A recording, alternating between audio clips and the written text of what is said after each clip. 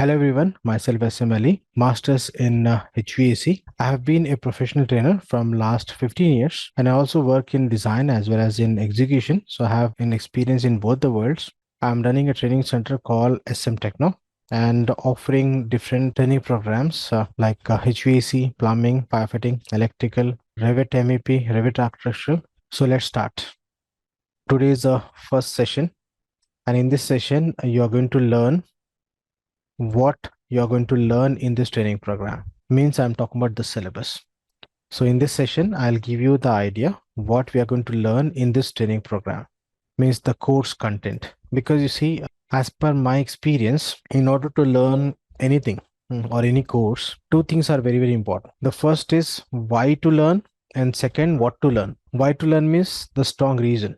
So I believe everyone have their own reason why you are in this session. Someone want to start their career in this HVC field or in this MEP side, or someone want to update themselves, or someone want to enhance, or someone want to switch in design from execution. So there may be different reason. So first you should have a strong reason for learning any training, or for to learn anything. A strong reason is required. So I believe everyone have their own reason.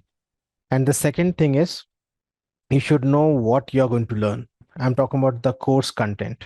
So in this training program, I'll give you the brief idea about the topics, about the syllabus, the content of this training program, so that you'll get the clear idea that what you're going to learn in this training program. So this is very, very important, because for mindset, the content is required.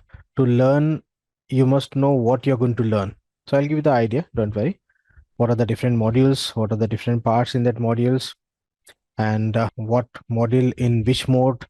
All this information I'll provide you in this session.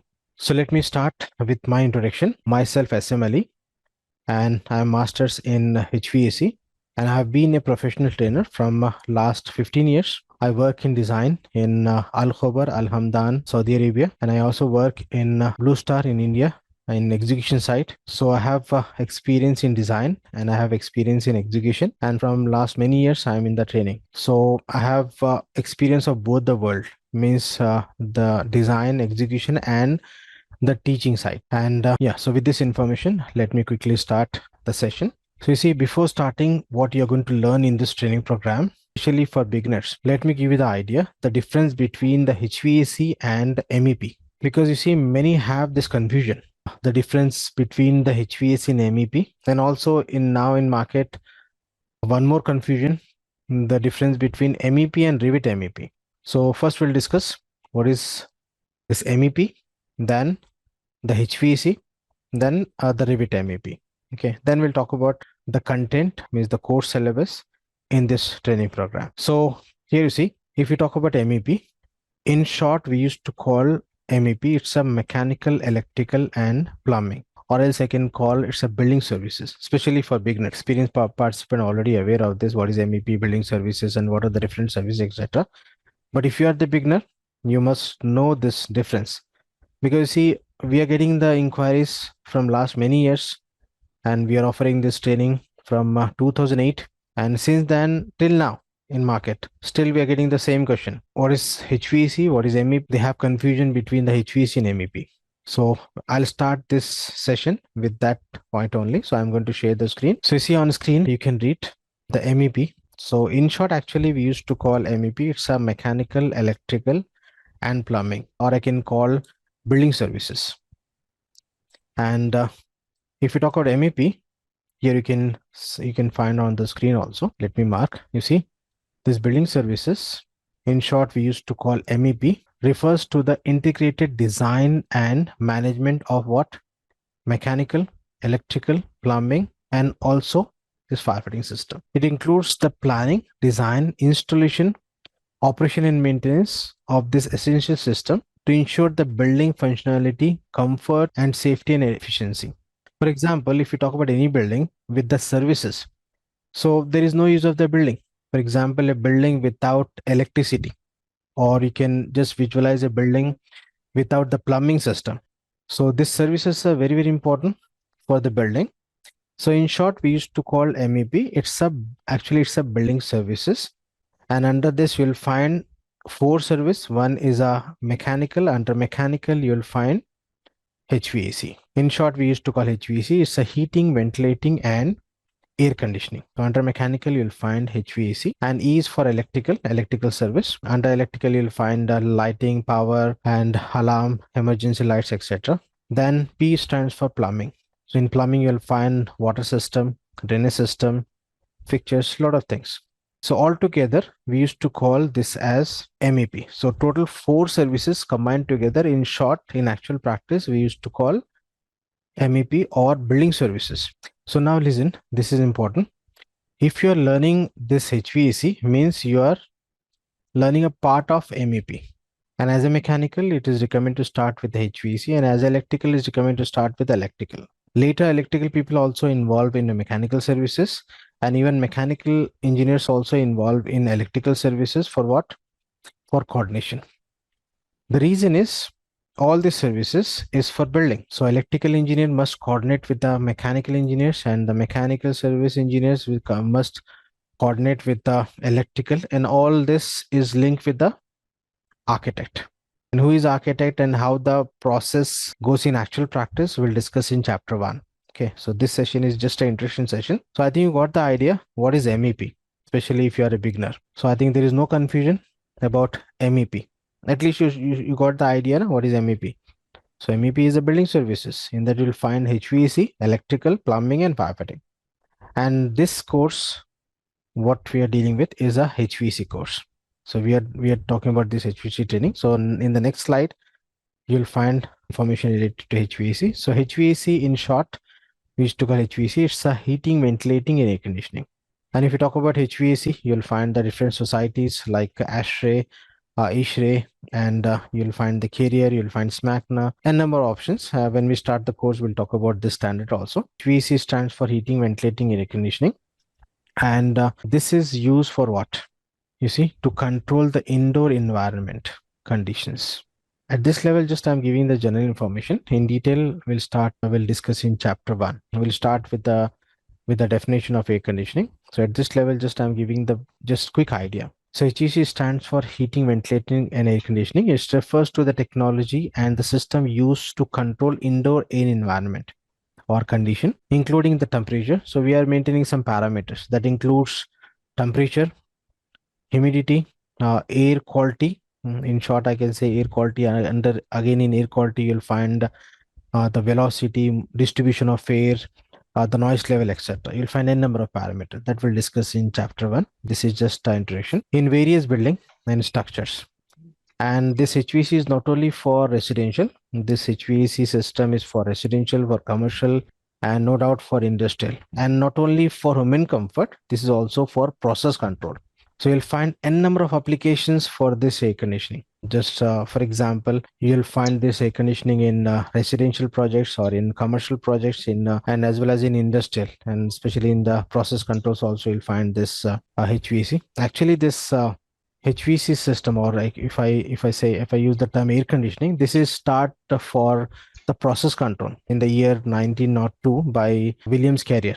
I think the father of air conditioning is Dr. Williams Carrier. Actually, he started this with the idea to maintain the process control for the paper manufacturing. So with that, this system starts. But now in actual practice, you'll find n number of applications for this HVAC. Okay, so this is just a quick idea. So as I said at the beginning, in this session, you're going to learn what you're going to learn in this training program. Okay, so I'll give you the brief idea about the syllabus. So we are offering this training in different modes. We are offering this training in video mode, in live online, as well as in the classroom. And we base in Hyderabad, India. So if someone is looking for the classroom, they need to come for the city Hyderabad. But you see, after COVID, almost 90 or 99%, I can say, people are preferring a live online or the video recorded. And we are offering this live online training from 2009, not because of COVID. From 2009, we are offering this live online training. And after COVID, we are offering this in the video recorded mode also. And these are the different courses or the training we are offering. So we are offering this different training program you can find on the screen. You see, the first program is HVAC, and the second we are offering electrical designing with the separate electrical faculty. Mr. Wajid will take care of this. Then plumbing and firefighting by Mr. Habib Ahmed, and Rivet HVAC. I'm taking care for this two training programs, and again Rivet architectural by Mr. Wajid. Okay, so these are the trainings we are offering now. But we bother about the HVAC training in this training program now. So what are the softwares, what are the projects, and what are the modules? All this information I'll provide you in this session so that you'll get the complete idea about the training program, what you're going to learn in this training program. So here you can read the course title. So it's a HVAC. Actually, it's a HVAC designing, drafting, estimation, and installation. So in the next slide, you'll get the information. So these are the standards we are following. In actual practice, you'll find a number of standards based on the location, based on that consultant, etc. So it is not at all possible to follow all the standards. So we are following the international standard like ASHRAE, SMACNA, Carrier, etc. in this training program, and we are focusing more on the concept. Okay, once you know the concept, you can able to deal with the different application, because as I said in the previous slide, HVAC is not only for one application, it's for commercial, residential. Again, in residential, you'll find the different type. In commercial, you'll find the different type of projects or applications. So you'll find a number of applications. So it is not at all possible to cover all the applications in this 2.5 months training program. So that's the reason I'll focus more on the concept, so that with the concept you can able to deal, or you can able to design with the different application if you know the application requirement. So here you see the softwares what you're going to get in this training program. No doubt popularly used in the market is a Hvac for the load calculation. Those who already in field, they know about this Hvac. It's a career Hvac hourly incentive program. This is for the load calculation. I'm talking about the HVAC cooling and heating load calculation. Next, hashtag climatic data. This is used to extract the psychometric condition and the climatic condition at the time of the load calculation again when we deal with the manual. And you see, first we'll deal with the manual load calculation, then the software, because manual to get the concept, then software as per the market requirement.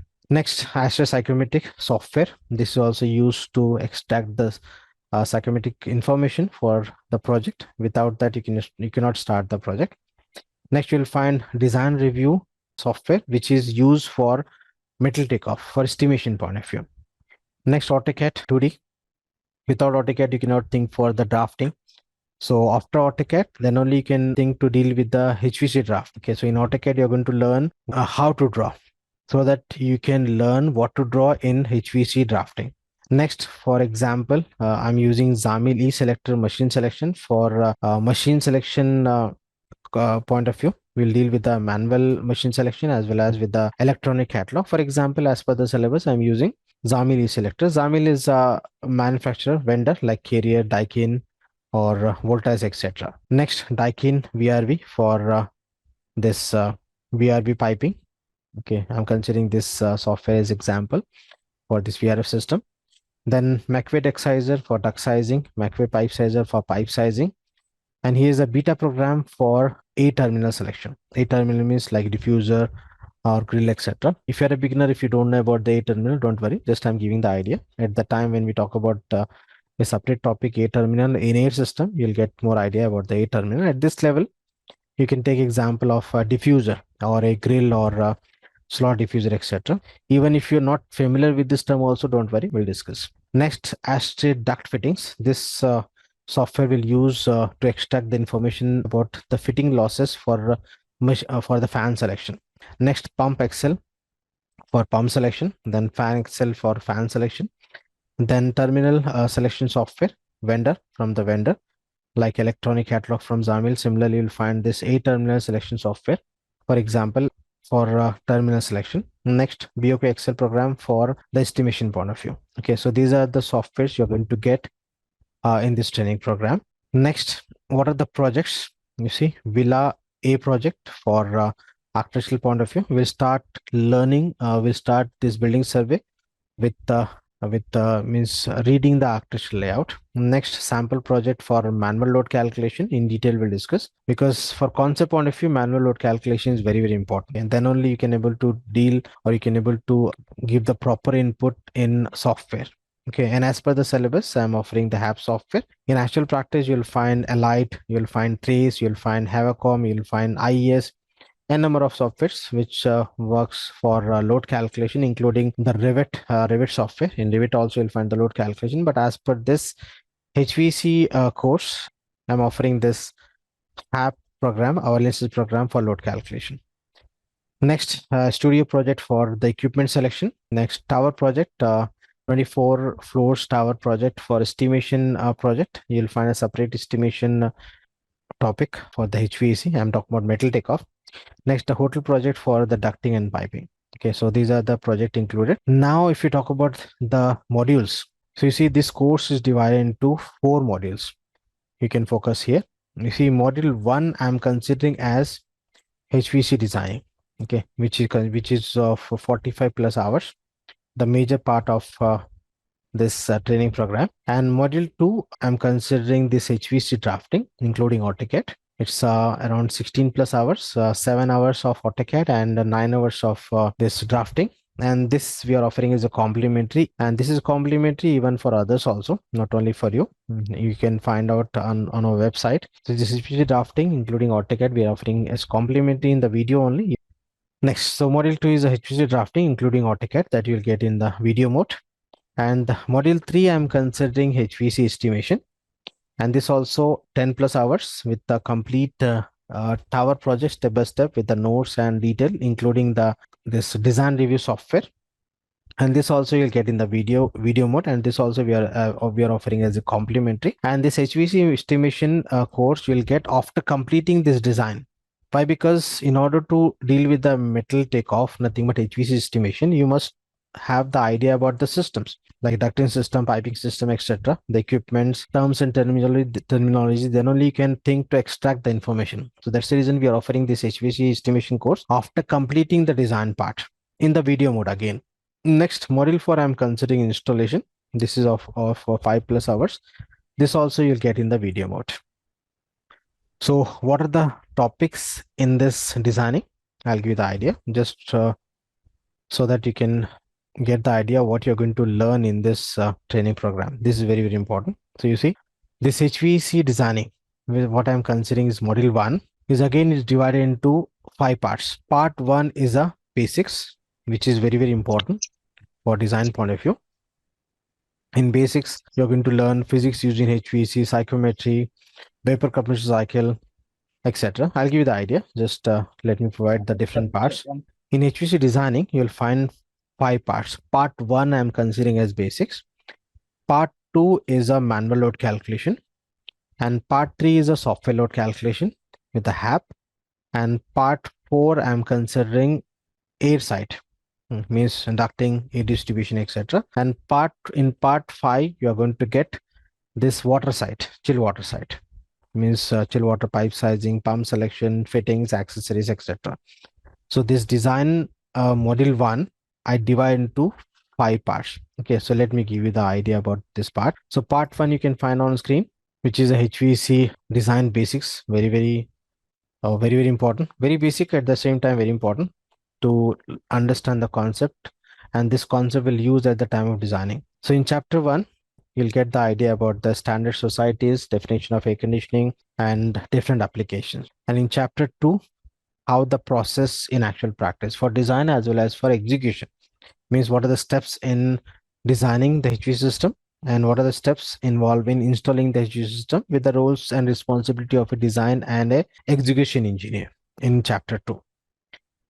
Chapter 3 is very technical and very interesting, in that you are going to learn physics used in HVAC, like very basic, what is heat, what is BTU, British thermal unit, the unit of refrigeration, nothing but ton, and what is the temperature scales, enthalpy, sensible latent heat, which is very important at the time of load calculation, because at the time of load calculation, when we talk about extracting the heat gain with the different sources, that sources can be only sensible or it can be sensible plus latent. So this terminology, these terms, this concept is very, very important to understand the concept of the designing, including the vapor compression cycle, because the commercial systems work on the vapor compression cycle. You'll find vapor absorption cycle also, but not commonly used in actual practice. Okay, you'll find this vapor absorption cycle for this industrial point of view, but if you talk about residential and commercial equipments related to the HVAC, you'll that works on vapor compression cycle. Okay, and we'll also talk about the units and conversion, which is again important for a beginner. If you're a beginner, this units and conversion is important, because in some country you'll find English system, in some country you'll find metric system. So English system, nothing but, for example, like feet, inches, metric system like mm, degree centigrade, etc. So this conversion is also important, the unit conversion, the system of measurement, etc. Next, chapter 4 for psychometry. And in psychometry, and without psychometry, it is not possible to deal with this designing of air conditioning system, because psychometry is what? The property of a moist air. So if you don't know the properties of moist air, you cannot think to condition the air. So in chapter 4, you'll get information related to psychometry, different properties of air, and how to use the psychometric chart, and how to use the psychometric software. Again, the psychometric calculation, or this software, or this chart is used at the time of load calculation. Next, chapter 5 is for what? For systems, air conditioning system, right from the window till this chill water system. So you'll find the different systems in actual practice, and this system is divided into two categories. One is a DX system, and second is a chill water system. So under DX system, you'll find window split, ductable split, VRF, etc. And separate, you'll find chill water system. Again, in chill water system, you'll find air cooled chiller, water cooled chiller. Apart from this, you'll find all air conditioning system, etc. So that we'll discuss in chapter 5. And this conclude part 1 of module 1. Okay, so as I said, again, let me quickly repeat. Module 1 is for designing. Under that, you'll find total 5 parts. Part 1 is a basic up to chapter 5. Module 1, part 1, and part 1 include chapter 1 to 5. Next, part 2, you see again this part 1 chapter 5 continuing all the systems. As I said, this DX system, chill water, as well as all air conditioning system. Next, if you talk about part 2 of module 1, in part 2 of module 1, we'll talk about this manual load calculation, manual cooling as well as heating load calculation, which is very interesting and important and bit lengthy also. Part 2 I'm considering, and again this part 2 of module 1 only. So part 2 I'm considering manual load calculation, cooling as well as heating. And this is interesting, and at the same time is bit lengthy and very, very important. Without this manual load calculation, you cannot think to deal with the software load calculation, because in manual load calculation, you're going to get the concept.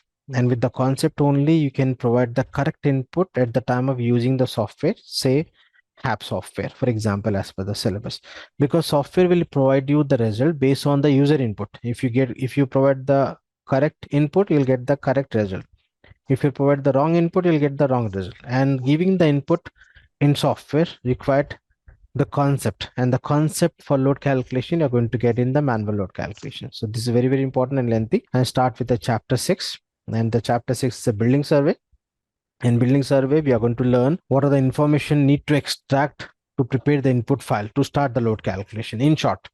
So we'll find n number of parameters to discuss in building survey, like latitude, longitude, psychometric condition, elevation, levels, construction material for finding the U value, and n number of parameters, means reading the architectural layout, extracting the door information, window information, metal used in the construction, to calculate the actual heat gain, etc. And extracting this information in building survey, we'll prepare a file called input file. And based on the input file in chapter 7, you see chapter 6 is for building survey. And in short, building surveys to prepare the input file, so that in chapter 7, we'll deal with the load calculation, manual load calculation. And it's a lengthy with a sample project. Okay. And again, in manual load calculation, we'll deal with the formulas, equation, etc. Then we'll also deal with the E20 chart, E20 Excel, and the manual heating. Okay, so with again all this with the sample project, which is very interesting and bit lengthy. Next, I'm considering part 3 of module 1. Part 3 of module 1, I'm considering software, nothing but Hvac load calculation, our analysis program. Again with the sample project and school project. Okay, one sample project and one school project. Sample project with a single space and school project with the 12 spaces. Okay, so We'll learn right from the basic about the screen of HAP, then the basic settings, then how to deal with the space information, how to create the library, how to add the system, how to generate the report, etc. With the two project, one is a sample project and another is a school project. Okay, so chapter 7.1 and 8 under part 3, I'm considering for the software calculation. So this is about part 3 of module 1. Next, part 4, I'm considering HVC air site, all about the air site, including the duct design, terminal selection, duct accessories, duct fittings, different methods for duct designing like equal friction method, velocity reduction method, constant velocity method, and static regression method, which is used for high velocity long run ducts. Okay, so all this I'm considering in part 4. For example, you see, we'll start with the SMACNA standard, then initially you'll find the theory like duct material, duct gauges, duct fittings, duct accessories. Then we'll talk about the duct designing. We'll start with the aspect ratio, very, very important for interview point of view. Then we'll deal with the different methods for duct designing. Most commonly in actual practice, you'll find equal friction method, and the equal friction method with the charts and table from SMACNA, or you can use from Carrier or ASHRAE. The end result is going to be same. And then again, the equal friction method using duct sizer, which is simple compared with the load calculation. Then in chapter 9.1, we'll talk about this occupied zone, then air distribution, then selection of air terminals, a lot of things. So all this part 4 I'm considering as air site. Part 4 air site, you'll find this fan selection. This is also very, very important. Under the fan selection, we'll discuss about ESP calculation in detail, again with the sample project.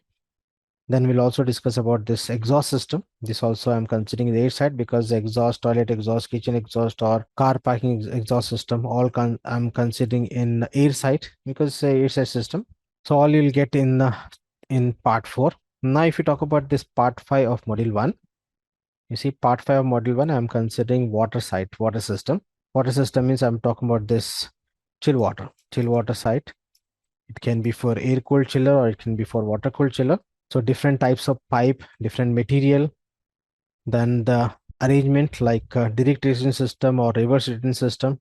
Then no doubt this pipe designing. Again in pipe designing, first we'll deal with the manual chart from ASHRAE or from Carrier. The end result is going to be same. Then the same example, I'll proceed with the pipe sizer. Most commonly in actual practice, you'll find MEP pipe sizer. Then we have a different methods for pipe sizing like velocity method or ASHRAE method, velocity plus friction, etc. So in chapter 11 of part 5, you will find fittings accessories.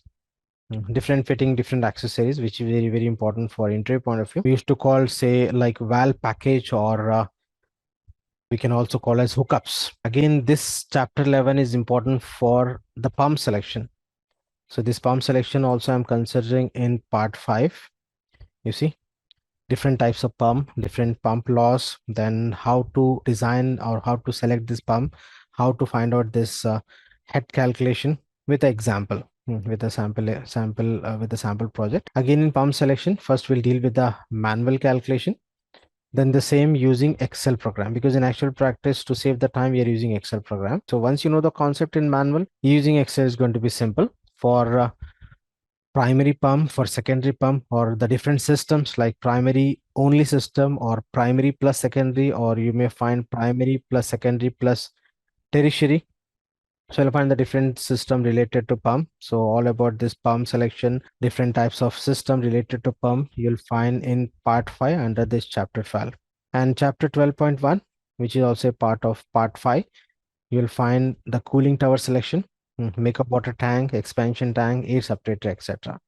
Okay, so this cooling tower is for water cooled chiller. Makeup tank, again water cooled chiller, even for air cooled side also, but limited capacity. Then expansion tank sizing, again is for both the chillers, air separator, etc. So this I'm considering like an advanced topic that also you'll find in part 5 of module 1. Okay, so these are the total 5 parts of module 1, which comes under designing. So module 1 I'm considering as HVC designing. Okay, so the major part of this training is this designing side. Okay, and designing is divided into 5 parts. Part 1 is a basic, part 2 is a manual load calculation, part 3 is a software load calculation, part 4 is a HVC air side, and part 5 is a HVC water side. So I think you're getting my point. Next. So this is about module 1, HVAC designing. Next, if you talk about module 2, I'm considering part 1 and 2 in module 2. Part 1 is AutoCAD, how to draw. And part 2, I'm considering the HVAC drafting, what to draw. Okay, so you can read all this topic. I'll share you this presentation after the session. You can just spend some time and read all the topics so that you'll get the idea what are the topics you're going to get in this. Next, module 3, I'm considering as HVAC estimation by Mr. Habib. He work as HVAC estimation engineer in Kuwait, and he will offer this tower project, and that too in video. And this estimation also cover with the complete project, tower project. It's a total 24 floors. And in this also you'll find the notes, data, including that project file in the DWF format with the design reviews of. So you can go through once all these topics. After the session, I'll share you this presentation. In this estimation also, you'll find the air side, water side extraction, air side extraction, and this different system equipments, etc. Next, module 4, I'm considering HVAC installation. In the HVAC installation, you will find installation for this chillers, installation for this AHU, FCU, duct installation, pipe installation, pipe insulation, duct insulation, etc. Okay. Apart from this, you'll find some additional notes for self-study like tab work, maintenance, filters, safety, and sales. Okay. So these are the again complementary self-study notes we'll provide with this training program. So okay. So you're going to get the complete package. Okay. So that includes 4 module. Module 1 is a designing module. So it's a complete one package for this HVC course. Find on the screen. Module 1 is a designing, which consists of 45 plus hours live training. Module 2 is a HVC drafting with AutoCAD, 16 hours plus complimentary. And module 3 is a HVC estimation, 10 plus hours, including with the tower project. And module 4 is a HVC installation. Okay, so it's a complete package that includes designing, drafting with AutoCAD, estimation, and installation. So if you're working in design side, the installation knowledge will help. Or if you're working in execution side, the design knowledge will help you take the decision. And if you're working in the estimation division, definitely the estimation course is enough to start work as an estimation engineer. And no doubt the drafting will help you for the draftments. But as an engineer, drafting will help you for extracting the data at the time of load calculation and for minor changes as per the requirement. Even as an engineer, you should know AutoCAD, but not like draftman. At least you should know the basic. But I cover the AutoCAD in detail, the 2D side, as well as the drafting part you'll find for air side as well as for water side. So I'll share you this presentation. You can go through once. And we are offering this training from 2008. And we base in Hyderabad, India. And we are offering this live online from 2009 and video training from 2019. And you see, people have confusion in MEP and Revit MEP also. So Revit MEP is a advanced software which works on BIM concept from Autodesk to design this building services. So if you know MEP, then you can think for Revit MEP, because Revit MEP is a next level. So as a mechanical, if you know HVC design, you can think to deal with the Revit. As electrical, if you know electrical design, then you can think to deal with the Revit. But directly learning Revit is not at all recommended and will not offer also. So if someone is asking for Revit, first we'll confirm whether they know the services or not. So Revit MEP is a software from Autodesk, work on the BIM concept to design this building services. So if you know this building services, designing of building services, then using the software called Revit, you can able to design the services. So at the time of learning Revit, you can focus on the software with the knowledge of this services. Okay, so we are offering this separate courses. Course 1 is HVAC, course 2 is electrical, course 3 and plumbing, and course 4 firefighting, then Revit MEP and Revit architecture. Revit architecture for civil point of view. For mechanical electrical, you can find these courses. So electrical is separate and firefighting, these are the different courses. So what I'm talking about is HVC, and this training program is for HVC. Thank you. Okay, fine.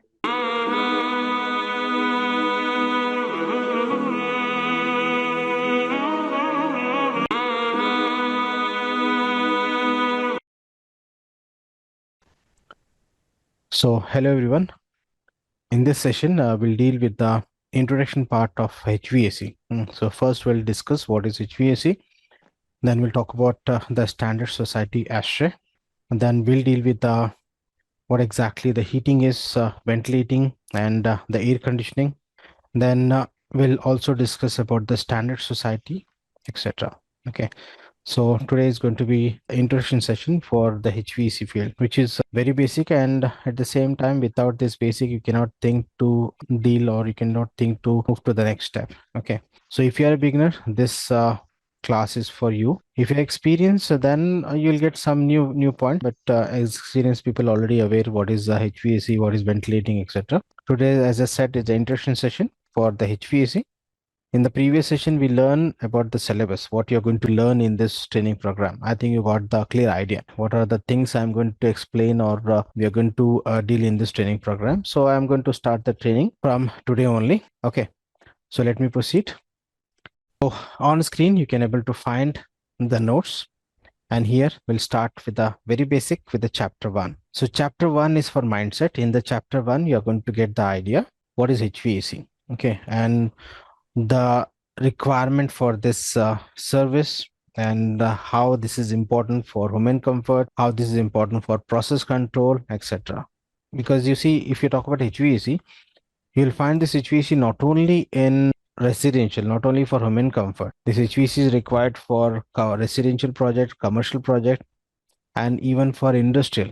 Actually, the idea of this air conditioning by Dr. Willis Evelyn Carrier, he is the father of air conditioning. Actually, the idea of this air conditioning by Willis Carrier is to provide the miss favorable condition for a printing press. Okay, with that the idea start, and later this is used for the home and comfort. So originally the idea for air conditioning is for process control, but now in market we are using in almost in all the applications. So you can find this air conditioning or this HVAC in residential, in commercial, in industrial, and no doubt in automobile, in all these vehicles you'll find this air conditioning. So you can think the scope or the future of this field. Anyhow, those who are working on in this field, they know, because you see this is a part of building service, and you know the future of this building services. We'll discuss some new trends also, like green building and BIM at the end. Okay, so let me start with the very basic. First, what is HVAC? And this can be the expected question at the time of interview for beginners as well as for experience. Generally, the interview start with the term. They will ask what is HVAC. Okay, so you should have the clear idea about this. What is HVAC? In short, we used to call HVAC. It's a heating, ventilating, and what air conditioning. In short, it's a HVAC. So it's a technology, or I can say it's a process and use with the system. So you see, HVAC is a technology and a system used to provide what? Thermal comfort and the indoor air quality. Okay, so this indoor air quality we'll discuss in detail, talking about the ventilation. In various environment, it involves regulating temperature. These are the parameters. So temperature is a major parameter for maintaining this air conditioning, and the humidity, no doubt, is important for human comfort as well as for the process control. This humidity also a major parameter. Then air circulation, I'm talking about the distribution of air, and proper distribution and proper circulation of air also one of the major parameter for this air conditioning to get the required or to get the desired results, and to create a comfortable and healthier living or working space. So HVAC systems are commonly used in homes, nothing but residential, commercial buildings like school, office, malls, etc., and no doubt industrial facilities, and you see vehicles, to maintain optimum conditions for occupants and process. So I think you got the idea what is HVAC, at least the basic. Next. So step by step we'll proceed. So you see, whenever you talk about this HVAC, air conditioning or heating, ventilating, etc., this standard society will come into picture. And again, this can be an interview question, because they may ask, did you follow the ASHRAE standard, or which standard did you follow in your previous project or at the time of learning this training, etc. Okay, so most commonly in actual practice or globally, except a few locations, you will find this ASHRAE. So what is ASHRAE? In short, we used to call ASHRAE. It's American Society for Heating, Refrigeration, and Air Conditioning. This engineers. It's not a company; it's a society, and deal with what? Research and development for this HVAC, including R means refrigeration. And you see, the aim is to provide or to serve a resources for research, standards, development, education, and collaboration with the HVAC in our industry or a community. So this is not a company, it's a society.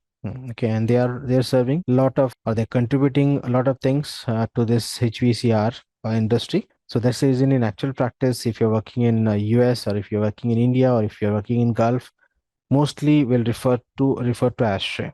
Okay, even if you refer ashtray, most of the things you can relate with the ashtray.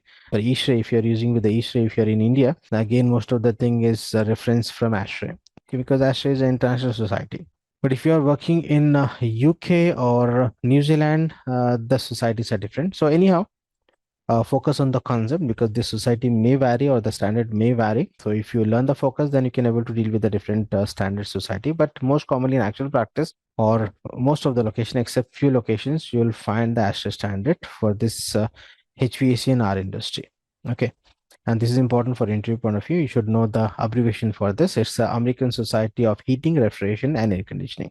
Topic is about home and comfort standard, because if you're talking about this HVAC, means air conditioning, in most of the cases, we bother about, or we are maintaining this conditions for home and comfort. No doubt we are using for industrial process control also. But first we'll talk about this home and comfort standard. And when you talk about home and comfort standard, we are following this ASHRAE standard 55. Remember this standard, ASHRAE 55 is for home and comfort standard. May ask in interview. And according to this ASHRAE standard 55, we have some guideline, especially for home and comfort standard, at what temperature the human will feel comfort at different applications or different conditions. What are those conditions? You'll find in the next page only. You see, home and comfort standard and guidelines are the parameter used to define the condition in which the people feel comfortable, in indoor environment. You see, when you talk about the HVAC, means we are talking about the indoor side. And now in market, in the latest technology, you'll find the outdoor air conditioning also. And their outdoor air conditioning is even new for me. I've not done any project in that. But I heard in Qatar project, they did the outdoor air conditioning also. But I'm not much aware of that. But generally, means default, when you talk about air conditioning, means we are talking about inside the building, means indoor. So still in the definition, you'll find the indoor environment. In future, it may be indoor plus outdoor environment, because the outdoor air conditioning also started. That is a different story. So back to the topic. You see, these standards take into consideration factors like temperature, as we discussed at the beginning also, humidity, air movement, and clothing. This is a new factor. Clothing also important parameter for home and comfort. So based on the type of clothing, the feeling will change related to the thermal point of view. Okay, so this based on the clothing also, the comfort temperature may vary, and that you'll find in the next table only, as well as the personal preferences. And you see, feeling comfort is depend on one health, one food type. For example, if person is eating more or higher calorie food, his body will release more amount of heat. The rate of heat release is different compared with the, means person to person, depend on the type of food, also. So the clothing and the food and other parameter depend on the health condition also, even the age. So it is not possible to go for a standard fixed temperature for all human for all human being. So we have a range, we have some standards. Okay, so nobody can give the exact temperature. This is the only temperature so that everyone feel comfort now. So it depend on n number of parameter. But based on the research and based on that development and from the societies, we have some standards that will follow at the time of designing for different applications. And you see, which provides recommended temperature and humidity range for different types of activity and the clothing level to ensure the comfort requirement. Okay. So for the building occupants. So, but what are the conditions, or what are the parameters based on the research? You can find in this table. So let me jump to the table first, then we'll talk about this graph. So you see in this table, again, this table is a reference from ASHRAE standard, ASHRAE 55 standard. You see, general home and comfort standard based on ASHRAE 55 for indoor environment. So here is the example. You see, sedentary work, the standard temperature I've given in centigrade as well as in Fahrenheit. For example, we'll discuss with the centigrade. So 20 to 24. If someone is working in a sedentary way, so the temperature, standard temperature in between 20 to 24 degrees centigrade. Okay, so nothing but 68 to 75 degree Fahrenheit. Light work, you see 20 to 23, 1 degree less compared to the sedentary. Similarly, moderate work, we required less temperature, because moderate work means compared to light work, the heat release is more, na? So we required less temperature to maintain that comfort. Okay, similarly, you see heavy means still decreasing. So from here 22, now 20. So as the activity increases, it means the heat release or the rate of heat release from the body also increases. Okay, so that's the reason lower temperature is required for that comfort. I think you can able to relate. This is the one parameter. Here I'm just considering with the activity.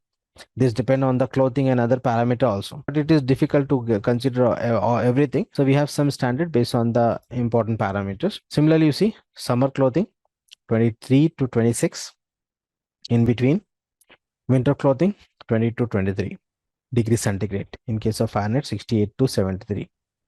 And on the right side, if you talk about the humidity level, you see in most of the condition 30 to 60, the range is fixed. Only in summer clothing 40 to 60, but remaining is what, 30 to 60s. And this can be interview question. The standard or the standard range for RH, nothing but relative humidity.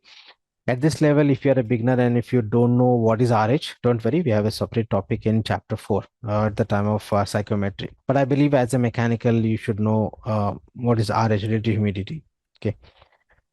But don't worry, if you don't know, we'll discuss. Maybe you learn in engineering 5 years back or 10 years back, so you may not or you may forgot that one. So don't worry, we'll discuss. We'll refresh all the basics also. After completing the basics only, we'll start the building survey chapter 6. Okay. So relative humidity range 30 to 60 in almost all the condition. And in this I'm talking about human comfort. Again, this relative humidity is not for the process control. For example, if you're dealing with the say server room, for server room 10 to 20% is enough, because we don't require the humidity for the machine. Means I'm talking about the server, because if you increase the humidity for the server, the life of the server will decrease, because we don't require that much moisture in the server room, or in many process control like printing press or different equipments, we don't require the moisture. So this range is for human comfort. What we are discussing is not for process control. For process control, based on the application, based on the equipment, this may vary, and the best can provide by the vendor of that particular equipment. Okay. So now you see, in general, for interview point of view, this comfort zone chart, which is taken from Master Handbook Fundamental 2001, you see, just for learning point of view, the range in general for learning point of view, or for even for interview point of view. You see, this is a part of the psychometric chart. This is a part taken from the psychometric chart. And in the psychometric chart, you'll find RH line, temperature line, and the dew point temperature, etc. Again, still, if the psychometric is new for you, don't worry. We have a topic in chapter 4. Now, just try to understand the concept. You see, here you can find the winter range and the summer range. And if I just pick the points, this is just for understanding, and these numbers again may vary slightly as per the standard. You see, here the winter range start nearly at 70, so I'm considering say 68. You can find out the winter range 68 to, you see, this is the point, because this is a common summer and winter, but the winter up to this point. So you see, this is up to 76. So the winter range is 68 to 76 degree Fahrenheit. So you see this Okay. this line is for this 60, and all this you can find out it's a temperature direction.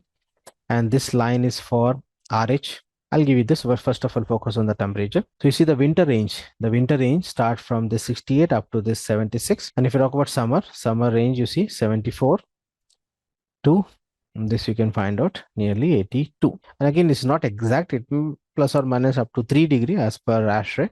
We have a tolerance. So 74 to 82 is a comfort range in summer, and 68 to 76 is a comfort range for winter. And in both the cases, you see 30%, 50%, and 60%. These are RH line. And you can check RH line, 30% is crossing winter and summer, 50% also crossing this winter and summer, even 60% also. This line is touching to this winter and summer range. So it means the range is 30 to 60 both the season. Or as standard for learning point of view or for calculation point of view, we're considering 50 as standard, 50% average. At the time of load calculation for human comfort, we're considering 50 as standard. But the third in between 30 to 60 also accepted. There is no issue. So this is about comfort zone chart from ASHRAE this from ASHRAE 2001 fundamental. Okay, and again, this is you will find in the ASHRAE 55 standard also. Okay, so this chart, again, this table. So hope you're getting my point. So now the conclusion is for different applications, 1 minute, for different applications, you will find the different temperatures and the different RH range. And what we discuss is for human comfort. If we talk about process control again, this range will vary. So next, heating. So let me define the heating. Again, this is very basic and may ask an interview. They may start with the HVAC and they ask you to define this HVAC. So what is heating? It's a very basic. So please bear with me. Experienced people, please bear with me. Anyhow, you'll get some new points for learning. But for beginner, this is must. You must focus on each and every point. And this course, what we design is right from the basic to the advanced level for the beginners as well as for experience. So sometime the experienced people should bear, or sometime this beginners must bear. So because it is not possible to go for a separate modules for different participant, because it is difficult to manage. So now you see, back to the topic. Heating is what? Heating in air conditioning refers to the process of increasing or raising the temperature of indoor to provide what? The comfortable condition with respect to temperature, or to maintain the warm and comfort in colder conditions. So in short, I can say heating is providing the heat in order to maintain the standard temperature. And what standard temperature just now we discussed now? For example, say 72 standard we are considering commonly in actual practice for designing, 72 degree Fahrenheit. Start with 62. Now in between we can consider 72 as standard, or for summer we can consider 75 or 76 as standard. I'm talking about Fahrenheit. I don't think that for centigrade means people will burn. So heating in air conditioning refers to the process of increasing or raising the temperature in indoor to provide the warmth and the comfort in colder conditions, while air conditioning often focus for cooling and heating, but as per the requirement we can provide. So in short, heating is providing the or increasing the heat to increase the temperature to maintain the standard temperature in winter. Okay, if the temperature less than the standard, and the standard temperature what we discussed in the previous in the previous page. Okay, so that is a set point you can consider. If the temperature is less than that, heating is required. If the temperature is more than the standard, then cooling is required. Okay, so with that set point we can decide when cooling is required, when heating is required. So in general, you can understand heating is required in winter and cooling is required in summer in most of the locations. But depend on location. In some location, the summer temperature is so low compared with the other locations. So that depends. So that's the reason, again, the standard temperature will help to decide when heating is required and when cooling is required. And how to provide this heating? There are a number of ways to provide the heating. Some of the systems I listed here. So you can use the furnaces to provide the heat, to produce the heat by using the natural gas or the fossil fuels, coal, etc. This is an old method, very old method. Furnaces, with the furnace will produce the heat, and that heat we can use with the system. That system we'll discuss later. Similarly, heat pumps. The heat pump can extract or it is used to exchange the heat. In short, at this level, I'm not going in detail because this is just a starting session. Similarly, electrical resistance heaters producing the heat with the high grade energy, that is electricity. So with the electrical energy, if you produce the heat, means we're producing the low grade energy with the high grade energy. Okay, so but where you cannot find out this fossil fuel, natural gas, etc. Scarcity of that, we have this electrical resistance heater, or it's a compact system compared with the furnace. Next, we have a radiant heating. Radiant heating means we'll lay the pipes in the floor and we'll run the hot water. In short, at this level, okay, we'll discuss about the systems later. Or using the boilers. As a mechanical, I think everyone know what is a boiler. So with the boiler, the hot water from the boiler we can use to circulate in the coils and in the AHU or in the FCU, or you can call water supply heat pumps, and to provide the hot air. Okay, so boiler also can be a source for providing the heat. So this is about the heating. So heating is providing the heat or increasing the temperature to maintain the comfortable condition in case of the temperature less than the standard or in winter condition. And these are the different sources to provide the heat in general. Okay. Next in HVAC, V stands for ventilation or ventilating. And this is also very, very important, especially for human comfort. Without ventilation, if you just maintain the temperature, is providing the hot air or provide the cool air as per the season, that will not be enough. because if you not maintain the quality of air, as a human we cannot feel comfortable, because as a human, as per the metabolic activity, we are breathing, na, and we are extracting, or we are inhaling what oxygen and releasing what CO2. So the quality of air is very, very important, and the quality of air, this ventilation is related to the quality of air. So you see, ventilation in HVAC is refers to the process of exchanging the indoor air with the fresh air from outside. So what do you think? The indoor air or the outdoor air, which is polluted? The indoor air is more polluted or the outdoor is more polluted? Indoor is more polluted. Outdoor is more polluted. You see, with respect to oxygen, you see here I'm talking about with respect to oxygen. So if you talk about with respect to oxygen, indoor air is more polluted. The reason, Yes. because you see, we are consuming this oxygen continuously and releasing the CO2 now. So if the room is totally packed, what will happen? And some people inside that room, so what will happen after some time? They will consume the entire available oxygen, and the CO2 level increases. And if the CO2 level increases, means you cannot breathe easy. And if you cannot breathe easy, and if you are maintaining the temperature, means there is no question of feeling comfort, right? So that's the reason this is very, very important. So remember, indoor air is 90% polluted compared with the outdoor air with respect to the oxygen level. Or in other words, I can say the outdoor air is 90% fresh with respect to oxygen level compared with the indoor air. And that's the reason we are using the term called IAQ, in indoor air quality. Okay, if you talk about this IAQ, this term is used in ASHRAE, IAQ indoor air quality with respect to ventilation. Okay, so ventilation is not just means not just for exchanging the indoor air, and this is for the comfort with respect to the oxygen level for human. So it's a process of exchanging indoor air with the fresh outdoor air to maintain indoor air quality and provide a comfortable and healthier environment for occupants. And you see, no doubt, for outdoor air, maybe with the pollution, maybe with the contaminants, maybe with some other particles, etc. So when before providing, we are filtering with the filters. Okay, but again, I'm talking about with respect to oxygen level, outdoor air is 90% fresh compared with the indoor air. Next, you see the pollutant outdoors, excess humidity.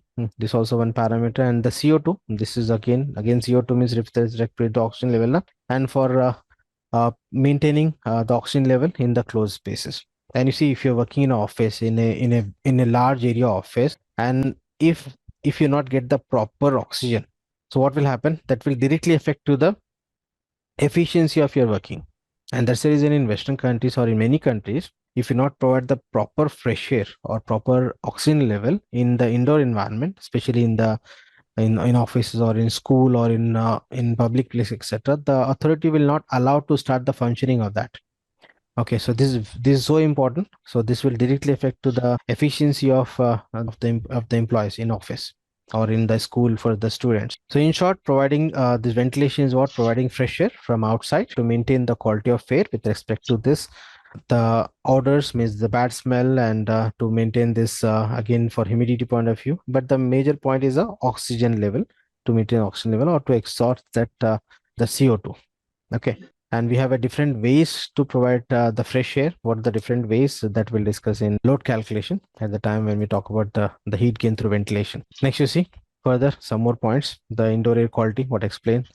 Then the dilution of outdoors, this odors, the bad smells. This is also important. Then humidity control, temperature regulation. Temperature regulation not in all the season. For example, if the outside temperature is less and indoor is more because of the internal components, in that case, that exchange of heat will also help to maintain the temperature. So for that, we are using economizer. We'll discuss what economizer just at this level. Think that in daytime the heat is releasing is transferring from outside to inside.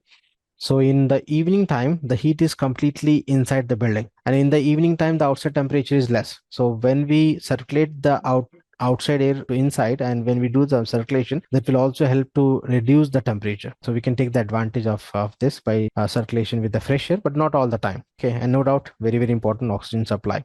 So ventilation can provide with the So, natural sir, type. can you Yes, repeat this? Can you repeat this concept once again? which one? economizer concept. That means you are saying that saving. Economizer means if the outside temperature is less than inside, in that case, we increasing the exchange of this fresh air, and that is done with the dampers, automatic motorized dampers, and with that we can save the energy as well as we can maintain the quality with less energy. I think you got the idea online about the economizer, but don't worry, economizer is not explained yet. Just have given the reference at this level. Just remember, if the outside temperature is less compared to inside and in 24 hours, for example, generally in the evening time, in that case we can provide more outside air so that we'll get the advantage of saving the energy by maintaining this temperature.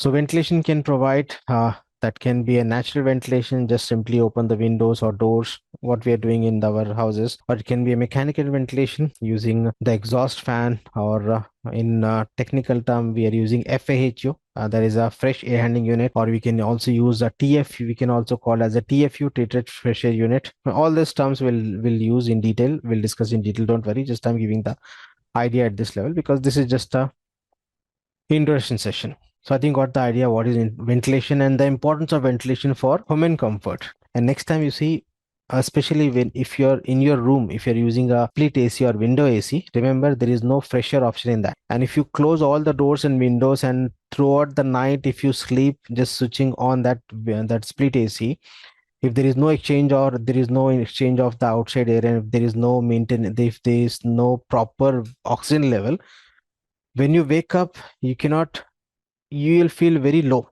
You'll not get the energy because the reason you're not getting the proper oxygen for breathing. And as a human, we require this oxygen. So this is very, very important. So be careful, even for your day-to-day life also. So I think got the idea online about the ventilation. Any questions here related to ventilation? Just concept at this level. You see, I'm not explaining everything of ventilation in one class. Just I'm explaining the concept because this is just a class 1. Sir, is there any standard for the ventilation ASHRAE standard? Yes, ASHRAE standard 62, ASHRAE standard 62, ASHRAE standard 62.1. We have career standard, we have safety standard, we have consultant, the consultant own standard or authority standard. The list of standard that you will find in chapter 7 at the time of load calculation, especially ASHRAE standard 62.1. And you'll find a separate PDF of 93 pages of ASHRAE standard 62.1. Okay. Next, like we have ASHRAE 55 standard now for human comfort. Similarly, we have this ventilation standard, separate standard. Next we'll talk about air conditioning. So HV and AC. So again, this can be an interview question. They may ask you to define what is air conditioning. So you see, it's a process of treating air in an internal environment. Still, it is internal environment. As I said, in future, it can be, the definition may change, internal as well as external. But as of now, internal. So it's a process of treating air in an internal environment in order to establish and maintain what required standards of temperature. So we can increase the temperature or we can decrease the temperature as per the requirement, means heating or cooling. Relative humidity, this is important, RH. And if you don't know what is RH, we'll discuss in detail in chapter 4, psychometry. You see, I'll just give you the idea. If the RH increase above the limit, for example, if the RH level is 70% in the room, you will feel a lot of sweat and you cannot breathe easy. Similarly, if the RH level less than 30%, what will happen? You'll feel dryness of skin, like generally in winter season. So because in winter season the humidity levels are less, and in summer season the RH level is high. Okay, so the more in detail we'll discuss in chapter 4. Don't worry. Psychometry. So at this level, RH level also important. Next, cleanliness of air. This is also one parameter to maintain. You're maintaining temperature, you're maintaining oxygen, everything, but you're getting this bad smell, or if you're getting this pollution or the virus inside, means there is no question of this maintaining the quality of air. So again, cleanliness is a parameter of this ventilation. You need to maintain the cleanness of air and motion of distribution. This is also important parameter, and this we'll discuss in detail with the air distribution side. We have this separate part for this. Part 4 is for air system. Now in that we'll discuss how to maintain this proper motion and distribution by using the circuit called duct with the 8 terminals, etc. in case of central air conditioning system. Of air and noise level, this is also important. This noise level also important parameter. Suppose if you are supplying the air with the higher velocity, and as the velocity increases, the noise increases. Both are directly proportional. This part also important. We'll discuss at the time of duct designing. So noise also one parameter to maintain, especially for human comfort. Again, this is not applicable, or this you can ignore for process control, because the machine will not get disturbed with the noise. Okay, depend on condition. If the again machine with the operator, then again for operator, for human we need to maintain the noise, or else we cannot focus on his work. But if this self-operated machine, in that case we can ignore this point, and even RH also we can maintain less than the standard, less than 30% as per the equipment requirement. And if you talk about human comfort, the noise level should be less than 35 decibel, because less than 35 decibel means it will not create irritation or disturbance to our ears. Even up to 40 dB, or even up to 50 dB also okay, accepted. Because you see at present in my room, you see, or else in your room, if the fan is running, you can, the noise from the fan is nearly up to 40 or 45 dB. That is okay. But if you're talking about the standard point of view, then it should be less than 35 decibel. Okay, so and that can be maintained again by proper maintaining the velocity of air, because velocity is directly linked with the noise. As the velocity increases, velocity means I'm talking about the air velocity. As the air velocity increases, the noise also increases. So this is also one major parameter at the time of duct designing. Okay, so we'll discuss more about this. So this is about the air conditioning in general terms. But now if you talk about the air conditioning as per ASHRAE, you see, this may again ask in interview, that says added. So air conditioning is defined as a process of treating air so as to control simultaneously its temperature, humidity, cleanliness, and distribution to meet the requirement of the conditioned space. Or in other words, I can say, as per ASHRAE, it's a condition of air. It's a condition of air in which the human mind should feel comfort. And when the human mind will feel comfort when the body, and when the body will feel comfort when you maintain all these parameters. So this is about HVAC. I think what the idea. Next, we'll talk about application. Application as given at the starting. Sir, one question. Yes. So, ventilation means addition of fresh air from the outside, Yes. as well as exhaust of air from the inside, also, right? So ventilation means addition of fresh air from outside, right? As Yes. well as yes, as well as exhaust from the inside to outside, right? You see, when you provide the fresh air from outside, so what will happen? The pressure in the room increases, no? So definitely exhaust is required. But in most of the cases, we don't require a separate exhaust system. Exhaust can be done that we can call common exhaust. Or whenever you open the door. Anyhow, don't worry about that. That we'll discuss in detail at the time of air system. But what you're thinking is correct. When you provide the fresh air, means definitely there should be some provision for exhaust also, or else the room will means continuously providing the air from outside, and there is no means exhaust. Means what will happen after some time, the movement of air decreases, and the pressure inside the room increases. That will affect to the back pressure of to the equipments. So definitely what you're thinking is required, and for that we have provision also. We have a separate supply duct, separate return duct, separate exhaust duct, separate fresh air duct, and a lot of things to discuss. Okay. So both the things are called ventilation, right? Addition or Exhaust exhaust. is a part of ventilation, we can say. You see, again in ventilation, you find the exhaust system like car parking exhaust system, kitchen exhaust system, toilet exhaust system. That also comes under ventilation. But in that, we'll focus more on the exhaust. When you exhaust, the fresh air will introduce. But don't worry. It's too early to discuss that points, because the other people may get confused. At this level, just what I'm explaining is what is HVAC. Yeah, so now if you talk about this application, as I said at the beginning of the session, air conditioning or HVAC is used in what residential, commercial, or industrial. The list will continue. You see, residential buildings. Later, I'll share you this notes. You can read all the points. Just I'm giving the highlights. So in residential buildings, in commercial building, in industrial for process control, in hospital, healthcare, in hotels, hotels, or in data center. This is a common example. Transportation. The list will continue. So in short, I can say in almost all the application, including this automobiles, you'll find air conditioning. Some application I've listed in the notes, but the list will continue. So for example, you see entertainment venues like malls, theaters, etc. Education facilities, you can relate. Clean rooms. If you don't know clean room means where example of one clean room is preparation of medicines, or preparation of or manufacturing of Intel motherboards or precision equipments. That area we used to call clean room. Nothing but in clean room, the concept of clean room is we are trying to provide 100% fresh and clean air. It can be with a different range, but in general, 100% fresh and clean air with the laminar flow. So it's a special case. Similarly, greenhouse for this planting site. In that also we need to maintain the conditions. Okay, so in almost all the application we require this HVAC application. So now you can think the scope of this field. So this is about the HVAC in application.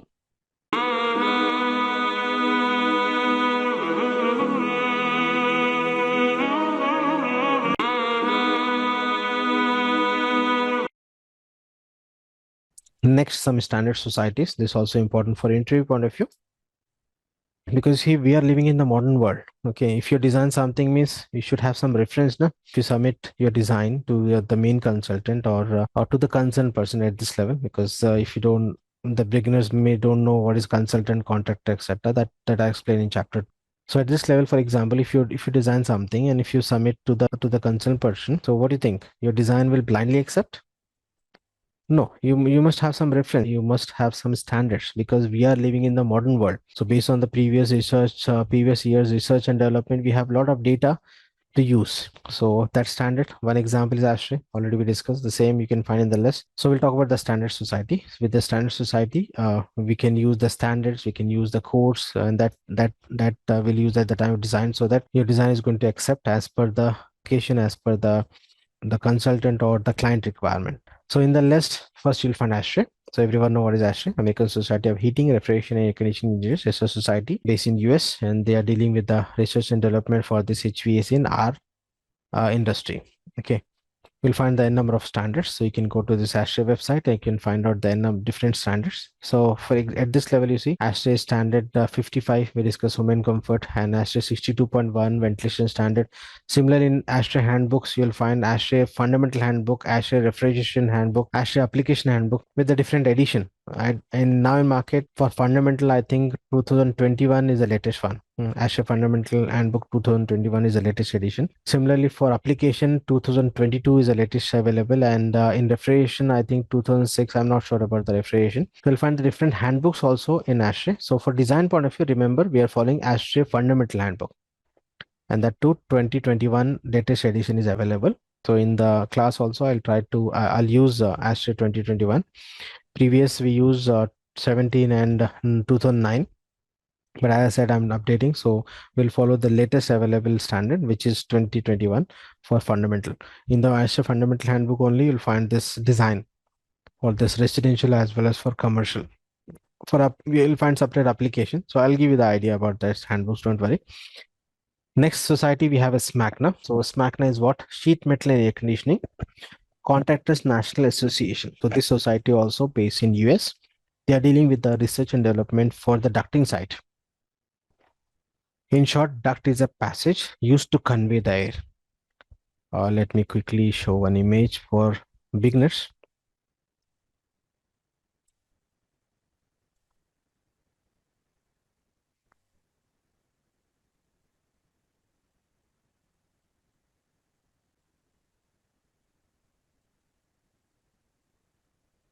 We have a separate part 4 in module 1 for ducting. At this level, just I'm giving the idea. You see this sheet metal box, or else I'll show you the simple image. You see this sheet metal box is a passage used to convey the air. We used to call duct.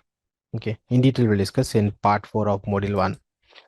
So you see, when you talk about this duct design, duct installation, duct drafting, etc., we'll use this SMACNA as a standard. Commonly in actual practice in India, in Gulf, in many locations. But if you are in UK, then you're supposed to follow DW 144. This is a European standard, mostly in UK for this ducting side. Next, we have AHRI. Previously, it was ARI. You see, in previous year, we used to call ARI, but now it's a AHRI. It's a Air Conditioning, Heating and Refrigeration Institute. And this society is dealing with the equipment side. You see, manufacture of HVACR equipments. So when you talk about the standards for the equipments, we'll follow this AHRI. So generally on the equipments, you'll find the AHRI logo. It means the standard equipment.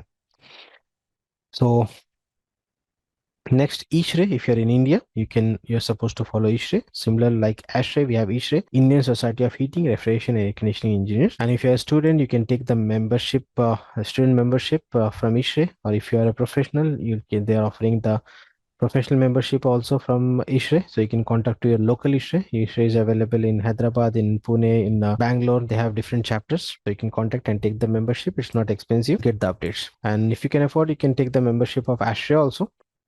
Next. So next is IS, Indian standards. So in many locations, in India, if you're dealing with a project or especially for ministry project, you need to follow this IS. Next is ASTM. So you see, when you talk about the materials, ASTM will come into picture. For example, to fabricate and install the duct, we are using GI. Similarly, for copper piping is used for refrigerant side. And chill water pipe, for chill water pipe, we are using black steel. Not only in HVAC, if you talk about plumbing, firefighting, electrical, or even piping or other fields, when you talk about the material, we'll use this ASTM standard. ASTM is what? American Society for Testing and Materials. In short, ASTM. So this is related to the materials. So how we come to know that copper is a good option for refrigerant piping. GI is a good option for ducting. So based on this research and development from ASTM. Okay. Next, SIPC. If you are working in UK, then you are supposed to follow SIPC. SIPC is a what? Chartered Institute of Building Services Engineers. In short, we used to call SIPC. Like ASHRAE for US or in Gulf, we are mostly if you're following ASHRAE standard, but in UK, they have their own society. They have their own monopoly. So they don't want to follow US. So they have their own SIPC guides. Okay. Next, DEWA. If you are in Dubai, so we have a DEWA, Dubai Electricity and Water Authority. In short, we used to call DEWA, or else you'll find DM, Dubai Municipal, for the ventilation standards. Okay, anyhow, in Dubai, you'll find ASHRAE standard 62.1. So most of the Gulf region, you'll find the ASHRAE standard or SMACNA, ASTM, etc.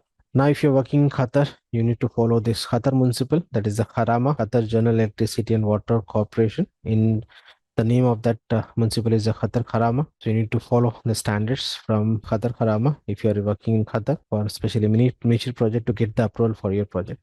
Similarly, if you are in Saudi, you have RC, Royal Commission for Jubail, Royal Commission for Yabo, Royal Commission for Riyadh, etc. They have their own standards. So especially again for approval point of view for ministry project or for approval point of view for the private projects, you need to follow this RC standards, Royal Commission. Next, LEED. You see this LEED, IGBC, USGBC, all is related to green building. So what is green building online? Any idea? Yeah, so you see the idea of the green building. So what you said is correct. With respect to what? With respect to HVAC engineer or for building services. But apart from this saving of energy, we have some more points to consider for green building. So first of all, before dealing with these societies, let me explain what is green building that you'll find in the next page. So green building, it not mean that the color of the building is green. So the green building, so green refers to what? Generally, green means we are using this term for saving of energy, for saving environment. So the concept, you see, concept point of view, the idea of green building is to save the environment. Okay. Saving the environment. And how to save the environment? By reducing the generation of CO2. And how to reduce the generation of CO2? By reducing the what? Power consumption. Because in most of the countries, the electricity generate with what? With the fossil fuels, with the coal, with the oils, etc. And with the fossil fuel, for example, coal is used to generate the electricity, means when you burn the coal, the CO2 will release. Okay, so the idea of green building is to save the environment. But if you talk about the definition, you see, a green building is one which uses less water. So if you're in plumbing, dealing with the plumbing service, you must think to save this water. Next, optimize energy efficiency. This is for HVAC engineer, because you see, if you talk about the energy consumption in building, means I'm talking about electrical energy. If you compare this consumption of electrical energy with the lighting, with the appliances, I'm comparing this lighting appliances with the HVAC equipment. You see, For example, 100% electrical energy consumption in building, out of which 60 to 70% energy consumption directly with the HVAC equipments. And in remaining 30%, you'll find other services and lighting, etc. Okay, so as a HVAC engineer, your role is to design your system with the maximum efficiency, means optimize energy efficiency, so that if you design the HV system in an efficient way for one project, similarly, all the engineers of your city design the HV system in an efficient way. And further, if you talk about all the engineers of the country designing the system in an efficient way, and further, if throughout the world, if everyone is designing the HV system in an efficient way, means everyone is contributing in saving the energy, na? And saving the energy means saving the electrical energy. Saving energy means electrical energy means the less generation of energy is required. Less generation means less release of CO2. Okay, getting my point. So as a mechanical engineer dealing with the HVAC, your role is to design your system with the maximum efficiency so that one can save the energy and you can contribute in saving the environment. Next, you see, conserve natural resources like solar, like geothermal or wind turbines. Now we have this wave turbines, a lot of new invention in the market with the natural resources. And in green building projects also, you'll find this. You'll find the solar system, you'll find the turbines, wind turbines, you'll find this other natural resources, so which will help to reduce the consumption of electric energy. And next, you see, generate less waste and provide healthier space for occupants as compared to the conventional building. Okay, so this is about the green building. The green building is not just a no, is not just a term; it's a process which is used which is used not only in HVAC, in almost all the services, including this architectural and structural side. Okay, even if you talk about this architectural side, the paint which is used inside the building, that also they are taking care of that also, because the paint, when heat up, it will reduce, or sorry, it will produce the chemical which is harmful for human breathing, that produce VOC, that chemicals.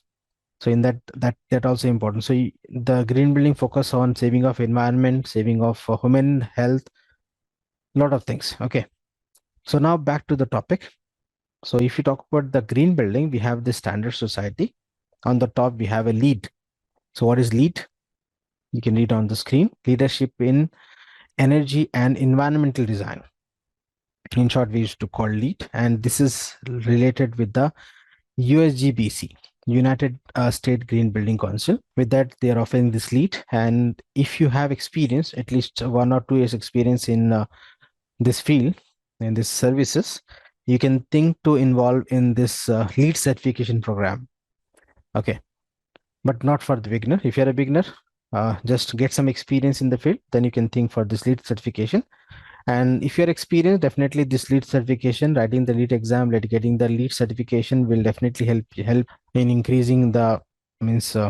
Definitely that will help you for your updations. If you are switching for the new job, that will help you for getting the job easily, and even for salary point of view, because you see many consultant or many companies, they are demanding LEED certified engineers. So if you're experienced, you can think for this. Next, we have IGBC. If you're in India, we have this Indian Green Building Council. So you can write the IGBC exam also if you're in India.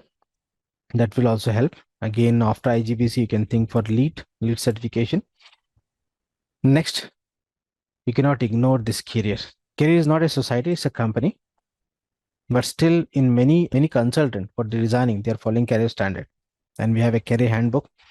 And still in manual load calculation, in many countries or in many this consultant, still they are using career standard for manual load calculation. So we cannot ignore this. It's not a society, it's a company, but you cannot ignore. Why? Because it's the first company in the field of this air conditioning. And you see, CRRIR this is a name of a scientist, and you see the full name is Willis Evelyn Carrier, and we are considering him as the father of air conditioning. Okay, so he start in 1905 this company, and 1950 they developed, but the concept start in 1905 by this scientist called Willis Evelyn Carrier, and we are considering this is a father of air conditioning, and you can find his image also. So that's the reason we cannot ignore this career company. And from career, HAP. HAP is commonly used in actual practice for the load calculation, career HAP. So you'll find the career standard. And now you see in many areas, the career is following ASTRA standard.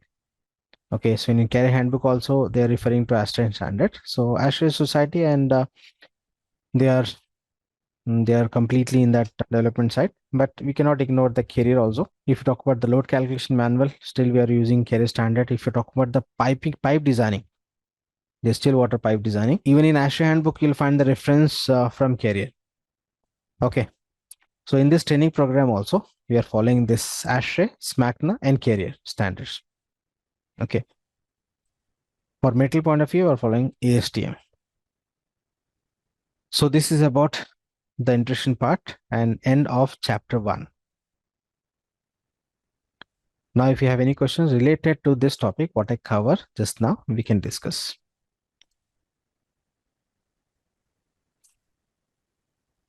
So in the next session, we'll deal with the chapter 2. In chapter 2, you're going to get the idea, the process of designing and the process of installation, especially for beginners, how the process goes, the order of designing and the order of installation, so that you can you'll get the mindset. So with that mindset, we can start the training from chapter 3, means the technical part. Anyhow, this all introduction will also help. So chapter 2 is very, very important. So I'll give you the idea, the steps involved in designing with respect to the other services, and the steps involved in execution, the order, etc. The roles of a design engineer, the roles of execution engineer, etc. All you are going to get in chapter 2. Chapter 3, physics using HVAC, which is very, very important for the load calculation point of view. Very basic, very important, like sensible heat, latent heat, BTU, temperature scales, vapor compression cycle. All this we'll discuss in chapter 3. And after that, chapter 4, psychometry. Then we'll start building survey for the load calculation. After load calculation manual, we have load calculation in software. And that conclude till part 3 of module 1. In part 4, air side, part 5, water side for this HVAC designing. And module 2 is drafting. Those who join today only, for them, I'm just repeating this. Module 2 is drafting with AutoCAD. Module 3 is estimation, and module 4 is installation. Okay, then online, done for tonight. Thank you.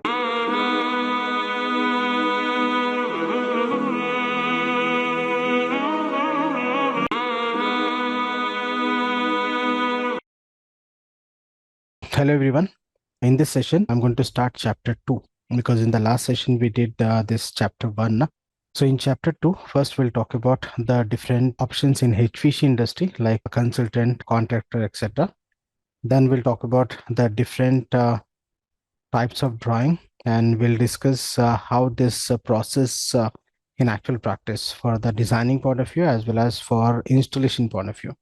And we'll also discuss about the other services in this process, and who is architect and who is consultant, who is a contracting company, etc. All this we'll discuss. So especially if you are a beginner, this session is very, very important for you to understand the process for this building industry. Okay, and the steps involved in HVAC designing and the steps involved in HVAC installation.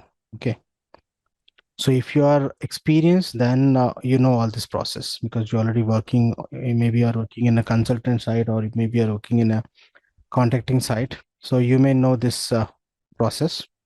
But if you are a beginner, this is very, very important for you, so that you will get the mindset. Means you can understand what will be your role as a design engineer and what will be your role as a site engineer if you're working in a consultant side or in a contracting side for design, for execution, etc. So let me proceed. I'm going to share the screen. So here on screen, you can read chapter 2. So chapter 2 is about the HVAC industry overview, or I can say the building services, how this process in actual practice. Okay. So now in market, you'll find the BIM process, building information modeling. So that BIM process we'll discuss in some other day. At this level, let me start with the very basic. We'll try to understand the terms and terminology, the different types of company, the different types of layouts, nothing but the drawings, etc. if you're already working in this industry, you know about the consultant. Okay. But for beginners, you see, generally consultant refers to this design side. Okay. So again, in consultant also you'll find this client consultant or design consultant. So at this level, I'm not going in detail. Just I'm trying to give the basic idea. So the detail about the process also will discuss. But at this level, first of all, let me give you the brief idea about the process. Okay. So in consultant, you'll find two options. One is a owner consultant and the second is a design consultant, or I can say the main consultant or the design consultant. Okay, so we'll discuss more about this. So what are the departments in the consultant? So here I've given the list just to get the quick idea at this level. Okay, so at this level, if you're not getting the idea, so don't worry. Let me proceed. When we talk about the steps involved in designing or the this installation side, you'll get more idea. So what are the departments or what are the sections in the consultant side? So you'll find the sales department, so from which they can means the company can get the project. Then you'll find the designing department. Then you'll find the drafting if it is a big company, or else you can go for a designing and drafting in one division. Next, supervision and the Q and QC. And QA QC, this is for the design side, not for the not for the installation point of view, because consultant means they are not on site, they're dealing with the design point of view. I'm talking about the design consultant. Okay. Next, if you talk about the contractors or the contracting company, you'll find the sales division, then the purchases, then design review division, and then this drafting for preparing the shop drawing, because the contractor will prepare the shop drawing. You see, in actual practice, you'll find the different options. You may find the design and build project. If the design and build project means one main consultant will take the responsibility. At this level, assume that I'm considering a separate consultant company and separate contracting company. It can be a one company who's taking care of all this. Because you see, in actual practice, if you're working in say Qatar or in any country, and if you're dealing with the big project, you may find one company dealing with all, or else can be a different companies. So in actual practice, you'll find the multiple option. So don't get confused. At this level, just try to focus on the concept. So here in contracting also, you'll find the sales, purchase, the design, drafting, execution, supervision, and QAQC. And you see this execution in the contracting side, and here in designing in the consultant side. Okay, because generally consultant refers to the design side. I'm talking about a design consultant, and the contracting refers to the installation execution side. Okay, again in that contracting company you'll find the subcontractors. So it's a big process for big project. For small project, the things are not that much complicated.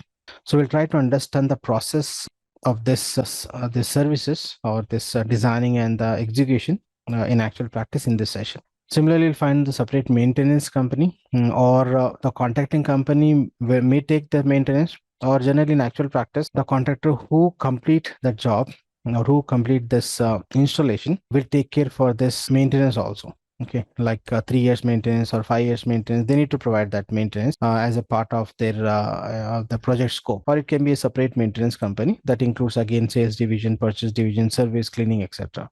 Okay, so this is just to get the idea. No need to write. I'll share you these notes. Just focus on screen. If any additional points, I'll inform you to write. Just focus and try to understand the process.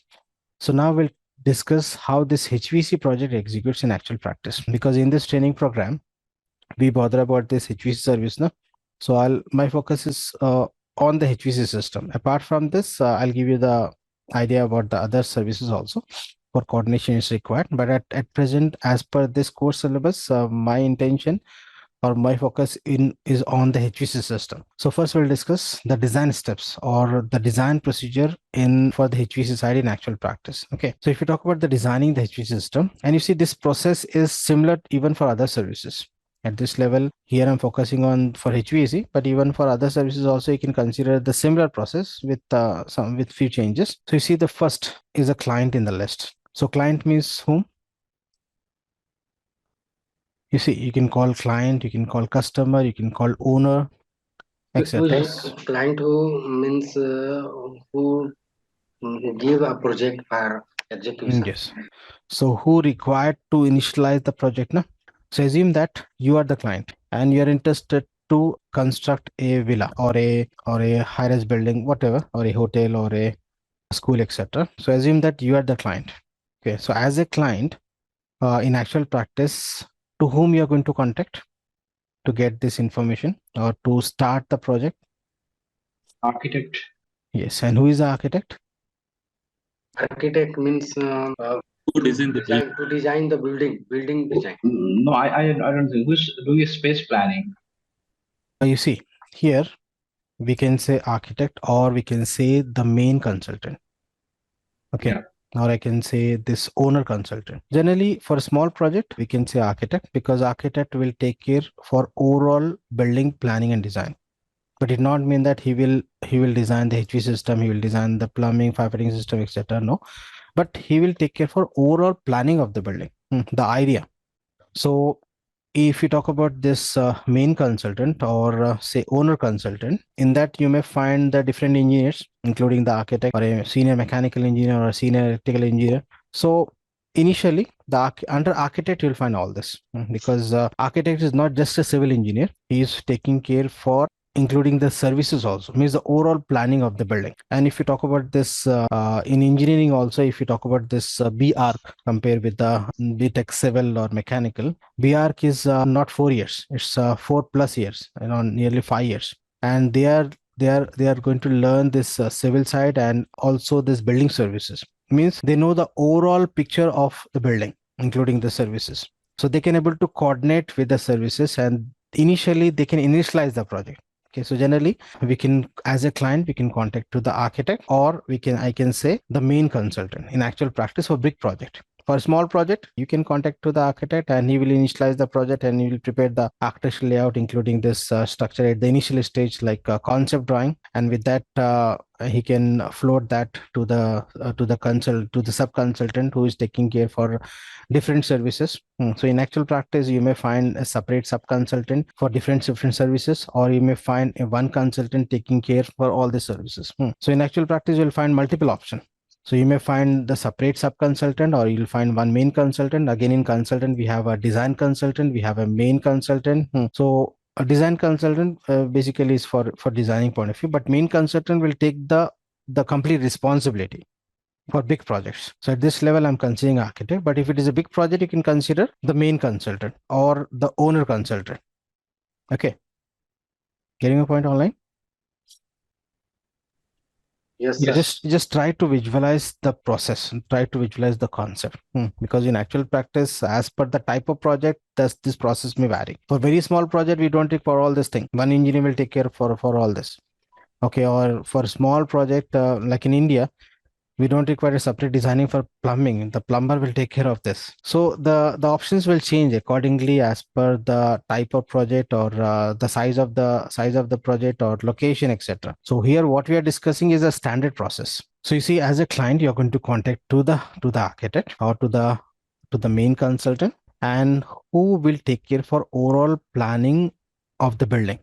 Okay, and after that, you see, this architect, he will provide that architectural layout. So he will prepare the architectural layouts, initially a rough sketches, not in detail. And he will provide this information to the different services or to the different sub-consultant, or one consultant may have all this. So you see, these are the different services, the firefighting system, electrical system, HV system, structure. Again, you see structure based on the load of the services, and you may find some other consultant for this security side or for elevators, for accelerators, etc. So this is for the design point of view.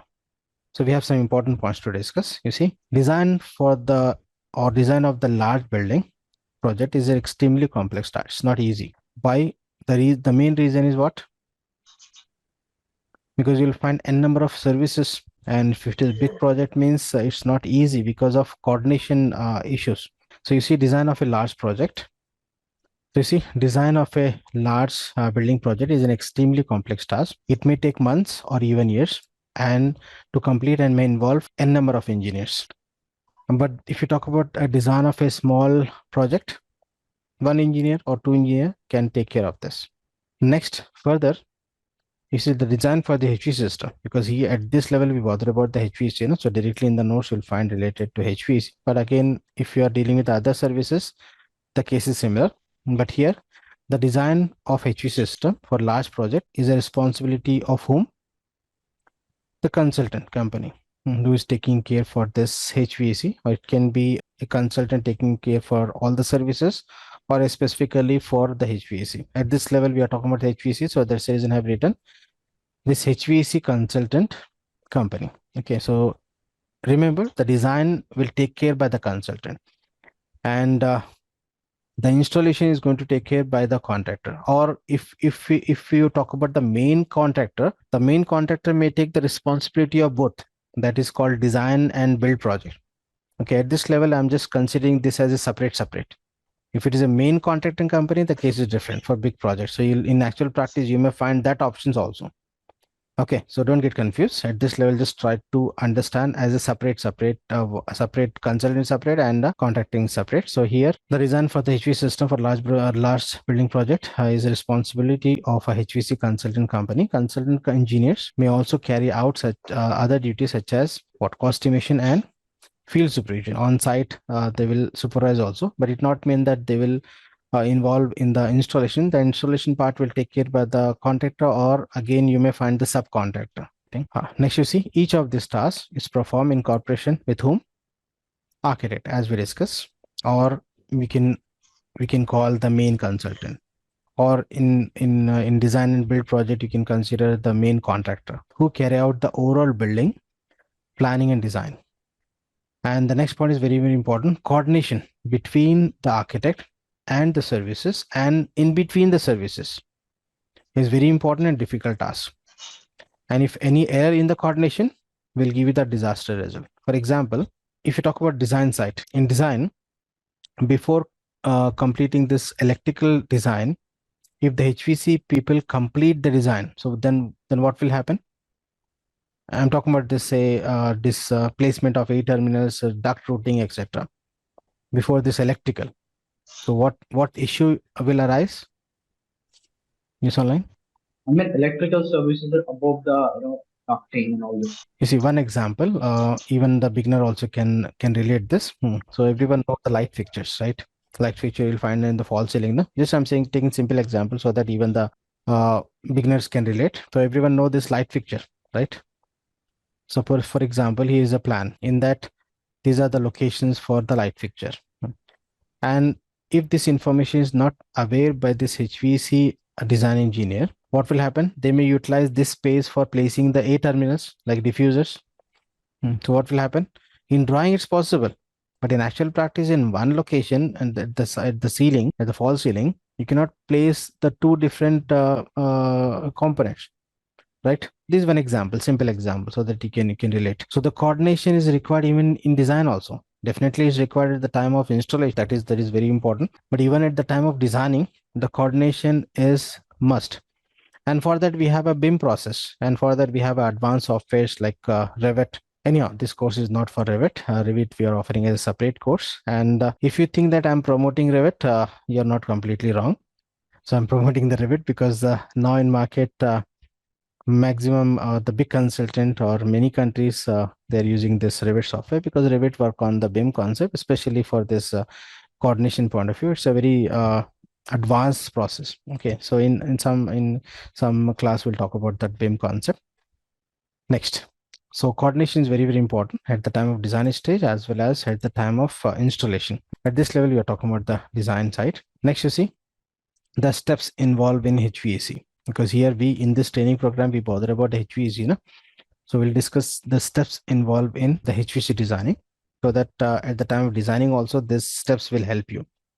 And this can be asked at the time of interview also, very basic question. So if you are applying for a design engineer, you can expect this question: the steps involved in the HVAC designing, and that too in order. So here the first step is a building survey.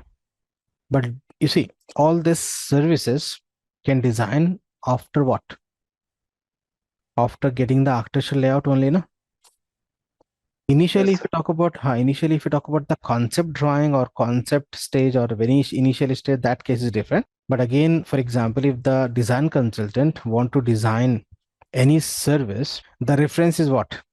The architectural layout. Because all the services for what? For designing and installing for the building, no? So the architectural layout, the building layouts are required. So just assume that the architectural layouts are ready. So when we get as a design engineer working in a consultant for the HVC side, the first step is what?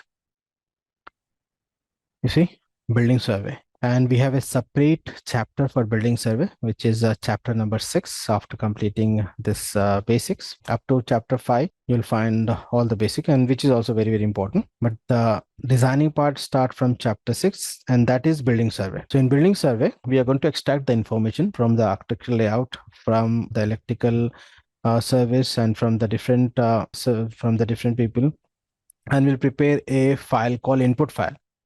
And based on that, we can start the load calculation, and based on that only we can able to select the type of system. So at this level, you may not get this terminology if you're a beginner, but don't worry, we have a separate chapter for all the steps. At this level, just I'm giving the idea so that you can get the mindset.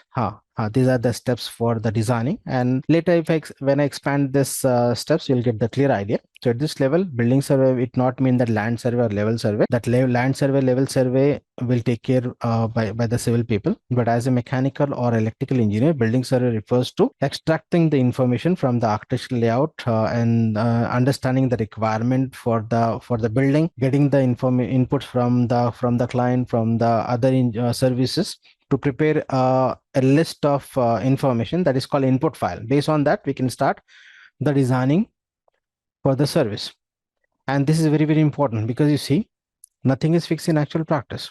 Suppose if you're working in a consultant as a design engineer, suppose one time you may get the project related to say application as school.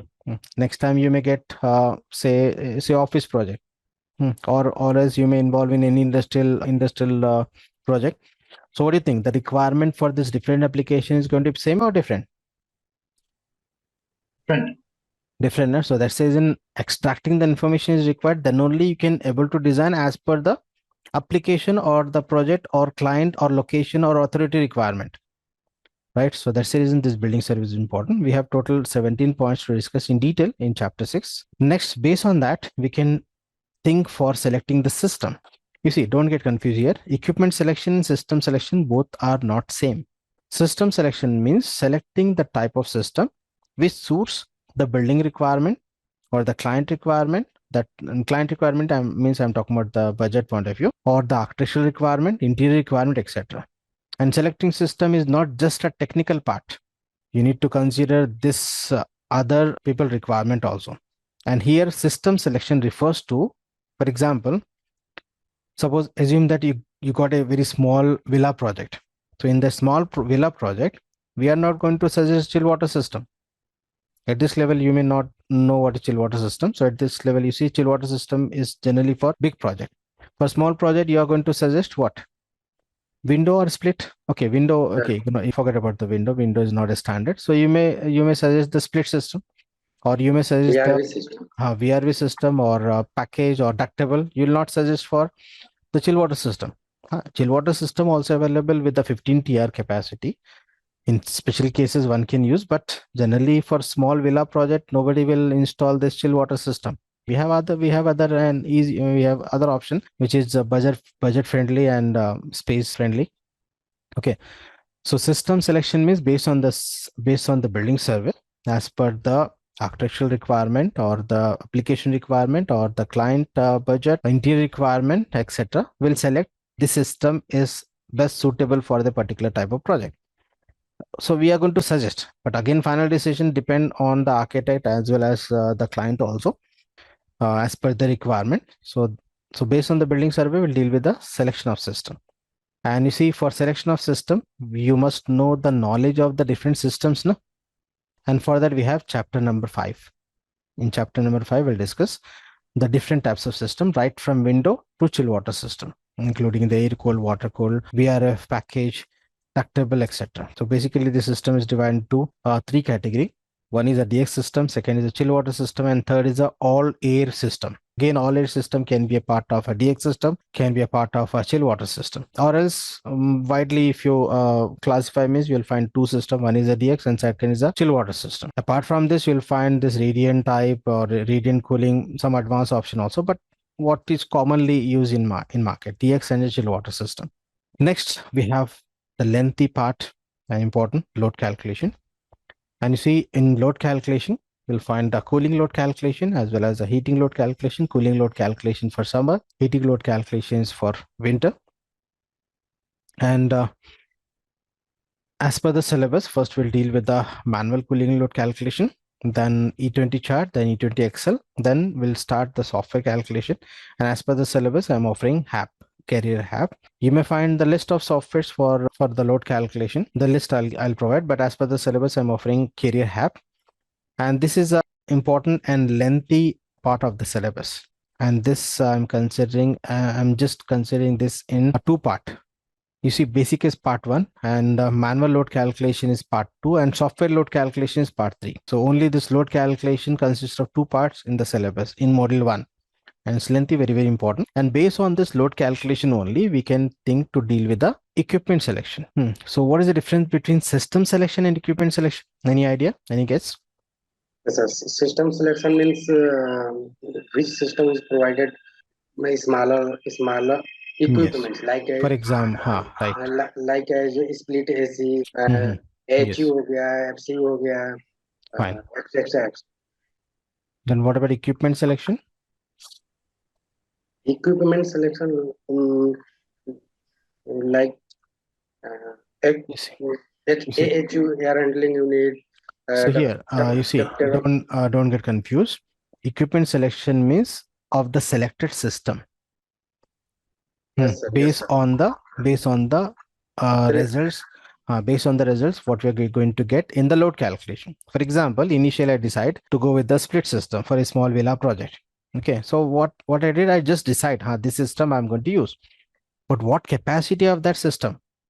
You'll get capacity in the load calculation. Yes, sir. After load calculation, we'll do the equipment selection of the selected system. Yes, sir. Okay, so selection system is just we are deciding how we are going to use that system, but actual selection is going to be after getting the required capacity based on the load calculation that we used to call equipment selection. Okay, under equipment selection, you'll find this AHU selection or a package, if it is a package, or chill water system, whatever. So based on the capacity, using the catalog from the vendor in a consultant side. Again, in the contracting side, the actual selection and the actual model number will take care. Again, submittal, the process that we'll discuss later. Next, you see, if you talk about aid side, we have aid distribution design. If it is a central air conditioning system, you'll find this ducting also. So you'll not find the ducting for the split or for a small unit. But if it is a ductable or if it is a chill water system, you'll find you need to design separate aid distribution side also. That includes duct designing, this terminal selection, fan selection. I have given only the major points. Again, in that you'll find the list of options to discuss. So in short, that part I'm considering as a aid distribution design. That includes the different methods for duct designing, different material for the duct, different types of A terminal, and we have a separate calculation for the ducting with the manual chart and table, or using duct sizer, most commonly MEP duct sizer in actual practice, or else you can use any duct sizer. The result is going to be almost same. Or this terminal selection, again terminal selection with the manual catalog or with the electronic catalog from the vendor. Then fan selection, very, very important. In that we will find the term called ESP calculation, very important for interview point of view. All this will design in the aid side. Next, if it is a chill water system, for example, at the time of after building survey, if you decide for the chill water system is, it can be air cooled system or it can be water cooled system. For that, you'll be required this chill water pipe designing. Okay. So see, if you talk about this designing is divided into 3 major classification. One is a load calculation, second is a air system design, and third is a water system design. And water system design is for chillers only, not for DX system. Okay, and if you talk about the VRF, then separate VRF pipe sizing. That also we'll discuss. You can consider this ductable split as a DX system, or split system as a DX system. Even VRF also a DX system, direct expansion. Okay, and the chill water, air cool and water cool comes under chill water system. But don't worry, if anyone don't know the difference of the system, we'll discuss in detail in chapter 5. Because see, in one class you cannot learn all these things. So you may not, if someone is beginner, you may not get the terms and terminology, or else even experienced people may get confusion because you see in some locations the terms and terminology is different. Okay, in actual practice, based on the location also this terms and terminology will change. Okay, so don't get confused. We'll discuss in chapter 5. Now, so this chill water pipe designing also very important, and for interview point of view also very important, and generally for big projects you'll find chill water system. In that you'll find the pipe designing with the velocity method, with the pressure method, etc., which I've given at the starting session in the syllabus. So I'll not repeat that one because we have a separate part for this chill water sizing part. Actually, it's a part 5. You see, part 4 is air side in designing a model 1, and part 5 is a chill water side. Fitting and accessories, we used to call valve package or hookups, then pump selection, very important for design point of view. Then apart from this, you'll find this control system design. I'm talking about the BMS, which is not included in the syllabus. I'll give you just the overview of BMS, but not in the syllabus, which is also required. Generally, this will take care by this electrical people or this instrumentation engineers, etc. This BMS part means control system. Next, planning the location of each piece of equipment in the building. Okay, so these are the steps for the HVC designing, and each and every step will expand in detail in the future in the next classes. Okay, so at this level, just to get the idea for the sequence of designing. Okay, so the major part is what? Load calculation, air side and the water side. Okay, and load calculation is common for any equipment. If it is a DX system or if it can be a chill water system, we require the load calculation. But this chill water, this ducting and chill water is for central air conditioning system, and chill water specifically for air cooled and water cooled chillers. Next, so next we'll talk about the installing the HVAC system. But before this, we'll talk about the types of drawing. Again, this is also very basic to understand the terms and terminology. And these types of drawing, this general drawings is common for all the services, including the architectural and structural side. Okay. But before this, do you know the difference between architectural and structural side online? Anyone? This architectural and structural. Architecture means a space plan. Structures means beam, column, slab. Yes. So if someone don't know, please make a note. A request to maintain a separate running notes also. So I'll give you some few points which is not in the notes. So you can write. You see, as a mechanical or electrical engineer dealing with the services, you should have some basic of this civil side also.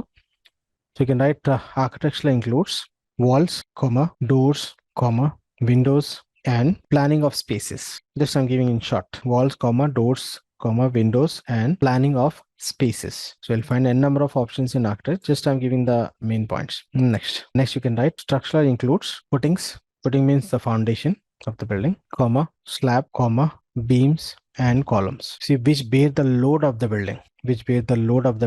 Including mechanical and electrical equipments, which will bear the load of the building, including electrical and mechanical equipments. So you see, that's the reason the structure again will update after completing this mechanical and electrical services based on the load of the equipment.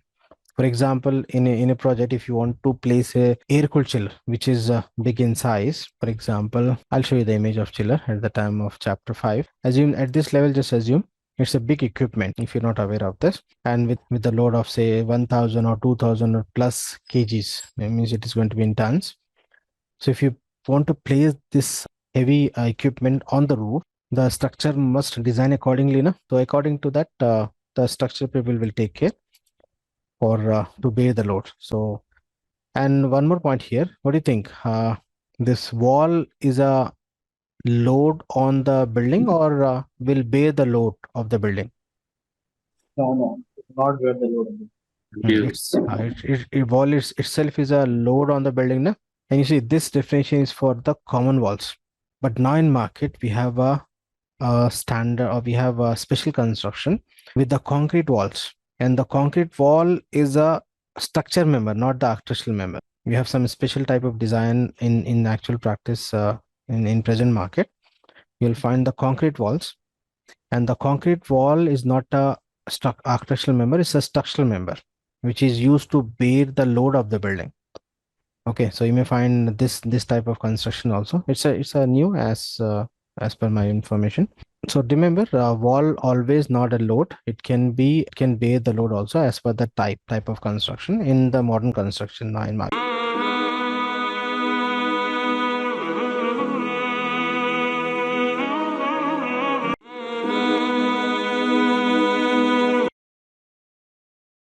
Next, we have different types of drawing. First, we'll talk about the general drawings. See, first is a concept drawing or a tender drawing, which is prepared at the very initial stage of the project. Assume that you are the client and you are going to approach to whom? Say main consultant or an architect. So the main consultant or the architect will prepare very initial stage drawing, that is called concept drawing or a tender drawing.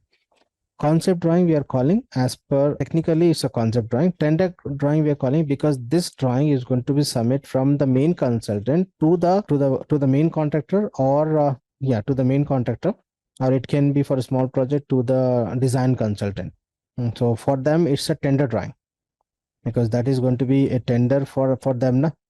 So technically it's a concept drawing, but for process point of view we can call as a tender drawing. So it's a very initial stage. You will not find the detail in that. You will find just basic information.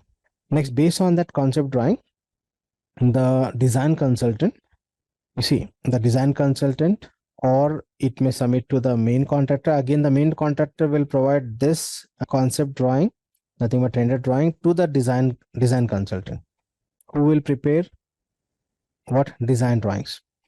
So design drawing, nothing but you will find more details in that compared with the concept drawing. Concept drawing just the initial stage, very initial stage. But design drawing, in that you will find the details, but not the complete details which is required to complete the work on site. So you may find say 70% information in the design drawing. Again, in the design drawing, you will find the base drawing as well as the detail drawing. Base drawing means you will find the single line drawings. Detail drawing with the double line drawing, almost the information, but not 100%. Not the complete. For a small project, you can consider the base drawing or detail drawing as same. But for big project, we require more detailing. So you need to go for a separate drawings. One is a base drawing and detail drawing, etc. Okay. Again, by the consultant. Next, based on that, the contracting company generally will prepare this shop drawing. Again, here contracting means I'm not talking about the main contracting. I'm talking about the subcontracting company. At this level, if you're a beginner, you may get the confusion between all these terms, but don't worry. Let me complete this. Again, we'll discuss with more detail about this process. At this level, I'm not just going in detail to avoid confusion. Just try to understand the terms and terminology. So shop drawing will prepare by whom? Generally in actual practice by Miss Online? Contractor. Yes, contractor. Because contractor is responsible for the installation. And again, you see, I'm not talking about the main contractor who is taking the overall responsibility for design and the build. Here I'm talking about a subcontractor, who is taking care for the HVAC site. Okay. Again, you will find the separate subcontractor for the different services. Again, within the services also, you may find the further subcontractors, like a separate contractor for ducting side, separate for piping side, welders, etc. So for big project, the process is very lengthy. But for a small project, one contractor will manage all these things. So remember, the shop drawing is a detailed drawing, or it's an updated drawing of a design drawing, which is required for what? For execution, for installation on site. Or we can call, say, the installation drawing. Shop drawing, technically we used to call shop drawing. You can call the installation drawing, which is required for installation point of view, and that you'll find the details for the hangers, almost all the details which is required for installation. Again, in the design drawing, you see detail DLD, you'll find say 70 to 80%. But this is not completely. And for big project, the work is going to start on site with the detail drawing, with the design detail drawing only, because preparing shop drawing will take time. So almost say 60 to 70% is going to be the work is going to complete for big project with the design drawing. Parallelly, the shop drawing contracting company will prepare, and the final stage they are using the shop drawing. I'm talking about for big project. For small project, directly with the detailed design drawing, they can execute the job. Okay. Next, at the end, you'll find the as-built drawing. So what is as-built drawing? You see, in short, I can say the updated shop drawing is a as-built drawing, based on the actual work done or actual execution. Because in actual practice, because of the services, because of some other reasons, you may find some changes. The 100% the work is not going to happen as per the shop drawing. Definitely you'll find some changes, at least 5 to 10% changes, because we are talking about the services and we are not installing only one HV service in the building. Na? We have the other service again in HVC also. We have a different systems like piping, ducting, etc. So enough clearance is required. So you may find some changes because of coordination issues, because of some change in the design, change in the requirement, or sometime because of authority conditions, etc. So that's the reason the work is going to happen on site based on the shop drawing. But after completing the work, if any changes when compared with the shop drawing, that is going to update in the shop drawing. So the updated shop drawing as per the actual completion of work, that drawing is called as built drawing. As built, the name will give you the idea. As built, how you built, based on that we'll update the shop drawing. And why the need of the shop drawing? Because the work is already done. Why the need of this as built drawing? Maintenance purpose. Exactly. Yes.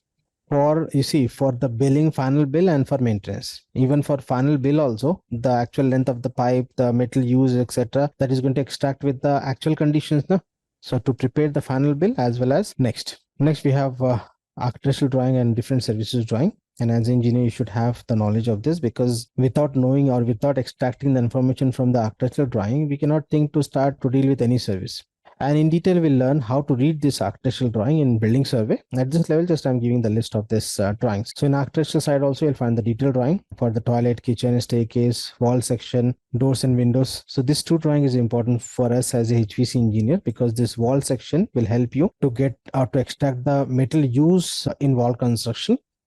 Apart from this, you'll find we require this metal used for the slab or for other structure member, and even this doors and windows metal also required. And why this metal is required? If mechanical engineers can relate this to find the U value, overall coefficient of heat transfer, because the actual heat gain is depend on the U value. And if you don't know about the U value, don't worry. In load calculation, we'll talk about this finding U value based on the R value. It means resistance, thermal resistance of the metal. So this drawing is important. Next, furniture layout. Why the need of furniture layout for a HVC engineer? To sell on OLEX? You see, you see, the furniture will not generate the heat. Furniture layout is required to extract the number of people, and the people generate the heat. Okay, remember this point at the time of load calculation. I'll give you the note also, don't worry. At this level, just remember this layout also required. Next, false ceiling layout, not only for mechanical, for HVAC, we required for other services, because all this False ceiling layout means false ceiling. This false ceiling layout, in that you'll find you may find a step false ceiling, you may find the plain false ceiling, you may find the grate false ceiling. So accordingly, we can place the 8 terminals. Na? False ceiling. yes. Ceiling slab. I'm not talking about the ceiling. I'm talking about false ceiling. Okay, I believe everyone know what is false ceiling, because nowadays it's common. Na? Even in small flats also you'll find the false ceiling. But don't worry, if anyone don't know, we will discuss the different types of false ceiling at the time of dealing with the design. Next, tiles layout for the flooring. This is not required. Names and legend. Okay, forget about this. But these are the types of drawing for architecture side. Apart from this, you may find some more also, but I have listed a few. In that, you see this wall section, this furniture. Apart from this, you'll find the different plan like floor plan, section, elevation, etc., which is also required. And we'll learn how to read this in detail, because extracting the information, you should know how to read this architecture layout. So in building survey, point 1 only, we'll discuss in detail. Next, structural drawings. Again, notes and legend, foundation plan, beams and column. And again, beams and column is required for a coordination point of view, because you see ducts, remember duct, we cannot run the duct through beams and column. Yes, sir. We can run the duct through the slab. Again, for that also, we need to coordinate at the initial stage, at the design stage, with the structure engineer. Later, we cannot do the big openings in the slab also, because that will affect to the load of the building. Because structure means load. Now we cannot play with that with the structure members.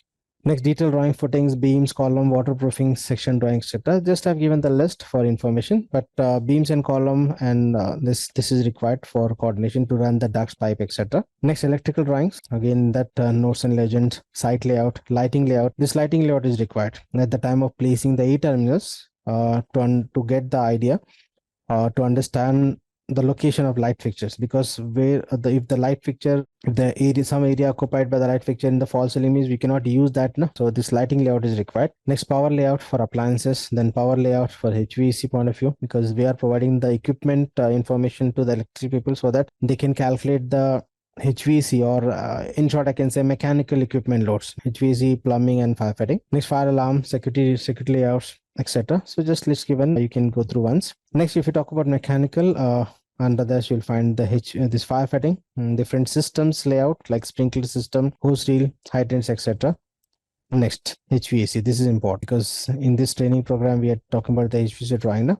Anyhow, you'll get the chance to deal with this layout in detail, even in drafting video course also. You see notes and legends. You'll find the abbreviation, notes, legends, etc. in this drawing. Next, site development plan, so that if it is a district cooling, the pipe is going to enter from outside to inside. So for that, site development plan is required.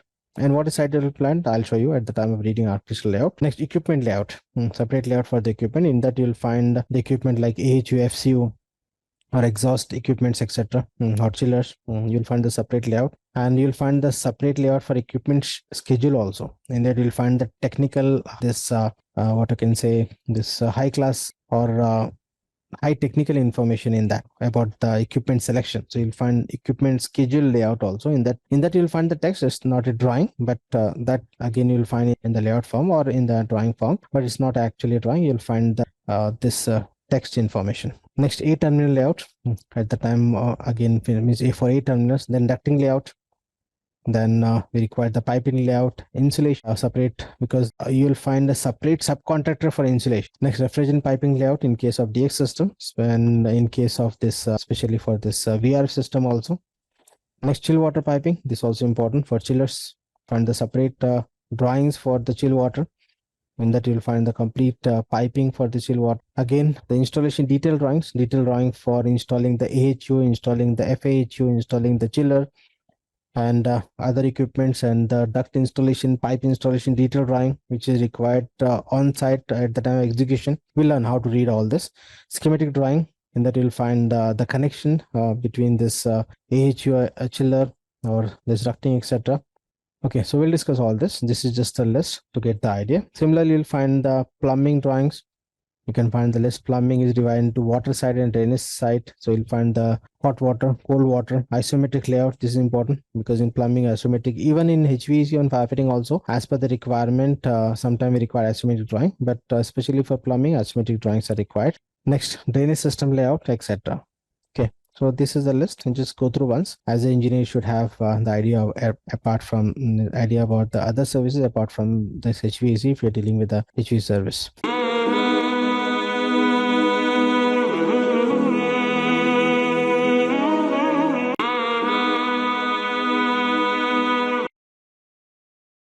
Next, we'll talk about installing the HVAC system. We discussed the design process now. Next, we have a installation process. So installation means, who is taking for installation HVAC or other services. It can be equipment, it can be chiller, it can be pipe. So the contractor will take care of this now, the contracting company. Again, don't get confused. I'm not talking about the main contracting company. I'm talking about the subcontractors. Okay. Yeah, depend on client to who will provide it. Yes. Depend as per the scope of work, depend as per the type of project, size of project, etc. Yes, okay. Sir. At this level, assume that this contracting company is a subcontracting company who is taking care for the HVAC side only.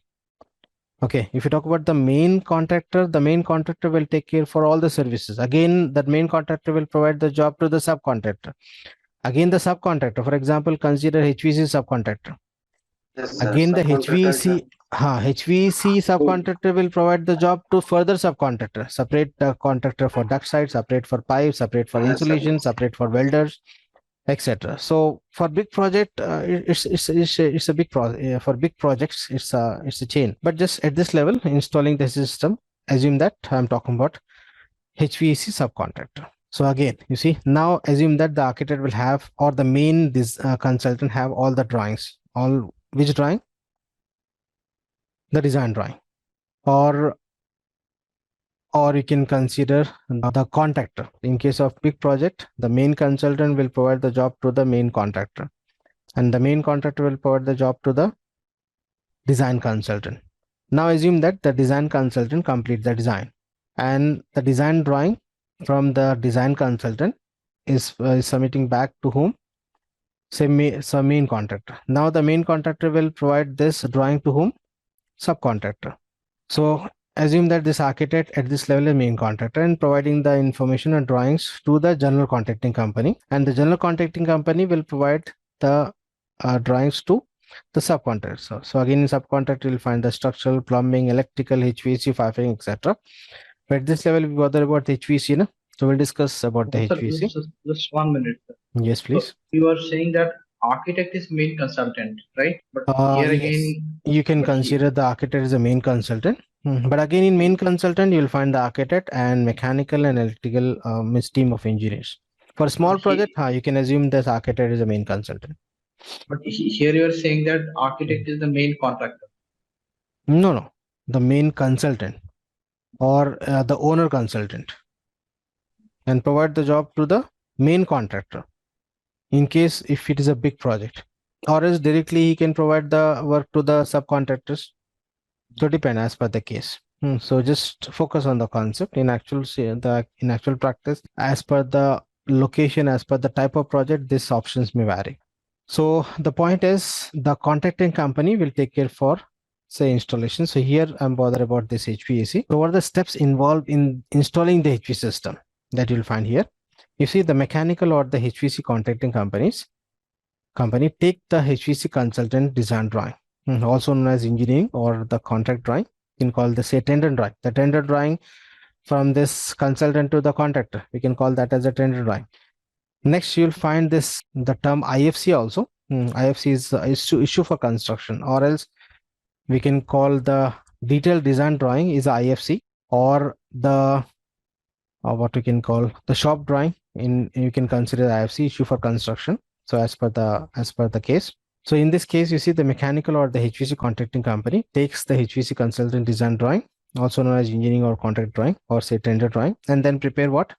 Shop drawing, what we discussed in the types of drawing. Then shop drawings are the detailed drawing, larger scale, minimum A2 or A1 sheet.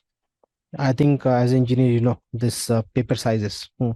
The normal paper size is A4, na? So generally, if we'll not use A4 on site, minimum A2 or A1 or A0, or you'll find larger than that. And most commonly, we are using 1:100 scale. Can be 1:50, 1:150, 1:200, depend. But commonly 1:100. And if you're not aware of this scale, don't worry. We'll discuss at the time of dealing with the design. 1:100 means, just I'll give you the idea. In actual practice, it is 100 times, but in drawing, you can find only one time. For example, in drawing 1 mm equal to in actual practice is 100 mm, or in drawing 1 feet equal to in actual practice is 100 feet. Okay, because we don't have that much of big sizes of sheet, na? So that reduction is required. So 1:100 means 100 times we are going to reduce. So most commonly scale we are using in actual practice, and on-site scale drawings are required, or else it can be a big issue on site. Because if you talk about the duct length, pipe length, etc., they will cut according to the scale in the drawing. They will measure in the scale and they'll multiply with 100. So 100 is a multiplication factor if you're using 1:100 scale. So this is very, very important. So shop drawings are detailed drawing, larger scale, A2 or A1 or A0 sheets with the 1:100 of the HVAC system, which will be necessary for the workers to work on the site. Next, you see the HVAC contracting company has the people who includes sheet metal contractor. Here I'm talking about subcontractors. You see the contractor, the HVAC contractor will hire the subcontractor, or else they may have the team of this workers. So depend as per the case. Some contracting company have their workers on salary basis. So if there is a work or not, they will pay the salary, or else some contracting company, whenever they get the job, they will contract to the subcontractors. So as per the job, they will pay, and after that, then they will not pay. They are not the permanent workers for their contracting company. So as per the case, so if it is a big contracting company, you may find their own team of workers for separate sheet metal, means for ducting, separate pipe fitters for piping, etc. Or else it can be a separate subcontractor, depend as per the requirement or as per the type of company. At this level, I'm assuming that the main contracting company will divide the job to the subcontract company. That subcontractor company, one is a sheet metal contractor who is taking care for this ducting side. Here is an example for the duct. They will fabricate the duct, means making of duct, and they will do the installation for the duct. Next, you see pipe fitters. They will take care for this welding and installation of pipe for this refrigerant side or for chill water side, etc. Then separate insulation contractor who will take care for duct insulation as well as for pipe insulation. At this level, if you don't know insulation, just remember insulation is used to reduce the energy losses. We have a separate topic for insulation and installation in the installation video course. Next, the HVAC contract company also purchased all necessary HVAC machine and the metal. To do this, the engineer first carried out a takeoff, metal takeoff, nothing but estimation. And in this training program, we are offering this estimation video course also with the complete tower project. This is also important, and it's a lengthy task. It means, you see, they list all the machine and metal as shown on the drawing with the specification. This is very, very important. You must follow the specification as per the requirement of the project. Okay, and the specification, who is going to decide the specification? Design engineer. The consultants. They are taking the responsibility, no? And the specification by the consultant is going to follow by the contracting company. Okay, the contracting company follow the specification, and the specs from this consultant they will provide in the PDF, or we can say PTS, project technical specifications in short. Next, this can be a very involving task. So it's a lengthy task, and you must read the specification, you must read the drawing, you must extract the material. So it's a very lengthy task. That is nothing but metal takeoff. Now assume that the installation is done. The ducting installation is done, piping installation. Just assume that after completing all this, purchasing all this metal, after this metal takeoff and all. So after installation, then what? We require the tab work. Nothing but testing, adjusting, and balancing. Again, the tab work also take care by whom? The contracting company. Or else for very big project, the contracting company may hire a separate company, or they will provide this job to a separate company who is taking care for this, especially for this tab work. For the tab work, we have this separate society. Forgot that name. BE, Bureau of, I forgot that term. We have a separate society for that tab work. Anyone remember that one? Some BEE, or I forgot that one. Okay, I'll get back to you. This you'll find a separate society for this tab work. They are dealing with the research and development for this testing, adjusting, and balancing. I forgot that term. Okay, I've given the instruction. I'll get next.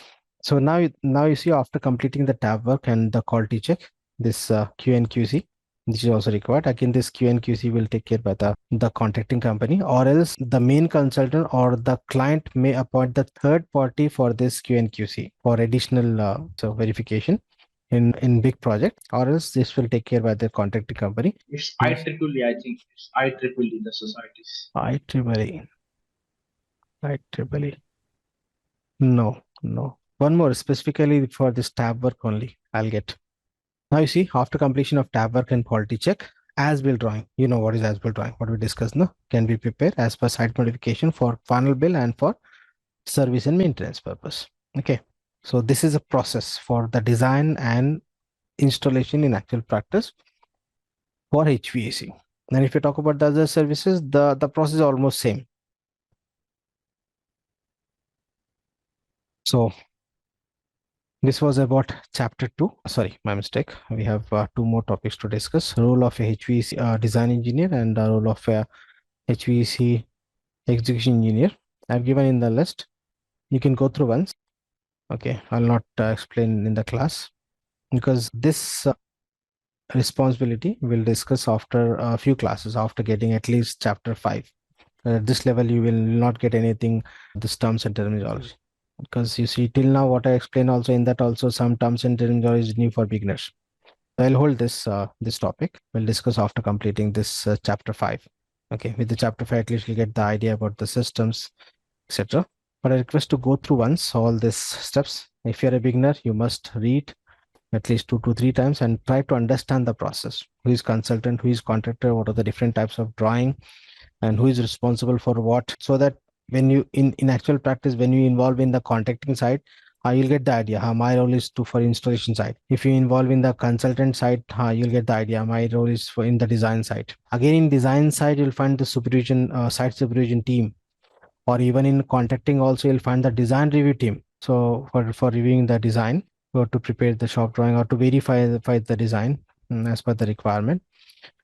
Okay, so if you know this, then this will help you for understanding the process, so that and especially the design steps what we discuss, because all these design steps I'm going to expand in the next classes. This is very important. Even for entry point of view also, these steps are very, very important. So I'm going to expand all this in detail in the next classes. So any questions online? Sir, one question. Yes, please. It's related to the installation. Okay. Mm-hmm. So when I'm working on Revit, at that time I need to define the levels of services as per the coordination point of view. Yes, sir. So when I'm working on Revit, at the time I need to select the levels of services, like above the false ceilings, like plumbing levels, ducting level, cable trays. Okay, so what's the reasons behind that? Cable trays will be above the ting and all these things, and firefighting levels. So can you explain those things? Yes. So first of all, your question, what you asked at the beginning, Revit. That is when I'm working on the Revit. Okay. So you're working on the Revit. So forget about the Revit. So your question is why this cable tray is above this duct, right? Not only cable trays, that means how the levels are adjusted, with the coordination point of view, so that it cannot be clashes with other services. This is a very, very important point. And in building survey, chapter 6, we have point number 8 related to this. In detail we'll discuss. I'll give you a quick idea. Means you're talking about related to this image, right? Yeah, able to see this? Cable trays and ducting. So your question is how to decide this position or this levels? Not positions, related to levels. So you see, these levels are very, very important, because you see, if issue in one level will affect all the services. And it's a very difficult job to accommodate. For example, 1 feet false ceilings, 2 ceilings gap, and something like that. So you see, first of all, in order to decide, this experience is required, and that's the reason in actual practice, this decision is going to take care by the architect or a senior mechanical or electrical engineers, because without experience, you cannot decide this. And you see, above the false ceiling, you'll find the limited clearance, and in that clearance, we need to set all this. Yes. So you see, there is no question of reducing this cable tray height, because this is a standard. We cannot work on this. And even this pipes, even this firefighting pipes or the chill water pipe or for drainage pipe, we cannot we don't have much scope in that to reduce that, because this is based on the design. So now we have an option for this duct. So remember, this height of the duct, we are going to decide as per the available clearance, considering the clearance required for other service. And this is very, very important. And as a HVAC design engineer, this point, as I said, we'll discuss in chapter 6, point number 8. And this is related to, again, duct designing. And if you talk about duct designing, most commonly we are using rectangle duct. Can be oval duct, it can be round duct. We have this advantage and disadvantage, but most commonly rectangle duct. And rectangle means including square. We are not calling separate square category.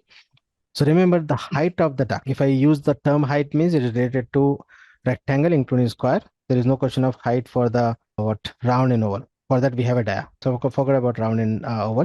For rectangle or including square, the height of the duct will decide as per the clearance available, considering the other services required clearance. This is one reference. But again, this is not that much easy, or you cannot, once can take the quick decision. That needs some experience. Based on that, you can able to judge, because you see, again, in height of the duct also we have some limitation. Suppose considering all the services, and for the height of the duct, if you get only 6 inch, we cannot design the duct for 6 inch height, except this exhaust system for small toilet area. And that is different. But for supply duct for air conditioning, 6 inch height means you cannot design this, because if you reduce the height, the width will increase, and we have a limitation aspect factor to maintain this aspect ratio. Yes. Okay, but at this level we'll not go in that depth, because the beginners will get confusion, or they may get panicked. I can relate. Okay, so hope you got the answer to your question. That means why the firefighting lines are below, and cable trays, and then firefighting lines, I can say that it's. Now your question is the position, related to position, right? Yeah. Okay, so you see, first of all, this cable tray is above the duct, so that if any condensation happen on the duct, will not lead to the short circuit. This is for safety point of view. Okay, this is a standard practice, but in actual practice, you may find the cable tray running below the duct. that because of the coordination issue, because of such side condition. But if you talk about standard practice, the cable tray should be above the false ceiling, because you will not find much maintenance in these cables now. And this firefighting pipe below the duct, because for maintenance point of view. But again, in actual practice, you may find the firefighting pipe above the duct also, but it is recommended to run the firefighting pipe below the duct, so that that will be easy for maintenance, because the firefighting system used only in case of fire event. Till that time, the proper maintenance is required. They need to check that the condition of the pipe or any leakages, etc. Sir, another thing is that I can say that in Indian buildings, they'll provide the sleeves in the beams to pass the firefighting lines. So the structural engineer will allow this to penetrate these beams. Is it good practice, or it will weaken the buildings? Okay, for that also, you're talking about this, right? It's a vertical slab. It's a vertical sleeves in the but I can see the horizontal sleeves like on the beam. On the Yeah, beams. you see, you'll find the sleeves in the beam, column, or even in slab. So it is allowed, no issue. But at the design stage only. Later, after completing the structure, they will not allow to do the opening or they are not allowed to disturb the structure map. But initially, at the time of design stage, if you coordinate, definitely they will design the structure accordingly, considering this opening for these pipes, because they will design the structure accordingly, because you see this much of metal is lost now in the structure in this slab. So they will design the slab accordingly. Similarly for beams and column, if you are looking, if you ask for the pipe sleeves, so they will design the structure according. So at the design stage, yes, it is totally accepted, it's possible. But later, opening is not allowed, except some special cases, that too for small. I can see that all the sprinkler lines passing through the beams only. And you see, even the chill water pipe also can pass through the beam. But initially, the pipe sleeves are required at the time of the construction only. And the construction means that should be as per the design. Okay, I'll show you this at the time of piping. I'll show you some images. In that, you'll find the pipe sleeves for the chill water, pipe sleeve for this firefighting, even for plumbing. That is accepted, no issue. And another question, you said that drawings we are maintaining 1:100 drawings, okay? 1:100 scale. Yes, 1:100 scales. So dimensions will be mentioned in the drawing, right? The shop drawing. So you are saying that multiplications by 100 when we are going to cut the duct. At the side, they're going to measure the drawings, or they will check the dimensions. You see, for width and height, it is written in the drawing for the duct. But what about length? Length is not mentioned, so they will measure the length. In the shop drawing, contractor is going to mention the length. I think they are going to mention. Yeah, you see, in some projects you'll find the length also, but not commonly. Even if it is mentioned, a fabricator. And nowadays in actual practice, you see, means last 5 years back or say 10 years back, the fabrication on site, but now it is a factory fabricated. Okay. So they must verify. They will verify the drawing with the scale factor, and they must do this, or else what will happen if they not verify means, without that, if they start production for this ducting means that there will be no use, because either you may get length more than the required or less than the required. Okay, that is manually they're going to check the length with the scale on the paper. Yes, with the scale they will measure. For example, it is written say 100 mm in the drawing, they will measure. So they must get some 1 mm, but 1 mm is small, say 1 centimeter, for example. So if 1 centimeter, they will consider 100 and they will verify. And this is important. And experienced contractor will check the scale when he got the drawing, not only for HVAC, even for other services. Okay, then, thank you.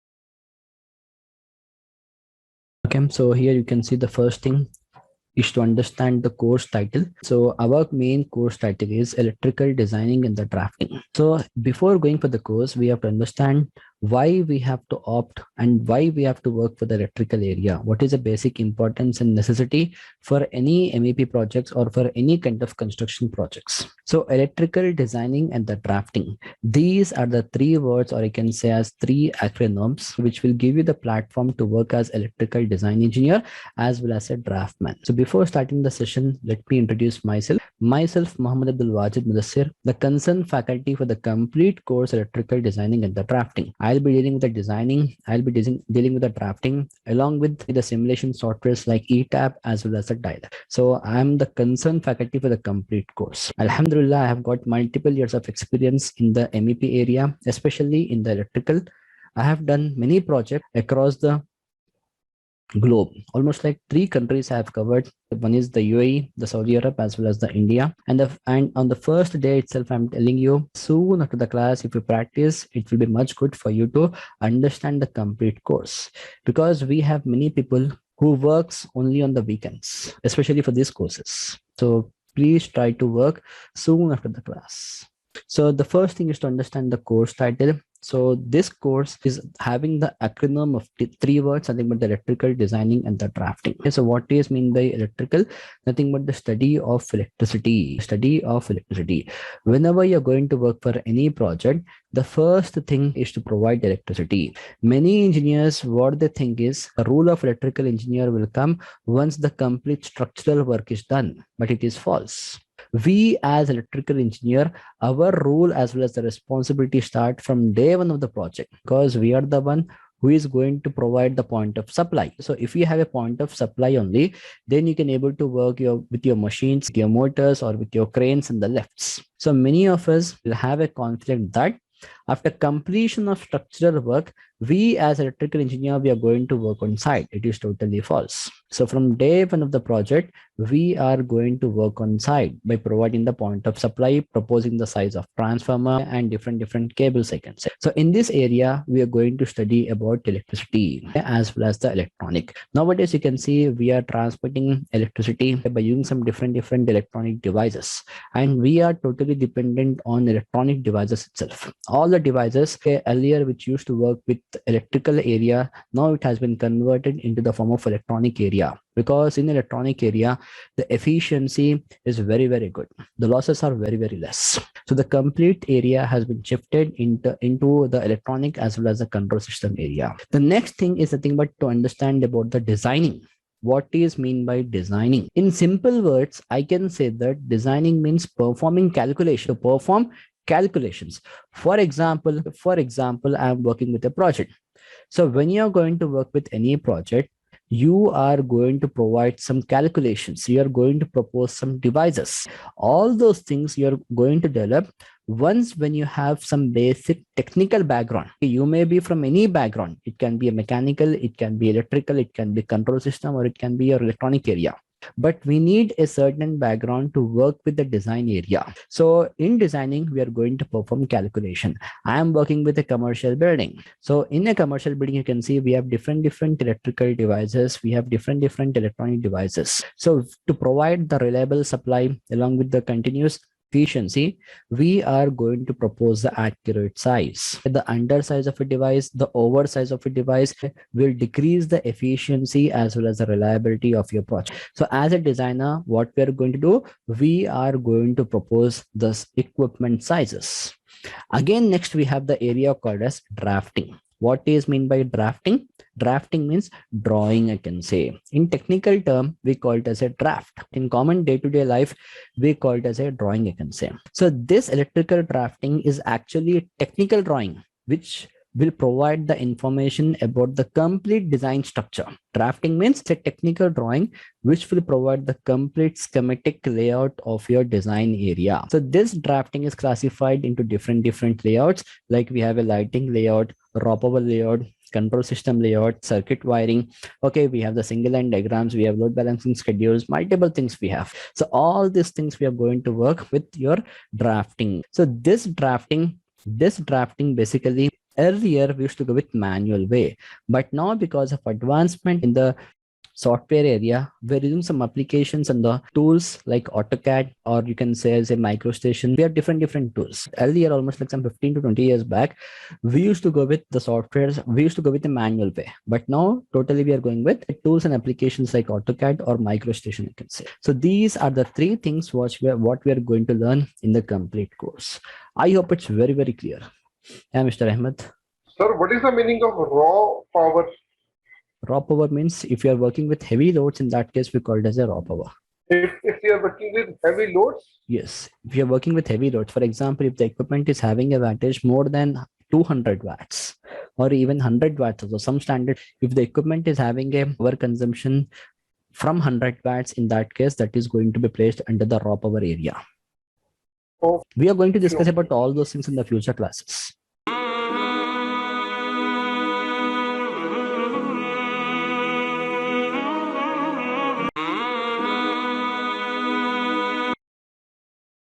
Next, we are going for the next slide. Here you can see the introduction and the workflow of building industry. Yeah, hello. What is the syllabus of this course, sir? I'm going to come for that. I'm going to come for that. The last slides, we are going to discuss about the complete syllabus. So next you can see the introduction and the workflow of building industry. Introduction and the workflow of building industry. That means whenever you're going to work for any project, so how you're going to initiate your work and how you're going to propose all your devices. This is a main important thing. So for example, you're working as a consultant or you're working as a design engineer. So what are the roles and responsibilities and how we are going to work for any project? This, if you are very clear, then you can able to work for any project. It can be the industrial, it can be a commercial, it can be a domestic, it can be residential building or any kind of villa or a venture. So the first thing, whenever, for example, if you're having a dream, okay, to make a high-rise building. So what you are going to do, you are going to approach a consultant. You're going to meet a consultant. What is mean by consultant? Nothing but a group of engineers working in a team is called as a consultancy. A group of engineers.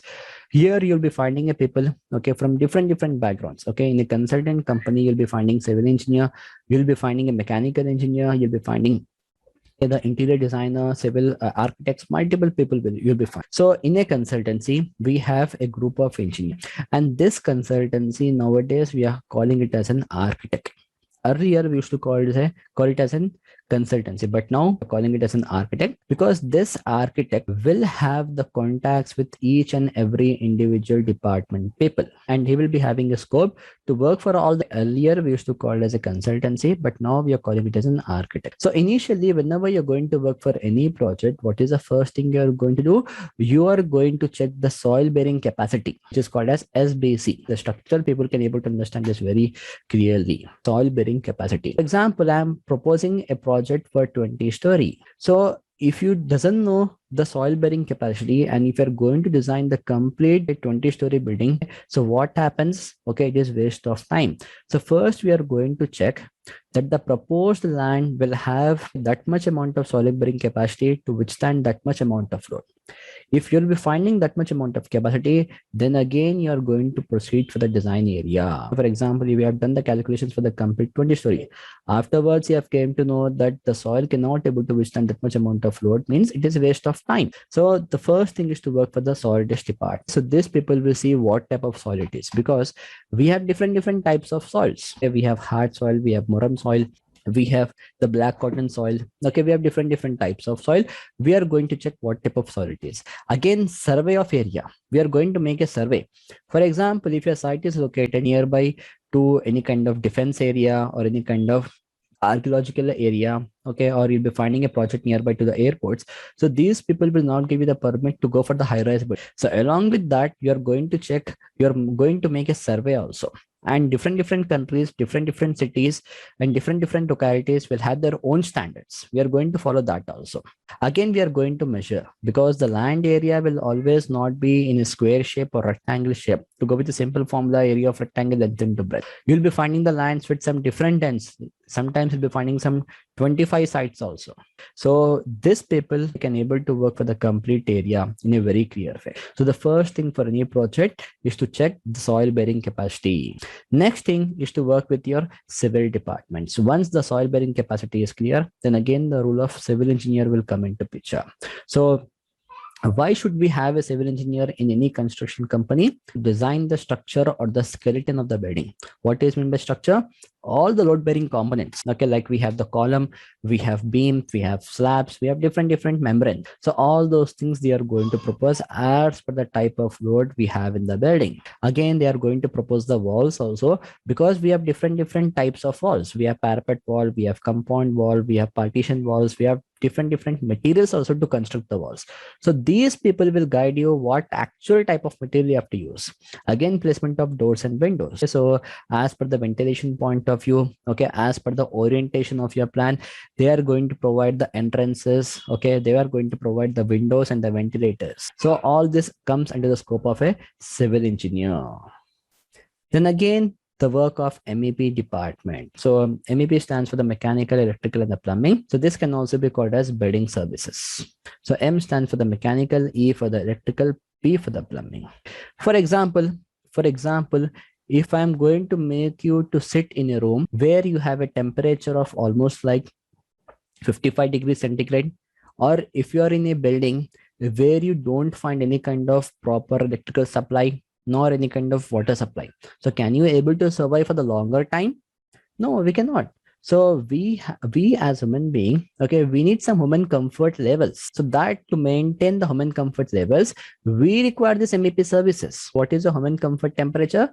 This lies between 22 to 25 to 26 degrees centigrade, I can say. And as electrical engineer, we are going to provide the reliable supply. And as a plumbing engineer, we are going to provide a continuous water supply also. So all these things comes under the MEP, which we are going to understand in the future classes, inshallah. Next, we have the interior designer. So you will not find the interior designer in every project. When you're working with commercial projects, when you're working with big projects, there only will be finding the interior designer, because these people, especially they work for the aesthetic point of view, for the beauty point of view. When you're working with hospital, so there you cannot go as per your own requirements. We have some standards, we have some certain rules. So these people are much aware about the rules and regulations, like which type of color is suitable, what type of furniture, how to utilize a maximum amount of space. All those things, they have a bright knowledge as well as a vast knowledge. So they are going to propose all those things like wall paints, wallpapers, furnitures, fall ceilings, landscaping. All these things are proposed by your interior designer. Then at the last, what we have is nothing but the miscellaneous department. This is extra human comforts. Like when you're working with some luxurious villas or any kind of luxurious buildings, there you can see you'll be finding the automation. Like whenever you're going to enter, the doors will open. Whenever you leave, the doors will close. The means of your electronic gadgets like your mobile phone, tabs, systems, you're going to operate all your appliances. So all those things comes under the home automation. Again, we have the building management systems and services. So this is a separate area, especially when you're working with commercial projects where you have some multiple number of fixtures which you cannot troubleshoot, which you cannot operate manually. So in that case, we are going to use a technology called as building management systems or services. So this is actually the area which will help you to maintain and troubleshoot and monitor also. So this is a complete flow to work for any project. I hope it's very clear regarding. Next, you can see the topology of the building surface. Topology means what? Especially we are briefing into the MEP area. So the first thing is to discuss in the mechanical. So as a mechanical engineer, what is the main objective? For example, I'm working with a construction company. So why in a construction company, we need a mechanical engineer? What are the rules and responsibility? The first thing, we have a department called as HVAC, heating, ventilation, and air conditioning. Okay, many of the electrical engineers will think high voltage alternate current. It's false. In the mechanical, it is actually the heating, ventilation, and air conditioning. So as I have told you that we have to maintain the human comfort temperature, which lies between 22 to 25 or 26 degrees centigrade. So in order to maintain this, we require the centralized air conditioning system. So what is meant by air conditioning? Controlling the properties of air, because in air we have different properties. We have humidity, we have moisture, we have odor, we have temperature, we have different properties. All those things we have to control. So the first thing as a mechanical engineer is to find out the heat load calculations. We have different concepts to find out the heat load calculations based upon the CFM requirements. You can go in a manual way also, or you can go with the softwares or applications also. Again, the basic thing what we have to understand in the mechanical area is the refrigeration concept, because this is a basic fundamental thing what we have to understand. Again, the means of psychometric chance, we are going to work for the project. air distribution system, how we are going to distribute the air. Ventilation system. Ventilation system we don't require in every project. Some projects require. Again, the static pressure, hydronic system, duct sizing, HVAC software. So all these things we are going to work by using the HVAC softwares. Different manufacturing companies are having different applications. So by using those applications, we are going to propose all the HVAC equipments. Next, you can see the plumbing department. Nowhere across the complete globe, I can say, we have a specialization or engineering called as plumbing engineering. Especially, okay, the people from the mechanical background or even from electrical background can able to work for the plumbing department. Earlier, almost like some 15 to 20 years back, it was the scope of a civil engineer. But now, because of advancement in the plumbing, the fixtures, so the role of mechanical and the electrical engineer is also very important. So as a plumbing, the first thing is to find out the complete load, the complete demand. Then again, we are going to make different layouts like internal layout, external layout. The name itself indicates whatever the fixtures which we are going to propose inside the building and nothing but the internal fixtures. And whatever the fixtures which we are going to propose outside the building, like in the outside area, what we have the overhead tank, we have the underground tank, we have the manholes, we have sewage lines, we have the rain harvesting pits. All those things comes under the external layout. So why we are just segregating all these things? To work in a very simplified way. Again, we have the firefighting system to provide the safety for your building equipments and property, as well as to ourselves also. This is also a separate area in the plumbing. Again, we have the rain harvesting system to increase the water table, safety and health environment, because nowadays we are going to work in a very safe as well as a healthy environment. So we have some certain things also which we have to learn ourselves to save the environment. Again, the sewage treatment plant, if you want to recycle the water, if you want to reuse again the same water, we are going to treat the water. This concept is actually very important when you're working with the projects where there is a water scarcity or a shortage of water, I can say. So these are the things what we have in the plumbing. The last thing what is left is I think but the electrical. So as electrical engineer, what we are going to do, we are going to work to find out the total connected load. This is very important.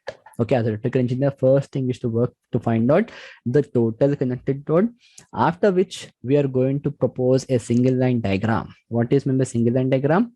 It will provide you the schematic flow of power, like from which point, how we are going to propose the supply for different feeders, for different branches, as well as for different circuits. By means of single line diagram, you can able to understand the complete concept of your project. Again, we are going to make the layouts like lighting layout, raw power layout, air conditioning layout. Air conditioning layout is not a scope of electrical, but if there is a requirement of a split AC or window AC, we can able to work for the air conditioning also. But basically, whenever we are going to work for centralized, we require a mechanical engineer only. Again, we have the conduits. Okay, nowadays we are going with concealed wiring also. So we are going to propose the conduit layout, control wiring or the circuit wiring. Again, we have the low current system area, where we are going to work with the CCTV system and the public address system. So this is a major scope of electrical. Now we are going to understand in detail about the electrical in the next slides. So before going for next, if you have any query, you can please clarify. Everyone, please. Just out of curiosity, Yes. so electrical, are we also covering fire alarm, or is it under No. fire? No, it is with the separate area, firefighting area. Okay.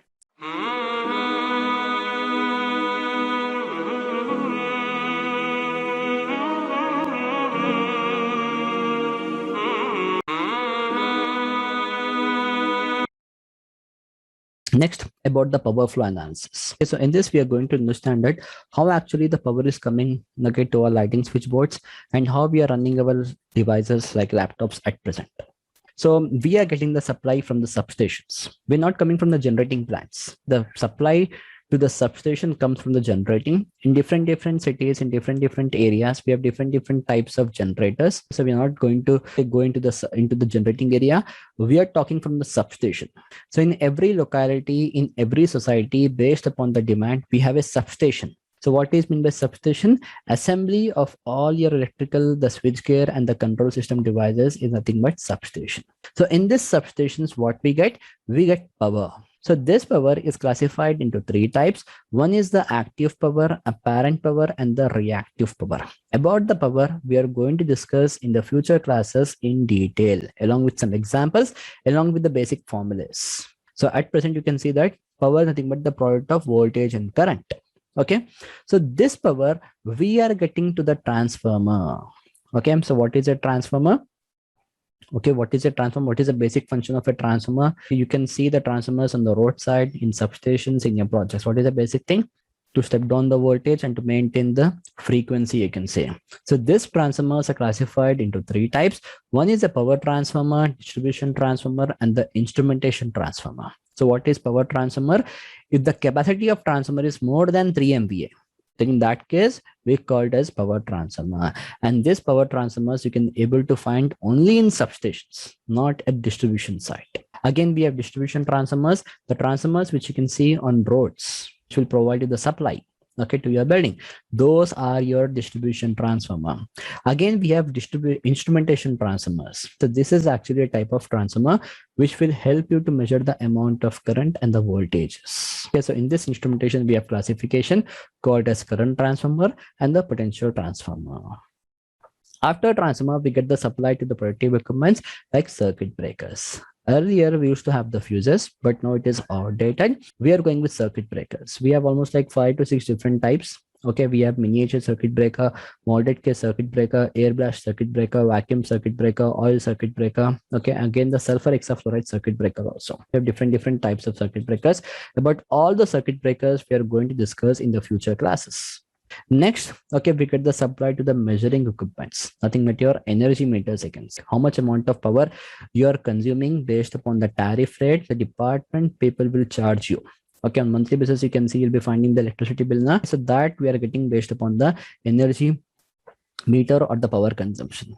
Again, the supply comes to your distribution board. So based upon the type of project, you're going to propose the main distribution board or submain or distribution board. So this is the complete schematic flow of power. How actually we're getting the supply to our lighting switchboards to run your electronic gadgets, lights, fans, and the basic things. I hope it's very clear.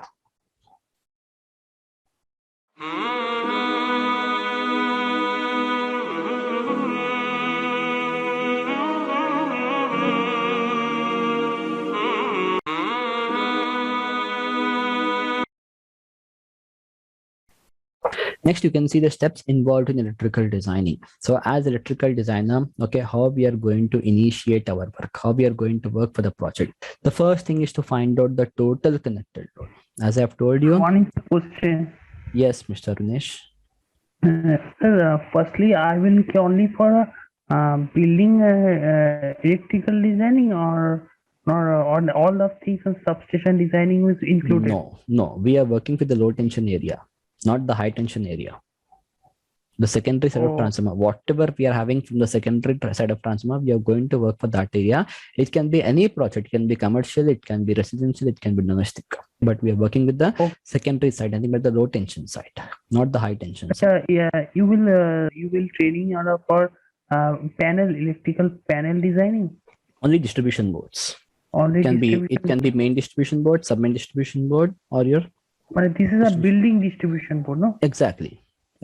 Only for this course is for the building designing, electrical designing. Exactly. In building, whatever is needed as the type of project we are going to propose. For example, okay, you need the MCC panel. You're not going to propose that. You're going to propose the size of machine. By default, the manufacturer will give you the MCC panel. So you will not learn MCC panel. We are going to work with MCC, but we are not going to configure the MCC panel. So now you can see, okay, the first thing to work for any project is to find out the total connected load. Okay, to find out the total connected load. Especially in the European countries or in the Western countries, we are going to work in terms of kVA, and in many of the Asian countries, we are going to work in terms of kilowatts. Anyhow, we can able to convert from kilowatt to kVA, kVA to kilowatt. That is not a big problem. So never get confused between the units kVA as well as the kilowatt. So as electrical engineer, sir, this VA this is also is equal to watts. So why people wrote like this sometimes, kilowatts or kVA? I mean, exactly. What is the reason? Exactly. This I am going to explain you in the chapter. Because the formula of power is current into voltage, V into I. This is the Yes. basics I know a little bit. Exactly. No. See, basically, Mr. Fahad, okay, we have two different types of power. Just now I've told you that we have the active power and the apparent power. In the active power, we have VI cos phi. In the apparent power, we have VI. Especially the equipments which are going to consume the power, those things are going to be elaborated in terms of kilowatt. And the equipments which are going to provide the supply, those things we are going to, going to be mentioned in terms of kVA. About this brief clarifications we are going to propose in chapter 2 along with some examples. Okay. Yani there is a logic behind this. Definitely. Okay. Next, talking about single line diagram or one line diagram. So in different countries, the other term called as one line diagram, OLD also. Never get confused with both the things. So what is meant by single line diagram? The schematic flow of power icons. Next, we are going to work with the lighting fixtures. This is a very important area and a very vast area, I can say. Okay, this will take the maximum amount of time when you're going to work for any project. Okay, so here we need the lumen output value from the lamp, we need the lux level, we need the color rendering index values. We're going to work with the maintenance factors, then only we are going to propose the lighting fixture. Okay, so this is the time taking part for any electrical design area. Next, we have the sockets. We have different types of sockets, like we have the normal socket, power socket, industrial socket. Based upon the ampere rating, we are going to classify, and based upon the type of load, we are going to propose this. Next, we are going to provide the supply to the lighting load, to the raw power load, or to any mechanical load by using a transformer. So we are going to propose a transformer based upon the total connected load of the building. This is the main heart, okay, of the complete project. Then again, okay, in case of emergencies, we need a backup. That is nothing but a diesel generator. So we are going to use the diesel generator, especially for the emergency loads. Again, we have the UPS sizing. If you're working with projects or if you're working with corporate offices, like your banks, IT sectors, there we are going to propose the UPS also, uninterruptible power supply. So here, based upon the backup amount of time, we are going to propose the battery. Again, circuit breaker sizing, very important area. Okay, to safeguard the complete system and the design, we need the circuit breaker. So this circuit breaker we are going to calculate based upon the load current value and the safety factors. Again, we have the cable sizing. This is also a very vast and very detailed calculation area. In this, first we are going to understand the type of conductor required. Then again, we are going to select the insulation level. Then again, based upon the manufacturing data, the resistance value, we are going to propose the cable. Once when you propose the cable, again, we are going to justify by using the voltage drop calculation, the short circuit calculation, again, the tripping time calculation. So once when you propose, we are going to work with voltage drop, short circuit, and tripping time. Like for example, I'm going to send some amount of voltage. It is not compulsory that you're going to receive the same amount of voltage. Definitely you'll be finding some drop. Like I'm sending some 230. After 25 meters, you may not get the same 230 because of some internal losses. So we are going to check that. Again, short circuit. Okay, like sometimes what happens, because of insulation failures especially, we are going to get some excess amount of current, which is called as a short circuit. Again, the tripping time. The circuit breaker which we have proposed, we are going to adjust the time also for that. Like I'm having this much amount of fault. So in this amount of time, it has to trip. That also we are going to propose. Next, we have the main background and the main backbone of the design, nothing but called as the load balancing sheet. So here we are going to balance the load equally among all the three phases. Again, we have the capacitor bank sizing to maintain, to enhance, to improve the power factor. Okay.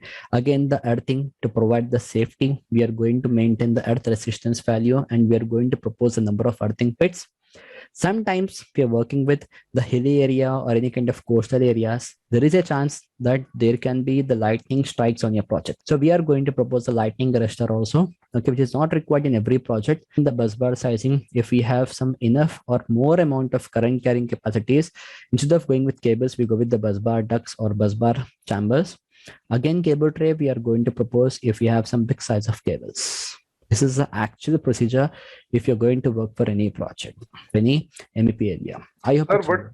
Sir, what is busbar? Busbar is actually a metallic conductor. Okay, it is made up of a copper, it is made up of aluminium, even the galvanized iron also. Instead of using a Cable. And where, we use what a is the bus use bar application? to connect multiple cables at one segments. Okay, Okay. okay. If you want to connect multiple cables at one end, we need a bus bar. You cannot join multiple cables at one side without using a bus bar. Okay, okay. I'll be showing you the images and all those. Excuse me, sir. Yes. Will we be learning about electrical panels like EMSB, MCC, the starter panels, the basic ideas of MCB or MCCB? I didn't get your voice actually. EMSB, EMCC, and all these kind of panels? We are going to propose the panels, but we are not going to configure the panels. There is much difference No. between the proposal Yeah. as well as the configuration. Well, I just want to learn about the panels, like how will it work and all these. Like, Definitely. Okay. And the starter panels, types of starters and all. Definitely. In the chapter 7, we have that. Next, you can see along with some brief images, I'm going to elaborate the total connected load. Whenever you're working with any projects, I'm not going for the commercial projects. When you're working with small villas or any kind of residential buildings or any commercial projects also, what is the basic loads we have? Nothing but the lights, fans. We are using some electronic gadgets and electrical appliances. So we need the sockets. We have power socket, we have normal socket, and we need the air conditioning. It can be the split or it can be your window. So when you're going to club all these things, we're going to get the total same like that. If you're going to work for any commercial projects, when you're going to add the mechanical loads, when you're going to add the plumbing and firefighting, that will define the complete total connected load. So based upon that, we are going to propose the single line diagram. You can see this is a small single line diagram where I have got 6 feeders. So in this single line diagram, you can able to understand the complete scope. Like I can say that in this project, I got 1000 kV of transformer, and the feeder 1 is a point of supply. Feeder 2 is a secondary side. Okay. So from here, we have got almost like 200 kilowatts of load. To run this 200 kilowatts of load, I have proposed a 300 square mm of cable. Again, here for 70 kilowatts, I have proposed 70 square mm. For 20, I have proposed 6 square mm. Again, for feeder 6, we have got 800 watts. So here I have proposed 2.5 square mm of cable. So in simple words, I can say that by means of single line diagram, we can able to understand the complete outline and the scope of project. Next, talking about the transformer, current transformer, and the potential transformer. So already I have told you that we require a transformer, okay, to maintain the frequency as well as to step down the amount of voltage. And to measure the amount of current, we need current transformer. Anyhow, we have the ammeter, multimeter, clamp meter to measure the amount of current, but these devices can able to measure some little amount of current. But if you're having some current capacity, something like 1000 ampere, cannot measure the current with these devices. We need the current transformers and potential transformers. Next, talking about the generators. So in case of emergencies, we are going to use the diesel generators. Again, the UPS and battery. When you're working with commercial projects, especially the corporate offices, definitely we need the UPS. Along with the main supply from transformer, we are going to use one more supply called as UPS or battery supply. Again, the power cable sizing, we have different types of cable. We are going to propose a cable based upon the load, like what type of conductor, the insulation, armor, unarmored, how many number of cores, what type of cable medium, like flat cable, round cable, everything we are going to. Again, talking about the circuit breakers, as I have told you, we have different types of circuit breakers. Again, in these types, we have some classifications, okay, based upon the load, like we have the single pole, double pole, or dual pole. We have 3 pole. Again, we have 4 pole, and type of circuit breaker and curves of circuit breaker is also very important. All those things we are going to propose. Next, talking about capacitor bank, enhance or to maintain the power factor, we are going to use a capacitor bank. Next, the earth pit. Okay, so we are going to work with the traditional concept to find out the earth resistance value and to find out the number of earthing pits. Different countries will have some different standards. So based upon that, you are going to work for the earthing. And this is very important area. If you are not satisfying the earthing range, so you will never get the approval for your project. In the bus bar sizing, so you can see, Mr. Fahad, these are the bus bars. So if you want to net some multiple cables at one point, we are going to use a bus bar. This can be of copper, this can be of your aluminum or even galvanized. Third insulation, especially, we have a bus bar. Again, talking about lightning arrestor, if you're working with high-rise buildings, or if you're working with projects like petrol stations, or if you're having any kind of solar panels, boilers, chillers installed on the top of the roof, in that case, we require the lightning arrestor also for the safety of the building, because all these things may attract lightning, especially in the rainy condition. Yeah, Mr. Fahad. Sir, can you go back to the bus bar Yes, please. slide, Yes. the picture? Yes, Mr. Hvac. Yeah, yes, sir. I can see this one plate. What is the usage of this? There are multiple screws. Yes. Multiple cables. For example, this is the R What is phase, the Y application phase, of this, B sir? phase. That's what. This is the R phase, this is the Y phase, B phase, and this is a neutral for me. So in R phase, for example, Oh, I'm got going it. to connect the 6 feeders. So all the 6 feeders will come from here. It will be connected to your bus bar by means of lux. Sir, what is power factor? You told us in capacitor bank to enhance or maintain a power factor. What is that? Power factor will define the cosine angle between the voltage and current. We have 3 different types of loads, like we have the resistive load, inductive load, and the capacitive load. The power factor will differ from all these 3. So we are going to see that the voltage and current should follow the same path. There should be no kind of lag nor leak. So that can be achieved with a good resistive load or by connecting the capacitors to maintain the power factor. I'll explain you in the first class, nothing but in the first chapter. Okay. Next, talking about cable trays. So basically we have 2 different types of cable trays only. One is a perforated type, one is a ladder type. So based upon the number of cables, based upon the cable area and the width, we are going to propose all these things.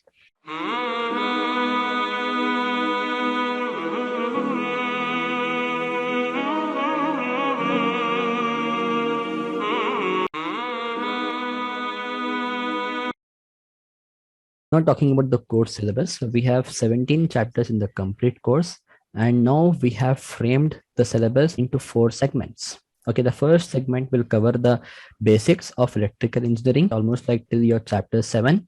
From chapter 8, okay, we are going to work with design area. Again, in the segment 3, we are going to work with devices like your transformer, generator, UPS. Again, we are going to propose the cable sizing also. Okay, so and the last segment will be your drafting area. Okay, the last segment. So we have 4 segments in the complete. So the first chapter, as I've told you, we are having the basics. So here we are going to understand about the electrical designing, the basics of electrical engineering, because we have the people from different background. So we are going to work with some simple definitions first, like what is meant by voltage, what is meant by current, okay, what is meant by power factor, different types of loads. All those things we are going to understand in the chapter 1. Again, the types of electricity also is covered in the chapter 1. Next, we have the chapter 2, nothing but the basic formulas. So we are having 3 different types of formulas to find out the current value or to find out the power. Again, for every topic, almost I have the thumb rule calculation also. I have the thumb rule calculation because thumb rule is actually a shortcut method in order to propose a device. And thumb rule is not recommended. Only for the quick results or quick answers, okay, I recommend to go with the thumb rules. That's it. Next, we have chapter 3. This is totally theoretical, where we are going to understand the electrical devices, the codes and standards.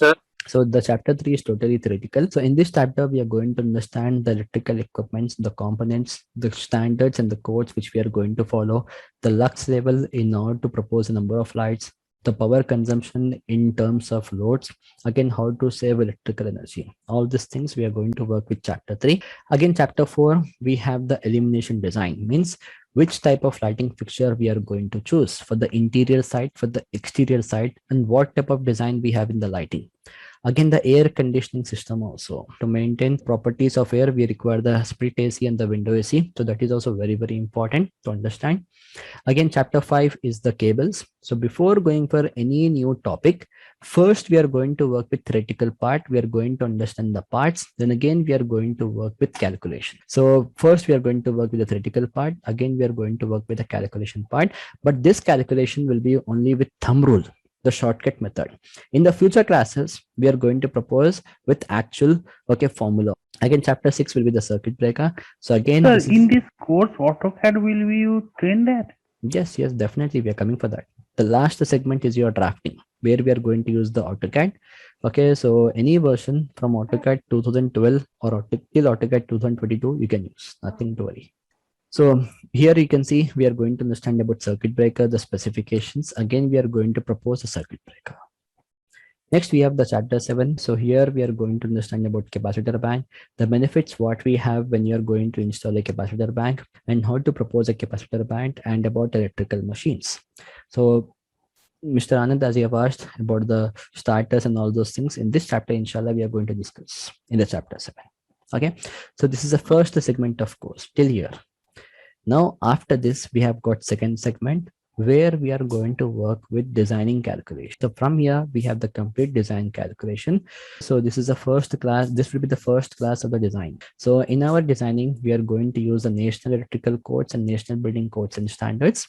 With this, we are going to work with lighting layout, ropeable layout, as well as the air conditioning. And in this also, we are going to cover some basic parts like conversions, because I have seen many engineers who doesn't know how to convert from imperial system to metric system to imperial system. So we are going to cover some basics also regarding the conversions. Again, the load balancing sheet, the backbone of the designing area. Very, very important, I can say. Very, very, very important. To be frank, even I cannot work with load balancing sheet in one single attempt. We have to go with multiple attempts over here because we need to satisfy the load, we need to satisfy the circuits. Okay, we need to maintain the phase difference also. So all these three cannot be achieved in one single attempt. Okay. Next, we have the transformer. Okay, so here we are going to work with the transformer calculations, again the theoretical parts and the parts of transformer. Next, we have the chapter 10, the same thing. First, we are going to discuss about the generator. Again, we are going to propose the generator. In all these calculations, I'm going to assume some loads with any of my projects. Again, I'm going to propose the device. And next, you can see the chapter 11 will be the UPS. Again, we are going to propose the UPS. Again, to run your UPS based upon the backup amount of time, we are going to propose the battery. Next, in chapter 12, have the cable sizing, the voltage drop calculation. Once when you propose a cable, we are going to justify that cable because cable constitutes almost like 35% cost of your project. 35% in a rough estimation value, I can say. Like I am going to work with any project. For electrical, for example, I'm getting the total budget of 10 lakh Indian rupee, out of which 3.5 lakh will be only for cable. And majority of the projects will not get approval because of improper sizing of cable only, or majority of the projects will have some serious short circuit issues because of improper sizing of cable. So in order to propose a cable in a proper way, we need to perform the voltage drop calculation. We need to work with short circuit and tripping time. This is a very important and very lengthy calculation. Next, we have the chapter 14. In this chapter 14, we are going to work with four topics. One is the cable tray, earthing, busbar, lightning arrestor. All these four things we are going to work in the chapter 14. Next is chapter 15. So here we are going to cover some basics and the theoretical information about the low current system. The equipments like CCTV public address system, which consumes a current less than 1 or 2 ampere. Okay, those things comes under the low current. Again, the chapter 16 will be your ETAP simulation software. So as the short circuit and the voltage drop and the tripping time is very, very important and a very lengthy calculation. The same calculations we are going to perform by using the ETAP software also, where we are going to first analyze the load. Again, we are going to propose the short circuit values in terms of kiloampere rate. The chapter 17 will be the electrical drafting.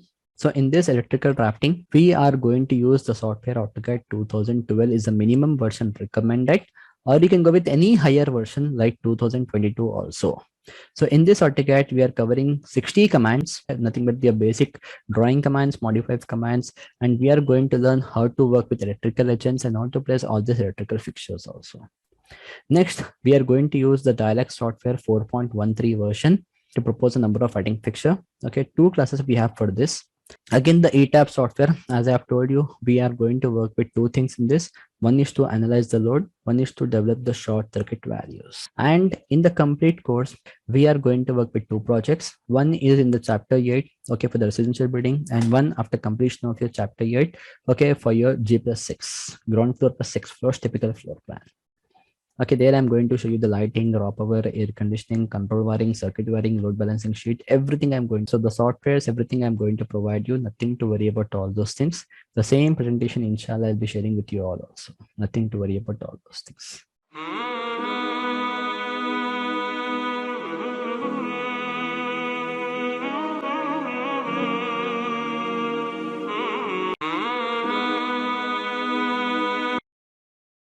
Today, inshallah, we are going to discuss the first chapter. In the first chapter, you can see we are going to cover the basic part, the basic simple definitions, as well as the different types of loads and different types of electricity. The complete first chapter, inshallah, we are going to discuss in today's class.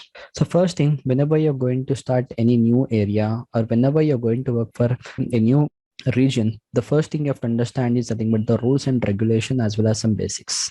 Then only you can able to understand the complete topic in a very clear way. So chapter 1 you can see is electrical designing. What is mean by electrical designing and the drafting? All these three we have discussed in the last class.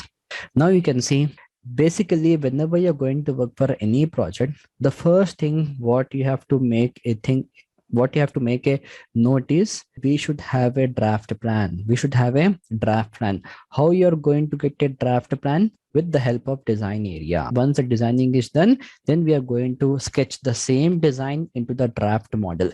The same draft model we are going to execute on site. So basically electrical is a module of designing for routing or connecting the electrical and electronic system. Whenever you're going to work for any project, the first thing is to provide the electricity. Okay, you're going to provide the electricity. It can be any type of project. It can be the industry. It can be the plant, or it can be any factory. So we have to provide the reliable supply. If there is no point of supply, you're working with one project, there is no point of supply. So in that case, what you are going to do, you are going to use your own in-house generators, or else you're going to apply for the point of supply from the substation people. But the first thing is to provide the electricity. Next thing, introduction to the building industry. Whenever you're going to work for any project, for example, if the project is very, very big, so designing will be very complex for you. Designing will be very complex.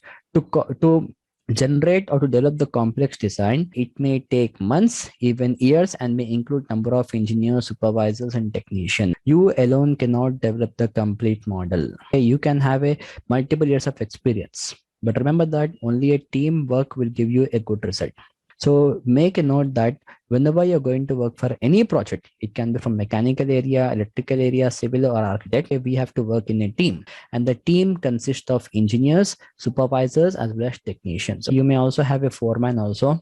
Again, the designing of residential building is much simple. When you're working with small projects, like a residential villa, I can say, so in that case, we need only a few number of people, like 1 or 2 engineers, okay, will look after the complete sector. Like the civil engineer, if he's having ample amount of experience, then he will look after the plumbing also. He will take care of the electrical also. So when you're working with small project, then 1 or 2 engineers are enough. And the designing of electrical system for larger project is responsibility of electrical consultant company. What is meant by consultancy? A group of engineers working in a team. Talking about electrical consultancy. As we are working in the electrical area to develop the electrical model, we are working in electrical consultancy company. So this company will work for the development as well as for the execution of the electrical areas. So consultant people may also carry out other duties.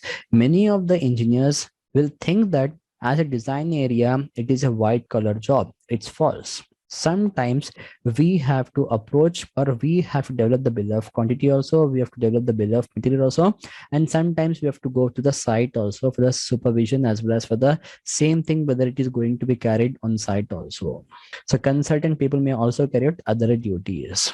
As far as that being in design, you have to be only in design. Along with this, you have to work for estimation also, you have to work for the installation and execution also.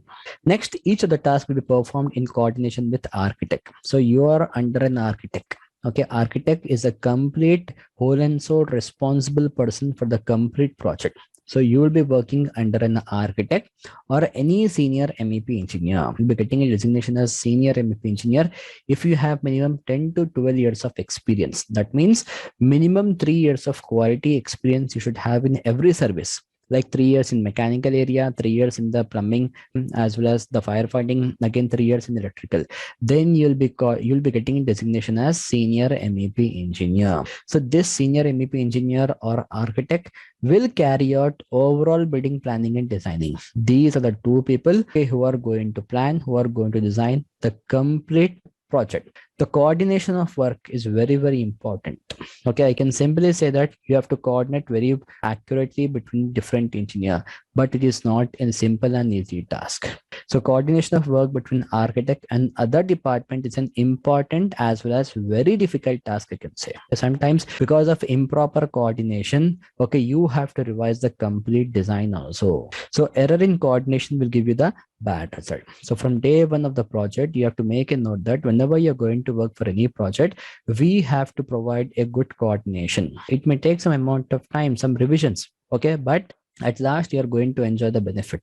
So better to coordinate from day one of the project.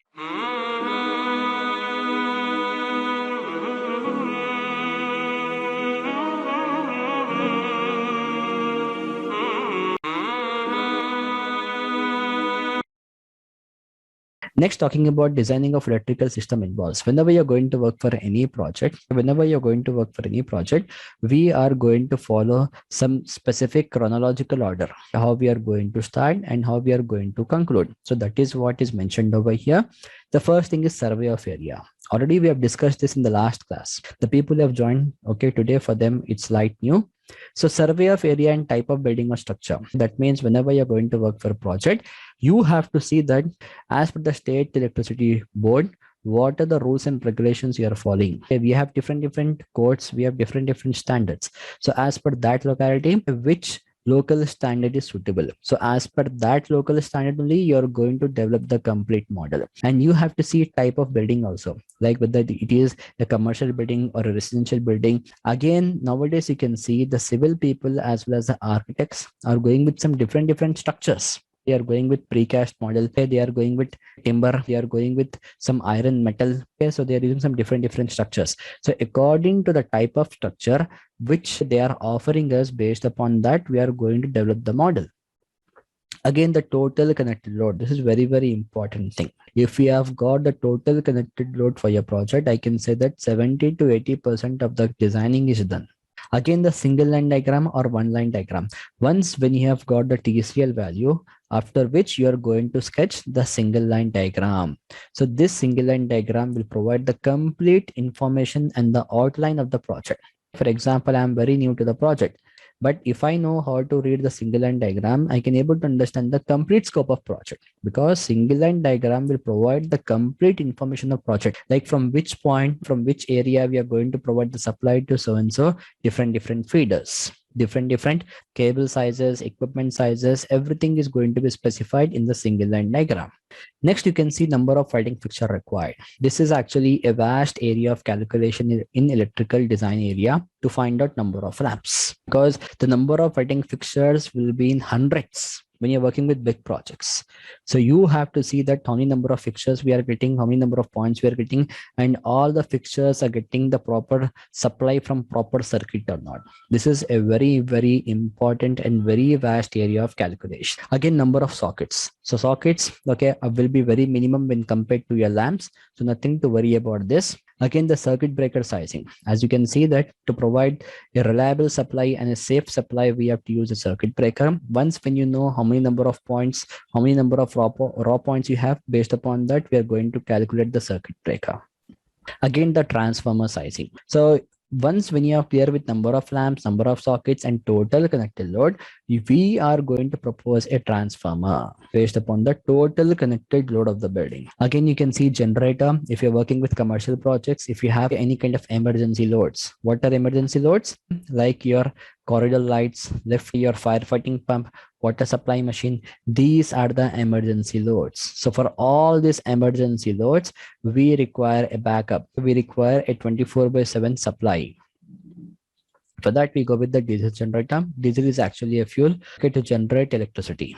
Again, we are going to use a UPS. If you're working with some MNC based projects, especially the banks or any kind of IT sectors, in that case, we have to provide the UPS supply also. And this UPS will work by means of a battery. Okay, by means of a battery. Again, you can see the cable sizing, voltage stop, short circuit, again the tripping time. These three are 4 important topics in the complete design area.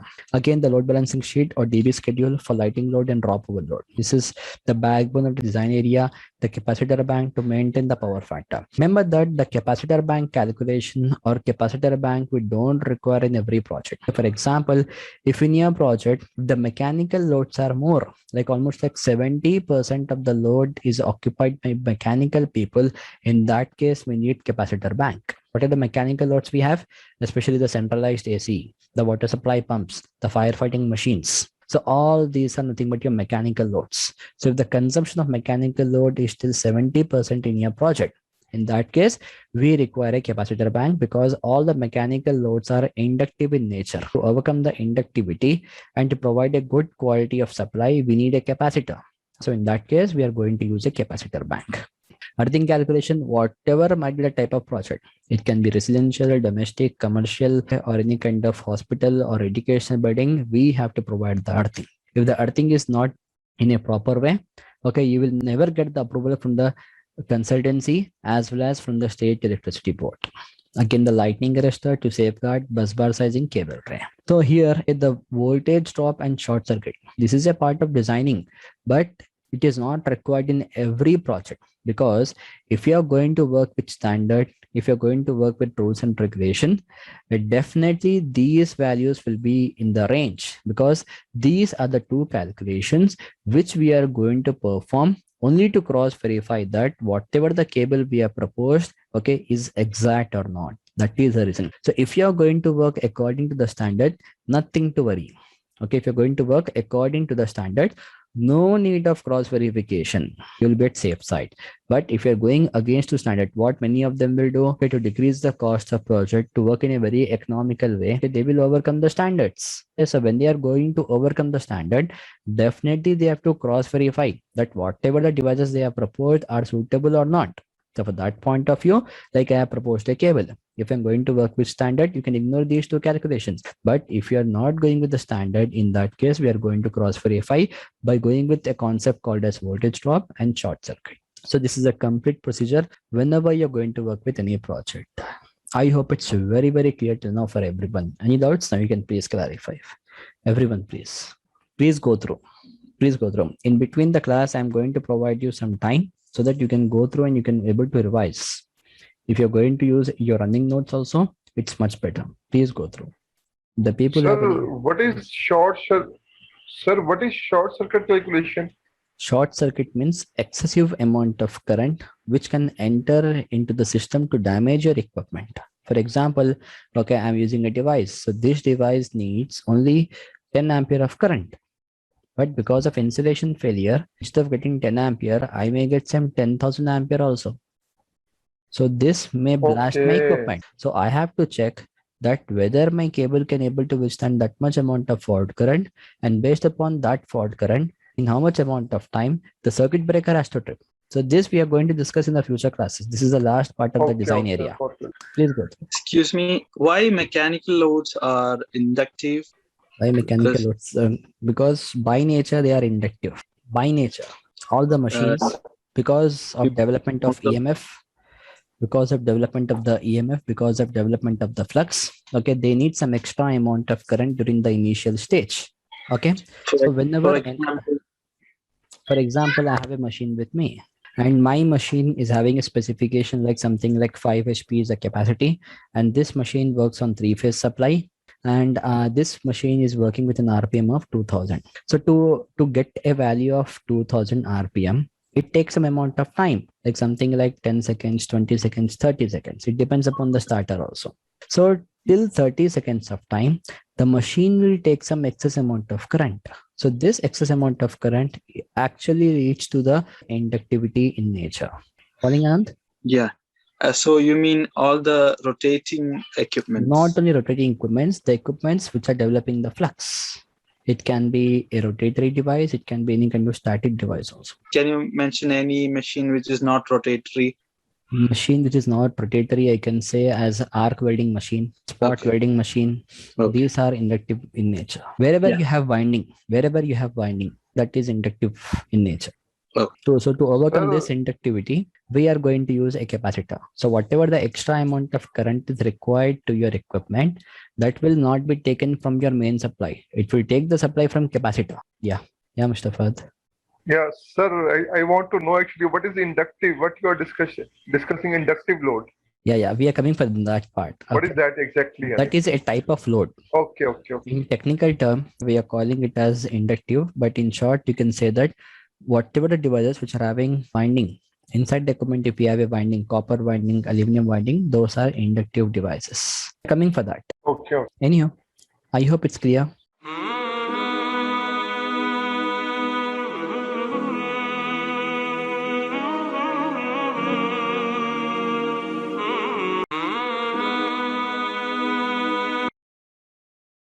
So next you can see requirements to perform the electrical designing. I am working as a designer, working into the design team. So I need some input.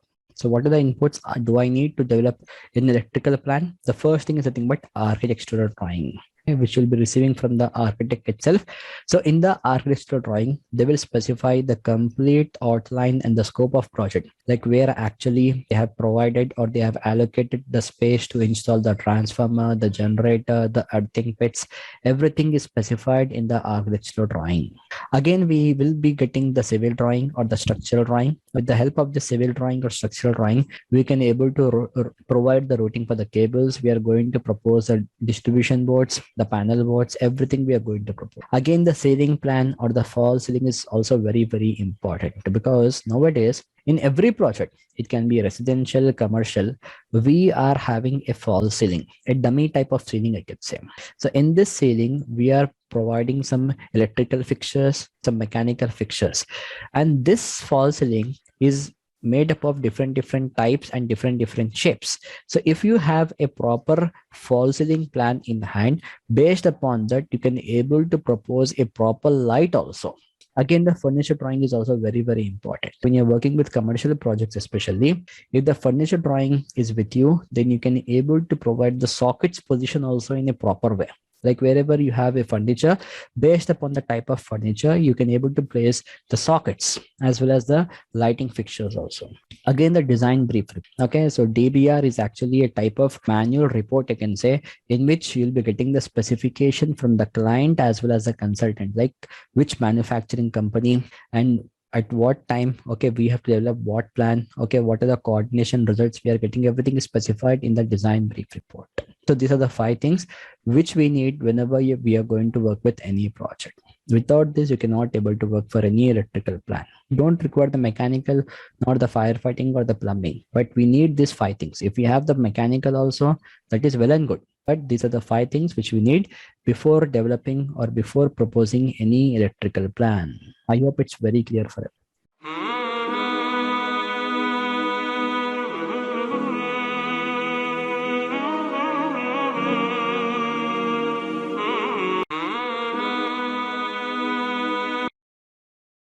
Next, talking about basics of electrical engineering, BEE. People from the electrical background, for them, I guess this is very, very clear. But the people who are not from electrical, non-electrical people, for them, please concentrate here much, because if you are clear with the starting 3 chapters, then I can say that next chapters will be very, very clear for you, because the starting 3 chapters are totally basics. So first thing, nothing but father of electricity.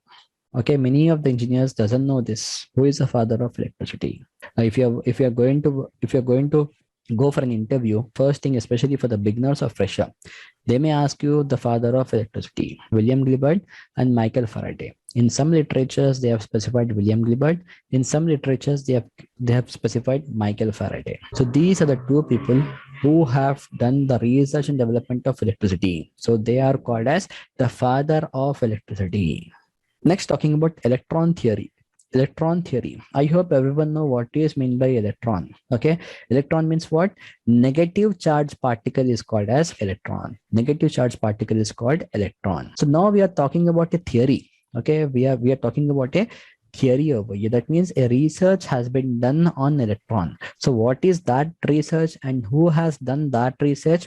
So electron theory was discovered in early 19th century. The year, as per my knowledge and belief, is 1919, but you can say as 19th century by 2 people, Lawrence and Roth. These are the 2 people who have done the research on electron theory. So what does this theory mean? What actually this theory has given us? Like you can see here that this is a copper wire. The rectangular thing, what you can see is actually a copper wire.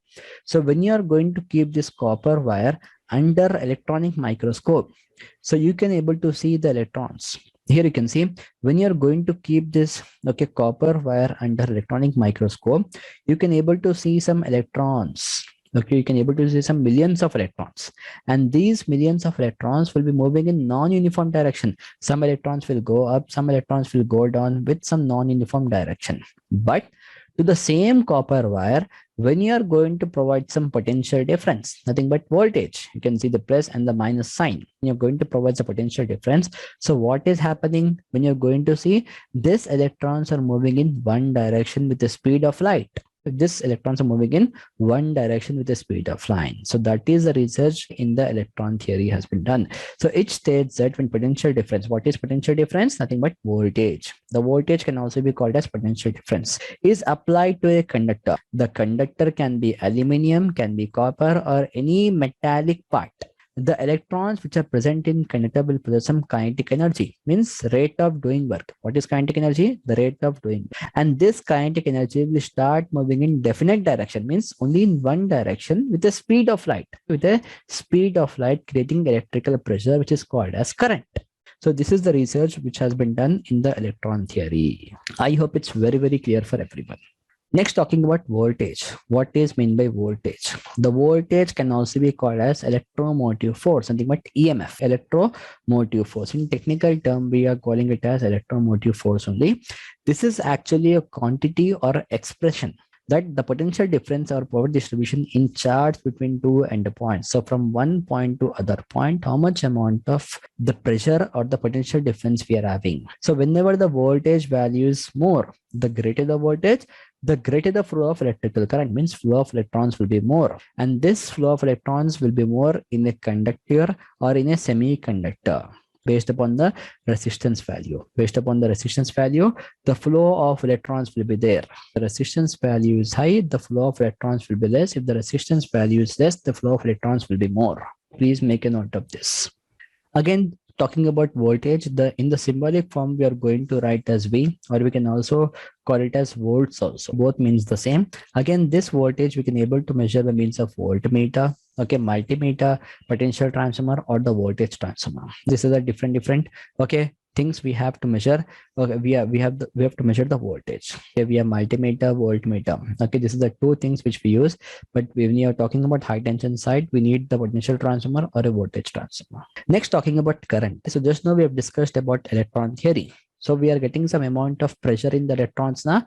That is nothing but current. So electrical current is a flow of electrical charges. Which charges are something but negative charges. So in electrical circuit, this charge is often carried by moving electrons in a wire, means flow of electrons. So in simple words, we can say that rate of flow of electrons, how many electrons are flowing. So that is nothing but current for us. So in symbolic form, we are going to write as A, or we can also pronounce as ampere, AMPS. And this current we can able to measure by means of ammeter, clamp meter, multimeter, or current transformer. These are the devices which we are going to use to measure the amount of current. If you are going to measure the amount of current nearby the transformer, in that case we need a current transformer. Again, talking about a conductor. What is meant by a conductor? Conductor means it is actually a material which will allow the free flow of electrical current in one or more or multiple directions. The best example is nothing but copper or aluminium, because for the complete house wiring, we go with copper or we go with aluminium. Aluminium is used at transmission side, whereas copper is used for the complete house wiring. Again, we have silver also, galvanized iron, gold, platinum, but we are not going to use for the house wiring. GI, nothing but galvanized iron, we can use for the earthing, for the lightning arresters, but not recommended because the efficiency is very less when compared to copper and aluminium. So in short, I can say that all the metals are nothing but a conductor. So out of all the metals, which metal is giving you 100% efficiency? Platinum. But we cannot go with the platinum for the house wiring. It's very expensive, more than gold. So we are going with copper. Or for the transmission side, we go with aluminium. Next, talking about insulator. Okay, so what is meant by insulator? Totally opposite of conductor. Okay, totally, because the conductor will allow the free flow of electron. This will not allow the free flow of electron. It is totally opposite of conductor. Example, nothing but your paper, rubber, plastic, Teflon, PVC, glass, and wood. These are the things, okay, by which, okay, we cannot able to pass electricity. Even a milliampere of current also we cannot pass with all these different materials. Okay, milliampere of current also. Next, we have one more thing called as semiconductor. Okay, we have one more thing called as semiconductor. So what is meant by semiconductor? Nothing but a combination of insulator and conductor. This is actually a man-made device. So this man-made device works as insulator also, works as conductor also. Okay, this is a very important and a very demanding thing in the polytronic area. So semiconductor is a substance. This is actually a substance, usually a solid chemical element. We have the silicon and germanium. Okay, these are the two materials which we are going to use to make a semiconductor, which will conduct electricity under some conditions. So based upon the conditions, we are going to provide the pulses. So whenever we are going to provide a pulse, what is happening? It is acting as a conductor. Whenever we are removing the pulse, it is acting as an insulator. So in short, I can say it is actually a very good medium for the control of electrical current. Okay, you can able to control even milliampere of current also. These semiconductor devices. So in short, whenever current is given, it acts as conductor. Whenever current is not given, it acts as insulator. I hope it's very, very clear regarding the semiconductor. The best example is in all your polytronic switches. Like we have thyristors, we have transistors, we have SCR, silicon control rectifiers. We have hundreds of polytronic switches. So all those are nothing but your semiconductor devices. So I hope till here it's very, very clear for everyone. Any doubts? Now you can please clarify. Everyone, please. Everyone, please go through. Please explain semiconductor.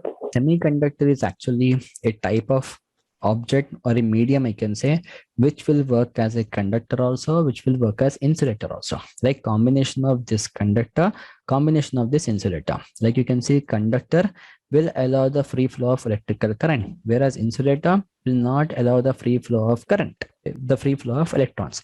But this is actually a device which works as free flow of electrical current also, which works as free flow of, not allow the free flow of electrons also. Combination of these two things is nothing but semiconductor.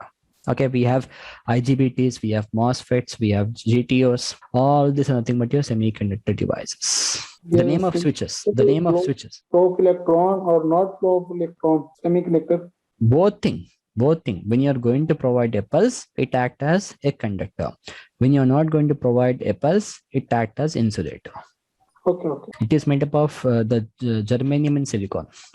Mr. Shafiq, please go through. As we are totally into the basic area, okay, we are working with the theoretical part much. When will this semiconductor act as an insulator? And it depends upon the microcontroller which we are going to use or which you are going to connect to the semiconductor. Okay, like you have a voltage stabilizer, you have an inverter, or you have any kind of SMPS.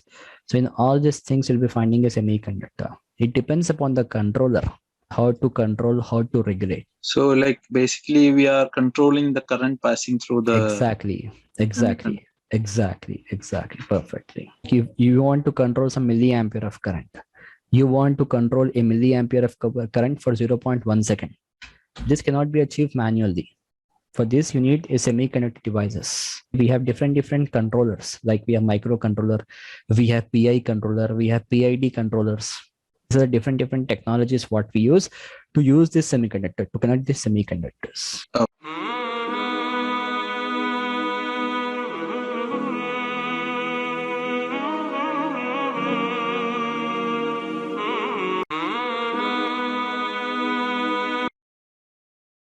Now you can see, basically in electrical system, the loads are classified into 3 areas. The load is categorized into 3 areas. The first one is nothing but resistive load. Next, we have the inductive load and the capacitive load. So what is meant by resistor? First, understand what is meant by resistor. Resistor means it is an element which opposes the free flow of electrons, which will oppose. So in the last class, we have understood about the current, the electron theory. So there what we have seen, with the flow of electron, we can able to get the value of ampere rating. So here, okay, this flow of electrons are getting opposed because of resistance value. So please make a note that whenever the resistance value is high, the flow of electrons will be less. Whenever the resistance value is less, the flow of electrons will be more. Okay? So take a simple example, a rough example. If you want to go somewhere, okay, it is a distance of almost like 5 kilometers. And to go and to reach to that distance of 5 kilometers, you're having two routes. On route 1 is huge traffic, whereas on route 2 there is no traffic. Which one will you prefer?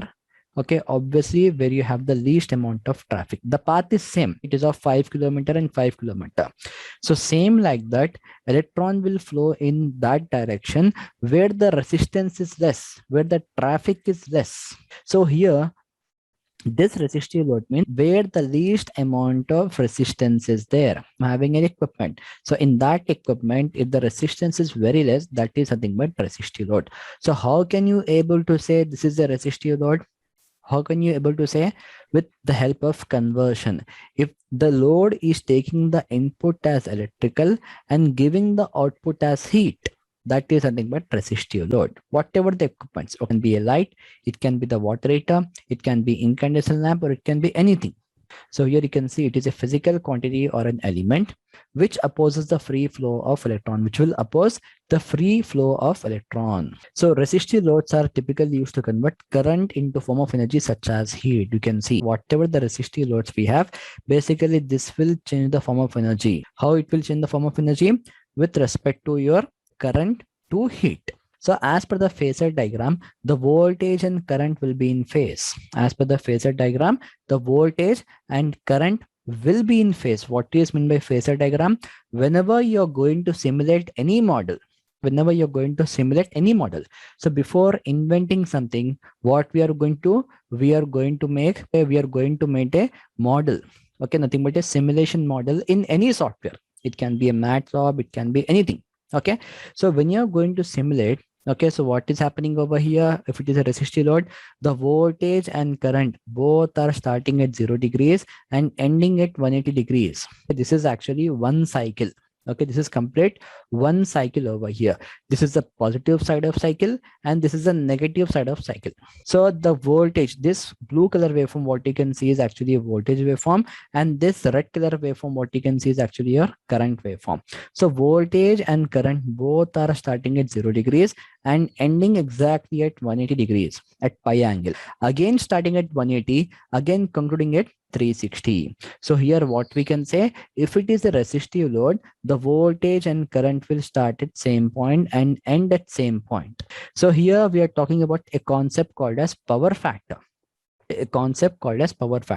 So what is a simple definition of a power factor? The cosine angle between the voltage and current. The angle between the voltage and current waveform. What is the difference we have? And that difference is noted as cos value. So here there is no angle difference between voltage and current, as both are starting at 0 and ending at 360 degrees over here. So here for the resistive load, the cos phi value is 0 degrees. The cos phi value is 0 degrees exactly. And as we know, the cos 0 is 1 as per the trigonometric table. So cos 0 is 1. So here what we can say, for purely resistive load, the cos phi is 1. What is cos phi? Nothing but power factor. So power factor will be 100% if you are going to use a resistive load. There is no kind of loss. There is no kind of loss over here. This is the main concept of your resistive load. I hope it's very clear regarding the resistive load. Everyone, please, any doubts, you can please clarify. Mr. Fahad, it's clear for you? I want to ask one question. Pi usually I'm sorry, take Mr. Fahad. 3.14. How you are denoting 180 here? Your voice is not clear, Mr. Fahad. Yeah, sir. Actually, I want to understand this graph. 0 to pi and pi to 2 pi. Okay, fine. Okay. Usually pi, sir, the value of pi is 3.14. Yes, 180 degrees equal to, when you're going to convert, it will be 3.14. But don't convert the value into 3.14. Okay, what is mean by pi? What is mean by pi in symbolic form? Only 180 degrees. When you are going to convert, that will be 3.14. Okay. That is symbolic, yani. Exactly. Okay, never convert the pi value. When you're going to convert the pi, definitely it will be 3.14 only. Okay. Yeah, okay, got it. Next here. So, sir, what about the curve? If the curve is high or low, it does not matter. We are coming for that. We are coming for the next one. Okay, inductive load. So here you are talking about if the magnitude, okay, this level is called as magnitude. Okay, if the magnitude is more or high, remember that always the voltage will be fixed. Like you can see in your home also, the voltage is 230 for the single phase system. In my home also, the voltage is 230. So magnitude will be fixed. The magnitude for any single phase supply will be fixed. This is a single phase simulated model for the resistive load. So magnitude will be fixed. Only the current value will differ based upon the load. If you're having a 5 kilowatt of load, the amount of current consumption will be different. If you're having 2 kilowatt of load, the amount of current consumption will be different. So this waveform, this current magnitude waveform will differ, but the voltage will never differ. I hope it's clear for you, Mr. Fahad. Yeah, it's clear, sir. It's perfectly clear. Okay, fine.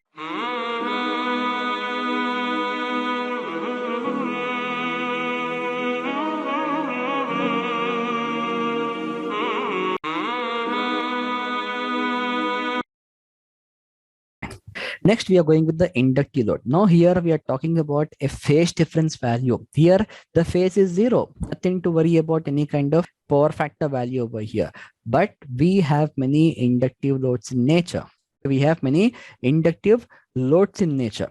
So basically, what is meant by inductive load? In the last class also roughly I have explained you that whatever the equipment, if it is having any kind of copper winding or aluminum winding, or if it is generating a magnetic energy, nothing but flux, that is nothing but inductive load. It can be anything. It can be a machine, it can be a stabilizer, it can be any SMPS, or it can be anything. If you are finding a copper winding, aluminum winding, or if that equipment is generating any kind of magnetic energy or a flux, that is nothing but inductive load.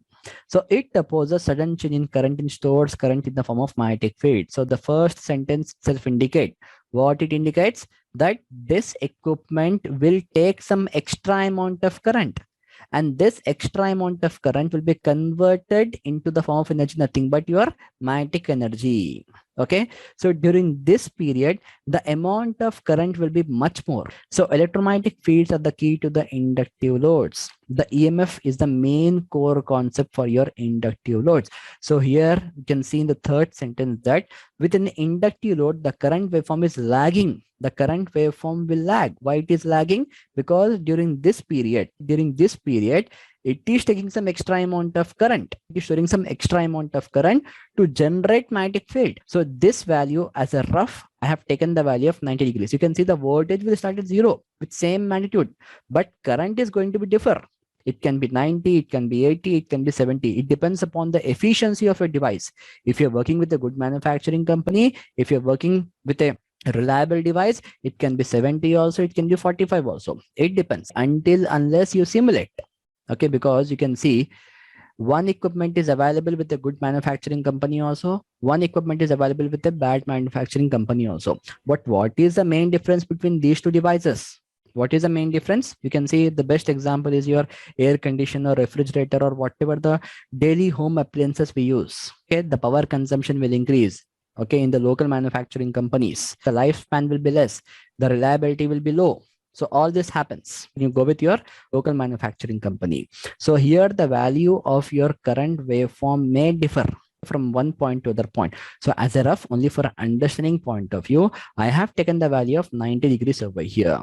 So here you can see the inductive load is a load which pulls large amount of current or inrush current. In the last class also, as I have told you, that any device will take some extra amount of current. Okay, will take some extra amount of current till some amount of time, like till your RPM value reaches. It can be 30 seconds, it can be 45 seconds, it can be for 1 minute also, it depends. So the units of inductive load is nothing but Henry. It is Henry over here.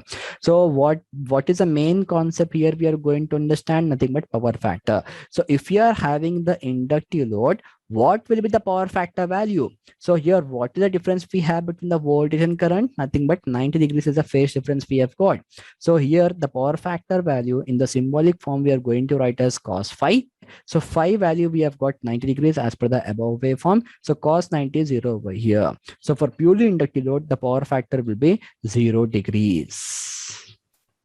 I hope it's very clear regarding the inductive load. And the best example for the inductive load is fans, pumps, motors, welding machines, etc. Wherever you find winding, it can be any device. Can you open the diagram, the phase diagram? Yes. Just go back a little bit. Okay. I want to understand when the current value is at the peak. Sorry, the voltage value is at the peak. Why the current value is 0? The current value is not 0. The But current it starts from, it starts. Yes, exactly. It starts. Exactly. It starts from 0 only. See, what? Sir, not this one. Sir, not this one. Yeah, this one. This one you mean? One, yeah, this one. Load. Yes. What I have mentioned here in the first, in the first sentence, what I have mentioned, it was a sudden change in current. There will be a sudden change in current waveform because this current is actually being used to generate your magnetic energy. When you generate magnetic energy only, your equipment will work. Getting Mr. Fahad? Sorry, sir. Please say again. Sorry. Mr. Fahad, here you can see I am using a machine. Okay, you're having a machine. You're having a machine of 230 volts, nothing but single phase supply, 1 HP, and this machine works with the speed of 1200 RPM. Okay, so when you're going to switch on your machine, the machine will take some time to reach us your 1200 RPM. Do you agree with this? Agree. Something like 30 seconds, 20 seconds, 45 seconds. Yeah, agree. So that is this period. That is this period. Okay. Okay, that is this period. Now got it. Thank you. Yeah. Because when your machine reaches your 200 RPM, then only you can able to deliver something. Like exactly. Supply pump. Okay, you will be getting some discharge amount of value when your machine is rotating at 200 or 1500 RPM.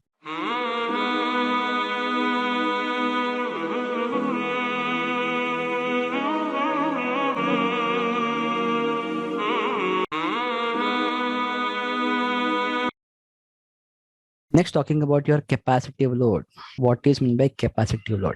So this is totally reverse of your inductive load. So here what is happening? It suppose a sudden change in voltage and stores energy in the form of current. Okay, it is totally reverse. What was happening in the inductive load? It is supposing sudden change in current. In the capacitive, it is totally reverse. It is opposing sudden change in voltage and stores energy in the form of current. Okay, I hope everyone have seen the capacitors. For every inductive load, you will be finding a capacitor. So what is the reason of capacitor? Okay, nothing but whenever your machine requires some extra amount of current, this capacitor, okay, will provide that extra amount of current. Okay, instead of taking from the main supply. Take one more example. Like you are in a room.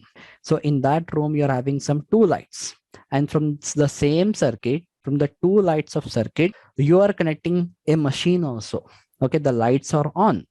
So when the lights are on, when you're going to switch on your machine, for a fraction of second, you can able to observe a flicker.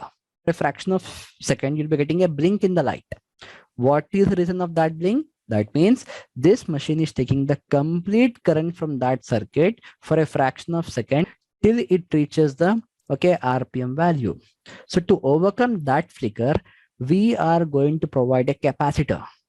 So this capacitor will overcome that flicker. I hope it's very clear. So for every inductive load, we have a capacitor. So this capacitor will store the amount of energy, nothing but current.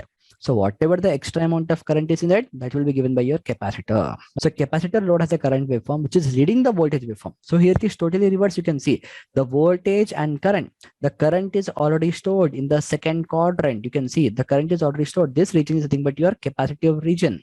So whatever the extra amount of current we need, that will be given from your capacitor. So the voltage is starting at 0 only. So as this is the second quadrant, so obviously it will be minus 90. So cos minus 90 will be 0. As a rough example, I'm taking 90 degrees. It can be 45, it can be 60, it can be any value. So example of capacitor load is what? Nothing but capacitor banks and synchronous condensers. So every inductive load will have a capacitor. Sir, please say again why you put 90, minus 90, negative. Example. See, this is the first quadrant region. Where is negative 90? This is the first quadrant. This is the second quadrant. This is the third quadrant. This is the fourth quadrant. Okay. So this will be the minus region for you. Okay. Okay. The basic trigonometry. Okay. So this is the main concept of your capacitive load. Okay. So one thing I'll be asking for everyone. It's very important interview question also. And especially I hope mechanical people, okay, will enjoy this question and they may also able to answer this. Okay. So my question is, I'm having a machine. It can be a pump, it can be a machine. So I'm keeping a machine in front of you and I'm asking you whether this machine will work with single phase supply or a 3-phase supply. I will hide the terminals, the cable terminals. I will hide the nameplate and everything. And my question is whether this machine needs a single phase supply or a 3-phase supply. Mechanical people. Getting? I will hide everything. So usually, we always give single phase supply. No, I have a 40 HP of water firefighting pump. So 40 HP of machine, how can we go with single phase supply? Your question is right. Did you got my question? See, I have a machine with me. Okay. Just by looking at the skeleton or the structure of the machine, you have to say that this is a single phase machine or a 3-phase machine. Everyone, please. You can please tell me, Mr. Rizwan, Mr. Anand, by looking at the 220 is 1 phase. 230 can be 3 phase. No. For the 3-phase, it will be 415. For the 3-phase. Okay, my question is, I repeat again, by looking at the skeleton or the structure of the machine, you have to say this is a single phase machine or a 3-phase machine. I will hide the cable terminals. I will hide the nameplate of the machine. How? Especially if you're working as a site engineer or if you're going to work as a site engineer, this can be the interview question. They will take you to the site and they will ask you.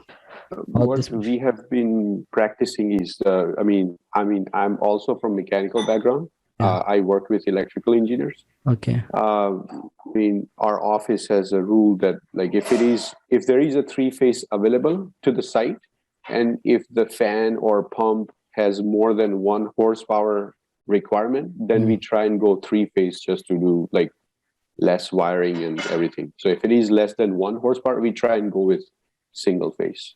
Perfect. I agree with you. Okay, till 1.5 HP, we can prefer and we can go with single phase.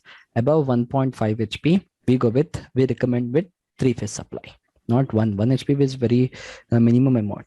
Okay, 1.5 also, because some manufacturing companies are offering till 2 HP also for the single phase. But 1.5 is enough. Yeah. But I haven't got the answer exactly. Okay, how can you able to say? Okay, like I'll be just showing you one image. With that image, can you able to tell me? For single phase motor, capacitor will be there. For single phase motor? Capacitor is there. For 3-phase motor? Capacitor, it's not required, right? It's not required. No, I totally agree with you and I really appreciate your answer. But second reference is wrong. For single phase machine, you'll be finding a capacitor. So whenever if a machine is having a capacitor, that means by default, we can say it is a single phase. Single phase. Okay, you can check your ceiling fan. Yes. Take a ceiling fan. It is an inductive machine. Yes. By default, the manufacturer will give you the capacitor. Yes. We are not going to calculate the size of capacitor. But you can see for all these machines, if it is a 3-phase machine, so you'll not find a capacitor. So we as electrical engineer, based upon the type of unit or based upon the type of installation and the power factor value, we are going to calculate the size of capacitor. Getting Mr. Rizwan? Yes. Which will be installed into your APF-CP panel or into your capacitor bank. Yes. So always remember this. So with this, what I can able to justify that every machine needs a capacitor due to this only. Mr. Fahd? But you know this. Yeah, sir. But you know, capacitor is always concealed. We don't know any whether. No. Why it is concealed? You can see a drum-like structure for every machine. But sir, in our ceiling fans, it is always concealed. No, we cannot see any. nothing is concealed. Nothing is concealed. We can see easily. It's when you're going to assemble your fan, you can able to see. Okay, you can see. Okay, sir. Now I will check. Now I will please, check. Okay, please. okay, sure. Yeah, Mr. Halim. How can we know that in the pumps is single phase or three phase? If it is a machine along with a capacitor installed, that is a single phase. If it is a machine without capacitor, it is a three phase. Okay. Here, where is the capacitor? Where? Picture, where is the capacitor? No. There is no capacitor over here. This is only a started a connection over here. Connections we have over here. You can see. Can you show a single phase motor with capacitor, similar one? Okay, fine. I'll just check. My mobile phone, the best image I can say where I have assembled the complete machine. Or yeah. Can you see? Yes. Okay. Yeah, this is a capacitor. Yeah, I haven't seen like this at sites, so I was like confused. See, whenever you're going to work with any project, especially when you're working with commercial projects, that machine will never have a capacitor because those machines will work with three phase only. For domestic point of view, for single phase machines like 1 HP, 1.5 HP only, you can able to see these things. Following, Mr. Fahad? So, sir,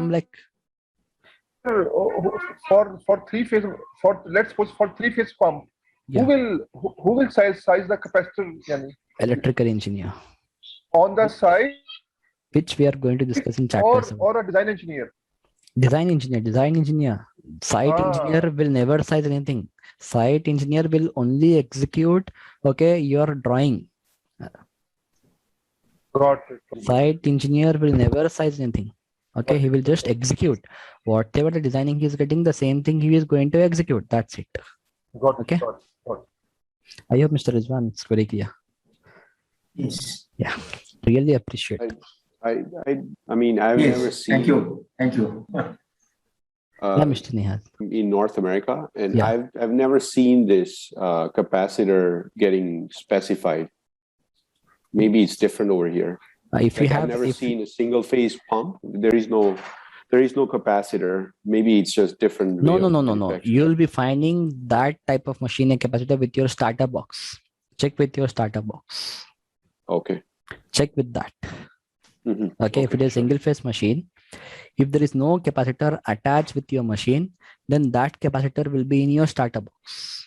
Okay. Along with your machine, you'll be getting a starter box. So check with that. You'll be finding a direct online starter, or if you're working with a good manufacturing company, they will provide you the VFDs. So in that, you can able to find your capacitor. So actually, if we are using a single phase motor or like three phase motor together, and we have a big system, and we are having a power factor correction equipment at the substation, then we will have a capacitor for the single phase motor alone again.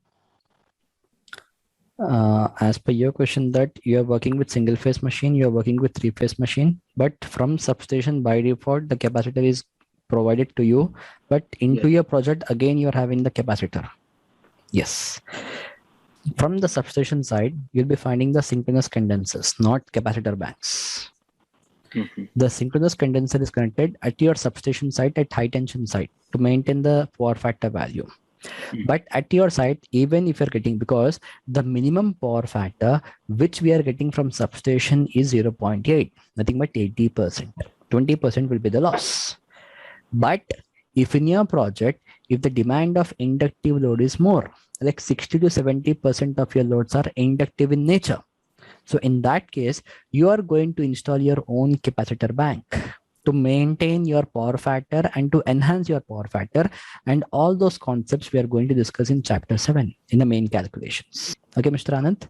Okay, thank you. Because if you are depending upon this power factor value only without installing your own capacitor bank, so what happens? The amount of current consumption will increase unnecessarily, because of which you may expect some more amount of electricity bill and charges. To overcome all those things, we are going to use a capacitor, because by default in this capacitor, we have some little amount of energy stored. So whatever that energy which is required in inductive load, that will be provided from your capacitor. Getting Anand? Yes, sir. Next, we are going with different voltage. Yes, Mrs. Swati. Sir मुझे एक doubt है, जब capacitor current store करता है energy के form, energy store करता है, तो वो डिस्चार्ज में होता है तब हमारी एनर्जी तो लॉस होती है ना, तो इंडक्टर के जैसे तो वो भी तो लॉस में ही चली जाएगी। Are you getting? Yes, I got your point. Okay, as per your query, what she's asking is, okay, the capacitor is charging and discharging over here. So when it is getting charged, so obviously when we are having, okay, when we are storing some extra amount of current over here, so then again it becomes the inductive load only. I guess Mr. Swati, it's clear. Question आपका यही है? हाँ, yes sir. Okay, it's not. See, you are having a battery with you. Okay, so what is the main function of battery? It charges as well as discharges. But after some time, it becomes decay for you. So same happens here also. Okay.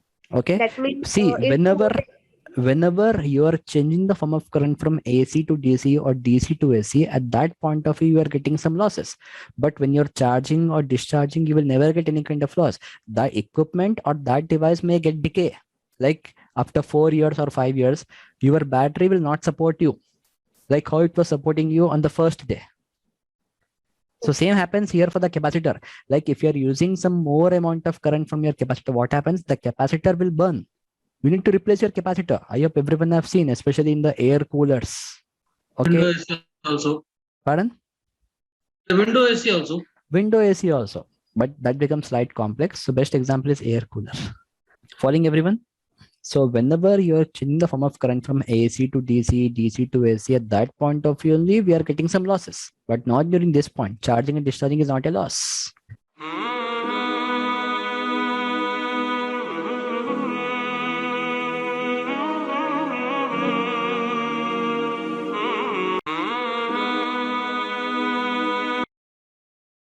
So next you can see the different voltage levels present across the globe. I am not specifying any specific country or specific region or specific standard.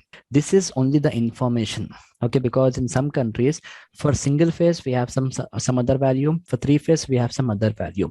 So from where you are getting the confirmation? Okay, you need to check your electricity bill.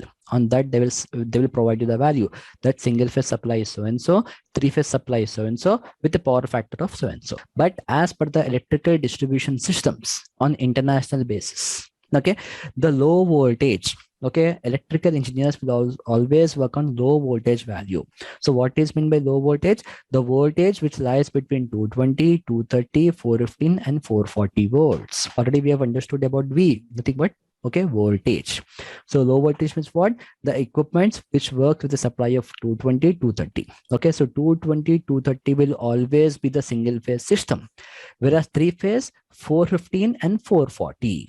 Okay, the electronic engineer or control system engineer or instrumentation engineers, they will work with extra low voltage area. So what is extra low voltage area? The voltage which is generally with less than 200 or 220. That will be the extra low voltage area. Okay, nothing but your shaver sockets, I can say, your trimmer chargers, you can say, or your Wi-Fi ports. So all this is nothing but your extra low voltage devices, mobile phone chargers. So that comes under your extra low voltage. As electrical, we are not going to deal with those devices. We are dealing from the low voltage area. So what is mean by normal voltage? The voltage which lies between 3.3 kV. What is mean by K? Nothing but kilo. So 3.3 kV, 6.6 kV, 11 kV and 13.2 kV. Okay, this is the normal voltage value. Next, we have the high voltage value. The voltage, okay, from 18.2, 22 and 33. All these values comes under the high voltage. Extra high voltage will be 66 and 132. Modern extra high voltage 220, 400, 440. Ultra extra high voltage will be 765 kV. So for distribution side, we always get 220, 230, 415, 440. Whatever the transmission lines or whatever the lines which you are going to see in your localities, in your societies, those will be your single phase or three phase voltage only. But whatever the lines, transmission lines which you can able to see on the highways, nearby the junctions, those will be of normal voltage or high voltage. If you are into a metropolitan city, okay, in that case, you may also find 33 kV also. But if you are in a normal city, there you can able to find 11 kV also. So this extra high voltage, modern extra high, ultra extra high, all this will be nearby your generating plant where you have the rectifying station, okay, or your inverting stations. There you can able to see all these values. I hope it's very, very clear. And in India, I can say the 90% of the projects will get a supply from 11 kV. So what is the 11 kV as a point of supply over here? Like I'm working with a project. I have a project with me. It is actually a commercial building, I can say, okay, where I have got a load of 300 kilowatts. So in order to provide a 300 kilowatts of load, I need my own transformer. Okay, I cannot take from the distribution pole. So I have to take from my own transformer. So this transformer will have two ends. One is nothing but the input side, one is nothing but the output side. Every transformer will have two sides. One is the input side of transformer and the output side of transformer. So input side of transformer will always have 11 kV of voltage, especially in India in 90% of the cases. This value may differ in India also, but for some specific reason, which we are going to discuss in the chapter 11 in the transformer calculations. So 11 kV is generally used as point of supply. Okay, in India as well as in many other countries. In the Gulf, we go with 13.8, we go with 22 also, especially in Saudi Arab. Okay, so in India, especially in the state of Maharashtra, we go with 22 kV of point of supply in Maharashtra. Okay, I have no idea why they go with 22 kV, but in Maharashtra, okay, in India we have a state of Maharashtra, there we go with 22 kV. The rest we go with 11 kV only. And these values may differ from one country to other country, but as per electrical distribution system, this is fixed. Values may differ.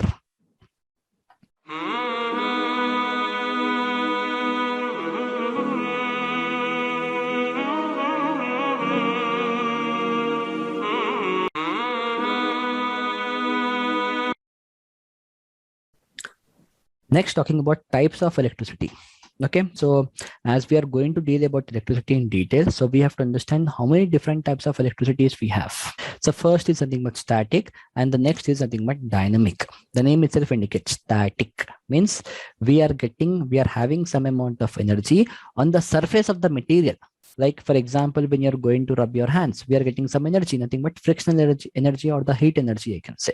So whenever if the charges are going to be developed on the surface, that is nothing but static energy. Next, we have the dynamic. So whatever the electricity which we have developed, if we are going to make a category in that based upon the flow of electrons, okay, so that is nothing but dynamic electricity.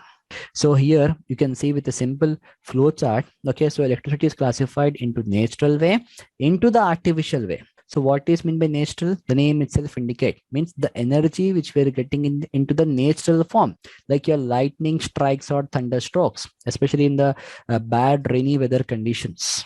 Artificial means which we are generating.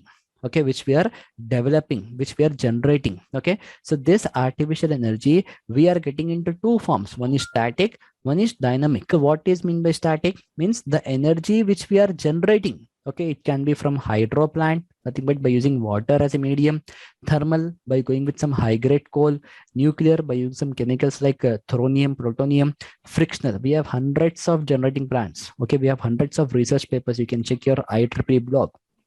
You'll be finding some hundreds of research papers where we are getting some energy from the frictional process. So the same artificial concept we are going to derive in terms of dynamic, because electricity is classified in terms of alternate current and direct current. So what is the basic difference we have?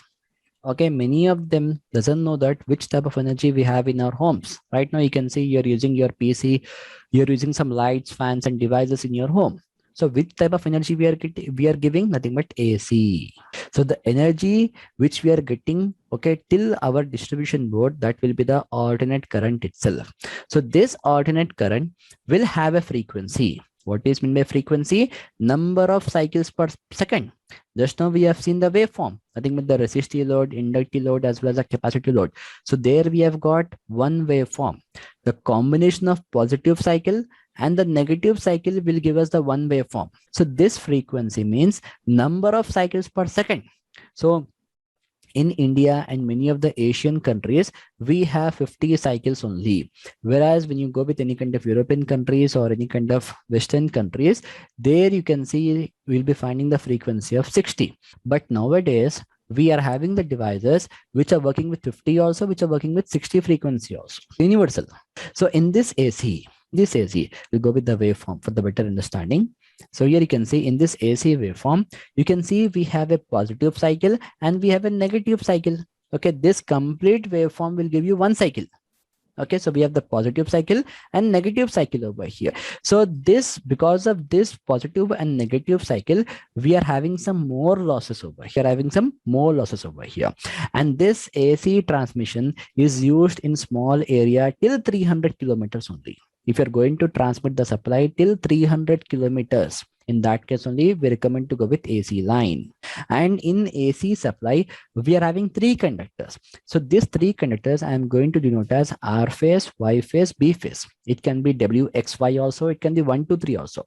So RYB I have indicated because R stands for red, Y for the yellow, B for the blue, only as a color codes. When talking about DC, nothing but direct current, the frequency is 0 over here. We have fixed amount of magnitude. Like when you talk about a battery. So battery is having a voltage, a fixed value like 12 volt or your 48 volts or 6 volts. Okay, so here we have a fixed amount of magnitude value. So frequency is totally 0 because here we will never find any kind of positive cycle and a negative cycle. So based upon that, I can say that the losses are less, nothing but minimum to 0, I can say. So this is using long transmission, more than 300 kilometers. Okay. Sometimes what happens, we are going to transmit the supply, okay, from one point to other point, like from one state to other state, one city to other city. The span is more than 300. We go with the direct current line. And here we have only 2 conductors, positive and the negative conductor, plus and minus conductor. Here we are saving the cost of a conductor also. Following? I hope it's very clear regarding the classification for everyone. Any doubts? Now you can please clarify.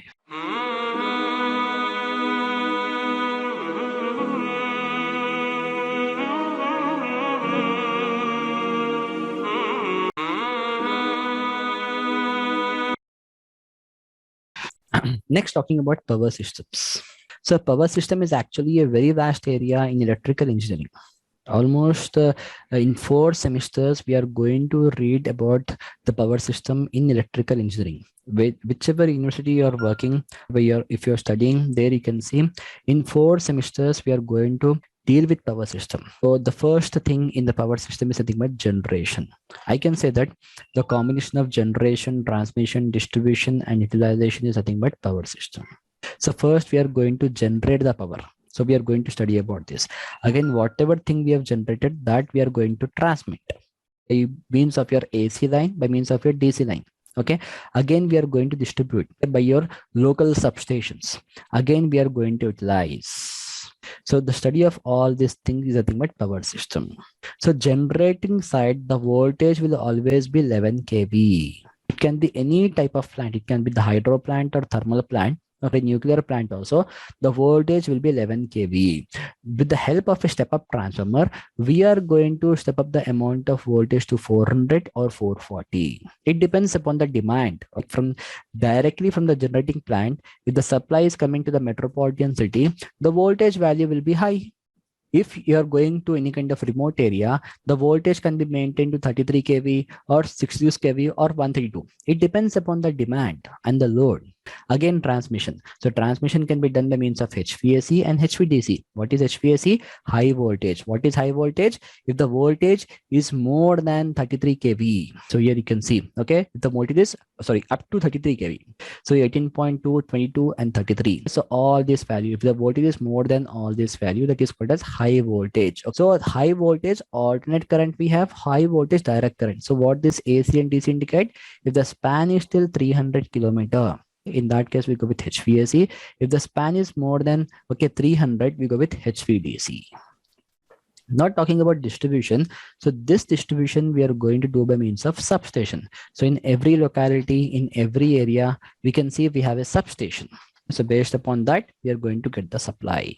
And as a rough figure, I can say, okay, the tariff, the total expenditure of power system in terms of percentage. Like on monthly basis, we are getting electricity bill now. So on what basis they are charging us? So here you can see the ratio. The generating cost is 40%. The transmission cost is 20. The utilization and distribution charges are 40%. So this is the actual ratio. Based upon this ratio only, they are going to make a tariff. I hope it's very, very clear for everyone regarding the power system. And you can see the flow chart over here. The generation will always be 11 kV. Based upon the demand, we can able to go for 440, okay, or 400, 220, 132, 66, 33, 22, 11 kV. And coming back to the same single phase or three phase supply. Or directly from generation of 11 kV, we can able to get the single phase and three phase. Yeah.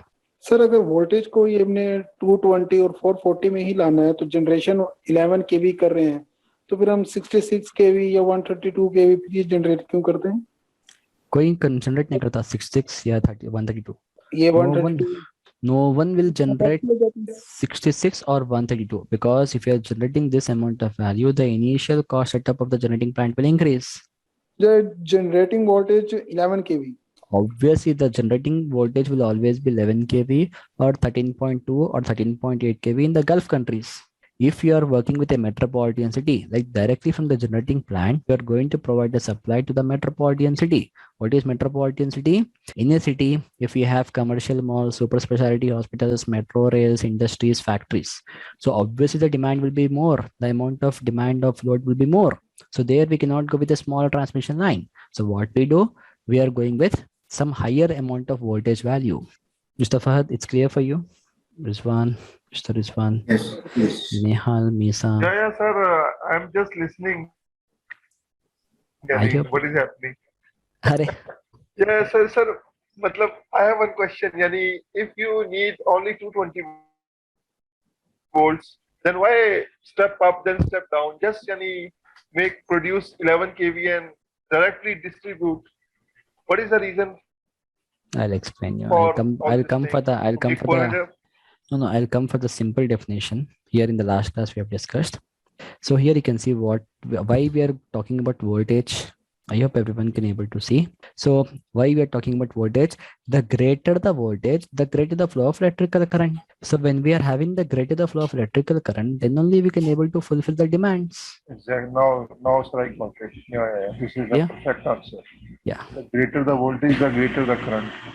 Okay, because your device will need the current, only it will provide you the output. Exactly, sir. That is the reason. And one more thing, my previous classes will resemble to my next class.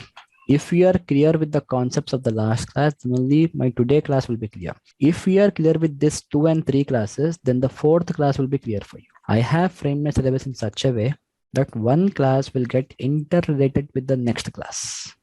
So each and everything is very, very important over here, very, very helpful for you also. So never underestimate the theoretical part. Many of them will just overcome the theoretical part. They focus on the calculations. You can only able to understand the calculations when you are clear with this theoretical part. So this is very important. Yeah. So this is what we have in the first chapter. So I will not start the second chapter over here. Inshallah, in tomorrow's class, we'll go with the second chapter. So please go with the concepts what we have discussed, because in next class, we are going with some formulas. We are going with some calculations. Inshallah. Excuse me, sir. Yeah. Will we be learning about transformers, the step up and step down processes? The sizing of the transformer we are going to do. Okay, like the theoretically what happens inside the transformer. Yes, exactly. What parts we have, what actually happens in the transformer, what are the how we are going to assemble the transformer, and how we are going to calculate the size of transformer. All those things we are going to learn in the future classes. But we are working with the low tension side, not the high tension side. Okay. Make sure about this. Okay.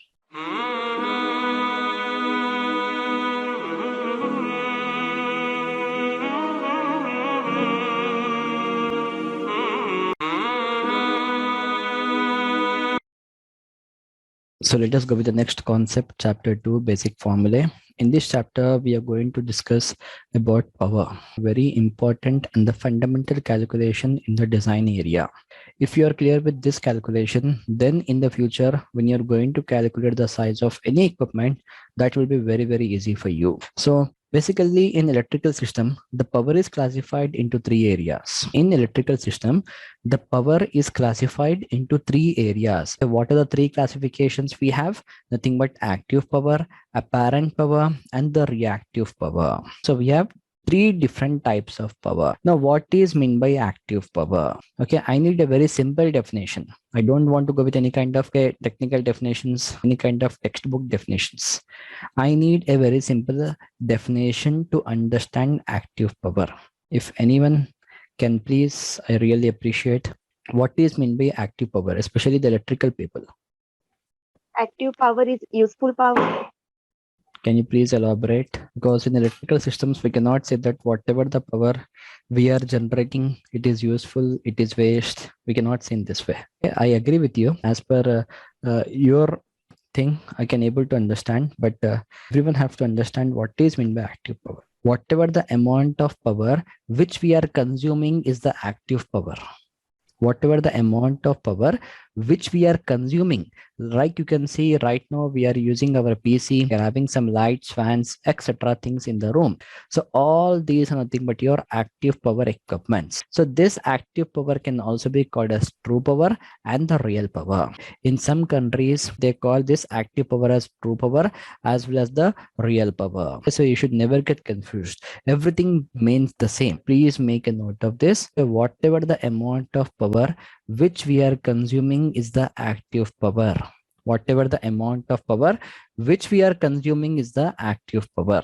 Okay, whatever. Can you just repeat the line? Whatever the amount of power which we are consuming is active power.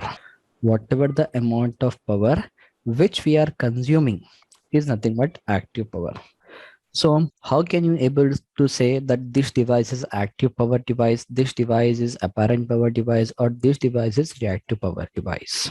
By looking at the units, we can say that, okay, by looking at the units, we can say that this is the active power and apparent power. So whenever if the equipment is having the units in terms of watts, in terms of kilowatts, or in terms of megawatts, that will be the active power equipment. If the equipment is having the units in watts, kilowatts, or megawatts, watts, kilowatts, or megawatts, then that is nothing but your active power equipment. So this active power, the loads are classified into two types. Active power loads are classified into two types. One is nothing but in terms of single phase system. One is nothing but in terms of three phase system. Okay, one is in single phase system and one is in three phase system. So for three phase, the formula will be P equal to, P stands for power, √3 for the three phase, V for the voltage, I for the current. We've already discussed about all these parameters in the first chapter. Again, the cos phi value, nothing but the power factor value. This is the basic power factor value which we are getting from substation. And in my course, I'm going with a power factor of 0.8. In my course, I'm going with a power factor of 0.8. If you're working with some metropolitan city or if you're working with good projects, in that case, the power factor can also be 0.85. Now talking about the single phase system. So for single phase, we have P equal to VI cos phi. There will be no √3 times. There will be no √3 over here. And for the single phase, I'm going with a voltage of 230 volts. For three phase, I'm going with 450. In some countries, they go with 405. They go with 440 also for the three phase. For single phase, they can go with 220 also. So these values, you have to check with your state electricity board standards. In many of the Asian countries, they go with this value. And in my complete course, I'm going with this voltage value because in majority of the cases, we have this standard value only. Now, the question comes over here. At what point we have to go with three phase formula? At what point we have to go with single phase formula? So whenever, if you have a load till 5 kilowatt, in that case, we can go with single phase supply. That means in my home, whatever the equipments I'm using, so when I'm going to assemble all those loads, if it is not exceeding more than 5 kilowatt of load, in that case, I can go with single phase energy meter or single phase supply to my home. Whereas when you talk about the three phase, if the load is more than 5 kilowatt in your home, okay, or in your flat, so in that case we are going to take a three-phase supply. We are going to take a three-phase supply over here. Okay, so this is about the single phase and three phase. And in some countries, in some states, we go till 4 kilowatts also. Okay, we go till 4 kilowatts also, and this value will be more than 4 kilowatt over here in some cases, in some countries. So these two values again you have to cross verify from the state electricity board. Now talking about a HP value, because what is meant by HP? Nothing but horsepower. So as we know, 1 HP equal to 746 watts, 746 watts, nothing but 0.74 kilowatts, I can say. So as you can see, the HP is giving you the units of watts or kilowatts. So obviously this parameter also comes under your active power, because whatever the equipments which are having the units of watts, kilowatts, or megawatts, that will be the active power device only. So to achieve this 5 kilowatt of value, we can say that till 6 HP, we can go with single phase. In practical point of view, this is not possible, because if you're going to use a one constant 6 HP of machine, definitely it will be of three phase. But if you are having multiple machines till 6 HP, in that case, we may use, that is also not recommended. But this 6 HP will be less than 5 kilowatt. So based upon this condition, I'm going to say you that, okay, till 6 HP, we can go with single phase supply. I hope regarding the active power, it's very clear for everyone.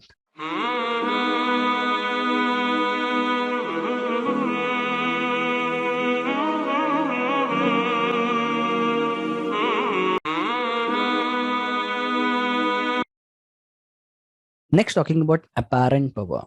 So what is meant by apparent power? The equipments which are giving us a supply, which are giving us the power, those are the apparent power devices. Please make a note of this. The equipments which are giving us a supply or which are feeding us the supply are nothing but apparent power devices. Okay, these are very simple, okay, definitions I can say. The equipments which are giving or which are feeding the supply, those are the apparent power devices. So from where we are getting the supply? From the transformer. From where we are getting the supply? In case of emergencies, from generators. From where we are getting the supply? In case of critical and the sensitive loads, from the UPSs and inverters. So all these are nothing but your apparent power devices. Please make a note of this. The transformer, generator, UPS, inverters, everything are nothing but your apparent power devices, because these are the equipments which are giving us a supply. Will it include the panels? Which panels? Like LT panel, HT panel? No. Those are the sources. Okay, I mean, those are the mediators from which we get the supply. But no, those are not the devices which are giving us a supply. Those are the mediators. Why we use a panel board? Okay, for the reliable supply to overcome any kind of, okay, short circuits or any kind of faults. Panels are always used to monitor, okay, to troubleshoot, to get a reliable supply for all those things. But we never get a supply from the panel. Transformer, generator, UPS, inverters, battery banks, these are the sources. Sir, can we say any device which produces power, that is an apparent power? No. We cannot say that. No. Generator produces electricity. See, generator produces generator produces electricity, but it doesn't mean that, okay, that is, okay, that is not your apparent power device. The equipments which are giving us a supply. But you said equipment which gives supply. See, what is the other name of generator? Alternator. Pardon? Alternator. Yes, alternator. Okay, the other name of generator is nothing but alternator. So when you talk about alternator, that is nothing but a device which changes the form of energy from mechanical to electrical. Following, Mr. Fahad? Yeah, following. But no, I am talking in the light of the sentence. Equipment which gives supply is called apparent power. It means any equipment which produces electricity, we can say like that. See, what is a basic, why there is a basic requirement of transformer in any project, or why there is a basic requirement of UPS or inverter in any project? To to get the voltage as per your desired, as per the Value. equipment, as per the equipment requirement. Exactly, exactly. But this transformer or this UPS. Honestly, I don't know. I just I just said on the basis of a logic. No. Basically, you're right. Okay, in a you, simple sir. way, I can say you that okay, we are going to use a transformer to maintain the voltage value as well as to maintain the frequency and to step up and to step down the voltage. That is a basic definition for the transformer. But remember that this device is actually helping you to get the supply. Getting? Okay, for example, in my project, there's a requirement of 1000 ampere of current. So what is a device which is used to measure this 1000 ampere of current? We cannot go with multimeter, clamp meters. We have to go with current transformers. Following, we have to go with current transformers. So these are actually the sources for us. These are actually the sources for us. I'm talking about the source, not the generating thing.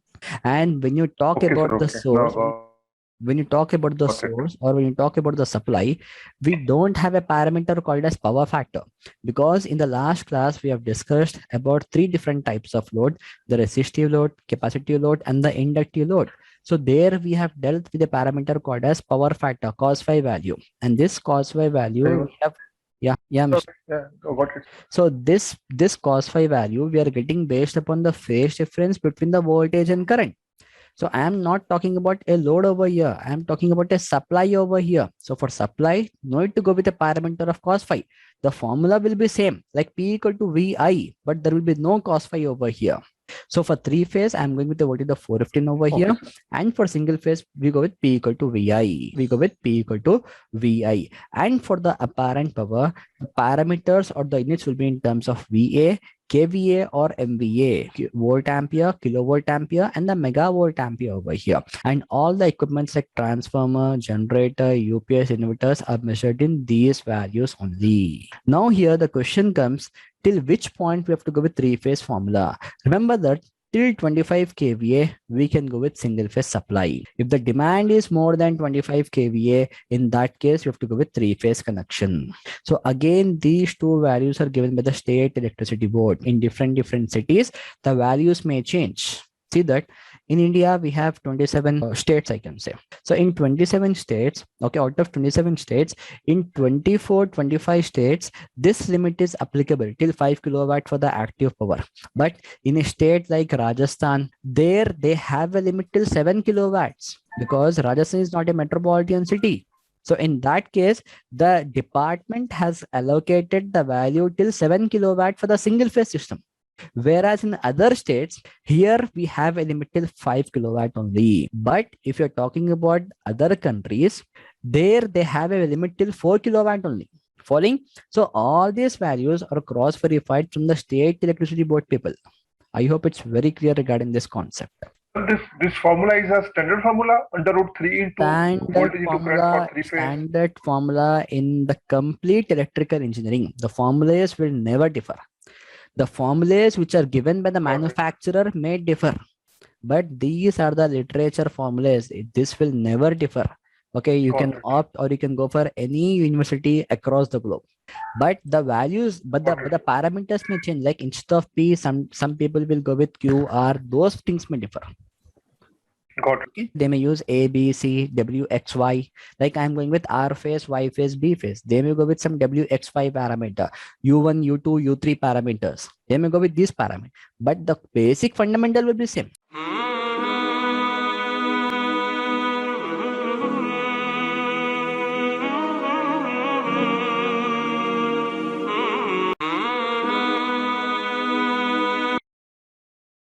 Next, talking about reactive power.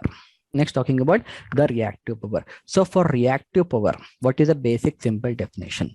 Remember that the equipments which are used to maintain the quality of power, please make a note of this. The equipments which are used to maintain the quality of power, these are nothing but reactive power devices. The equipments which are used to maintain the quality of power. The equipments which are used to maintain the quality of power. These are the reactive power devices. So in the last class, we have seen that in the inductive load, because of sudden change in current or because of inrush current, there will be a huge demand of current. So to overcome that, we are using a capacitor. So this capacitor will provide a back EMF as well as the inrush current parameter to your inductive load. So this capacitor is actually a power quality tool to your equipment. This capacitor is actually a power quality tool to your equipment. So whatever the equipments which are used to maintain the quality of power, those are the reactive power devices. And here the formula is meant only for the three-phase system, not for the single-phase system. And what is the formula we have? P equal to root 3 VI sine phi. So the value is totally reversed. The opposite of cos is sine over here. Why we don't have a formula for the single phase? Because for single phase, by default, the manufacturer is responsible to maintain the quality of power. For three-phase systems, we are responsible. And here I have taken the sine phi as 0.6. Why I have taken the sine phi as 0.6? Because from basic trigonometry, we have a formula under root of 1 minus cos square phi. So what is a cos phi? I'm assuming in my course, nothing but 0.8. So when the cos phi is 0.8, when you're going to substitute in this value, we are getting almost like under root of 0.36, which is 0.6. So whenever the power factor is 0.8, this value will be 0.6. But if in your case, if in your project, if the power factor which you're taking is 0.9, 0.96 or 0.85, in that case, this value may also differ. So based upon the power factor of 0.8, I have got the sine phi value is 0.6 over here. So KVR is used only for the three-phase, so formula remains same for all. I hope it's very clear regarding the three things. Now you can please go through, please revise so that we can go with the next concept. Actually, how did the value of cos phi become 0.8? This is the basic power factor which we are getting from substation. So we took it as reference to change sine phi. Yes, perfect. You can check your electricity bill or you can check your energy meter. There you will be getting the value like 0.9, 0.8. You can check in your home itself or on the electricity bill or at the back side of electricity bill. They will make a print. What is the power factor you're getting from the source of supply? Well, actually, what is phi? Phi Like is the phase difference. Phase difference. Phase difference. Phase difference or angle difference. Okay. Between the voltage and current. Okay. You can write down the basic, the simple definition for power factor, the cosine angle between the voltage and current. Cosine angle. So phi is the angle. Cosine angle between voltage and current. Voltage and current.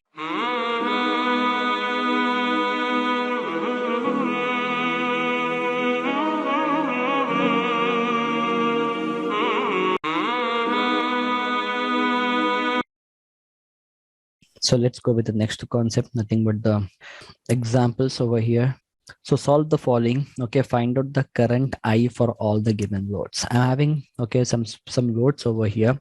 So for all these loads, I have to calculate how much amount of current required to run all these devices. Not specifying any kind of device name, like this is resistive load, this is inductive load or a capacitive load. I'm not specifying all those things. I just need that how much amount of current is required to run this load. I have 500 watts, 3000 kilowatts, 75 kVAR, 12 kVA, 1200 watts, 50 HP, 12 kilowatts, 5 kVAR, 28 kVA, 175 kVA, 5000 watts, 18 HP, 35 HP. So for all these values, I have to find out the current value. Okay, current in the symbolic form is I. Current in the symbolic form is I. So first thing, whenever you have to find out the current value, what you are going to do, you have to check what type of power it is. So here you can see the units 500 watts. Watts means what? Nothing but active power, and less than 5 kilowatts. So single phase system. So formula for the single phase is what? P equal to VI cos phi. P equal to VI cos phi is the formula for the single phase, and for the single phase I'm going with a voltage of 230. So P equal to 500 watts. Okay, nothing but power. Voltage is 230. Power factor which we are getting is 0.8. So I have to find out the I value. So from this equation, to get the I value, I can write as I equal to P by V into cos phi. So P is 500, V is 230, cos phi 0.8. So when you're going to substitute, you're getting the value as 2.71. That means this much amount of current is required to drive your 500 watts of load. Getting? I hope everyone is following this concept. Next, we can see for yes. So actually, I did I late because I go to Haram and came. So that's the reason. Can you send me this 20 minutes video? No problem. Because actually, yes, thank you very much. So next you can see for 3000 kilowatts. So kilowatt is what? Nothing but active power. 3000 kilowatt is active power, and more than 5 kilowatt is nothing but three-phase system. So here we can say this is active power and works on the three-phase supply. So three-phase 415 volts. The formula for the active power is what? P equal to root 3 VI cos phi, where P is 3000, V is 415, cos phi equal to 0.8, nothing but the power factor. So we have to find out the I value. So I equal to P by root 3 into V into cos phi. P is nothing but 3000. As a value is in kilo, so multiply with 10 power 3 or 1000 divided by root 3, voltage 415, cos phi 0.8, which gives you how much? 5217 ampere. That means this much amount of current requires to drive your 3000 kilowatts of load. Next, we have the 75 kVAr. kVAr is what? Nothing but reactive power. And for reactive power, there is nothing like single phase. Directly, we have to go with three-phase formula. P equal to root 3 VI sin phi is the formula. So P equal to 75 kVAr, V is 415, sin phi equal to 0.6. Sin phi is 0.6 over here. So here, when you're going to substitute I equal to P by root 3 into V into sin phi, which gives you 173.9 ampere. Next, we have the 125 kVA. kVA is what? Nothing but apparent power. And if it is more than 25 kVA, so obviously it's a three-phase. So we know that P equal to root 3 VI is the formula for the three-phase for apparent power. So P is 125, V is 415, I we have to find out. So which gives you 173.9 ampere. Next, for 1200 watts or 1.2 kilowatts also I can say. So watt or kilowatt means nothing but active power, and less than 5 kilowatts of single phase. So P equal to VI cos phi is a formula. P equal to 1200, V is 280, cos phi 0.8, which gives you 6.52 ampere. Again for 50 HP, nothing but active power, more than 6 HP, so three phase. As we know, 1 HP is 746 watts. 50 HP means 50 into 746, which gives you 37.3 kilowatts. So again, we have the units in terms of kilowatt. So here also we can say that this is active power only and three phase because more than 5 kilowatt. P equal to root 3 VI cos phi is the formula. P is 37.3, V is 415, cos phi 0.8, which gives you 64.86 ampere. 64.86 ampere. Next, we have for 12 kilowatts. Kilowatt is active power more than 5 kilowatts, so three-phase system. P equal to root 3 VI cos phi. So P is 12 kilowatt, V is 415, cos phi 0.8, which gives you 20.86 ampere. Next, we have the 5 kVAr. kVAr, again the reactive power, nothing single phase over here. So P equal to root 3 VI sin phi. P is 5 kVAr, V is 415, sin phi 0.6. So when you substitute the I value, we are getting 11.59 amp. Next, we have the 28 kVA. kVA means apparent power, more than 25 kVA, so three-phase system. P equal to root 3 VI is the formula. P is 28 kVA, V is 415, current equal to how much? Which gives you 38.9 ampere. Next, 175 kVA. kVA apparent power, more than 25 kVA, so three-phase system. So P equal to root 3 VI is the formula. P is 175, V is 415, I equal to how much? Which gives you 243.4 ampere. Next, for the 5000 watts, nothing but 5 kilowatt. Even if you're having 5001 watt also, you have to go with three-phase system. So here we have a limit till 5000. So we know that P equal to VI cos phi is the formula. So P is 5 kilowatt, V is 230, cos phi 0.8. I repeat again, even if you're having 5001 also in that case. So I request everyone to please mute your microphones. Okay. So I equal to much? I equal to P by V into cos phi. So P is 5000, V is 230, cos phi 0.8, which gives you 27.17 ampere. 27.17 ampere. Next, we have the 18 HP. We have the 18 HP. So 18 HP is what? Nothing but more than 6 HP. So directly we can say it's a three-phase system. So 18 into 746, nothing but 13.42 kilowatts. 13.42 kilowatt, more than 5 kilowatts, so three-phase. P equal to root 3 VI cos phi. So P equal to 13.42, V is 415, cos phi 0.8, which gives you 23.3 ampere. Again, you can see the last one, 35 HP. So as we know, 1 HP is 746. If you want to compare, you can see 35 into 746, 26.11 kilowatt. So more than 5 kilowatts, so 3 phase, P equal to root 3 VI cos phi. So here we got a current of 45.4 ampere. Here we have got a current of how much? 45.4 ampere. I hope it's very clear regarding this calculation. Any doubts? Now you can please clarify. If everyone. What is the minimum kVr to change from three phase to single phase to three phase? What is the minimum? Less than 5 kVar. Yes. Like KW, same. Yes, we can say. But kVA 25, right? Yeah, for kVA 25 kVA, because the capacitor size minimum is of 5 kVar minimum available. Sir, I would like to ask you one question. What is the importance of knowing the value of current in electronic devices? Without getting knowing the value of current in electronic devices. It's a basic question, please. No. See, without knowing the current value, okay, you cannot run your system itself. Okay. Without knowing the current, because if you know that this device required this much amount of current, then only you can able to calculate the size of cable, calculate the size of circuit breaker and all the devices. Yeah, sir. I have seen in my life, Lani, every electrical equipment requires a different amount of current. Some requires very low current, some requires high current or medium current. Yani, so this is what I just want to understand from you, Yani. I just want to understand from you, Yani. What is the importance? How we actually? So it helps us in sizing, cable sizing, basically. Not cable sizing. All the device calculations depends upon the current value only.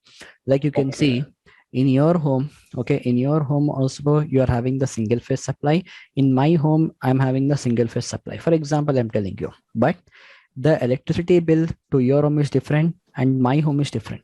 Can you see? Yeah. Because of the current value. Exactly. Okay, see, you can see in your home also you are getting the 230 volts with a power factor of 0.8. In my home also I'm getting the power factor of 0.8 with the voltage of 230. But current consumption is different.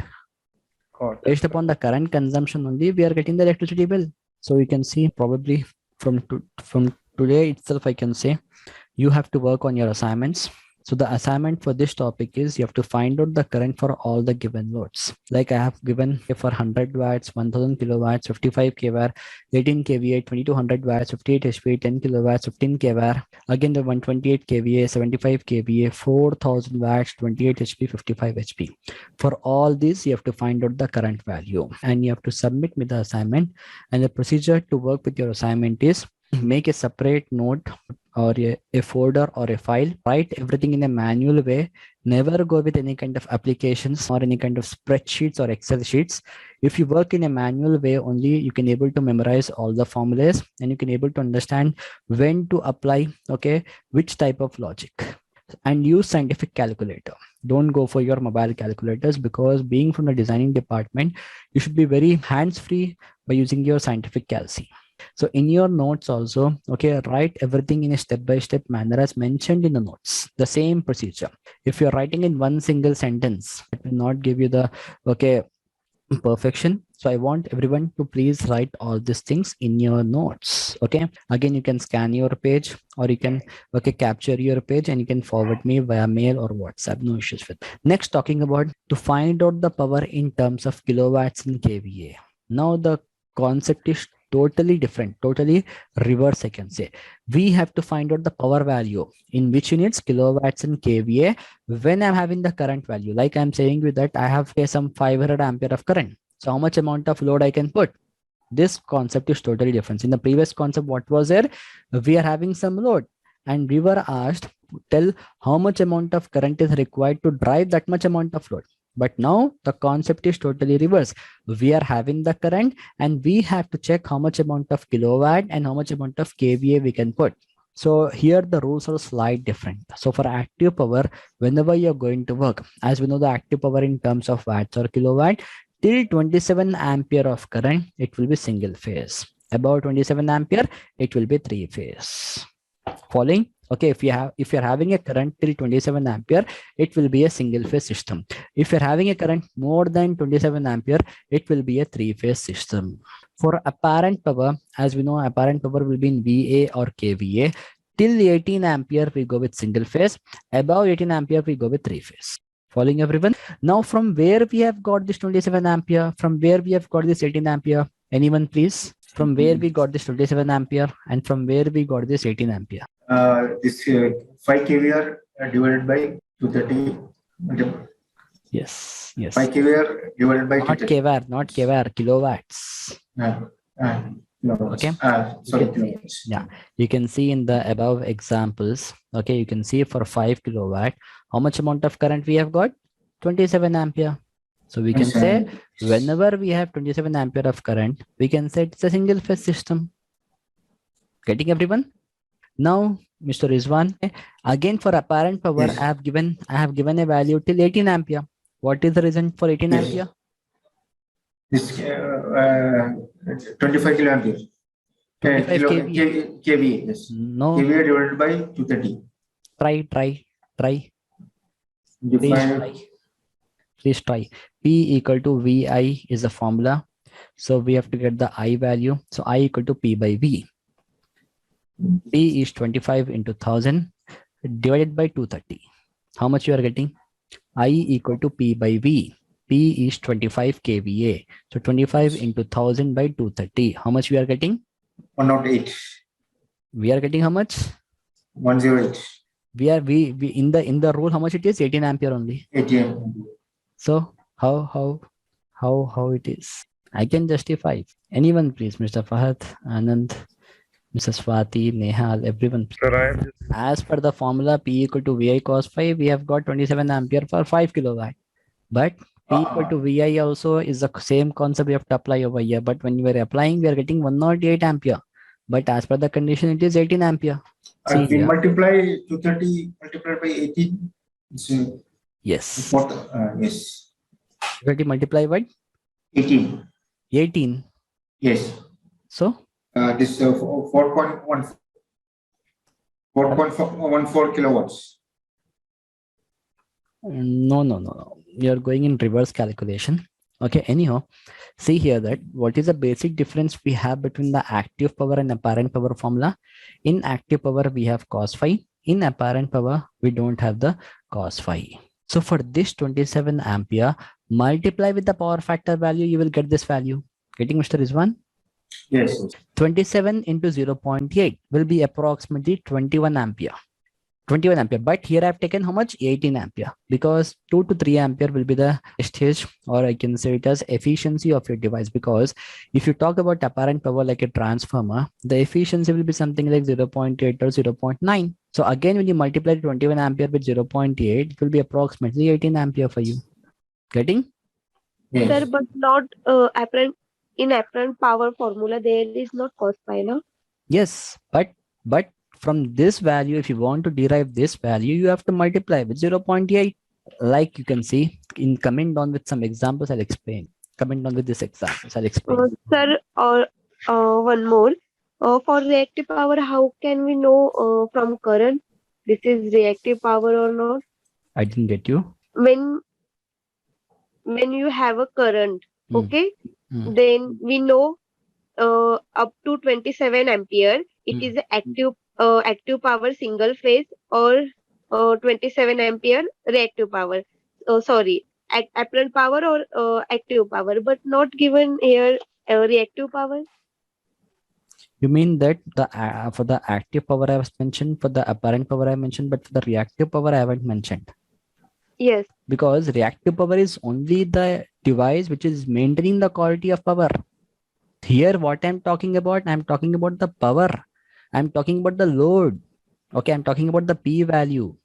Getting? So here you can see for 800 ampere. As you have specified that here we don't find the any kind of 0.8 in the first calculation itself. I'll explain you here with an example. For 800 ampere, okay, if you want to find out the kilowatt and kVA value, so what is the formula? As we know that it is more than 27 ampere, it is more than 18 ampere. So both the cases are with respect to your three phase only.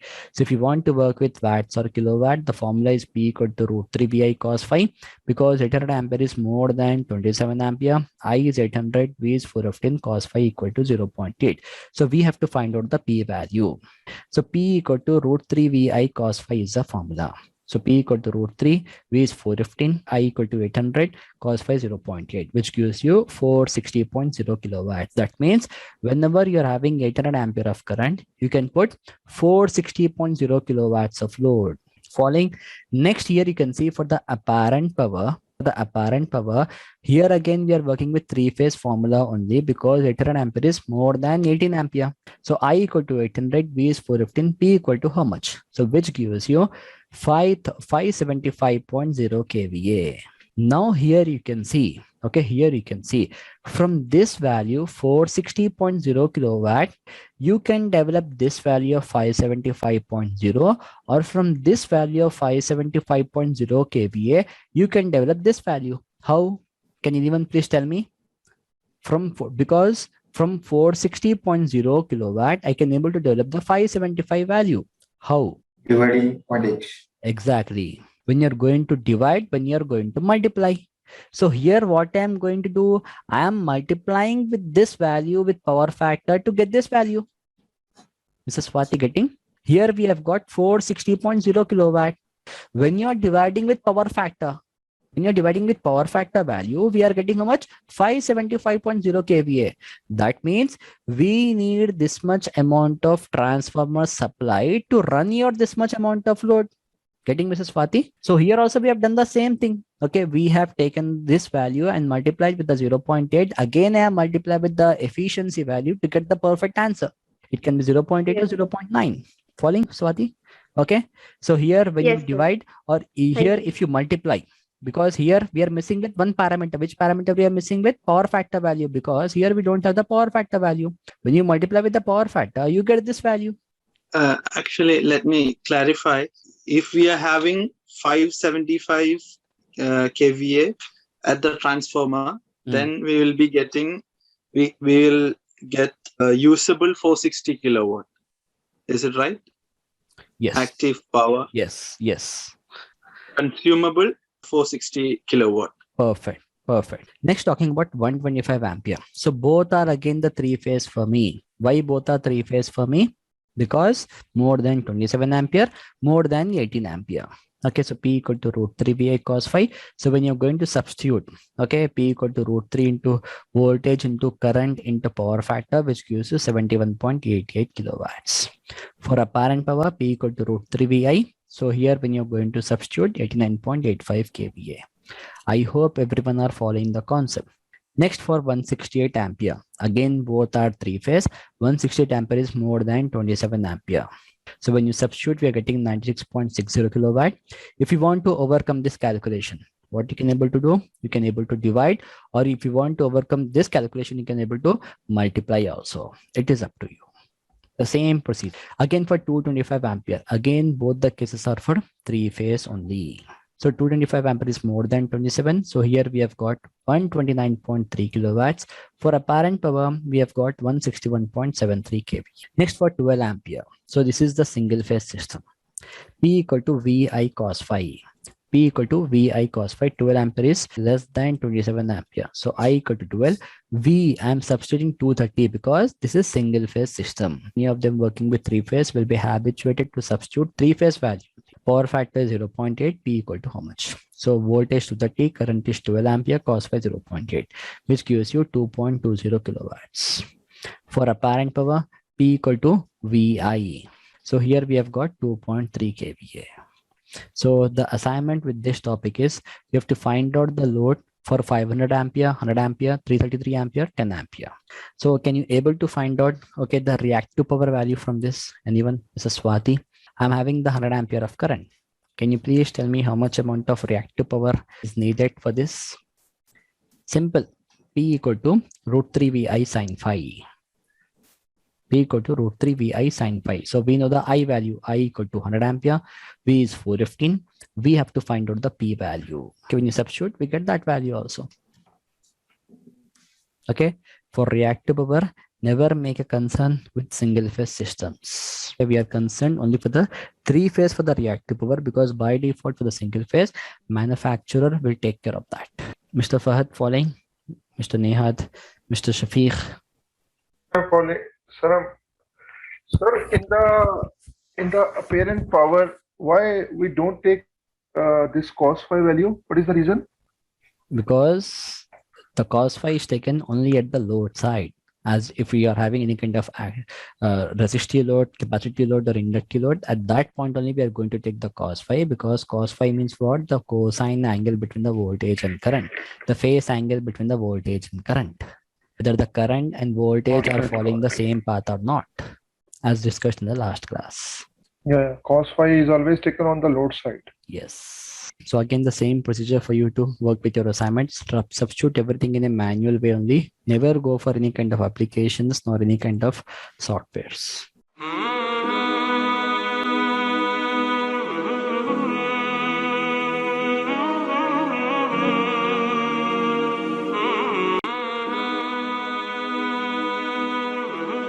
Very good evening, everyone, and let's move on with the session. Today's session will actually start what exactly the plumbing. We have just seen the definition, and let's move on with the further. So as we are dealing with the services which is being installed in the building, so this is the major service, and that is nothing but MEP, and we are learning right now as complete P, that is plumbing. Under mechanical we get is HVAC and firefighting, but this whatever HVAC or plumbing and firefighting is a mechanical engineer's role. He or she can deal up with this, either design or draft or installation or estimation or number of things like procurement and tap testing, commissioning, these kinds of. So this is the thing what we're gonna move on. Okay? That there are certain things over here, and these are the major services what we have discussed yesterday in the previous session, that what are the services which not only this MEP completes a building, there are a number of services which can be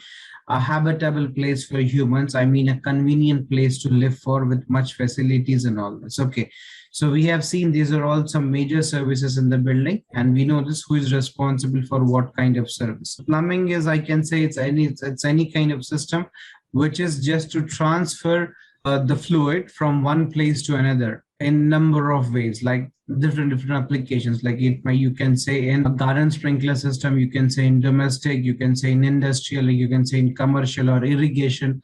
So this is nothing but plumbing is a system which is conveying the fluid from one place to another. But this is just the plumbing. As I said, even though this firefighting piping and HVAC chilled water piping, these all comes also in the plumbing sector. Now, to make this happen, to transfer water from one place to another, I need a system. So that is nothing but a plumbing system. So in plumbing system, we do have a number of things, like we do have some materials, like we do have some equipments, like I can say pump and some accessories and fittings and some piping, isn't it? So then I can say that's a plumbing system. So with that, I have arranged in a systematical order. So from one place to another place, the fluid can transfer and serve the purpose, whatever it might be, right?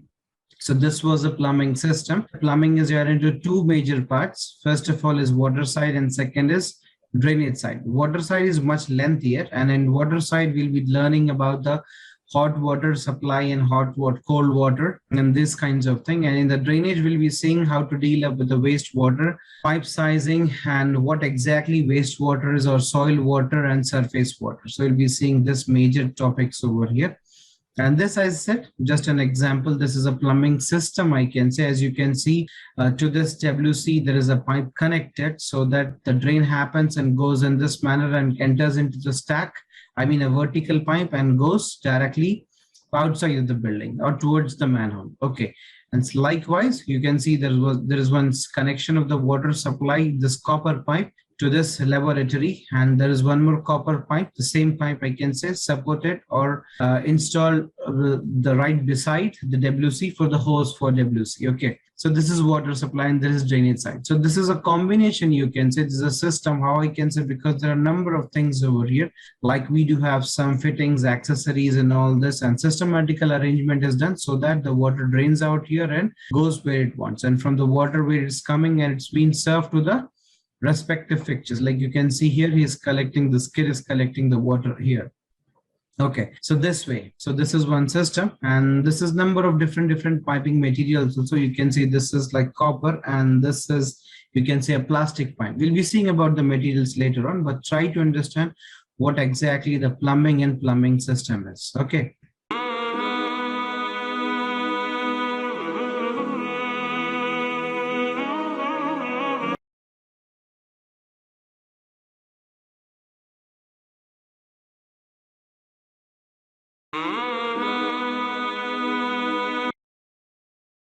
IPC standard or some societies. Now, societies is something which does some research and development, and they give you some recommended values in a form of application handbooks. Now, application handbook is a handbook where you use it for the application in any kind of project. Depends on the project. Like example, if you have residential or commercial, based on that and based on what kind of thing you are having, so you can easily take the recommended values from that application, and you can do the sizing, and you can do some calculations, and design procedure will also be given in this.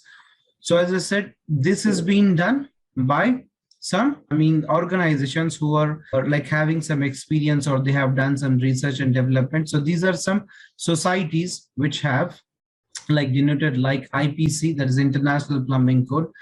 As I said, International Plumbing Code is above all because it is globally accepted. Now, code has some specific things over here. Like if I talk about the second one, that is UPC, that is Uniform Plumbing Code.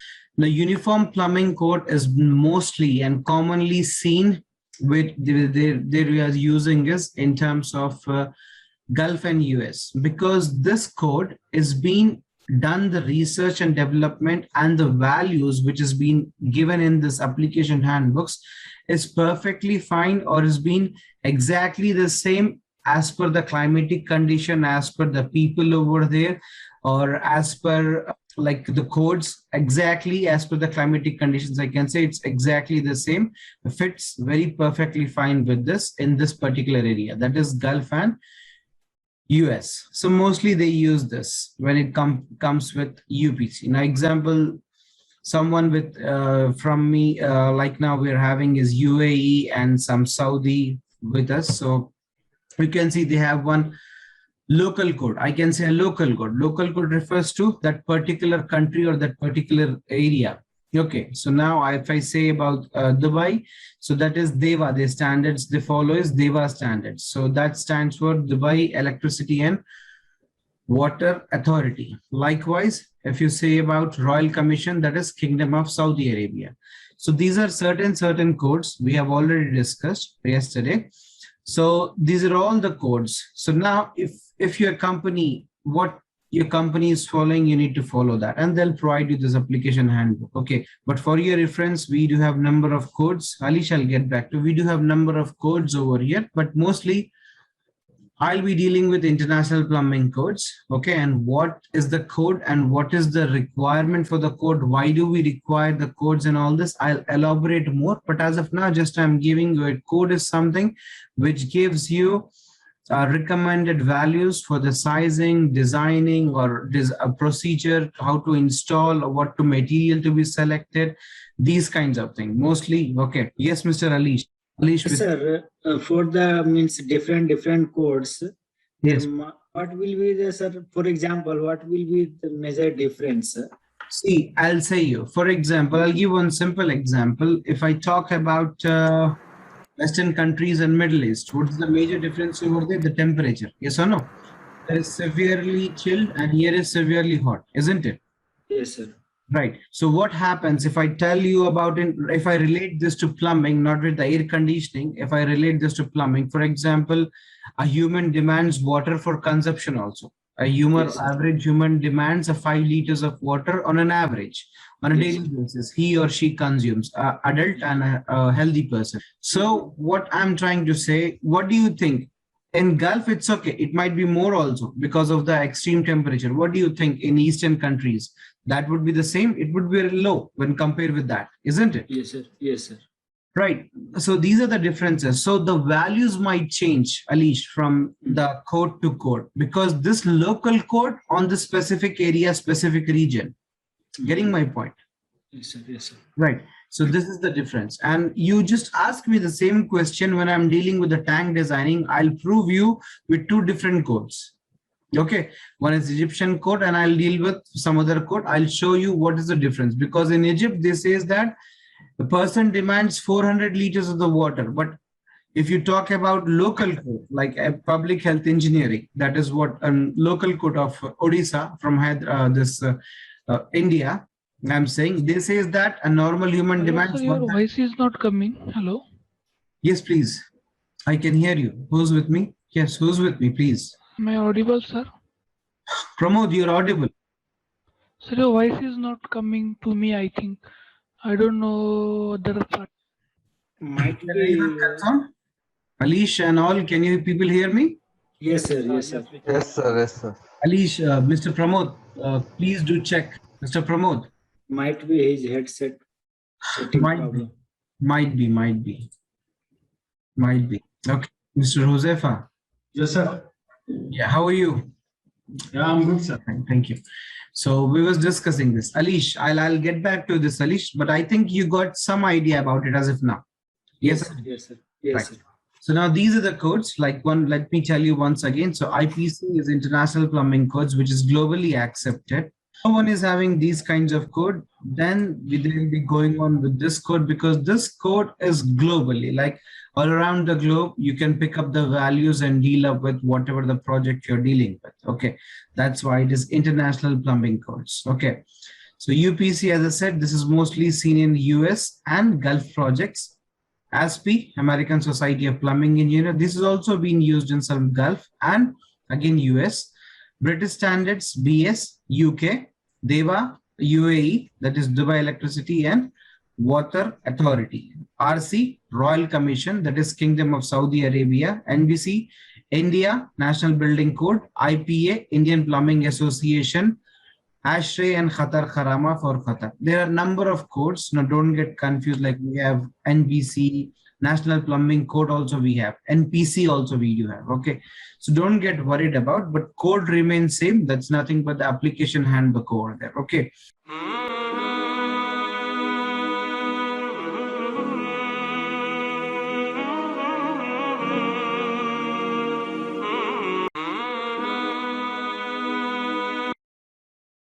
What is exactly the plumbing code or the application handbook? How will help you? So plumbing code is a code that provides recommended values for the designing, sizing, installation guidelines, and material of the project. So if you're referring any of the code, you'll be getting the details or the recommended values as per the application, as per the project, like what kind of system you're having. So they do say that, okay, for this, you need this much of the sizing or this much of the water and a number of things, like this much of the pressure and what material to be selected and how it's to be installed and all this. So these things will be all provided in an application handbook. Apart from this, you'll be getting number of things like I can say the design criteria also would be written over there. So you can use that and you can follow that also. Now, why do we need these kinds of codes? This is important. Now, plumbing design is based on the probability. Always remember, whenever I'm dealing with a plumbing, I mean, especially like I'm talking about in this plumbing. So plumbing, the moment I say you, it's totally based on the probability. Now, probability refers to the chances. For example, I'll give you one simple example. Let's see the same figure. I think you can see this. There are two pictures over here. One is WC and one is laboratory. Is that so online? So probability here refers to what? Either in this both, any one will be using at the same time. Yes or no? Yes, online. Right. So that's what. So if like 3 or 5 or 6 or 8, 10 fixtures, what happens? Only 2 or 3 would be working. Maximum, I'm saying. Okay. This is the probability. So we do design on a probability only, but only for some cases we don't deal up like this because that is peak demand. I'll come to that later on. So always remember, plumbing by default as per the probability in maximum cases, but in some cases, no, it will not help. I'll come to that later. So plumbing design is based on the probability, except special cases like ablution tab in residential school. Because this is not applicable in this particular area. Ablution tab or ablution area is somewhere around online, I can say. In a worship place, for example, if I... 1 minute, sir. Ablution tab, what does it mean, sir? That's what I was coming over there. Okay, so for example, it's a worship area. For example, you can consider anything like, let's take an example of mosque or any worship place. So if I particularly tell you about mosque, that suits well over here. So for example, we had to go for prayer. For example, it's at 9 p.m. India time, for example. So we all went, the number of people went for the prayer, and there is ablution area, like there are number of taps in a particular place, like side by side, where people come and sit over there and they perform ablution. That is wuzu I'm talking about, wudu, okay. So like they clean up their hands, face, and like wash their toes and hands, these kinds of stuff. Okay. So what happens over here, why I'm saying you this is peak demand, because we know that prayer at a specific time, like 9 p.m. So before that, whatever the time is remaining, call for prayer. So what happens, these taps will be used back to back, that to all taps, because number of people are here or more, and they all came to perform to offer some prayer over there, right? So what happens? So these tabs are continuously using. It's not the probability, like example, 10 tabs. It's not something only 1 or 2 will be using, because if there are 10 availability or the seats over there, there is chances that all 10 might get used at the same time. Yes, sir. Okay, if you're not getting this, I'm having one more example. Residential school is also on the peak demand. Residential school is a school where students stay in the same premises. For example, they have at school at 8 a.m. in the morning or 6 a.m. in the morning. They get up at 4:30, and there will be a big bathroom, a common area, wet area, where they have as like a shower, and they have WCs, everything over there, or this laboratories. Okay, so what happens? What do you people think? This would be the maximum occupied thing at the same time. Why? Because the number of people, all that students need to get, freshen up and rush towards the school. Yes or no? So yes, like sir. There is been chances that all the fixtures will be using at the same time, that too on a continuous demand back to back, isn't it? Yes, sir. Not something like there are 10 showers, only 2 will be using. No, all 10 would be using.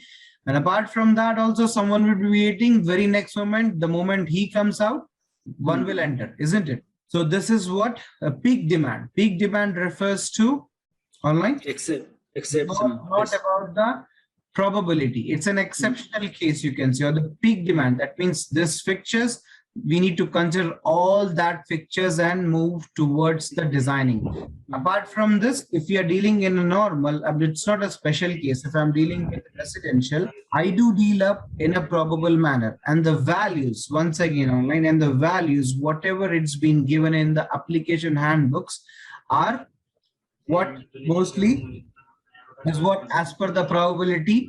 And for the peak demand also, we have one value over there, but by default there are maximum values, or default values are what as per the probability. But peak demand, if also you have one table, you can use it over there. So now, what is the use of this codes, how it can be helped? Where a building contains plumbing fixture, and those fixtures requiring water must be provided with an adequate supply of water. What do you mean by this? You take any kind of the building, like residential or commercial, whatever it might be, or industrial. For sure, we do have some plumbing fixtures over there. Yes or no? Yes or no? Right. Yes, sir. And that fixtures requires a particular or a specific amount of water to work in a proper manner. what is trying to say here. So I've got first thing that you go with any kind of the project, you do have plumbing fixtures over there for sure, and that fixtures will be demanding and sufficient amount of the water to work in a proper manner. Second thing, so I got some information over here that first of all, I need to find out the fixtures. Okay, I will see that. But if you have the fixtures over there, I got one information as per this paragraph that every fixture do demand a certain amount of water to work in a proper manner. Yes or no? Now, if you visualize or think in a technical manner, you can answer yourselves. For example, if I say hose for WC or hose pipe, okay, or hose, and if I talk about compare that with shower, so which will demand more amount of water? What the water consumption or the demand of the water is same? Yes or no? Yeah. Is it same? No, shower will be more, definitely. Shower will be more for sure, right? If I talk about lavatory and shower, Again, shower. again shower. Very good. So I got some information that all the fixtures do demand different amount of the water to work in a proper manner. So what is that values? Also we'll be finding it out. From where? From the code. We'll be seeing this. Now, first thing we got that every fixture demand a specific amount of water. The second, the number of required plumbing fixtures is specified by this code and is based upon the anticipated maximum number of occupants of the building and the type of the building occupancy. Now here what they are saying is the minimum number of plumbing fixtures is required if, but before this I would like to say something. For example, everyone, if you're dealing with any kind of the project, okay, so we do get is what? Civil layout, yes or no? Or architectural layout, isn't it, everyone? Yes, sir. And there will be nothing in that architectural layout, we does the work. So if we read that architectural layout, then only we can proceed. But before doing that, if you see, there will be clearly suggesting that this is living room or this is living area or sitting area or this is like kitchen, bedroom, bathroom, kitchen, yes or no? Yes, so sir. that areas, it will be clearly mentioned or it will be showing a kind of figures like here is a WC, like it looks, and laboratory, and here is a kitchen sink. They do say that. Now, that is all fixtures, yes or no? Plumbing Yes, sir. fixtures, okay. But in case architecture did not give you anything, he just send it to you just an architecture layout without any things showing in that. I mean, no plumbing fixtures. And he said that you go with as per your experience. So need not worry. If it is happening in such a case, then we can find out the minimum number of required plumbing fixtures.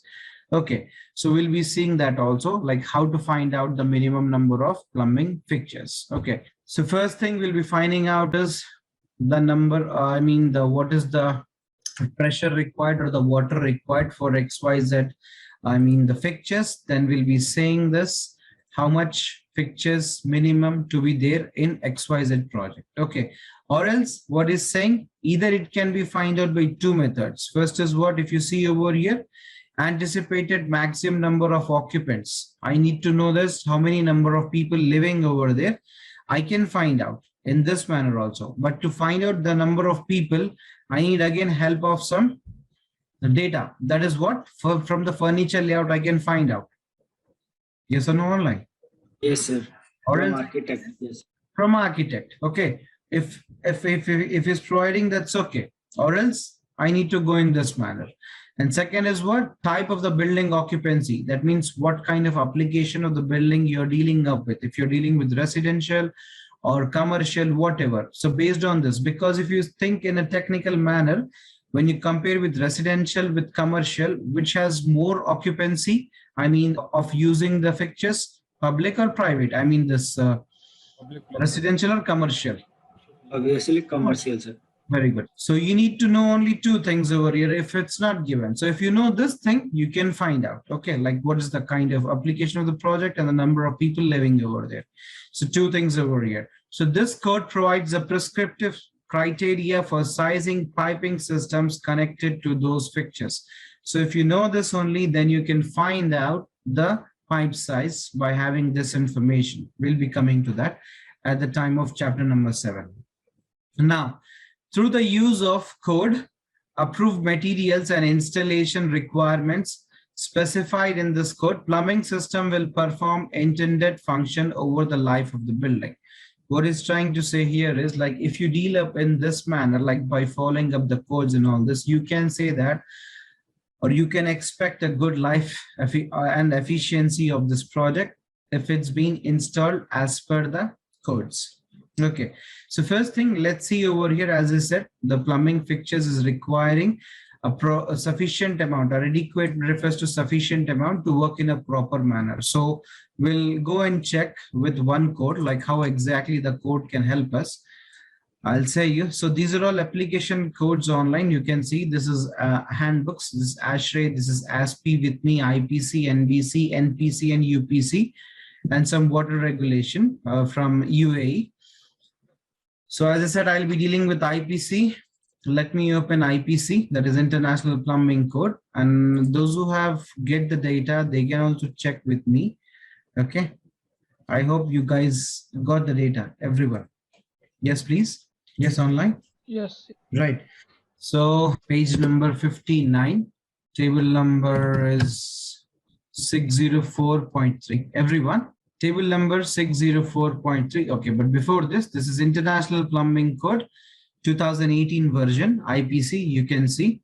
Okay, and I'm dealing with page number 59 in this, but if you want exact page number of this code, this page number is 42. Okay, in the notes, I mean this IPC. Because of index and all this, it changed to 59. So back to the topic. So this is 604.3, what I was talking about. If you see this, water distribution system design criteria requirements, capacity at a fixture supply pipe outlets.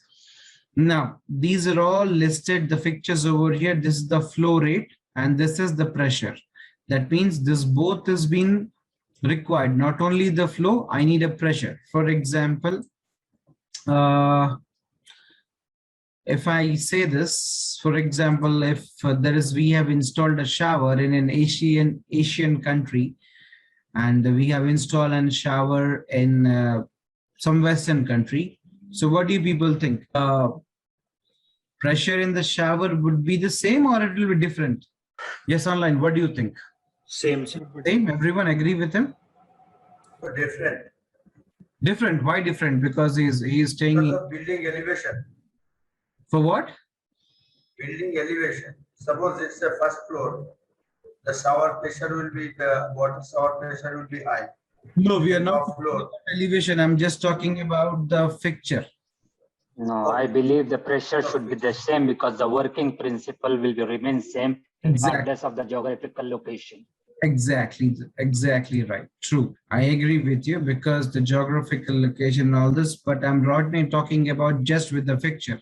So this fixture demands this much of the pressure and this much of the flow, that is GPM or Q, that is gallons over a minute, and this is pounds per square inch in terms of units of pressure, and this is what? The flow or the Q.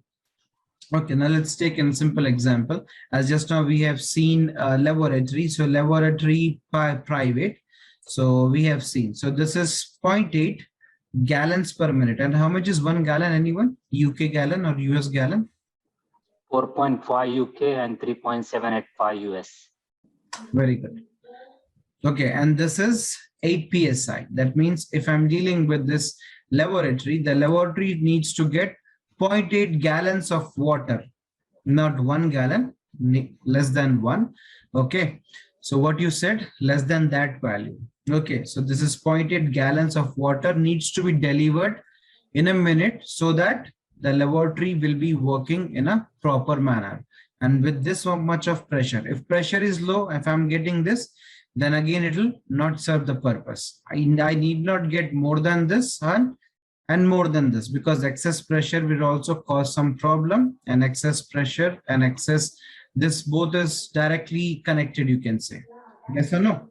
Right. So this is not required, less or more. Whatever we have it over here, because in plumbing here, what is needed will be going on with this. It's not something but if you talk about firefighting, their case is different because there is a matter of safety. So you can do somewhat oversizing over here. If I try to do oversize over here, what happens? I'm increasing the project cost, isn't it? Not only that, running cost as well. there are more things also. Like example, not only this, if I increase the diameter, okay, for example, let's talk an example like this. Like if I'm having 1 inch of the pipe as per the calculation, but I go on like one quarter, then what do you people think? The pressure will automatically drop, isn't it? Yes. Right. So this is also one thing. So again, it's not serving the purpose. If it's more, then also it's not serving the purpose. Neither less, neither more. Okay. So these are all listed kind of thing. You can note down this page number and this table number 604.3 for your reference. If you want, you can. From the IPC, the values might differ. This is IPC, globally accepted. That's why I'm dealing with this. So next we have seen, like, let's take one more, like shower. Shower demands 2.5 gallons. Anywhere in the world, it's like 2.5 GPM, gallons per minute.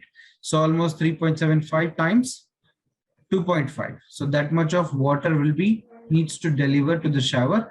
And this much of pressure is being required, 8 PSI. Okay.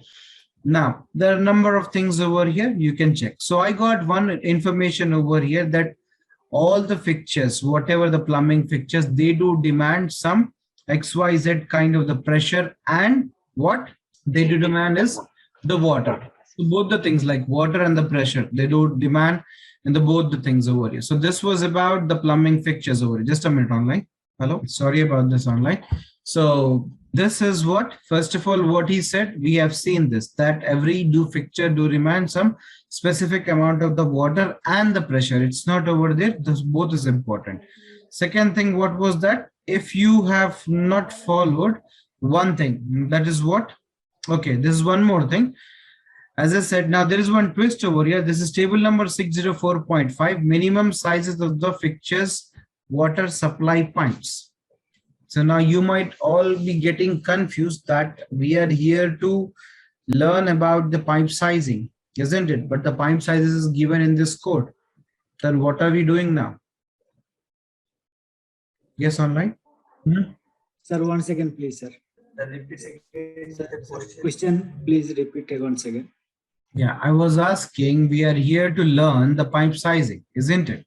Yes, sir. Yes, so sir. My question is now in this table number 604.5, there are directly pipe sizes given. So what are we learning over here? What are we doing here then? When everything is given over here, isn't it? Yes, sir. So should we quit the course or what? For individual layout, it was the individual fixtures.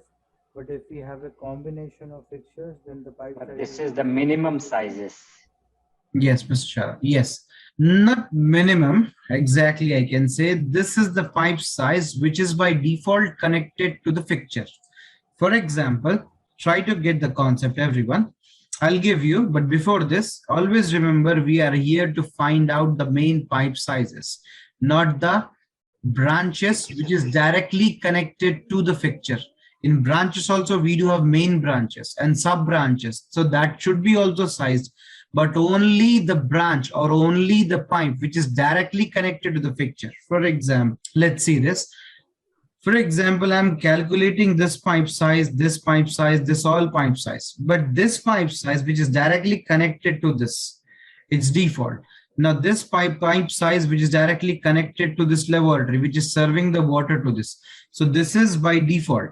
That means we are getting this pipe sizes from this application handbook. For example, if you're installing bathtubs, tell that the main pipe size, it's okay. We have calculated as per the number of bathtubs, whatever it might be, as per the probability or as per the peak demand. But when you are connecting that bathtub towards to that main pipe, this is ½ inch of the pipe to be connected to the bathtub, which is 60 inches by 32 inches and smaller. So ½ inch. And larger also the same, that is ½ inch. With it, 3/8. Combination sink and tray, 1.5. And if you have seen this, might be I'm saying, For example, if you have given any contract to the plumber in our residency, I'm saying about in general, not because right now we are all working professionals, we don't call a plumber over there because we are the one who are giving the sizes. But if you have given a work job to be done by a plumber in our house and all this, they don't do this kind of pipe sizing. They directly connect ½ inch of the pipe to all the fixtures by default. Yes or no? Yes or no? No one's seen this, observed this online? Yes, sir. Right. Generally, they do half inch only. Because see, there are some changes in the different pipe size, like 3x4 is there, 3x8 is there, and 1 inch is also there, as per the application of the fixture. Because some fixtures might demand more, so as per more or less, the pipe size should vary. Yes or no? It will be varying for sure. So I got one more information that the pipe sizes we need not need to find out, or we did not need to do some calculation which is directly connected to the fixture. So we are here only just to size the main pipe size and the rest which is to be connected to the fixtures we are having, I can take and directly show in the drawing that ½ inch or whatever. Okay, so this is two things over here. Now one more thing I would say, this material, as I said, see, this is water service pipe. And these are the materials with the standards over here. Okay, this is ASTM, that is used for the testing of materials. This is American Society. So these are the standards over here. So this is the materials required or recommended as per the what codes with this standards XYZ. So they are having number of pipes, like you can see over here, CPVC. Okay, with this standard. For the water service pipe. What is water service pipe, anyone? The main pipe, which is, yes, supplying or entering to the project. That is main pipe. You can say there is water service pipe. So this is PEX pipe, number of pipes over here with this standard. So we have got the materials also over here. Now, the most important thing we have discussed, that if in case that architect said, or he is not having time or whatever, he said that you just please deal up as per your experience. He has not mentioned, what shall I say, the minimum number of fixtures over here. So what do people think? What is a basic need of a human? Because whatever it might be, either it is industrial, commercial, residential, there are some basic things which a human needs. For example, like urinal or WC, I can say. And I can say as drinking fountain for the water, I mean the consumption. And I'm talking in general right now. And the laboratory and a sink, and I can say as shower. This is it. Yes or no? Everyone. I talked in general. Yes, sir. Everyone. So this is it. So now let's go and check on the page number is 403, I guess. Yes, here. 403.1 online, minimum number of required plumbing fixtures. Now you can answer me. First of all, let me complete this. Now you can understand and you people can answer me.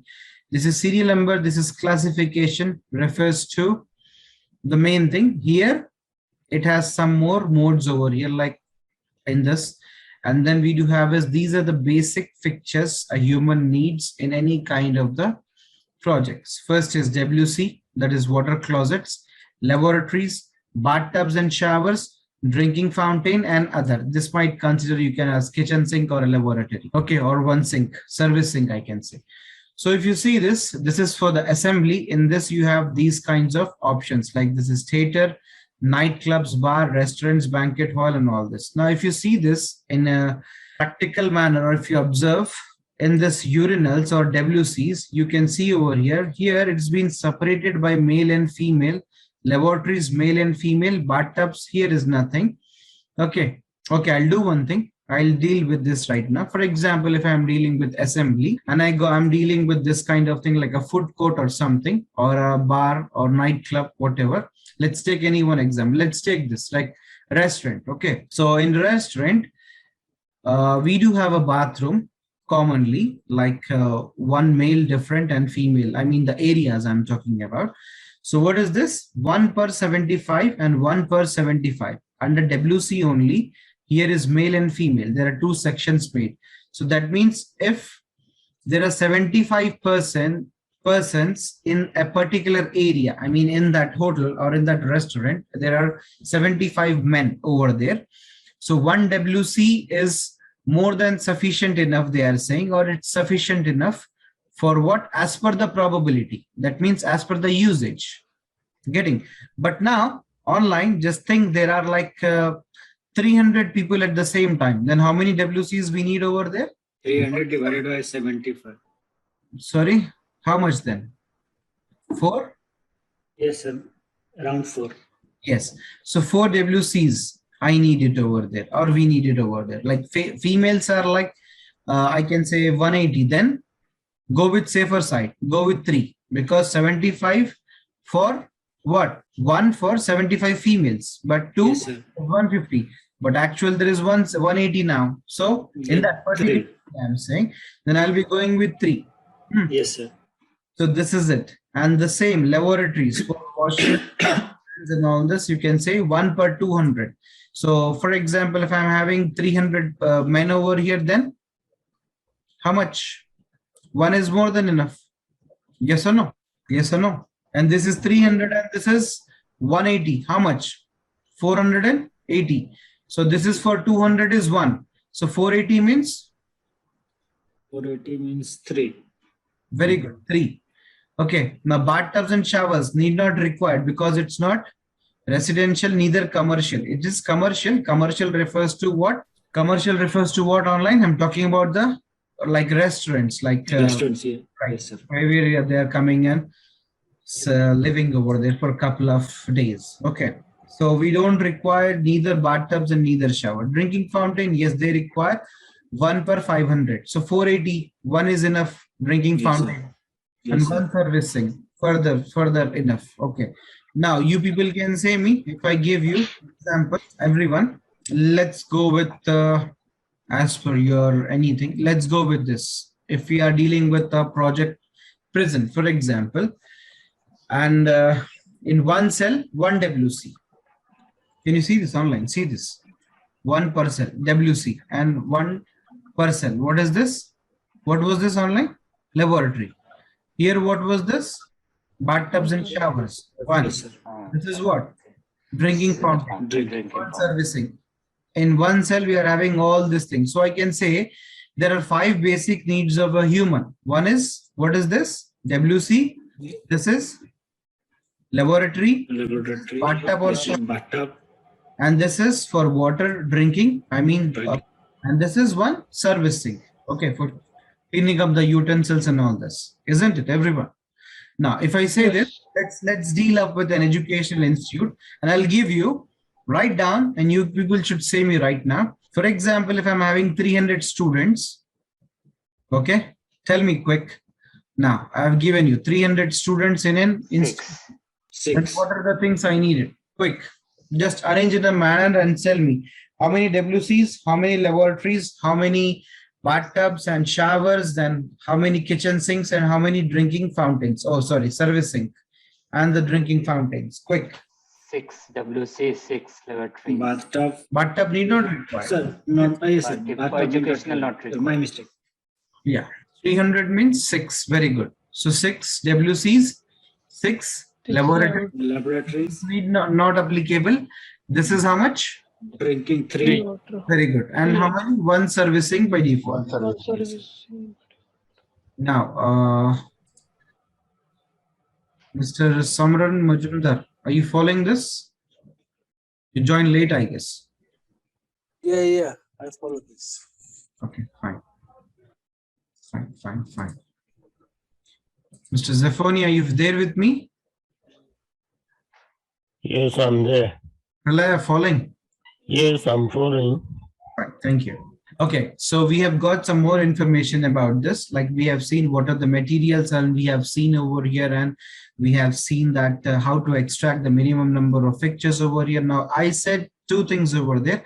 If you know this, so how I can say this, as I said, you take a reference of a furniture layout, that number of people, and as per the application, you can see this application from over here and number of people. You know this, you can extract the minimum number of fixtures, but the basic fixtures is the same, but the quantity might change as per the what?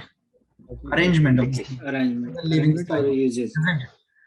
Right. So this Okay, is one this thing. And second is what? We got some information that every fixture do demand certain amount of water to work in a proper manner with some respective amount of the pressure. And next thing what? We got?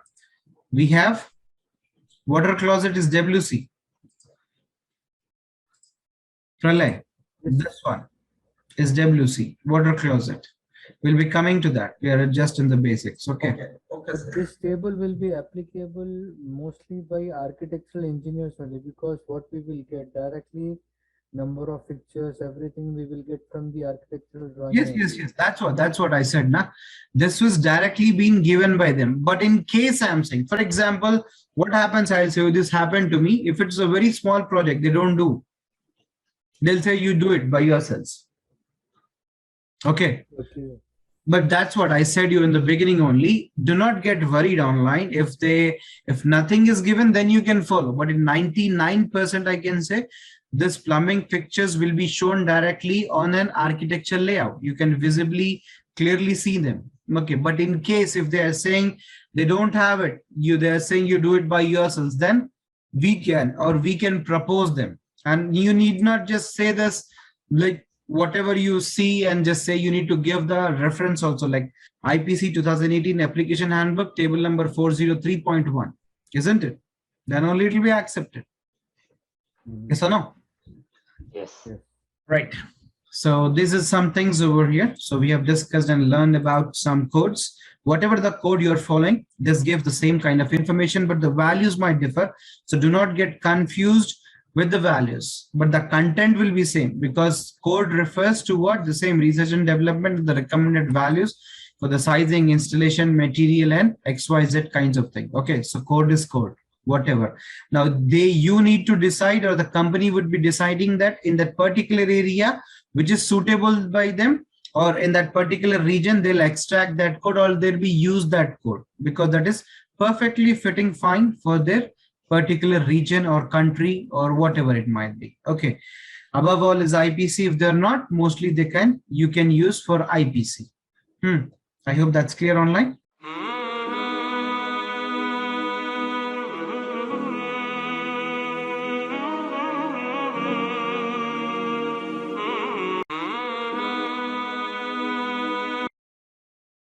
Now, in plumbing systems, we'll be dealing about domestic cold water system. We'll be seeing this, how to, and domestic hot water. We'll be dealing with garden water sprinkler system, drainage system, water and soil, waste and soil. Then we'll be dealing with vent stack, vent system, and single stack, double stack, and storm drainage system, or the rainwater system. So these are some major kinds of things over here. Will be what we'll be dealing up with, how to design and how to deal up with the sizing and how to do the routing and everything. So this is all we're gonna learn in future. Now, chapter 1, once again, Mr. Pralaya, for you, what you have asked. Introduction. Plumbing, once again, is a system which can convey, the transfer fluid from a wide range of applications. As I said, the same thing over here. Now we'll be dealing this later on.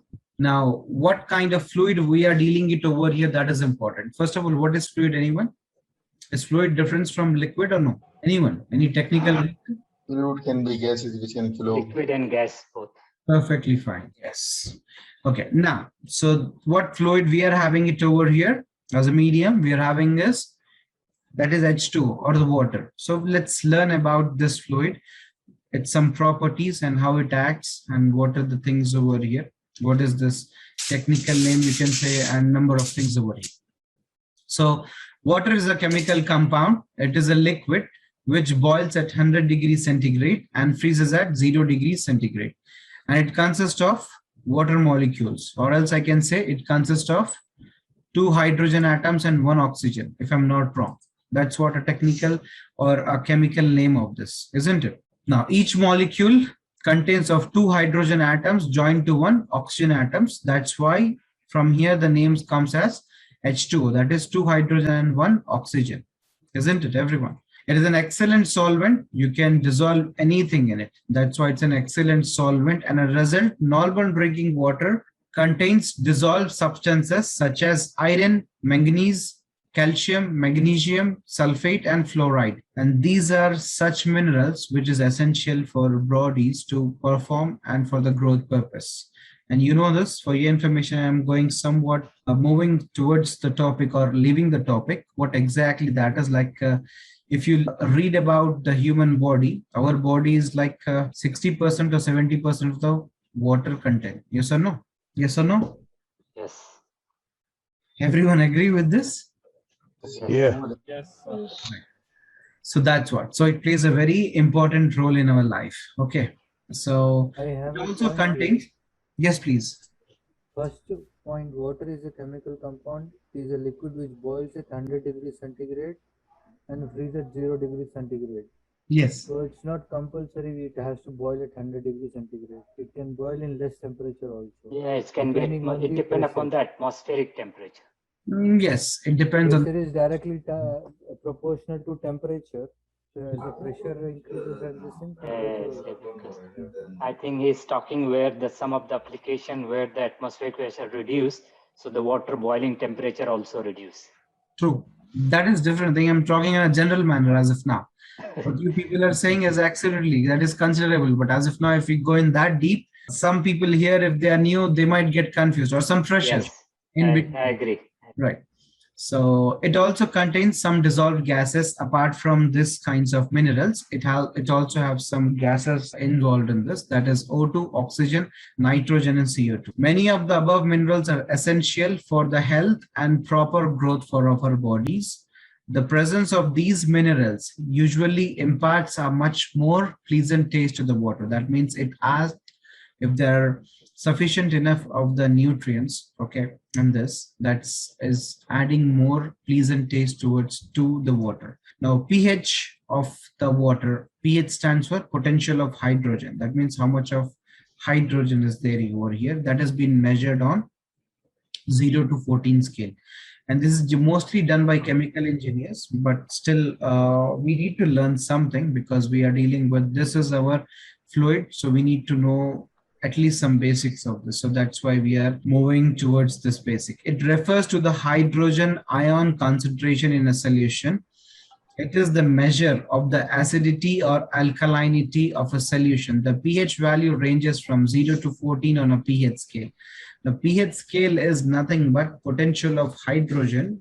And when you measure this kind of water by an instrument, so you get a value that is in between 0 to 14. If you go between less than 6 or 6, 5, 4, 3, 2, 1, and 0, 0 is the most acidic water, and this 6 and 8 is the neutral water or natural water. The best water is in between this 6.5 or 7 or 7.5. And then after 7, 8, 9, 10, 11, 12, 13, 14 is alkaline in nature. Okay, so we don't need, because both is not good for human body. Okay, following online.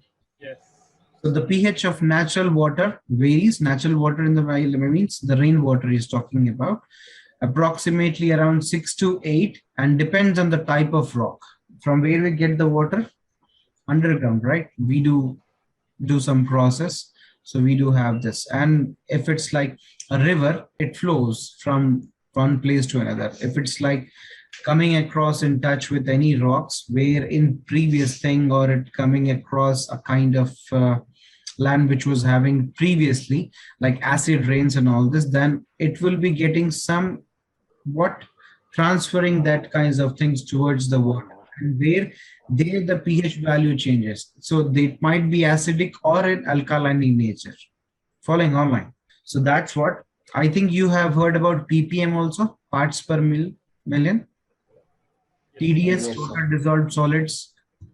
Yes. Right, they measure. For example, if you call any RO person, they come and they check your water and they say, okay, this TDS is this much, so this is very difficult, you might get XYZ problems if you consume this. Mostly they say that kidney stones, isn't it? It's a no.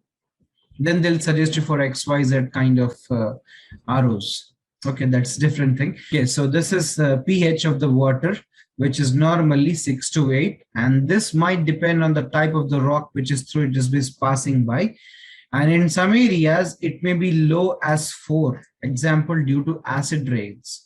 So if there acid rains was occurring, so this pH value might be 4. This is dangerous. If 3 is more dangerous, 2 is more dangerous, and 0 is the most acidic. Okay, I'll show you that scale also, how it looks. The pH scale ranges from 0 to 14, which measures the acidity on my left-hand side and alkalinity on my right-hand side. Towards the 14, alkaline, most alkaline; towards 0, most acidic water. Now, acidity increases as the pH value decreases, and alkalinity increases as the pH value increases. The same thing. Yes or no? Now, pH less than 7, solution is called as acidic. pH greater than 7, solution is called as alkaline. So this is the scale. This is neutral.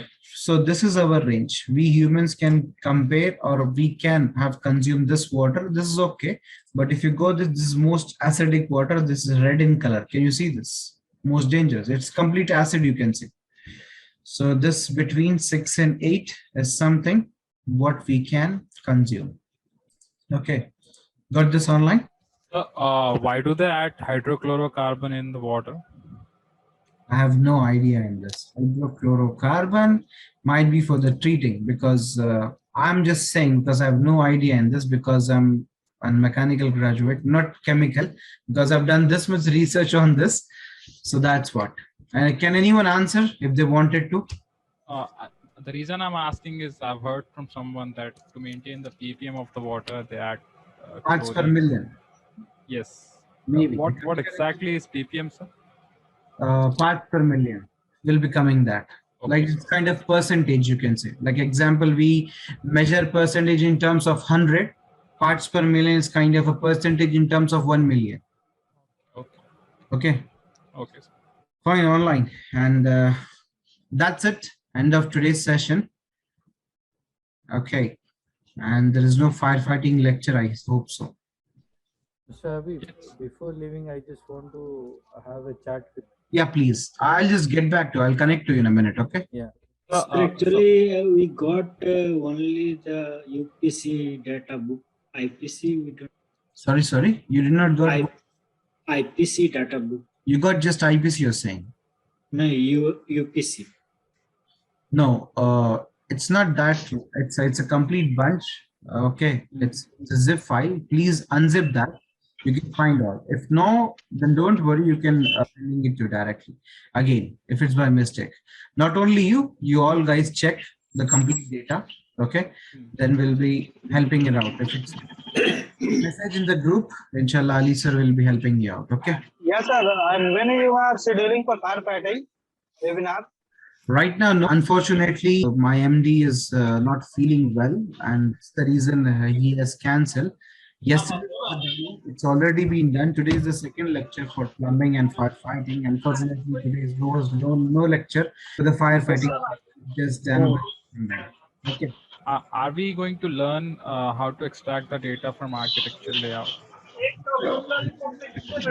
Yeah, we will. Okay, thank you, sir. Okay, thank you so much, everyone. Good night. Bye-bye. Mr. Shadab, you can directly connect with ID and password, sir. Yes, okay. Thank you so much. Okay, bye-bye.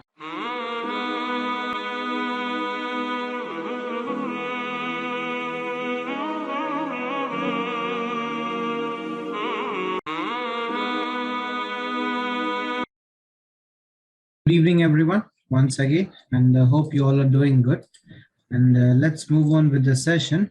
So now we was discussing about in the previous session that we was discussing about a fluid that is nothing but the water over here. So we have seen some properties that when it freezes, when it boils, what kind of solvent it is. It is an excellent solvent. And we have learned about the pH, that is potential of hydrogen. I mean the concentration of hydrogen in the water, which reflects if it's more or less, then it is acidic or alkaline.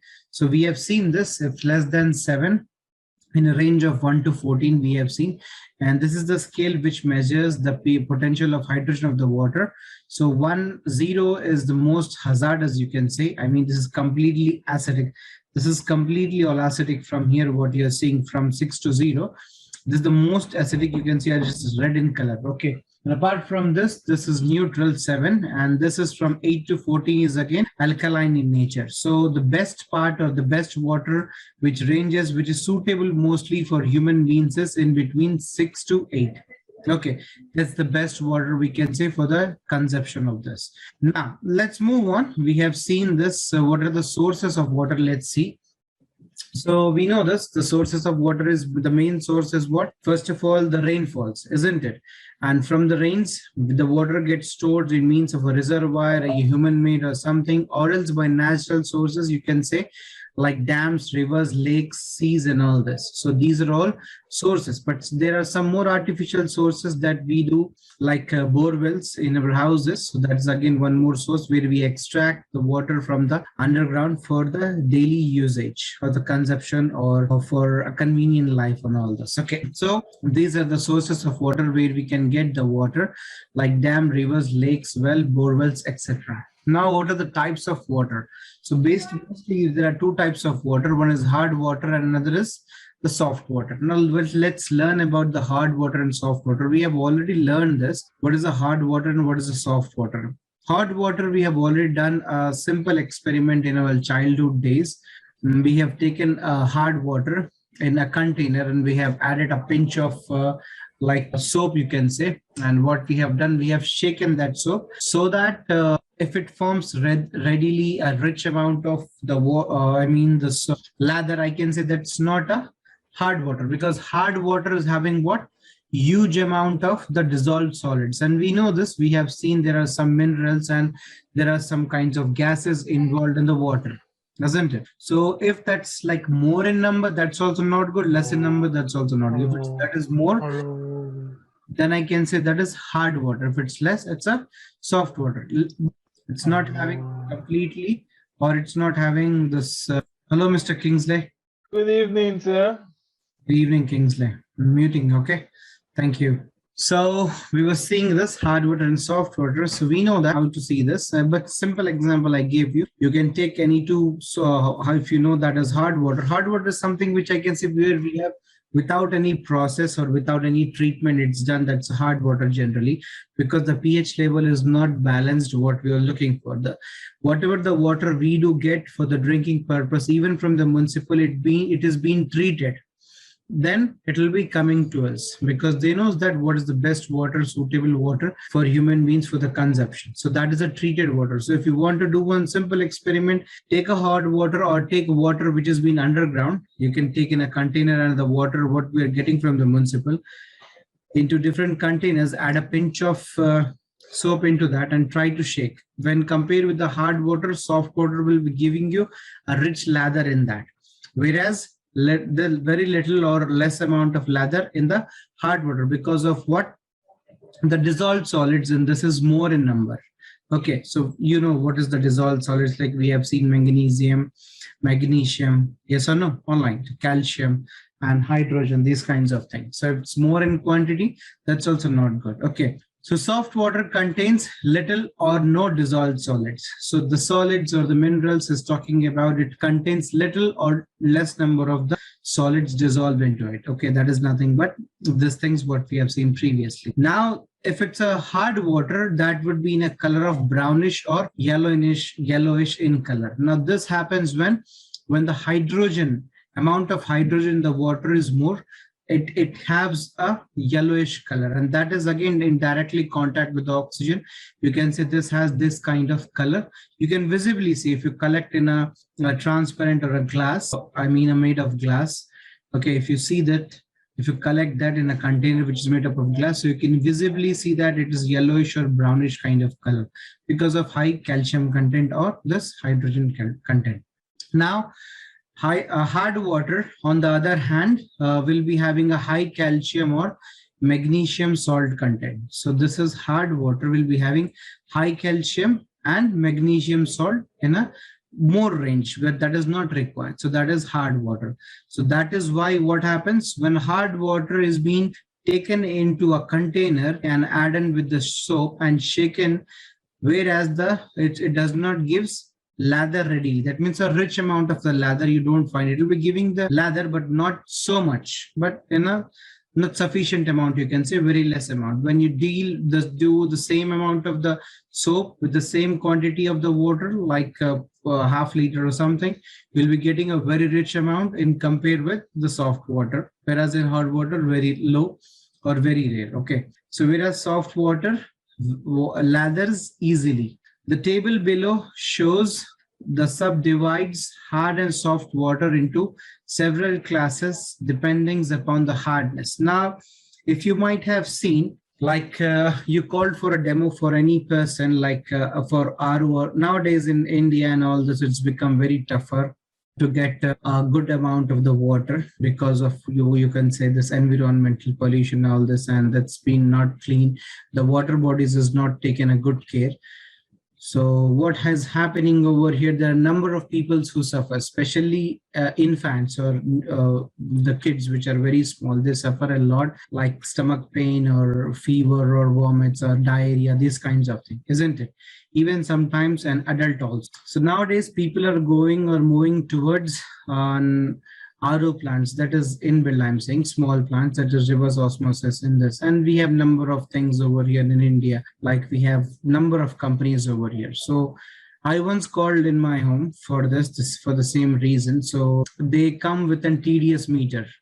TDS meter is a kind of a device which measures how many dissolved solids. TDS stands for total dissolved solids. And we have seen what are the solids or what are the things which is dissolved into this. So we have seen there are some minerals and there are some gases and etc. Right. So in this all combined is total dissolved solids, you can say. So they come with one device. They say us to bring a container, I mean collect a water what we are consuming, for example a glass, and they'll be dipping that meter into it, and within fraction of seconds you'll be getting a value. That means it is calculating a value based on how many minerals has been dissolved into it, that is total dissolved solids. So based on that value, one can decide that this water is hard or soft or moderate hard or moderate hard. Getting my point? So by the means of this, he'll be saying, or he or she will be saying that this is extremely wrong or not good water that you people are consuming, that because of this, these might be the problems and all this. Okay, so this is the thing how they suggest it. So now let's see the same thing over here.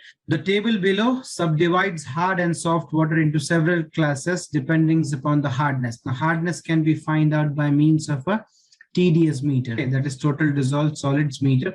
It's a kind of a thermometer in which the moment you put it into it, you on, and readily it gives you in fraction of seconds the numericals, that is, I mean the values. So just as percentage, but what is ppm? Let's see, just as percentage out of 100. So parts per million or ppm is out of 1 million. Now example, if you're calculating a result or something, it's among 100%, right? But here ppm will be measuring in terms of ppm, not in 100%. That ppm stands for parts per million. So this is something in 1 million you're finding it out. Like example, we are doing a calculation for our grades, for example 60%, 70, what is the percentage we got here in terms of 1 million, and 1 million is how much? Can I say 10 lakhs? Right. So that is 1 million. In that, how much is the value we'll be getting by means of this? Usually describes the concentration of something, okay, in water or soil. 1 ppm is equals to 1 mg of something per liter of water, or mg per liter, or 1 milligram of something per kilogram in soil, that is mg per kg.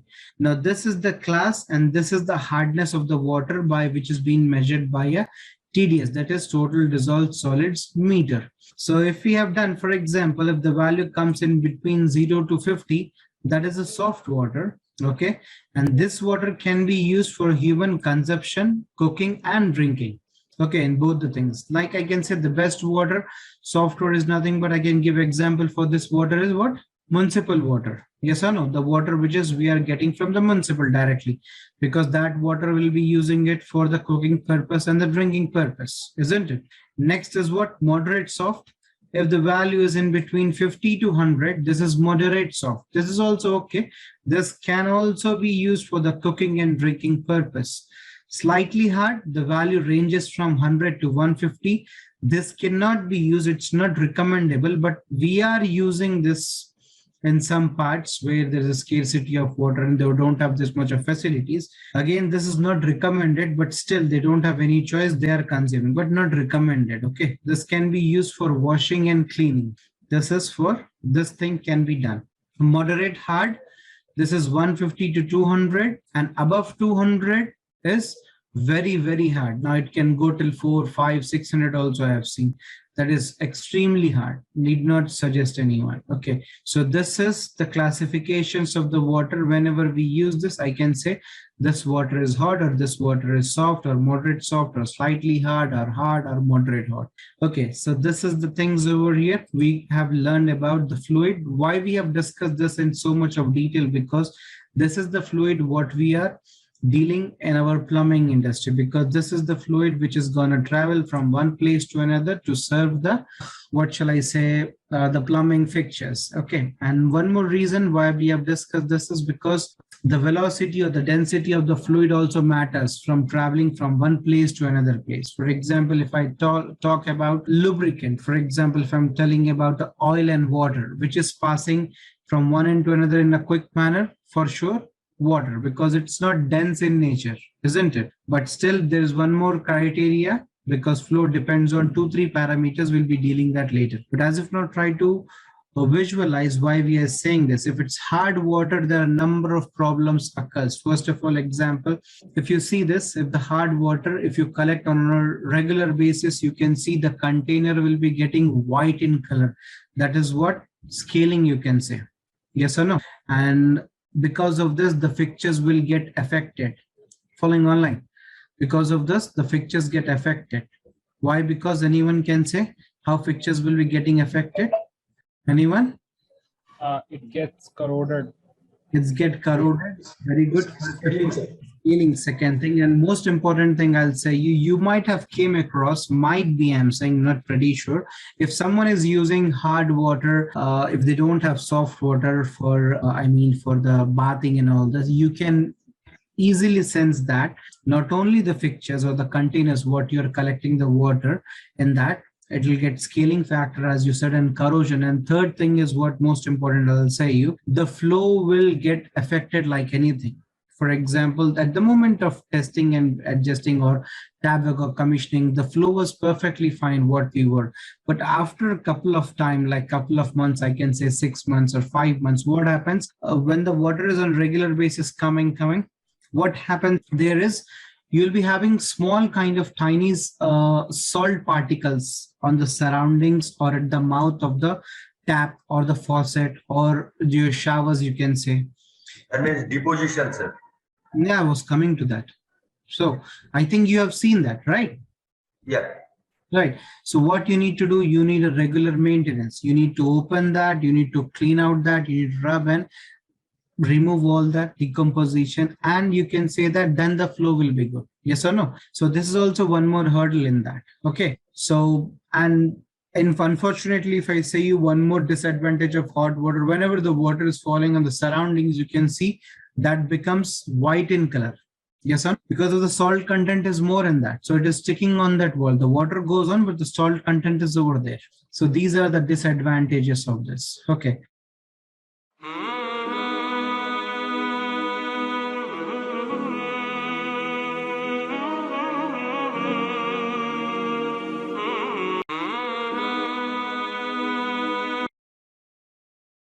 Let's move on with the plumbing fixtures and appliances. So I have said you a number of things about the water. Now let's move on with the plumbing fixtures. Previously, we have seen what is plumbing, anyone, and we have seen what is a plumbing system. Both are interrelated. Now we are seeing plumbing fixtures. Now, before moving with this, first of all, let me tell you what exactly is a plumbing fixture. Plumbing fixture is something which I can say like WC, urinals, shower, kitchen sinks, and XYZ. This all in the bathroom or the kitchen area, what you are seeing, the sources from the water gets come out and drains out by means of a plumbing system and plumbing fixtures. Okay, so now what exactly is this? What is the function of this? I'll say in simple words, plumbing fixture is nothing but an exchangeable device which exchanges the water, for example, in and out. For example, if I say you, it demands water generally, first of all. If I tell you about laboratory, that is nothing but wash basin, I'm saying. So it's a fixture, plumbing fixture. It demands water, like both cold and hot, technically. Okay. And at the same time, the water needs to drained out from that fixture. Yes or no? Everyone agree with me? To maintain a healthy atmosphere over there, we need to do this. Okay. So a plumbing fixture is nothing but an exchangeable device which can be connected to a plumbing system to deliver and to drain the water. In simple. Now let's see very first fixture in our plumbing industry. This is nothing but WC, what we generally say in our general terms, but WC stands for water closet. And in WC, we are having number of things over here, like the classifications. The very first, what you are seeing is nothing but a Western WC, right? So this is just the WC over here. Okay. So this has been used. Okay, and this only and only demands cold water for the flushing purpose.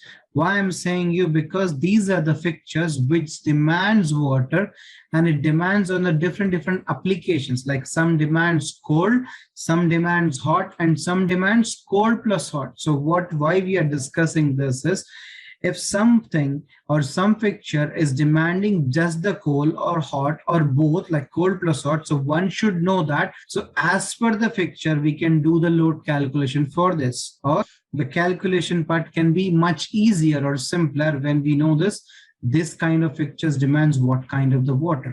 Okay, so we get an accuracy. For example, number of things we'll be seeing for, like WC demands only cold, laboratory demands cold plus hot, or something like some new thing, like example I can say, which demands only hot. That example I can say as a dishwasher, it demands only hot water. Okay, so once we know this, then we can pick up the accurate values, what it demands only cold, so only cold value. Then we move on for the calculation part for doing the pipe sizing. I hope you guys are following. So this is water closet, WC. Okay, this is just the bowl. This is WC. This is the complete set, you can say. This is not water closet, only this one. Okay, this bowl, what you're seeing. Okay, this is Western WC. Now next is what? European WC or Indian WC in this manner. And third is what? Universal. I think some might have seen or some might not. Universal is not that commonly seen in house and all this. The reason behind this is, I'll say you, this is mostly seen in the commercial things like 3-star and 5 stars and 7-star restaurants or hotels. Why? Because we know that from the different criteria, from the different places, people travel round up the globe and they come. For example, they are staying in an XYZ restaurant or a hotel. Okay. So now, like one is having a habit to use Indian WC, or someone is having a habit of using what European or Western. Okay. So then what we need to do? So this is combination of both. If you try to see this is having a kind of pedestals over here. I think you people can observe this one here and here. So this is what this can be used as Indian, or this can be used as what? The Western. Okay. So this is combination of both. Mostly seen in what? Commercial or public places. Like public places in the sense I'm talking about what? Restaurants or the hotels. Okay. From where the different peoples come from the different places, based on their habits, one can use this. But still, WC remains WC. All the WCs, whatever it might be, Indian, or it might be Western, or it might be universal, all demands just the cold water for the flushing purpose. Yes or no? Everyone. And what it demands? One hose whip. That is also just the cold. Following online. Next, flushing system for the WCs and urinal. Now this plays a very important role. Always remember, whenever we are dealing with any kind of project, you should know some parameters. I'll say just one parameter as of now. One should know what kind of flushing system you people are dealing up with. You'll be getting this by means of a client or an architect, that they are having this kind of mechanism for the flushing. Mostly we do have is what? Flush tank or flush valve. If it's flush valve, be very careful, because flush valve is something which demands 3 times more of the water one compared with the flush tank.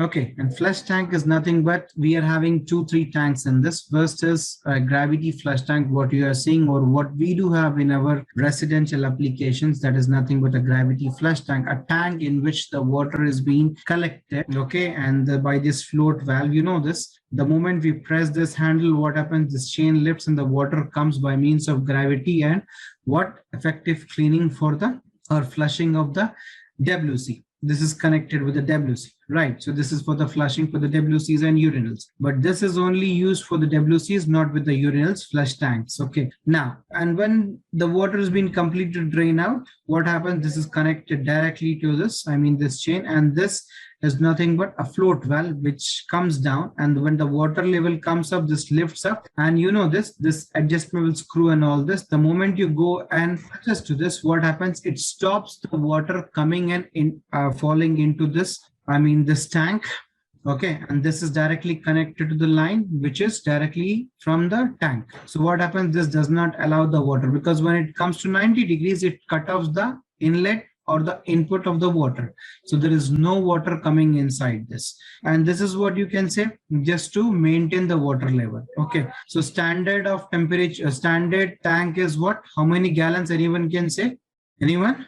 A standard flushing tank demands 1.6 GPF. That is 1.6 gallons per flush. GPF stands for gallons per flush. A standard tank, if you go for a standard company, if you select, that has a capacity of 1.6 gallons of water collected into this.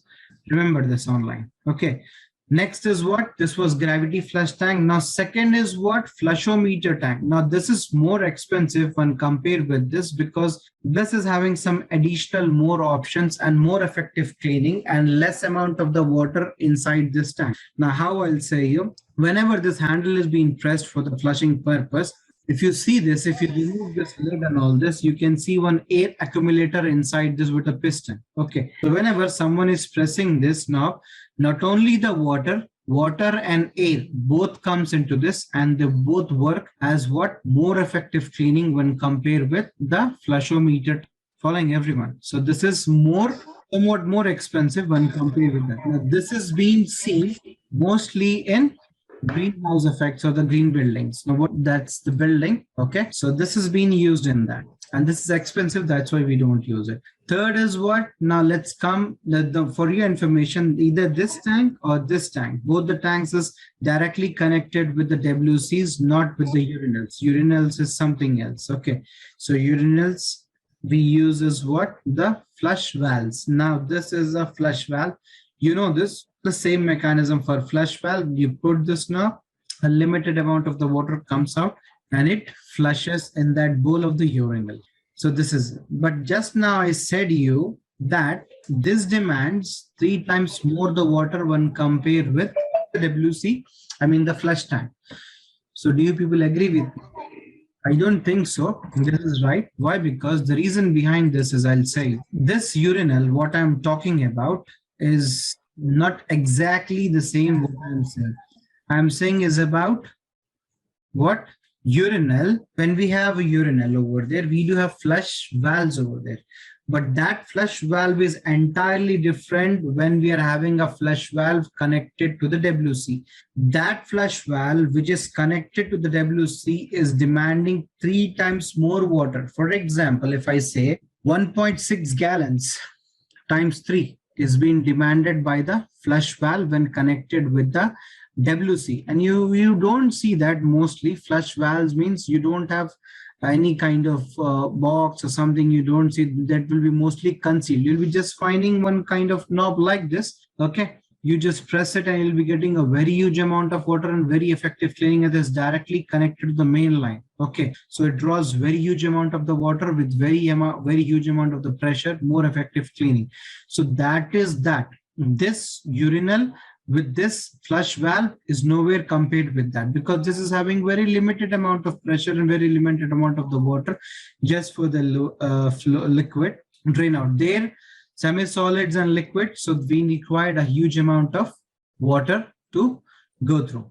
Okay, so this way. So this is urinals flush valve. Okay, here, this is the valve, what I was talking about, flush valve. You can see, so much, this is directly connected from here to the, the pipe, okay, the main pipe, water pipe. And from here, you can see the spring and arrangement.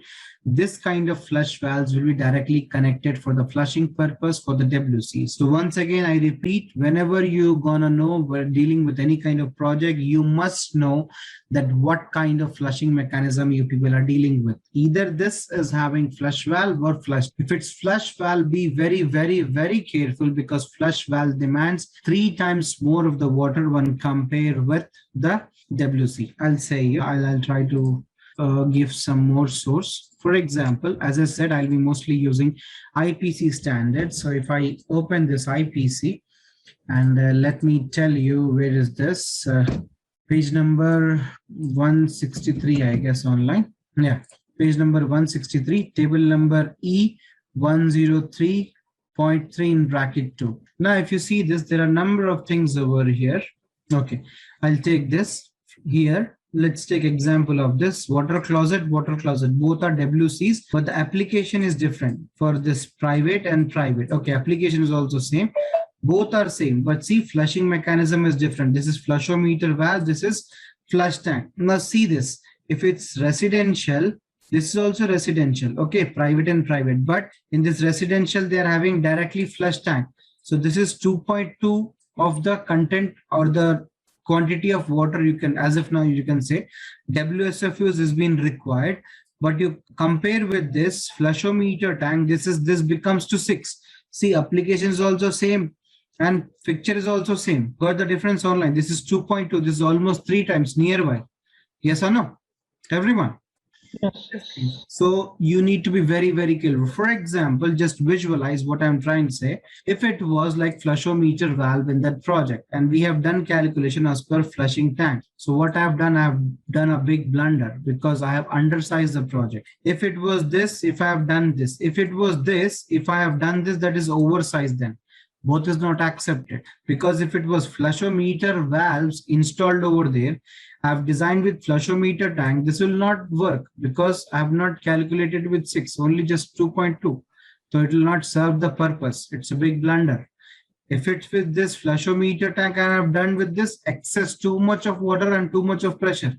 Again, this is also not accepted. So make sure whenever you're dealing with this, make pretty clear sure that we know that what kind of mechanism, what we are having it over here. Okay, next, laboratory. Third, this is a plumbing fixture. Okay, but before this, what do you people think? This demands what amount of the water, cold or hot? Flushometer, flush tanks, valves always demands just the cold. Okay, just for the flushing purpose. It's not for the human purpose, so that it needs cold or hot as per the region or as per the person's age or climatic conditions. Okay, it's just for the flushing.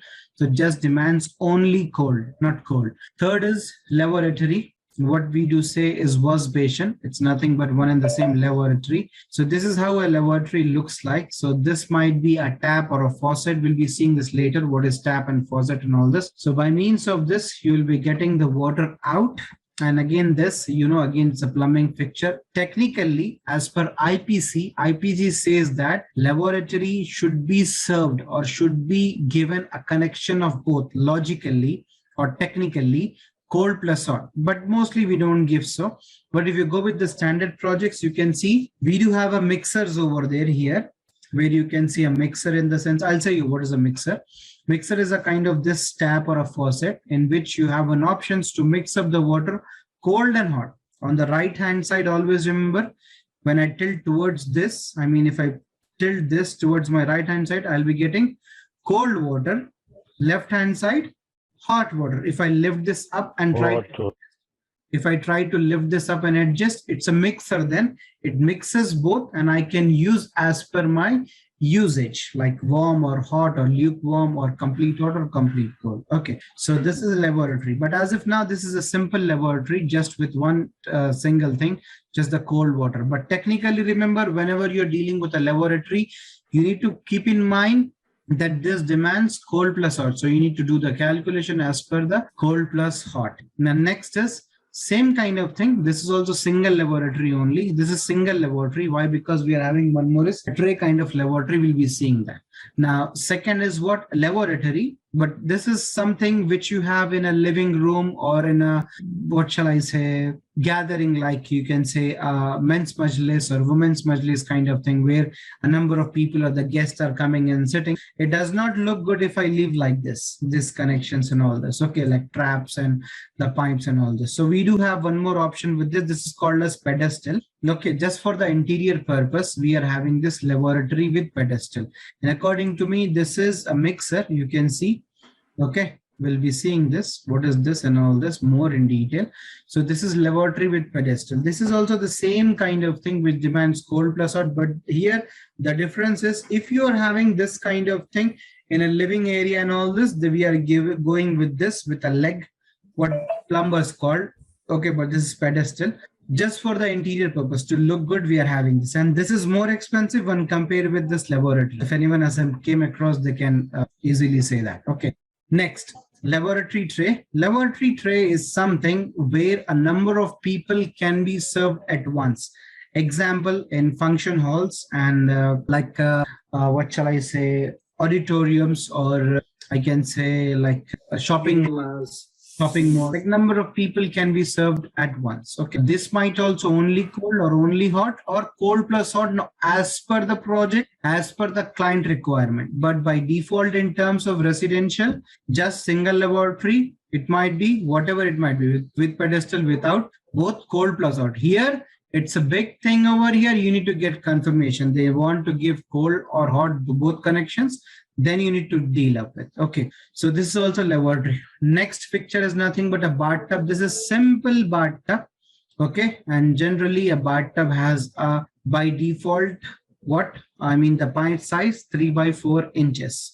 This is the pipe size. Once again, let me recall for everyone, those who joined today, we are here to just find out the main pipe size, not the pipe size which is connecting to the fixtures, that is predefined or defined by the code. That is what we have seen. We have seen there are a number of codes like IPC, NPC, UPC, number of codes. Yes, online. So that's what. So this is again used for the bathing purpose. This demands cold plus hot, because no one can have just the hot and cold. It's a mixing cold plus hot.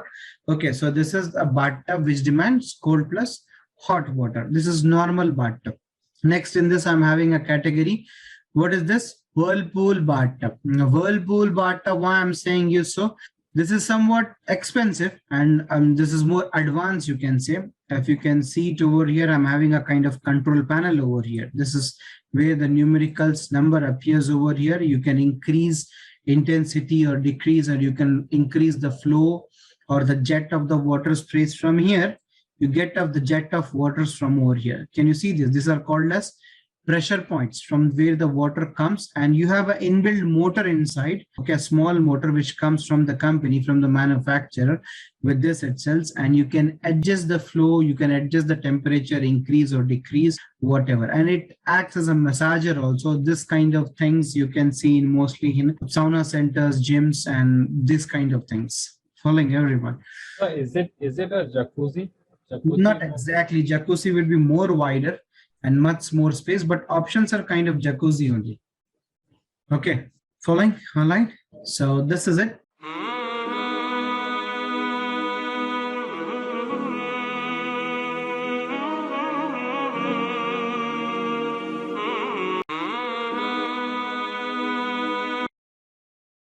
Now next is a shower. Now this is also one more plumbing fixture. What is a shower? In shower also we are having number of things over here. That is like shower head. This is a shower head. Why it is being said as shower head? Because if you see this, this is installed on the wall. This is wall mounted because it's like mounted on the wall, and based on the region or the country or based on the people. So this will be having a different height, like 6 feet or 7 feet or less than or more than that, according to the region, according to the personality of the men or humans over there. Okay. So this is wall mounted, and this is shower from where a jet of water sprays comes, and he can have a shower under this, okay, because it's head shower, because it's above the head, okay, and wall mounted. So this is also demands cold plus hot, because again, no one can have complete hot water for the bathing and no one complete cold water for the bathing. It's different scenario that if you have like number of seasons in this, one can have only cold, but for sure not the complete hot. Yes or no? So we need with a mixer over here. Mixer will be down, okay, where we can mix and the water comes up and it can be served. Next, there's one more shower. First of all, this is what kind of shower? This is hand shower online. You can see. And see, one more thing I'll say you, can you see this kind of things online? This kind of things will be just seen only this kind of the top view, only this, not this kind of cylinder also. You'll be seeing only this when you deal up with what? Flush valves. Okay. Just for your information. And this is what? Shower, with shower, hand shower. This is having some hose kind of thing. You can see this is flexible, so it can be moved towards a range, light, left, up and down. Okay, but that wall hung shower, sorry, this which is like mounted on the wall, it is fixed. It cannot, but you can slightly adjust this from its head, like slightly up and down and right and left side, not more, only little one. But here you are having this much of range. I mean, this, for example, this is like 1 meter. You're having 3.28 feet of the range on the left, right, and up and down, isn't it? So this one, but I'm not talking about this. I was dealing with the shower tray or the shower. So this is called as a shower tray. What you mostly see in the hotels and all this, this will be used in terms of what commercial places mostly, or high class villas. This is actually a glass door. This is not visible. If you see this from the side, you can see there is a glass partition over here. This is also glass. Okay. So if someone is having a bath and all this, the water should not enter into this floor. So that is the reason if you see there is some slight tiltation over here, or the inclination, so that the water goes like this and drain out from this floor drain, or this shower drain, you can see. And you can see some angle over here, so that the water does not comes here and directly goes in this, from this shower drain. So this is called as a shower tray. Next, bidet. Now bidet is something called as baby shower, okay, or baby cleaning, sorry. And this is most commonly seen in terms of high class villas, and it can be used for some handicapped people also. This bidet can be used, or it will be used when anyone has done with the WC for the cleaning purpose. And this is again for your information from IPC or many codes. It has been recommended that it should be on a basis of cold plus hot, but not recommended hot, honestly. But still, if they are saying as per the region, you can, but by default, only just the cold for the cleaning purpose. Okay, you can see this is for the cold, this is for the hot, whatever it might be.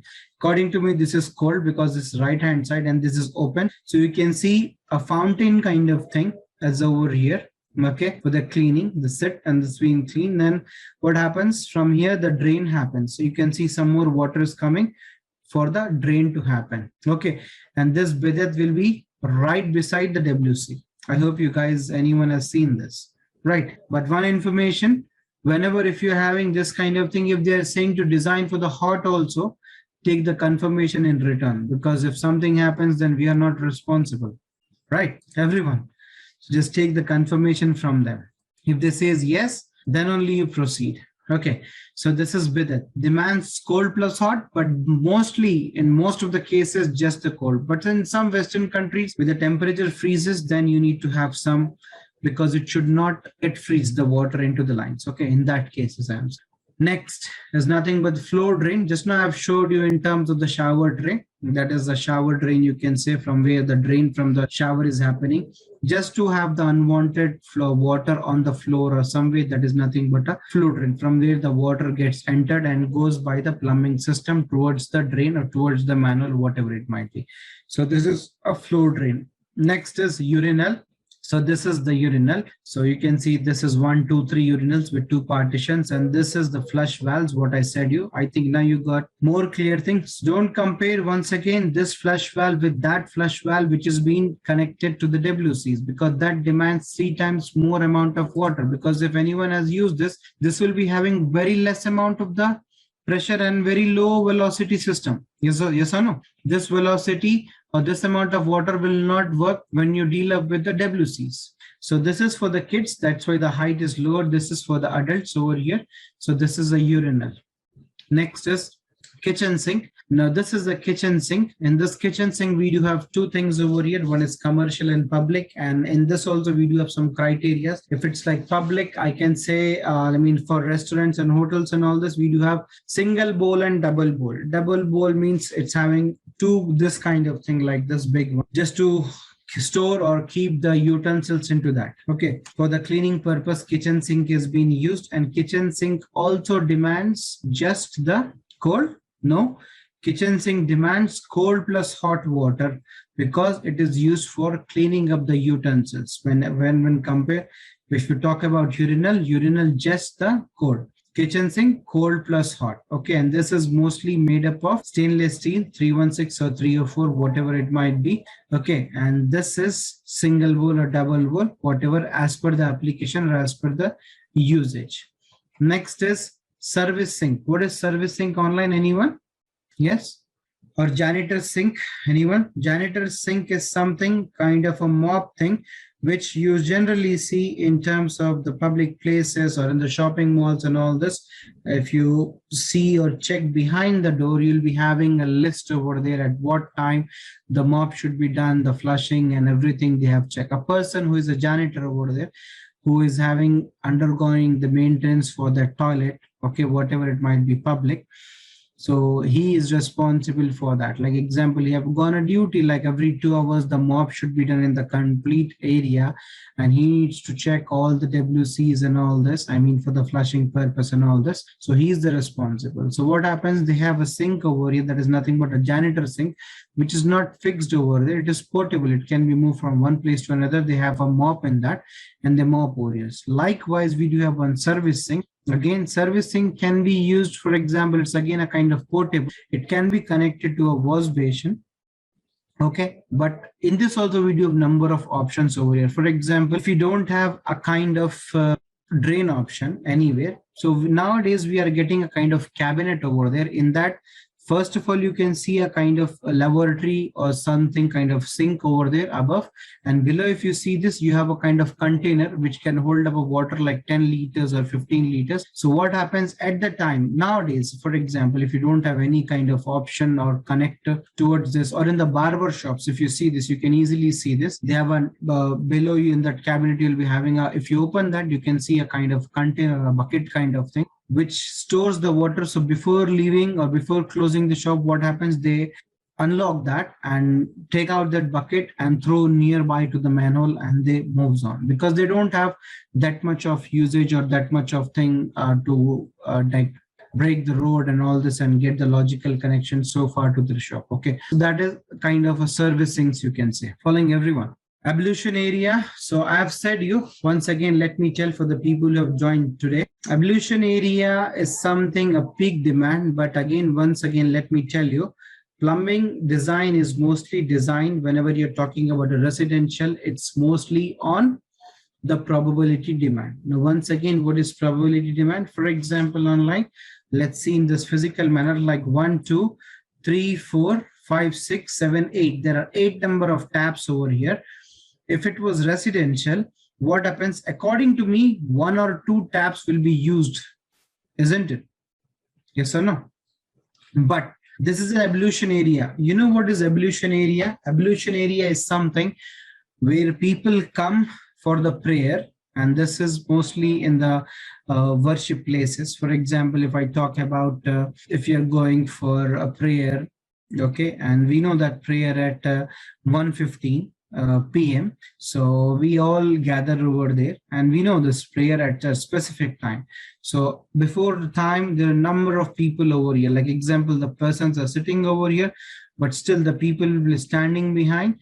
Okay. So what happens? The moment he is done, he is moving, the other will be sitting and he will be performing the ablution. Okay.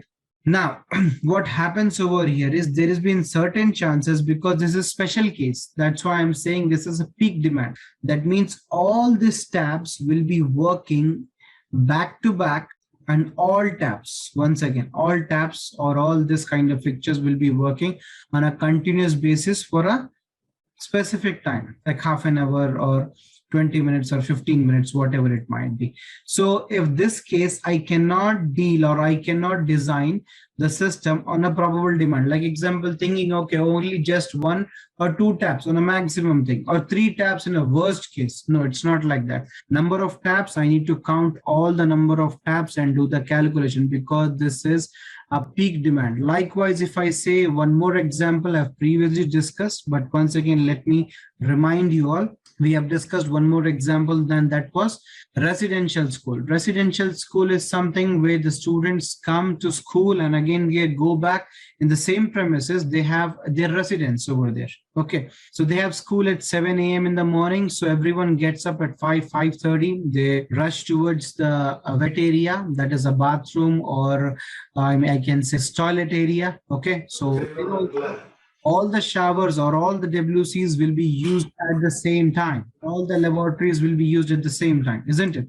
So that is again a peak demand over there. So one should know, or one should visualize that what kind of the thing you are dealing up with. So then only we can move on, or then only we can make up a decision. Okay, this is peak demand I need to move on with, or a probable demand. Okay, so this is the peak demand. So ablution area, this might demand cold plus hot. You need to again check, this is only cold or only hot, because if it's mosque and all this, because of severe cold temperatures in that particular area, so they'll be having for sure central electrical water heater. So this again will be cold plus hot area also. Okay, you need to check with them and deal on as per the client request or the requirement of that particular thing. Now next is, this is actually not an plumbing fixture. This is kind of what can I say?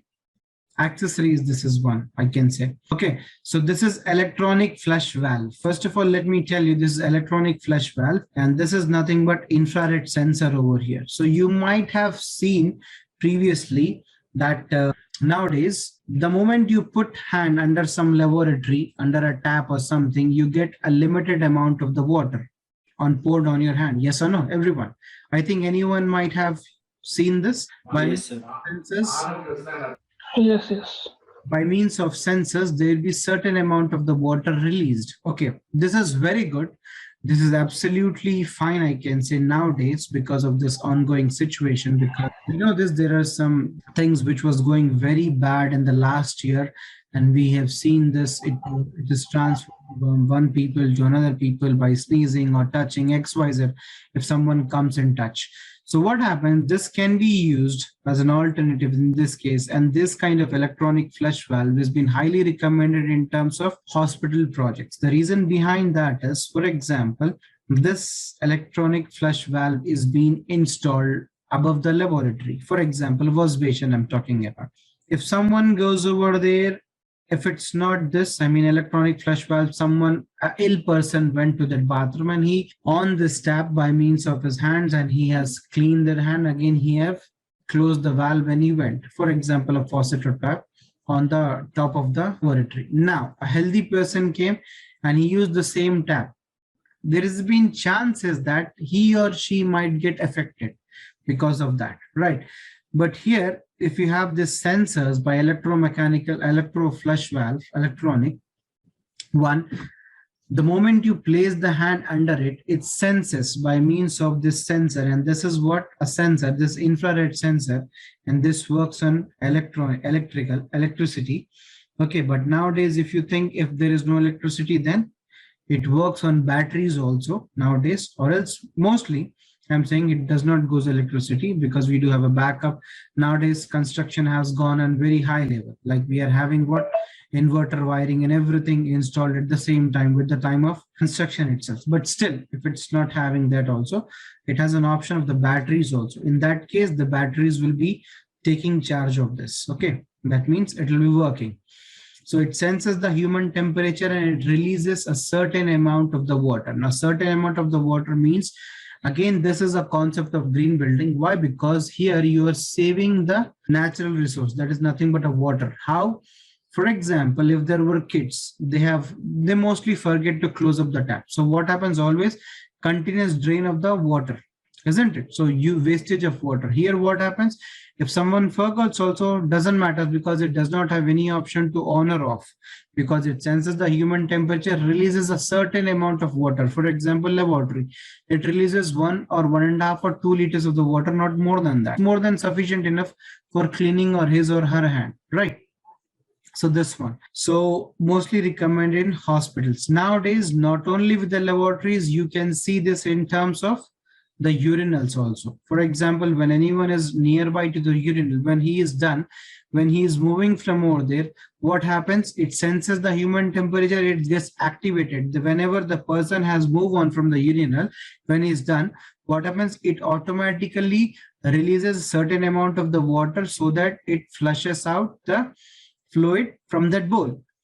Following online? Yes, please. So again, it's maintaining hygiene also over here, and here a safety matter also. So this is electrical flush valve. So this is very best, I can say, nowadays, and this is again a concept, or this is mostly seen in what? Green buildings over here. Okay, electronic flush valves. Next is what this demands. It might be demanding anything, cold or hot. It's just a just a kind of equipment, I can say, or a kind of a small machine or device which is just doing its job. Okay, it might be cold or hot, but this is the main drawback in this. What is the main drawback? Either it can be only cold or only hot, but here right now we don't got such an option that it mixes up the water. So this is the drawback in it. That means I can use it for the WCs, perfectly fine, only cold. I can only use this for the laboratories also, only cold or only hot water purpose. I don't have such an option so far in electronic flush valves with a mixer. That means it mixes the water. Getting online. So this is the drawback only into this. Next is the drinking fountain. Now drinking fountain is a kind of this kind of thing which you can see when you tilt this up, a jet of water comes out. This is a soft water, and a water which is directly from the municipal, or the water which can be used for the human to consume. Okay, so this is it, and this you will be again finding in mostly in the commercial or the public places like airports, railway stations, etc., or some shopping malls, etc. Okay, nowadays we are getting by means of sensors also. The main reason to have this is what? For the water to be served to persons, and the most common thing is what? You don't have any kind of water container into it. Container in the sense like no glasses or something. A person can directly place his or her hand under this and drink the water, or directly the mouth and drink the water. Okay, just to again maintain the hygiene. Following everyone. So this is only just the cold, not the hot or cold plus hot, just the cold water. Cold in the sense not chilled water. It might be, but a normal drinking water, like 10 degrees, you can say 10 or 12 degrees. Next is cooling tower. Actually, cooling tower is nowhere into the plumbing, is it?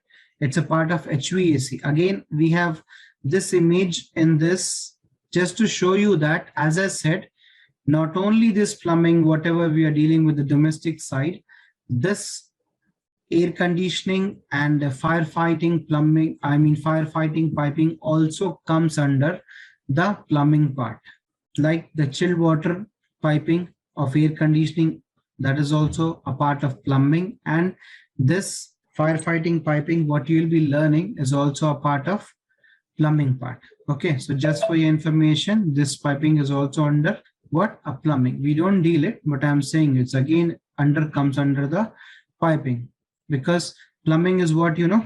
Anyone can say me what is plumbing? No one? Okay, say me. Plumbing, very first thing, is a set of piping, as I said you.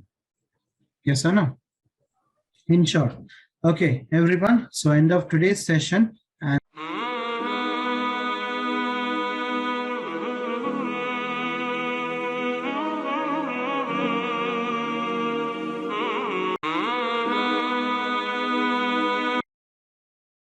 very good evening, everyone, and hope you all are doing good.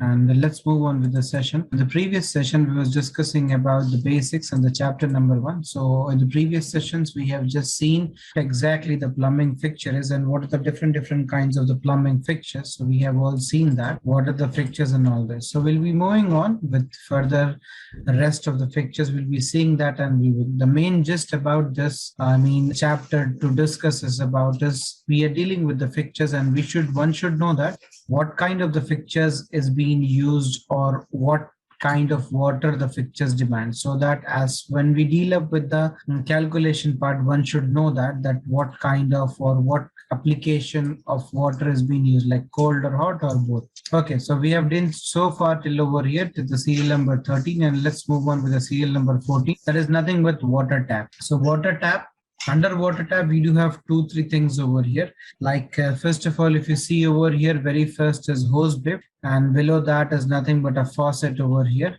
And third thing is again a normal tap. So first of all, let me tell you, this all comes under taps only, but there are different scenarios. The working principle is slightly different when compared with the tap and the faucet. I'll say you the major difference between this. But before this, let's see on the hose bib. The hose bib looks like this in this manner, and this generally you will be finding in terms of the like I can say in the parking areas or the rooftop. Okay, and this is being used for the maintenance purpose. For example, for the cleaning and all this, like in the parking area or in the basement, you do find this directly connected to the water supply line, and you can see this kind of threadings over here, so that you can attach a flexible pipe over here or a hose over here, so that you can divert the water in any of the direction what you need, and you can do the work as needed. Like example, it might be nearby to the gardening. If you want to manually, do the watering to the plants, you can, or else for the cleaning purpose or the maintenance purpose, like cleaning in the sense like if you want on a rooftop, you want to clean the roof, you can wash by means of this. If you're having a hose bib over there, and for the car wash area and all this, you again will be finding this. Mostly I'll say you in the parking area or in the basement or nearby to the garden area, you'll be finding this. Okay, this is hose bib. The main function of this hose bib is nothing but I'll say you, this also comes under the water tap. Now, water tap, the moment I'm saying you water tap, tap is something which works on a principle of gate valve. And we all know what exactly a gate valve is. I'll show you later on.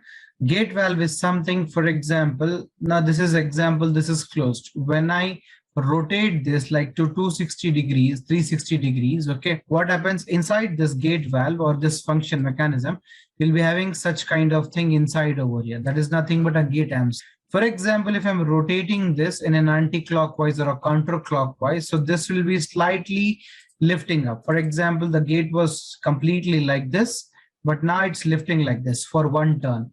Second turn more above, third turn more, and fourth more. So what is happening over here? Tap works on a principle of gate valve. So the moment I'm rotating 360 degrees or this rotation, one complete rotation, what is happening? The water will be going like this.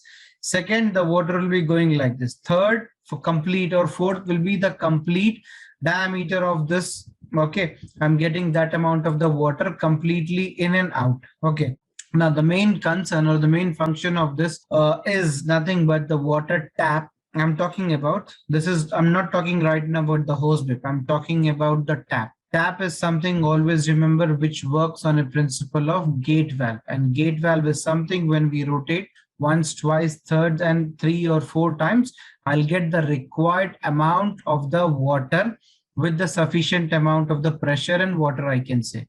Now, the major difference between is gate valve is not a regulating valve. Always remember, gate valve is completely, it needs to be completely closed or completely open. It's not something, it's not for the regulation purpose. If you want to regulate this, the pressure as per your need, no, it will not gonna work, because this pressure from the other side will damage this gate.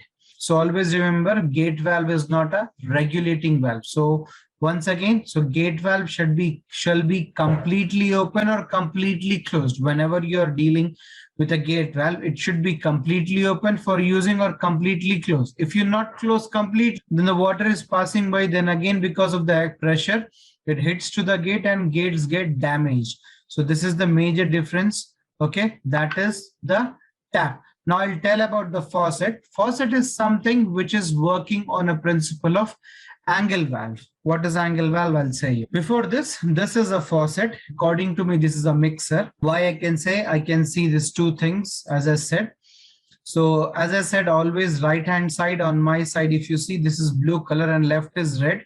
So this is right. Or if I tilt this, okay, towards the right hand side of mine, I'll be getting just the cold water. If I do this to the left side, I'll be getting the hot water. If I have in between here, I'll lift this up. So it acts as a mixer then.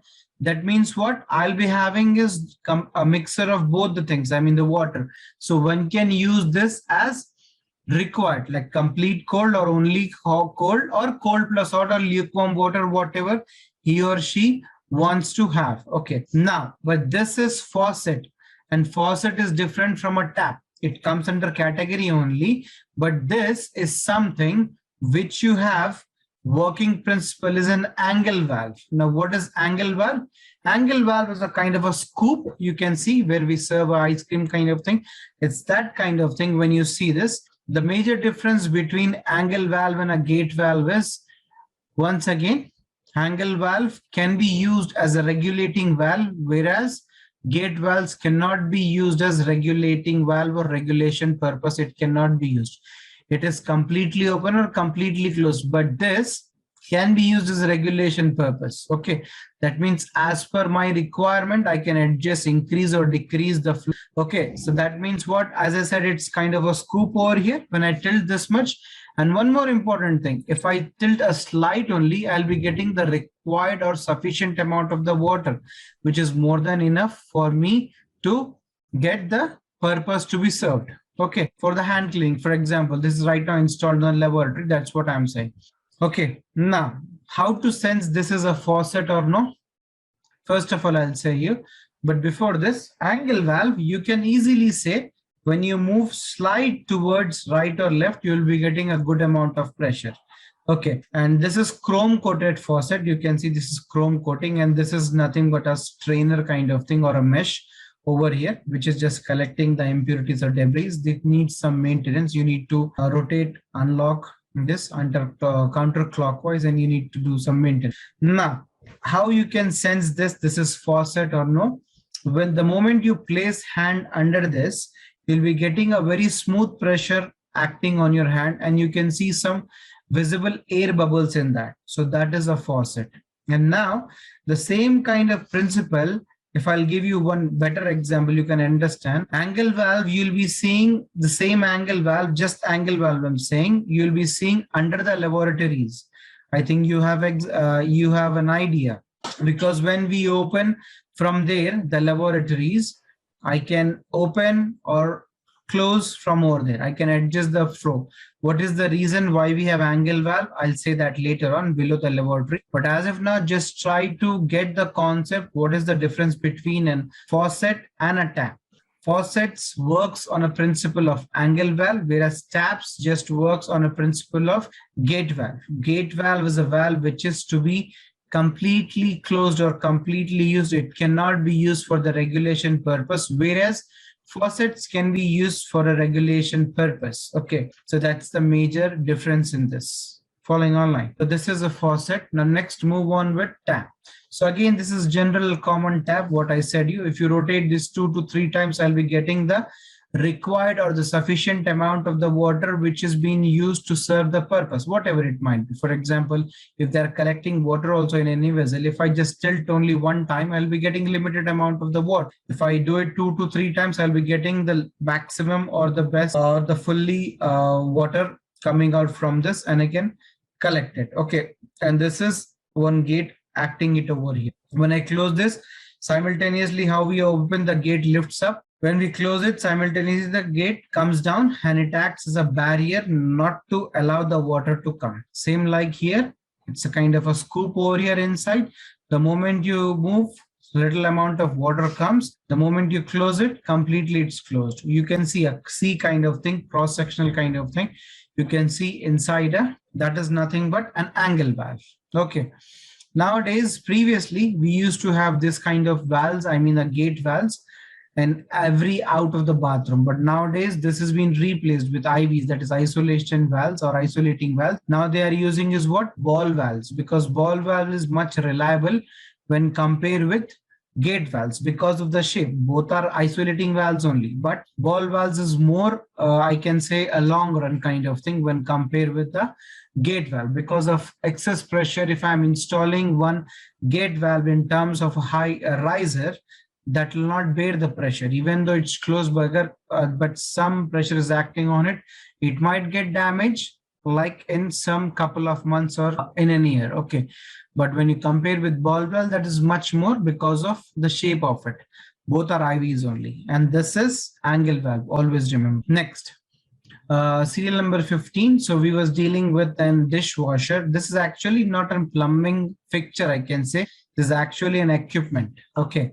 So now this is a dishwasher. Dishwasher is being used where in case of like they don't want to have or wash the utensils. So it is a dishwasher by name itself. It is washing the dishes over here or the used utensils over here. One should know that how to place this, the arrangement, systematical arrangement of all the utensils. You can see the different trays for this cutlery and all this, and plates, glasses, and XYZ things over here. So one should know the arrangement. He or she can just place, and it's very simple, nothing to do up. And just when you have loaded this, just start on, it does, it works. Only thing is you need to check that whether you have soap added into it or no. I mean, you have just need to provide the soap, that's it, and it does the complete work. How it works and all this, we'll be seeing this later on. But what do you people think? The tabs might be different. It might be used just the cold or cold plus hot or only hot. Following online, I'm talking about the taps or faucet. It might be anything based on the application. Yes or no? Following online. Now, let's move on with the dishwasher. Dishwasher only demands hot water, just the hot water. Why? Because we know that this is being used for cleaning up the utensils. So this only demands just the hot water because this utensils which is being used and it needs to be reused, so it needs to be cleaned up. And we know this, there would be lots of grease and oily items in this, so it needs to be cleaned up by means of soap and with respect to the hot water so that it easily cleans up. So that's why it demands only and only hot water. Once again, let me tell you, we are again learning this just because of what kind of fixture demands what kind of the water. It might differ from application to application, but most commonly and most probably the fixtures itself says that it works on a principle of cold or hot, so that when we know that, we can proceed up with the calculation and so on. We can move on with the pipe designing. So this is dishwasher. Next is what? Washing machine. Sorry, this is washing machine. A washing machine is something, we know this, where we load the clothes and all this for just to clean it. So this is nothing. This is a kind of laundry point, we generally say. We are not providing this, we are not designing this, but it demands water, that is a cold water. So we need to give one a kind of hookup over here for the washing machine, or a connection, I can say. Whenever they have a laundry point, we need to give one pipe which is responsible to just to serve the cold water so that it will be connected to the machine. Nowadays we are getting automatic machines. It takes how much amount of water it calculates by means of the clothes loaded into that, and what happens, it takes the required amount of the water only. You just need to add the solution soap of that liquid soap into that. Okay, and it'll drain out, it'll wash everything, isn't it? So but here the reason behind this washing machine, because it demands water, that is cold water, so we need to provide one cold water line over here for this. Next, there's one more equipment. This electrical water heater, which works on a principle of electricity, I can say, by means of a medium, I can say. And this is how exactly it looks like. We do have different capacities, starting from quick water heaters. Right now we are getting instant, I can say, like 1 or 2 liters. It goes to 50 liters or 75 liters or 30, 15, XYZ, based on the different manufacturers upon the different regions. This is how electrical water heater looks like, and it demands cold water. It serves hot water, because unless and until the cold water goes in or gets into it, we can't get the hot water. So again, whenever we are dealing with this, we need to know that, okay, this demands cold water, so that the purpose of this to have is to get the hot water. But the hot water will be coming from where? When we supply the cold water, it's get heated up and it comes, isn't it? So this is about all these things over here. And this is just a note for everyone. WC urinals and hose bib just requires only cold water, whereas dishwasher demands is only and only the hot water. Be very careful whenever you're dealing up with this. Okay. So by this, we have ended up with the chapter number 1.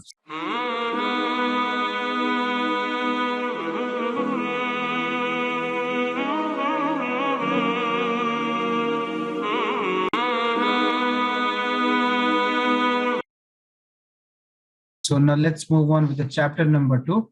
Now, chapter number 2 is something what we are dealing with the plumbing equipments over here. Now, what exactly is a plumbing equipment? Anyone?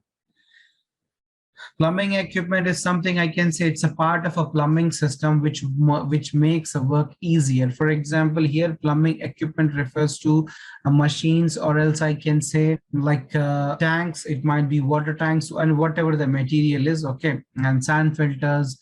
These are all equipments like pumps and all this. Okay, so here we'll be saying, first of all, what are the commonly seen plumbing equipments in the domestic plumbing industry. So type of pumps, first of all, so we are dealing as per the construction side, as we are in MEP side. So we are into the building services, then again it refers to the constructional side, right? So in the construction side, mostly we do have is what kind of pumps? Centrifugal or reciprocating? Centrifugal. So whatever the pumps, what you are seeing is mostly or all the centrifugal pumps. First of all, let's see the transfer pump, which is commonly seen. A transfer pump, it might be any kind of pump. The main gist or the name given to this pump is a transfer pump. Now, why does it called as a transfer pump? A transfer pump is a pump which carries out water or which transfers the water or fluid from one place to another place, or from one tank to another tank. It is transferring something, any fluid, from one place to another place just to make the process happen. Okay. So the same thing over here. A transfer pump is a pump you can use to transfer the fluids from one place to another. Okay, so this is how exactly a transfer pump looks like. I'll discuss this in more in detail when we deal up with the chapter number 7, the types of the plumbing water supply system. As if not, just remember, transfer pump is nothing but a pump which transfers the fluid from one place to another place. Next is a booster pump. Now, what do you mean by booster pump? We all know that booster pump is a pump which is installed into the project just to maintain the pressure, because it is booster, that is to boost something. Okay, where I don't have the required amount of the pressure, then I required a pump which can maintain the pressure. Why? Because we have learned in the previous session or the previous lectures that every fixture demands different amount of the water supply and the different amount of the velocity or the pressure, PSI, I can say. So we know that if it is not served with that, okay, what happens? It is having what I can say is it will be not proper, I can say, or appropriate. Why? Because it's not getting what it has been required. So again, it will cause some discomfort. Likewise, if it is getting more, that is also not accepted. As I said, nothing is accepted because we are dealing with plumbing. So what is required, we'll be dealing with that. We'll try to achieve that. It's not something, it's not dealing with the firefighting that we can go with oversizing, because that is safety matter. That is different thing. But here, if I try to increase or decrease, if I'm increasing, what happens? Increasing the project cost and dropping the velocity. If I'm decreasing, I'm increasing the velocity and project cost is decreasing, but it's not. Both is not required, because here the purpose to be served, that how much that fixture is to be demanded, this much amount of the water with this much of PSI, it needs to be getting that. Okay, so that's one. So whenever, for example, if you are not getting the required amount of the pressure from the municipal, then in that case, for example, if I'm having, let's take a example, like I'm having 3 floors of the building, okay, and I have installed a booster set on the ground level, and on the 3rd floor, there is one shower. And if I'm getting the water from the municipal, I'm not having that much amount of the pressure that can go up directly towards the 3rd floor and serve to that shower, because it is impossible. I need some external pressure, external force created, that is created by means of this equipment. That is nothing but the pump, right? So now what are we gonna doing is, if we are installing a pump, so I make sure that it is just to maintain the pressure. That means if the pump is getting on, what happens? It's get on. I mean, if someone is calling for the shower at the 3rd floor, the pumps get on and pumps up the water to that respective fixture with the required amount of the pressure and water. Okay, so it is maintaining the pressure. So that's what. Okay. In booster set, always remember online, we do have 2 options. First is main booster, and second is, I'll say you. Now, main booster, if I talk about main booster is a booster which is at the ground level, always remember, okay, and which is directly connected to all the fixtures. Now, how booster set works, I'll say you. The booster set works by means of sensing. For example, if someone is calling for any kind of the fixture they have on, for example, let's take kitchen sink or laboratory on 1st floor or 2nd floor or 3rd floor shower, what happens? The pump senses, it gets on and it starts pumping up the water to that respective fixtures with the required amount of the pressure and the required amount of the sufficient amount of the water, so that the fixtures will work in a proper manner and the function or the serve, and it can serve the best manner, okay, to the service, whatever they are calling for. Now, this is booster set. And one most important thing, as I said, 2 things now. First of all is main booster. Always remember main booster at the ground level. And there is a riser, and that rises, from the risers we get branches into the different floors. And to that floors, we do have is number of fixtures connected. So if any kind of fixture is being activated or they are calling for the water, it gets on and pumps up the water with the required amount or the sufficient amount of the water and the pressure. So in short, booster set is a pump which is just to maintain the water pressure where you don't have the excess pressure or where you don't have the required amount of the pressure, so that it is to maintain. Now this is booster set, case number 1, that is main booster. Likewise, I do have is hydro booster. Now, hydro booster is something, this I do have it. It's again a booster set only, but this is a combination with some other system that I'll say you later on. With hydro booster at the rooftop, okay, and at the rooftop, this booster pump is being installed. From there, it acts or it is responsible to just take up the charge of top 3 floors. For example, if I'm having a building of 30 floors over here, so 30, 29 and 28 is being responsible to pump up the water with the respective or the required amount of the pressure and flow with respect to this hydro booster. Hydro booster refers to the booster which is located at the roof. Always remember. Okay. And one common thing in both the boosters, whatever the booster, it's a main booster or hydro booster, both is connected directly to the fixtures. Okay. If anyone is calling in the main booster for the fixtures, this pumps get on and pumps up the water with the required amount of the pressure and water to be served to that fixture so that the fixture works in a proper manner. Likewise, with the hydro booster, top 3 floors, anyone is calling for any kind of the fixture, like 30, 29 and 28, anyone is calling for the kitchen sink or fixture or laboratory, whatever it might be, this pump gets on, which is located at the roof, and pumps up the required amount of the pressure so that the pressure is being maintained in the complete project. Okay, let me read it out for you once again. Main booster, pumping directly from the series main to all the building fixture where the available pressure is not sufficient to reach to all the floors. Like I said, if we don't have the pressure from the municipal, that it cannot be reaching to that floor, like the most hydraulic location area, I can say, or the remote area, I can say. For example, if I'm having 6 floors of the building, I don't get that huge amount of the pressure which raises till the 6th floor of my building without any aid of any pump. That too, if it's going also, it's highly impossible that I do get required a sufficient amount of the pressure to that fixture. For example, if I talk about shower demands, for example, 3 psi and 3 GPM. I don't get that much of pressure.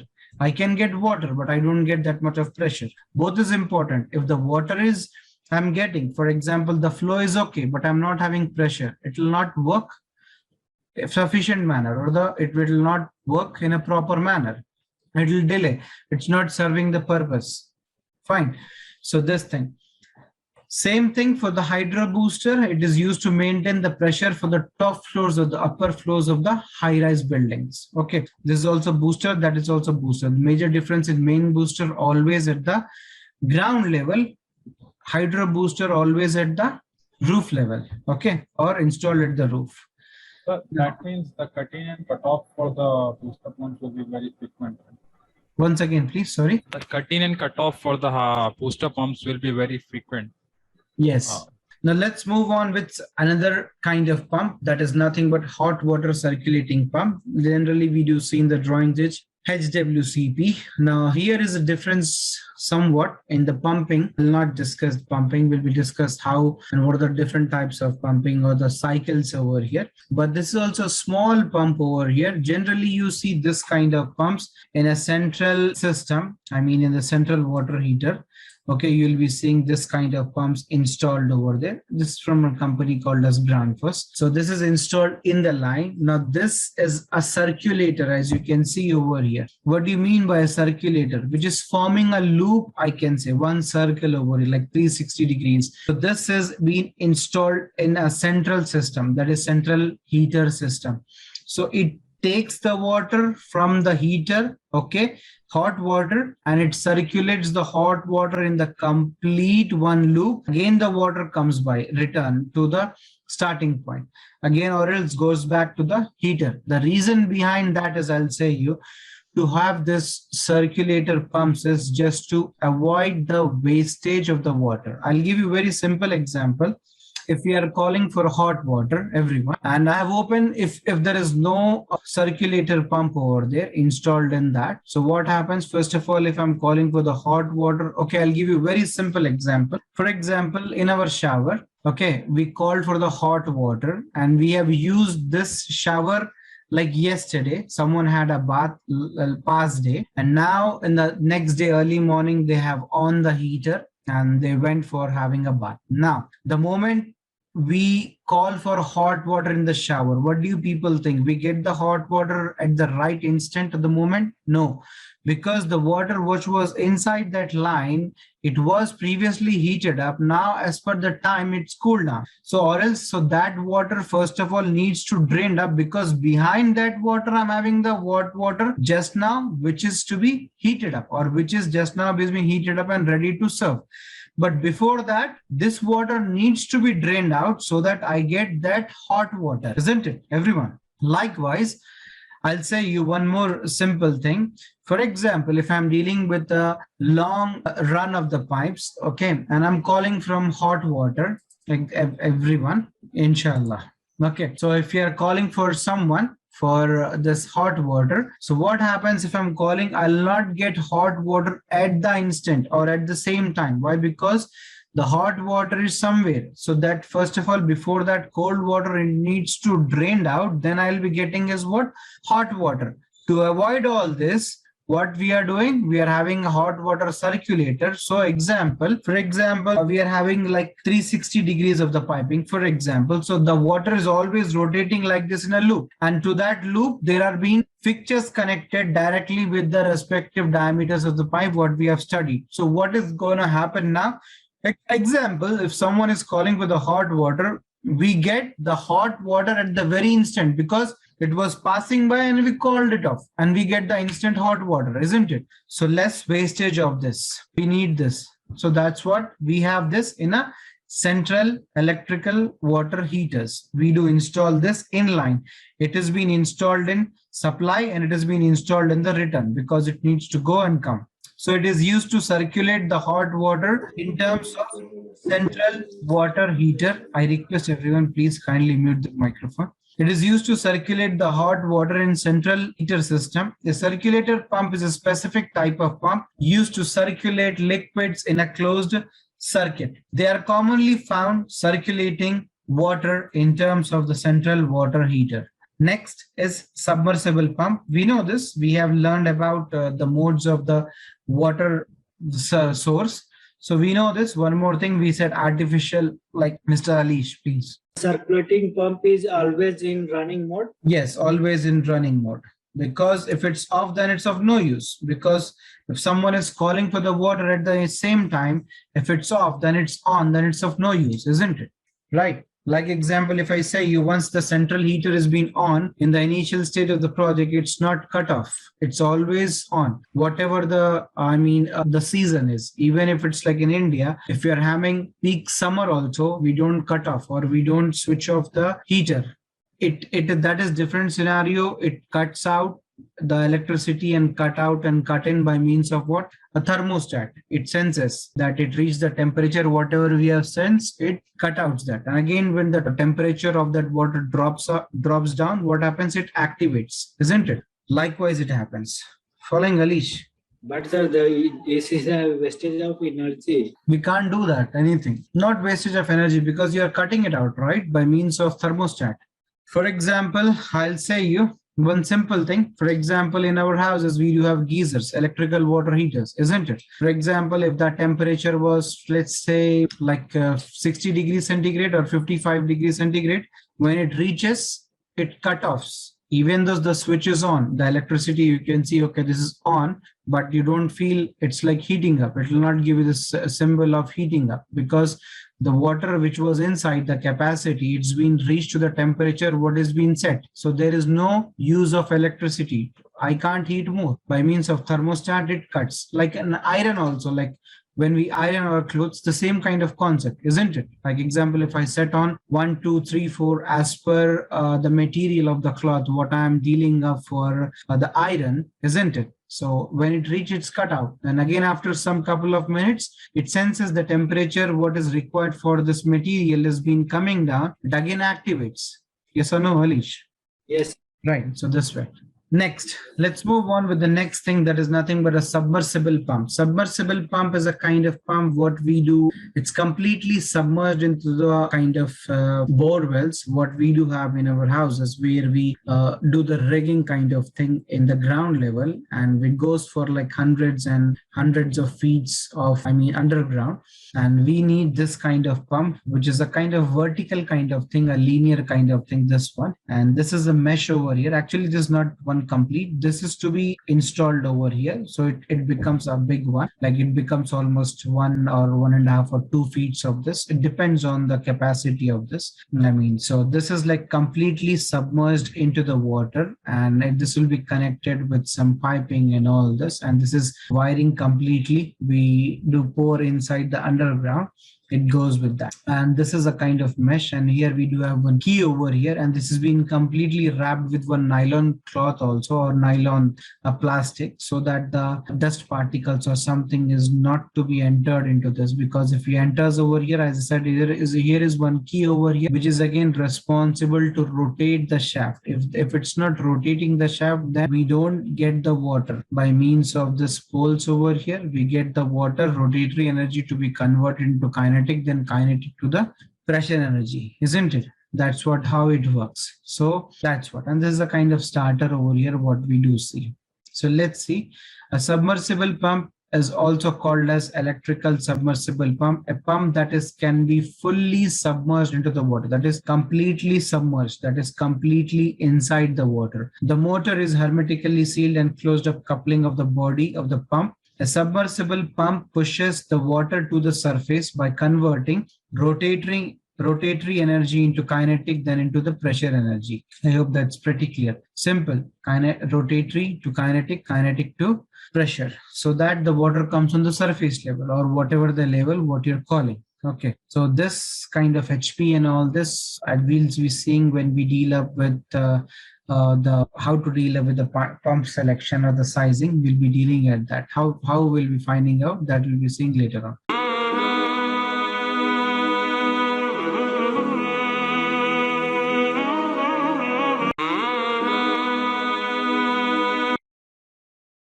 Let's move on with the next thing, that is nothing but the pressure tank. So pressure tank. Now, pressure tank is common thing when you deal up with a booster set. Whatever the booster set we are having, for example, if I'm having a main booster or I'm having a hydro booster. So by boosters, by default, you do have is a pressure tank. Okay. Now pressure tank is kind of reservoir or a container, you can say, okay, that has been a kind of vessel which is like storing a certain amount of the water. If you see this kind of pressure valves over here, this pressure tanks over here, this pressure tanks is directly connected with one air compressor, because at the top of this, from here, if you see this, there will be air acting on the water and it tries to compress the water, but it is not gonna move. Why? Because the pump is already working, so this energy will not let this energy to become. Okay, so now why it is being useful? For example, let's discuss the previous thing what we have just now learned about the booster set. For example, everyone, if I'm having a booster set in a building and that building consists of 6 numbers of floors, and in that each floor I'm having is like 2 portions, so total 12 families in a building. And in that I'm having 12 number of kitchens and 12 number of bathrooms, for example. I mean, just talking about the wet areas. So according to me, in a day or in 24 hours, I can say that within this 12 families, if the people are staying in this particular area, I can say that the pump might get on for like 50 to 70 or 80 times a day. Yes or no? Might be, or more than that also. I'm just saying as per the probability of mine or as per my experience, it might be, right? Because if anyone is calling, we know this booster sets is directly connected with respect to the fixtures. If any fixture is being getting on or calling for the water, the pumps get on and pumps up the water. So now there has been chances that in 12 families might be the pump will be getting at least on for 50 times a day. And that is not a good thing. First of all, why? Because if it has been having in this manner, the pump needs a quick maintenance, isn't it? The second thing, we are like wasting or we are like consuming the running cost. I'm increasing the running cost also because it is consuming electricity to pump up the water to XYZ floor. Okay, these two things. Okay, whatever. If you think the pumps are in series also, that is different thing. But still series means again electricity we required. Even the pumps, how many pumps doesn't matter. If they are in series, they run on electricity only. Isn't it? Now, second thing is what? They might require a maintenance, a quick maintenance. For example, it needs a regular checkup for it should not break down kind of thing. So that's what. Now, so we have an alternative for this. Whenever you were dealing with the booster sets, we installed this kind of thing. It's a booster set only. We installed this pressure tank with a booster set. So what happens over here, this booster sets comes with the different capacities. This pressure tanks comes with the booster sets from the manufacturer. If you order from the different capacities based on the parameters or the duty points of the pump, I can say. So what is happening over here? For example, let's take a pressure tank of 10 liters or 15 liters or 20 liters with the pump. So what happens, that liters or that capacity refers to the holding capacity of the water in that pressure tank. So what is happening whenever the pump is going over here, this is filling, this 20 liters is being done and the pump is right now going in, pumping up the water to the XYZ fixture. Now, how it works, I'll say you. As I said, this pressure tank is directly connected with one compression line, that is air compressor line. That is what, again, just to maintain the pressure over here. If you cut and see this, we'll be having somewhat air over here, which is trying to compress the line because of air compressor. Air is already pumping into it and this is acting on this water, which is being filled like 15 liters or 20 liters, whatever it might be, but is unable to come because of the pump is working. But the pump is being off what does a pressure tank does, I'll say. For example, for the lower floors, for example, ground floor or first floor or second floor, if someone is calling for the limited amount of the pressure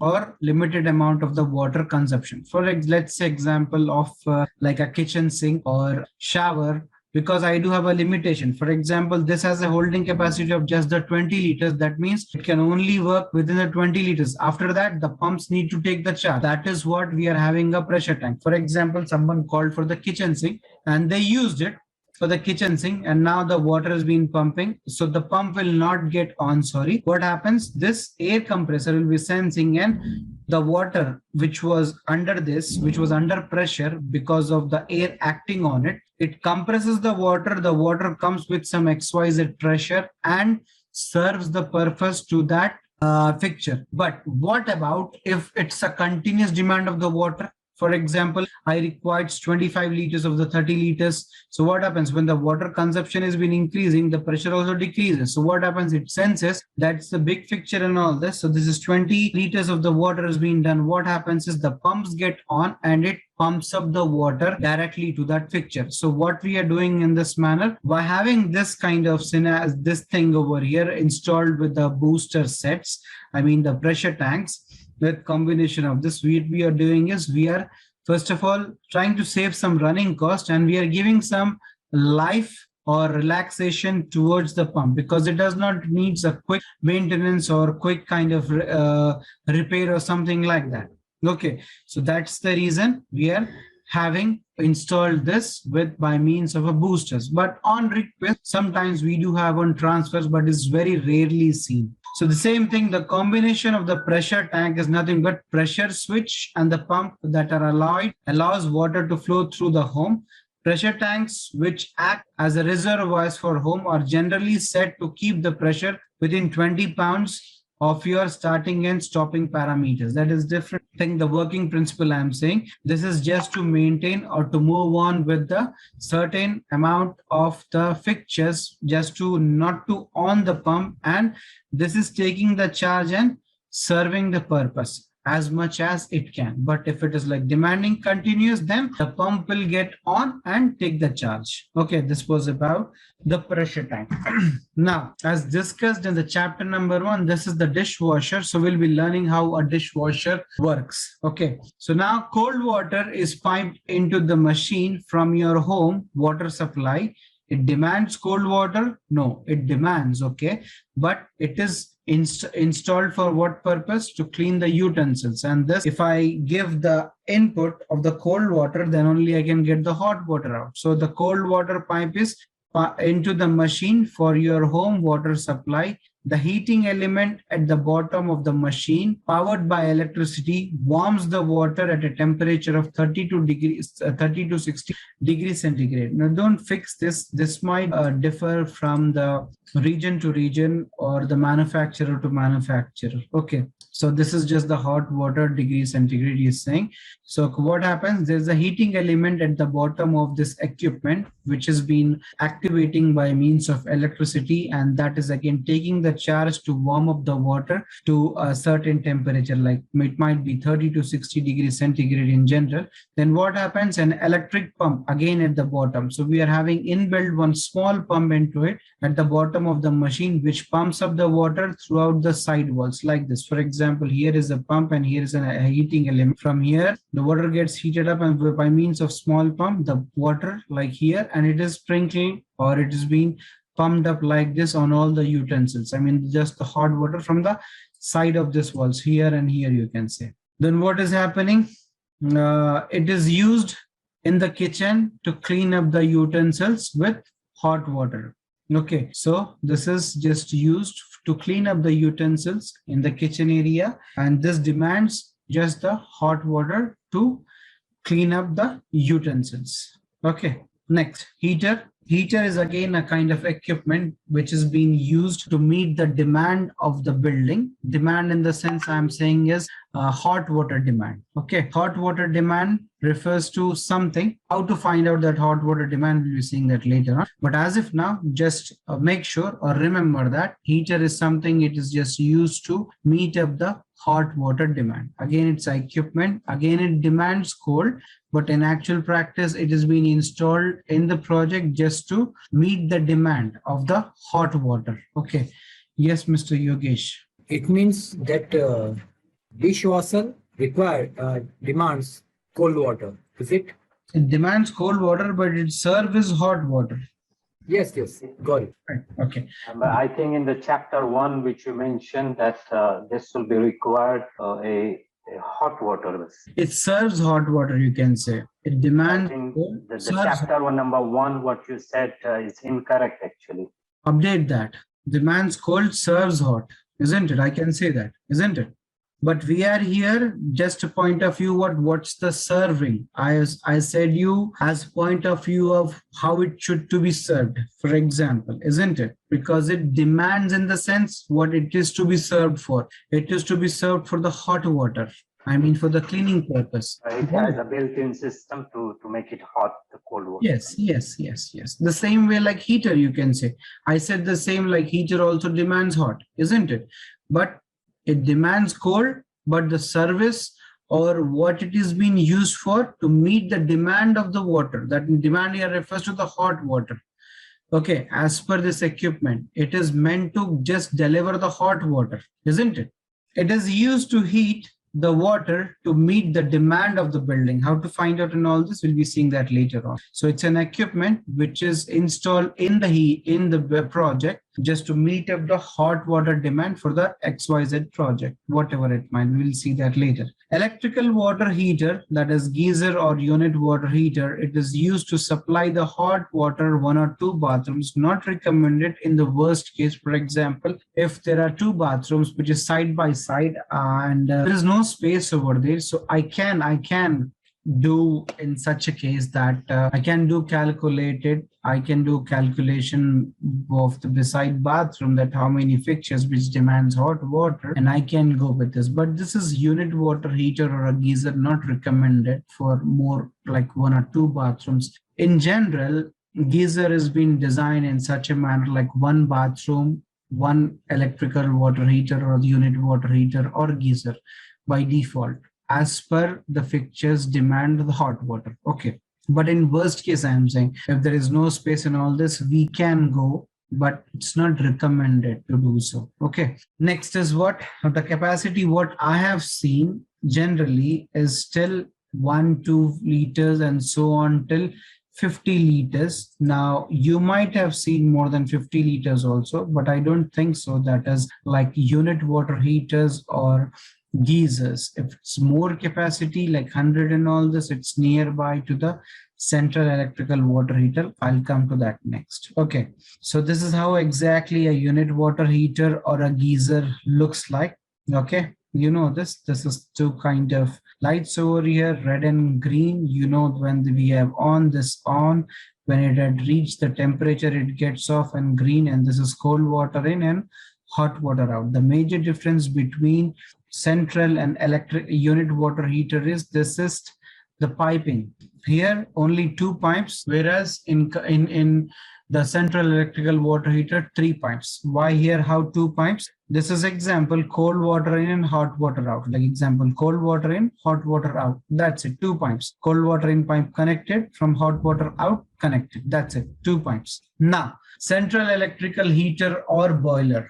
Okay, I can say anything. I can say as a boiler or central electrical heater. It is used to supply the hot water to multiple bathrooms with return circulation line. So this is the heater that I can do calculate on a basis of the complete project. For example, if I'm having 6 floors of the building, I can calculate the wet areas, I mean in the kitchen and the bathroom area, the toilet area, which demands hot water in that specific area, the fixtures which demands hot. I can do some calculation and find out this. So I'm finding it out only 1 heater, which is responsible or which can be responsible for all the fixtures and all the wet areas which demands hot water, and that can be done by means of a bigger capacity of the heater, that is nothing but central. Now, central refers to 1 heater serving to all the wet areas which demands hot water. Like example, air conditioning, we do have central.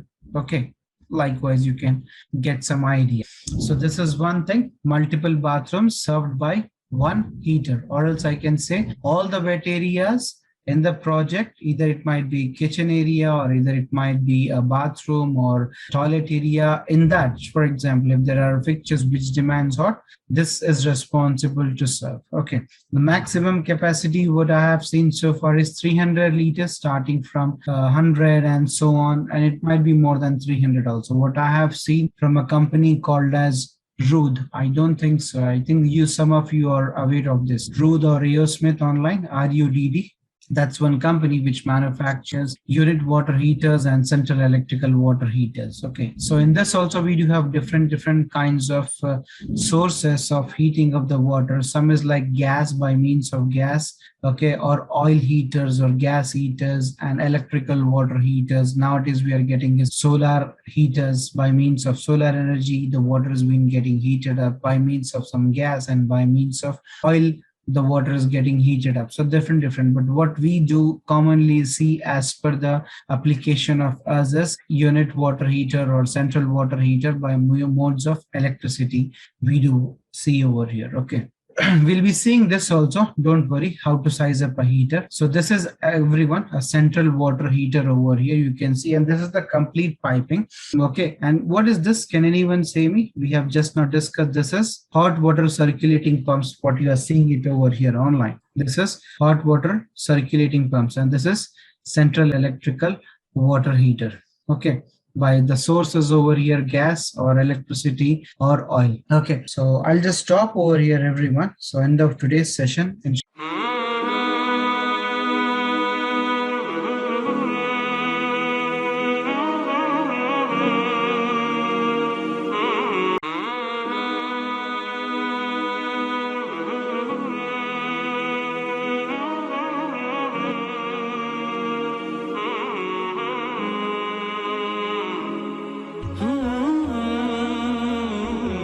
Let me start the session.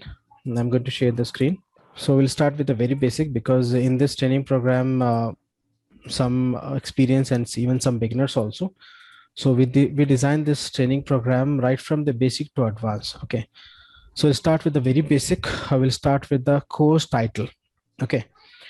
So I think you're already aware of this. The title of the course is Plumbing and Firefighting Designing, right? Myself, SM Ali. I'll take care for the firefighting system designing. And so if you talk about this firefighting, so we'll deal with the firefighting system designing. And for beginners, don't get confused. We are not talking about fire and safety. Fire and safety is different. That is related to HSC, health and safety engineer. We are talking about firefighting system designing. And generally this firefighting system designing will take care by the mechanical engineers, even electrical people or even civil people are also involved in this, but basically this service belongs to mechanical side. So we are not dealing with the HSE, we are not dealing with the fire and safety, we are dealing with the firefighting system designing. And like sprinkler system, like standpipe system, like CO2 system. We have a list of system. I'll give you the idea about the system tonight in this introduction session. So the first point, we are talking about system designing, firefighting system designing. Okay, not the fire and safety. Fire and safety, that is a different side. Okay, and second point, we are not dealing with the component designing. We are dealing with the system designing. Okay. Because as a mechanical or as an engineer, you know, component designing and system designing. Component designing means, for example, if you design a sprinkler, a device, or as a mechanical or as electrical, any component, if you're designing any component like a connecting rod, a piston, etc., that comes under component designing. But here in this building services, we are not talking about component designing, we are dealing with the system designing. In the system, we are going to select the different components. Okay. Especially for beginners. Experienced people already aware of this, but if you're a beginner, this information for you. So let me open one presentation on screen. This will help you to get the idea about this syllabus and the introduction part for this firefighting system designing. Today is just an introduction session. I'll give you the idea what I'm going to cover in this training program. What are the different systems and what are the different modules? Okay. But before starting, do you aware of NFPA online? NFPA? Yes, sir. You see, NFPA is nothing but National Fire Protection Association. Right, National Fire Protection Association, and it's a society. We are living in a modern world, right? And in the modern world, we are supposed to use the information which is already available from the society, from the authorities, from the AHJ, especially in firefighting. We used to call the authority called AHJ, authority having jurisdiction. We'll discuss more about this. We already have the ready-made course and standard, and you are supposed to use that course and standard from that society or from the authority so that your design will get the approval. Because based on the previous research, we have a lot of information, and based on that, we prepare the course and standard. So you must follow. And if you not follow this course and standard, which is approved by your local authority, your design will not accept, especially in the case of firefighting. Even for some other services, also in some countries, approval is required even for other services, but specifically for the firefighting, approval is required from the local body. And the local body or the local authority, we used to call AHJ as per the NFPA terminology, AHJ, authority having jurisdiction. So NFPA is a society, deals with the research and development for this firefighting system site. And in this training program, we are following NFPA standards because it is not possible to follow the society or the course of all the countries. For example, if you're working in India, you're supposed to follow NBC. If you're in UAE, you're supposed to follow their local standards. So it is not at all possible in this training program to follow all the locations course. So we are following the international course, and we'll focus more on the concept. And when you learn the concept, you can able to customize or you can able to use your own local authority course. Okay, so focus more on the course, more on the concept, so that as per your local authority course, you can able to use that course. For example, if you follow NFPA, the distance between sprinkler to sprinkler for light hazard. If you're not getting this terminology, don't worry, just try to focus on the point. For example, if you're using NFPA for light hazard, the distance between the sprinkler can be up to 4.6 meter. But as per your local authority, they will not allow, for example, more than say 3 meters. So these numbers will vary, but the concept is going to be same. Getting a point. So focus more on the concept and with the international standard NFPA. Okay. So I think you got the idea. Is online? Yeah. Yes, sir. Next. Yes. So here on screen, you see the standards NFPA. Everyone aware of this. If not, there's a major society deals with the research and development for this firefighting site, not only for the building, even for the safety for other sites like aircraft, marine, etc. They're offering n number of modules, and we are not following all the modules from NFPA. We'll follow the modules related to the building safety. What are those modules? You'll find in the next slide. Next, we have IFC, International Fire Course. Next, IBC is an International Building Code. Actually, IBC is not specifically for the firefighting. IBC, the name will give you idea. It's for building code. IBC offer the codes for other services, including the architectural structure also. But we'll use IBC for firefighting service because as per the course title.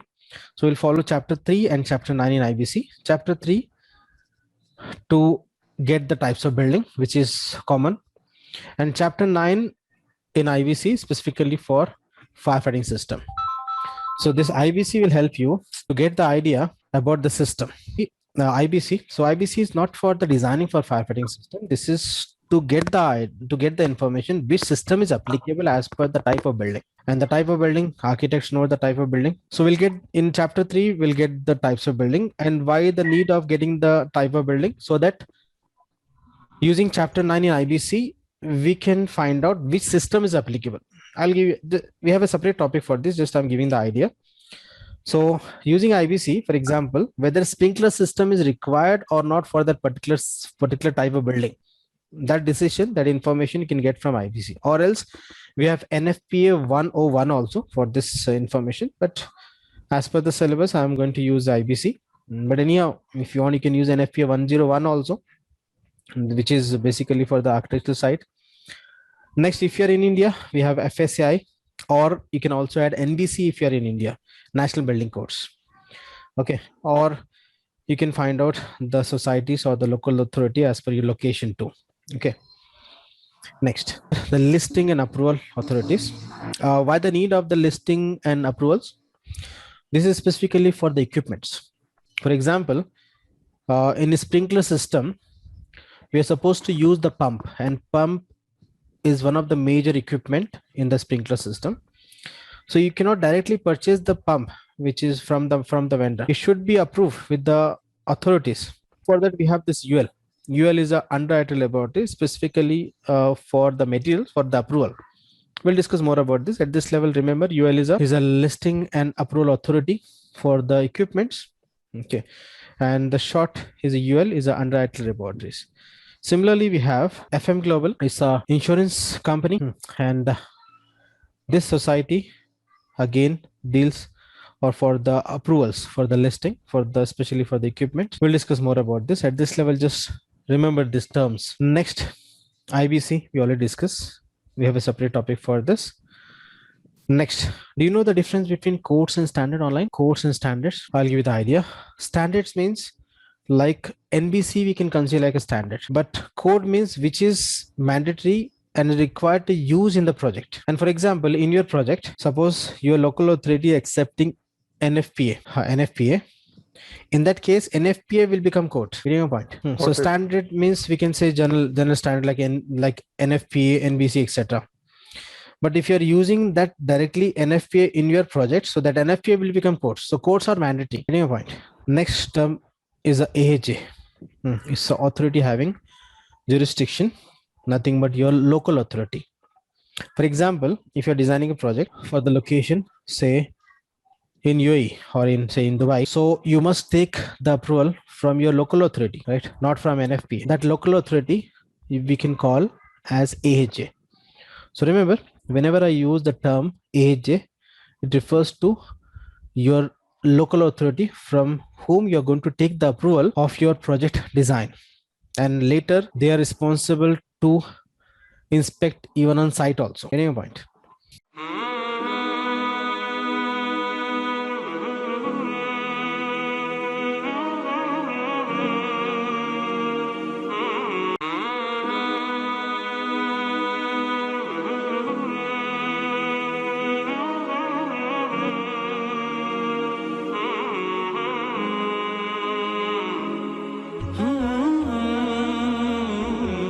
Next, this is important. May ask in interview. Modules. As I said, NFPA is offering n number of modules, and we are not following all the modules. We are following the modules for the building safety, because this course is designed for what? Firefighting system designing for what? For the building safety, right? Not for the aircraft, not for the marine. So the list of module, what you can find on the screen, is for the building safety. And what are the modules I'm going to cover in the syllabus? I'll give you the idea. And anyhow, you see all this module which you can find on the screen, I'm going to cover the designing of that. I'll give you the idea what are this NFPA 10, 12, etc. So let me read this first, and if you want, you can make a note of this. If you already know, okay. If you don't know, you can make a note. NFPA 10 is for portable fire extinguisher, and portable fire extinguisher is a system. I'll give you the idea in the next slide. What if you are a beginner, if you don't know portable fire extinguisher, I'll give you the idea in this session. So NFPA 10 module is for portable fire extinguisher. Okay, it's not lengthy. It's a small topic. Next, NFPA 12 is for CO2 sprinkler system. Or we can say, I can say CO2 system, not exactly the sprinkler system, CO2 system. We can say sprinkler system in general, but technically it's a CO2 system. Or I can say CO2 total flooding system, or in short, CO2 system at this level. Okay, we have again in CO2, we have total flooding or a local application, different option. So NFPA 12 is for CO2 system. Okay, and again in NFPA 10, we have portable fire extinguisher. In that also you'll find CO2. I'm not talking about that. We have a separate CO2 system, and for that separate module, NFPA 12. Okay, next NFPA 13, very important, and the major, almost 60% of the syllabus or this in firefighting system will spend for this module, NFPA 13. It's a lengthy and the major system. NFPA 13 is for automated sprinkler system, which is a major system in this training program, and bit lengthy also. In the sprinkler system, we are going to deal with the type of sprinkler system, especially the hydraulic calculation in manual and using the Elite software, etc. So you can highlight this NFPA 13 and is for automated sprinkler system. Next, NFPA 14 is for standpipe system. Standpipe system includes hose reel system, landing valves, internal landing valves, class 1, class 2, class 3 system. We'll discuss more about this. At this level, NFPA 14 for standpipe system. What is standpipe system? One example is a hose reel. And if you're a beginner, if you don't know hose reel, I'll show you some images in this same presentation tonight. You'll get the idea. Next, NFPA 20 is for pumps, for pump selection, stationary pumps, which is also important topic. The hydraulic calculation, what we are going to deal in NFPA 13 and 14 for sprinkler and standpipe system, for what? For the pump selection. Okay, so NFPA 20 is for pump. Next, NFPA 22 is for tanks, because for this system we require a tank to store the water. So as a mechanical, your responsibility to find out the capacity of tank. The construction of tank and all will take care, or this related to the civil scope, but your role is to find out the capacity and the accessories, the pipe accessories, the connection like puddle flange, etc., that related to your side, but the construction and all will take care by or comes under civil scope. Next, NFPA 14 is for hydrants. If you don't know hydrant, I'll show you the image today, don't worry. Next, NFPA 25 is for installation side, installation part. Actually, in this training program, we are offering the design. The main focus in the design only, but partly installation also I'm going to cover. So NFPA 25 is for installation. Next, NFPA 72 is for alarm system. Alarm system means including these detectors. Okay, fire alarm system. This also interesting. And remember, if you are electrical, here in NFPA 72, I'm not going to cover the electrical side of this alarm system because that comes under electrical side. I'm going to cover the mechanical scope of alarm system, like the placement of the detectors, the distance between the detectors, alarm location, but wiring in all comes under electrical low voltage side. That will take care of electrical. That is not a part of this training program. So in NFPA 72, this fire alarm system, I'm going to cover for mechanical scope. Okay. Next, NFPA 92A is for smoke management. And in the smoke management, as per the syllabus, I'm going to cover staircase pressurization, which is required in case of fire to maintain the positive pressure to restrict the smoke. It's also one system. Next, NFPA 2001 is for clean agent.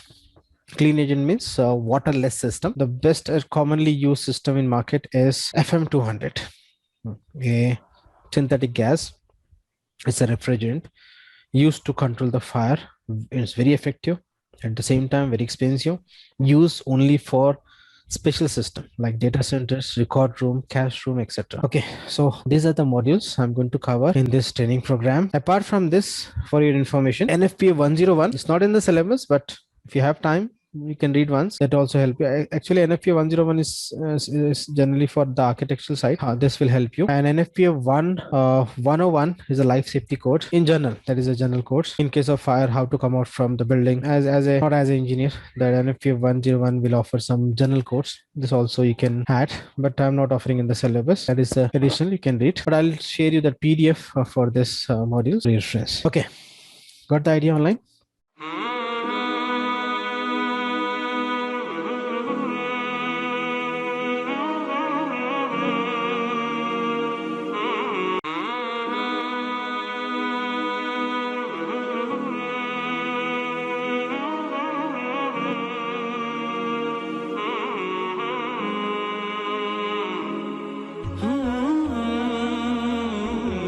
talk about this firefighting system, and you know this as a beginner, again I'm going to repeat this, we are dealing with firefighting system designing, not fire and safety. So if you talk about this firefighting systems which can be used in case of fire in for the building protection, these systems are classified into three categories. You can read on screen. The first is a fire suppression system. Simple. The system which is used to control the fire comes under fire suppression. For example, the sprinkler system or the standpipe system or CO2 system, or in short, for concept point of view, the system which is used to control the fire comes under fire suppression. Following this? Yes, sir. The next option here you see, fire detection system, the system which is used to detect the fire. Example like smoke detector, heat detector, beam detector, flame detector. These are few examples for detection system, including this addressable systems. So the system which is used only to detect the fire, that comes under detection system. Next we have fire indication system. Indication means which is used to indicate the fire. The best example is what? Alarm. The alarm is used to indicate the fire. So alarm system or different types of alarm comes under indication system. And if you talk about these three options, in this the lengthy and major is a fire suppression, and in this the major system is a sprinkler system, automated sprinkler system, the lengthy part. Types of fire and the fire protection system and equipment. Types of fire we'll discuss with the fire triangle. And at this level I'm going to ignore this, but we'll talk about the systems and equipment. And again, if you are a beginner, if you don't know anything about the system, this topic for you, I'll just show you the images for the different system. First of all, the list and the just a simple image and some introduction related to the system, so that later when I start that particular system, you can able to relate this. Okay, so first of all, you see type of protection system. We can read in the list. First is a fire extinguisher. I'll show you the image. Second is a sprinkler system, automated sprinkler system, the major and lengthy part of this training program in the syllabus. Next, the CO2 system. CO2 system you'll find in the fire extinguisher also, but here I'm talking about CO2 system like total flooding or local application. Next, clean agent. Example FM200. Similarly, we have wet riser, dry riser, hydrant, etc. Let me just show you some images to get the idea. If you're a beginner, this will for you. And I think everyone knows this. Portable fire extinguisher. You can find in any hotel or hospital or a school. It's a manual type portable fire extinguisher. And the first system is about this portable fire extinguisher in FPA 10. After completing this basics, we'll start this portable fire extinguisher only in FPA 10. And here is one example. And in this, you'll find different types. All this type, the more about this we'll discuss in an FPA 10. Next, sprinkler system. You see, automated sprinkler system. Here, just I'll give you the idea. The detail you'll find in NFPA 13 after completing NFPA 10. So here the components, you can find out the components. Here is a tank. These are the pump sets. In this one is an electric pump. Second one is a diesel pump. Here the diesel generator is not shown. This is just example. And one is a jockey pump. At this level, you may not aware of this type of pump. Don't worry. We have a separate module for this NFPA 20 for pump. Next, this main pipe you can call header. After this main pipe, this vertical pipe you can call riser, and to which you'll find the horizontal pipe which will enter in the floor. For example, consider this as a ground floor. Suppose this is first floor, and the riser will continue to the second floor and so on. So the pipe which is entering in the floor, the main pipe, we can call cross main. I'll give you this. You'll find in the notes also when we start this NFPA 13. At this level, no need to write. Just try to get the idea about the system as a beginner. If you are a beginner, okay, experienced people already aware of this system. So this pipe is called cross main, and the pipe which connect to the cross main is called branch or range pipe. This cross main also known as distribution pipe, and the branch pipe also known as range pipe, to which sprinklers are connected. And if you don't know what is sprinkler, let me quickly show you the image for the sprinkler. You know this just for your confirmation. You see the image of sprinkler on screen online, you'll find in malls or in many locations. In this also we have different type. We have a separate topic to discuss. So why we are calling this sprinkler system as automatic? First point, here I'm talking about sprinkler system which is water based. We have waterless system also. I'm not talking about that. I'm talking about water based. This sprinkler system water based. And why we are calling automatic? Because this complete system, or in this pipe, the water in a pressurized form, means this complete network pressurized with the water, and with the zone control valve here this assembly. This is called zone control valve assembly, and here you'll find not clearly shown. This we can call as alarm check valve. We have a separate topic for this. Just I'm giving the idea. Okay, so what happened? If fire occurs somewhere here, because of the heat, the sprinkler thermal sensor, as per the thermal sensitivity, it will break. How exactly we'll discuss. Don't worry. I'm giving the very basic idea. When it's break, what will happen? This line is under pressure, so water start flowing. Whenever water start flowing, this zone control valve assembly have that presses switch. It will give the signal to the control panel, and the control panel will activate the pumps, and the pumps will suck the water from the tank and supply on the affected area. This is just to get the idea. The more in detail we'll discuss when we start this NFPA 14 module. Okay, so this is about sprinkler system, and what I explained just now is a wet sprinkler system. We have other systems also. Okay, so this is called wet sprinkler system. Do you say that in the system the pipes will be always loaded with water? Yes, pipe is always with loaded water, and that's the reason this system, this sprinkler system, we can call wet sprinkler system. In Western countries, you'll find dry sprinkler system, or we have two more, pre-action or deluxe system, that we'll discuss in NFPA model. Okay. In general, sprinkler system is generally, we are talking about wet sprinkler system if you are talking about India or in Gulf. But in Western countries, we are using dry sprinkler system. There is a reason that we'll discuss later. Okay. Next, I think got the idea what is sprinkler system. Just overview. Next, CO2 system. You see, in this cylinder, you'll find the CO2 in the liquid form with the required pressure, and all this cylinders connected to the main pipe, and this kind of connection we can call manifolds. These are the flux pipes connected to the main pipe, and this main pipe will run in the required space in the form of a nozzle. And in case of fire, this solenoid valves, these are the solenoid valves, will open. How exactly?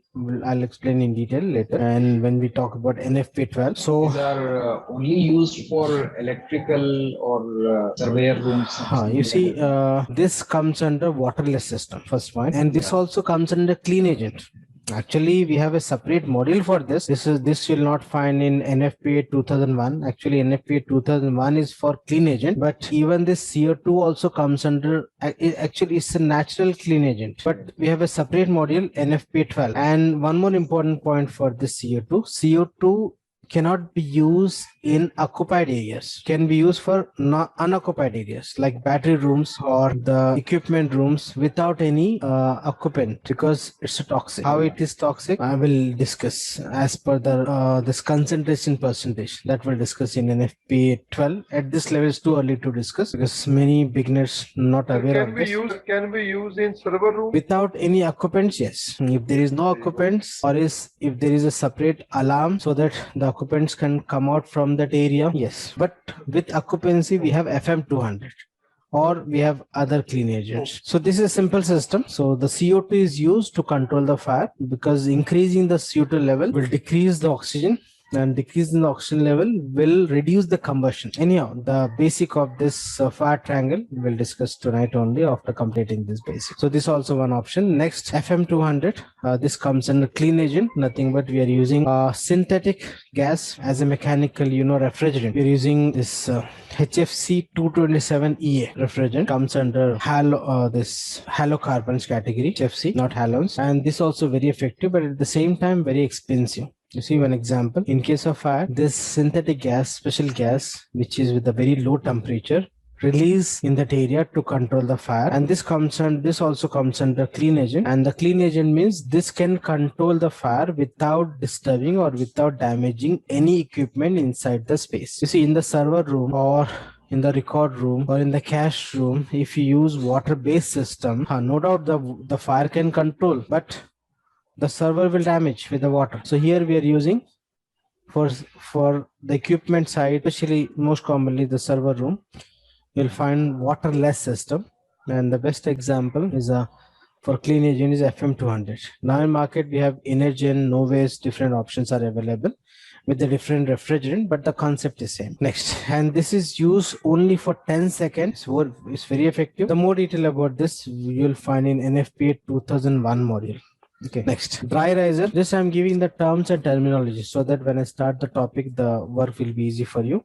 And if you're a beginner, this will be very useful. So you'll get the idea about the different system, what we are going to deal with in this training program. The next is a dry riser. Why we are calling dry riser? Dry riser can be a part of the sprinkler system, can be a part of standpipe system, or it can be a combined system, part of combined system. What is standpipe system, sprinkler system, combined system? We'll discuss if you don't have the idea.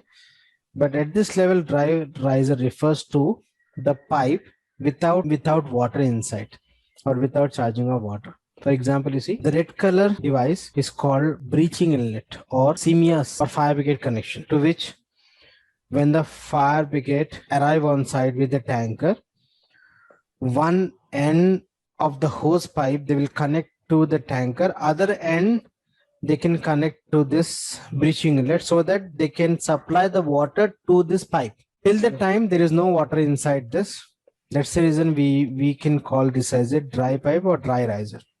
So it's not an automatic sprinkler system. No, it's not a automatic. It's a manual type. That too, there is no water. Again, in that we have different types. In that we have automatic dry, manual dry, automatic wet, semi-automatic, different options. We'll discuss at the time when we deal with NFPA 14. Okay. Sure. At this level, just what is dry riser? Dry riser means just concept point of view, the pipe without any water. Okay, we can call as a dry pipe or dry riser. Similarly, anyhow, at this level, you don't know about this landing valves, etc. We'll discuss later. Next, wet riser. Wet riser means the pipe with the water permanently charged with the water. Here you see the pump is connected to this vertical pipe and permanently charged with water. In case of fire, the pump can start and the water will be available at this outlet, and this outlet can be this hose reel cabinet, or it can be a landing valve, or it can be connected to the sprinkler system. So this pipe is permanently charged with the water, so we used to call wet riser or wet system or wet pipe. Next. Excuse me, in what cases do we need to use the wet riser one? We have this conditions, and we have a detailed topic for this. For example, you see this wet riser and dry riser is applicable for the sprinkler system as well as for the standpipe system. Standpipe system refers to hose reel and the landing valve. So we have different systems in sprinkler. As I said at the beginning, dry system. In the dry system, sorry, my mistake. In the sprinkler system, it can be combined with a standpipe, or it can be only sprinkler system, or else we have a standpipe system. Again, in standpipe system, we have manual dry. Manual dry means there is no water, and that system is installed to supply the water when the fire brigade arrive on site, and even the inside outlet also they will connect to the hose to control. So in trained firefighter will use that particular system. Okay, anyhow, at this level just I'm giving the idea. The more about this you'll find in NFPA 14 module. Okay, just at this level, just some terms and terminology. So that's NFPA is that a code? NFPA is a society. What I cover in the previous class, like in plumbing, IPC, International Plumbing Code. Similarly, NFPA is the National Fire Protection Association. It's a society, international based society, deals with research and development for this firefighting system. And in this training program, I'm going to follow this NFPA. But as per your location, you must check the standard or the course so that you're going to take the approval of your design from the authority. In general, we used to call AHJ, authority having jurisdiction, means the local authority. Okay. Yeah. So as I said in the previous class, focus on the concept, because it is not possible in the class to cover all the location codes. So I'm just covering the international code NFPA with IBC and some more. So once you get the concept, you can customize, or you can relate with your local codes, because numbers will be different, but the concept is going to be same, system is going to be same. Okay, Yeah. Next, hydrant. This also one system. You see here one example which you can find outside the building. This comes under NFPA 24. Hydrant. This is outside the building.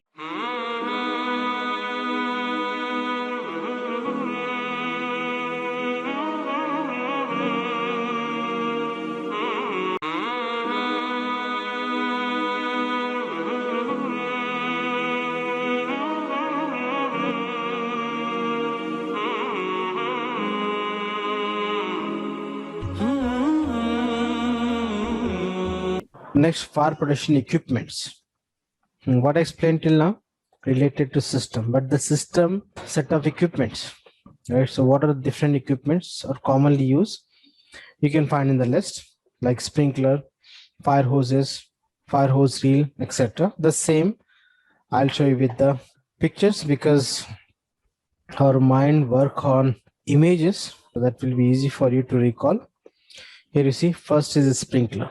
This is a very common type called pendant, and on screen this is recessed pendant. You'll find normal pendant, recessed pendant, conceal, upright, open type, etc. The list of sprinklers with the different orifice size, with the different K factor, with the different flow rate, that we'll find in NFPA 14 module when we deal with the topic called sprinkler. At this level, this is just a pendant type sprinkler, pendant type, recessed type pendant sprinkler. And the different components of the sprinkler also we'll discuss in NFPA 13. Okay, next, you see the list of sprinkler we'll discuss in NFPA 13. I'm not going to explain now, right now. Next, hose with nozzle. You see, this is a hose pipe, canvas type. One end will connect, is going to connect to the landing valve, a special type of valve used in firefighting, landing valve, or in some project, say ball valve. It's a small project, but as per standard, one end should connect to the landing valve. I'll show you what is landing valve in the next image, next slide. And the other end will connect to the nozzle, which can be used to get the jet of water. You can relate this. Many of you know this. The jet of water normally. Anyhow, we will discuss in detail. So it's a canvas pipe, and canvas pipe means we can call collapsible type. You'll find the rubber type also, that is non-collapsible type. Next, fire hose reel.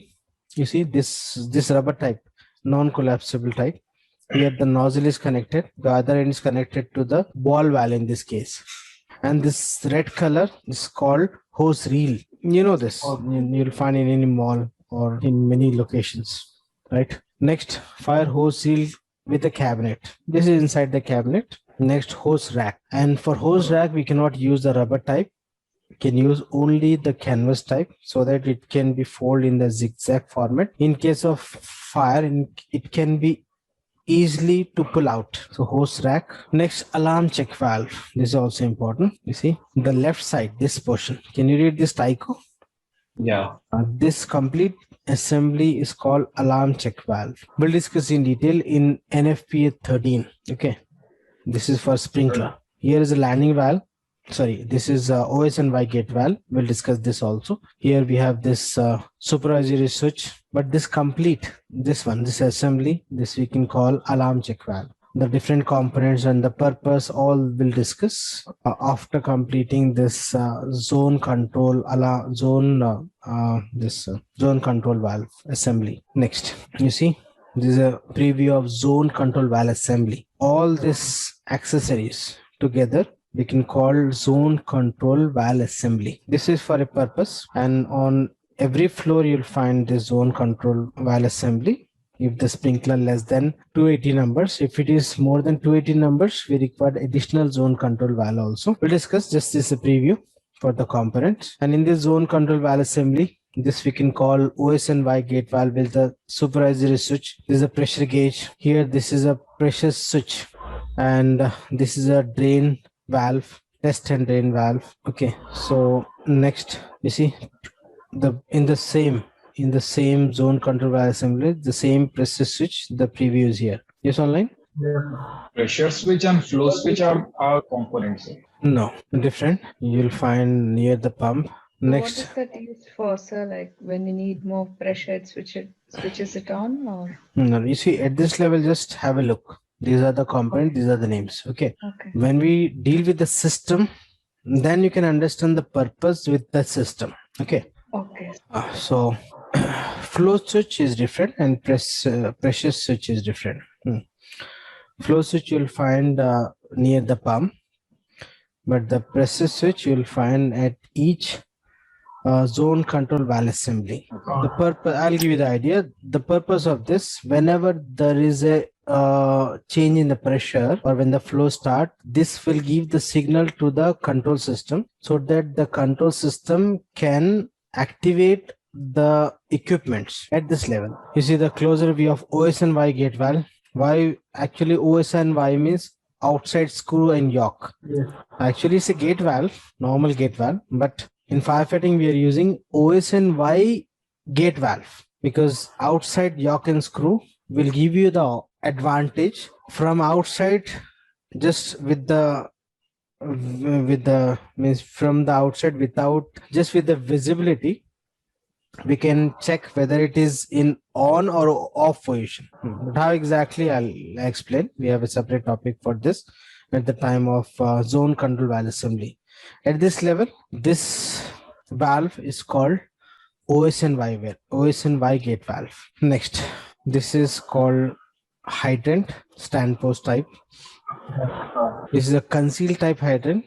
In some location you'll find this concealed type hydrant. Landing valve. This is one-way landing valve. You'll find in the staircase also generally, and it's a part of standpipe system, class 1. Anyhow, at present this is a landing valve, and this is a two-way landing valve. Next, breaching inlet or fire brigade connection, two-way, which is used to supply the water to the building from the firefighter tanker. This is two-way. Here is a four-way, and below this is for drain after controlling the fire. Next, one more example of breaching inlet, which is used to supply the water from the fire tanker to the building, which you'll find outside the building. Next, pumps. This is one pump set, and this is a single pump. You'll find multiple pumps. We have a separate pump set, but these are some accessories. This accessories, inlet accessories, outlet accessories. In detail, we'll discuss in NFPA 20. This is one example. And you know this, all the equipment related to the firefighting is going to paint with what? Red color. Red color. Do you know the reason? Yes, sir. Yes. Just to allow. Red color is the most visible in low lights. Yeah, it's a very contrast color and easy to identify. So that's the reason we are considering this as a standard for the firefighting. So all the equipments, even the portable fire extinguisher components, even the sprinkler pipe, they'll paint with the red. Even you see the panel also with the red. So it indicates this related to the fire. Other technical reason also, but the common reason is the red color is a very contrast color and easy to identify. Next, fire blanket. In some small project like a villa, you can use this fire blanket. This can be used as a fire to wrap to control the supply of oxygen or to stop the supply of oxygen to control the fire. Are these made readily available just like this hose reels? Yes, but or somewhere? It's ready-made available, but not commonly used.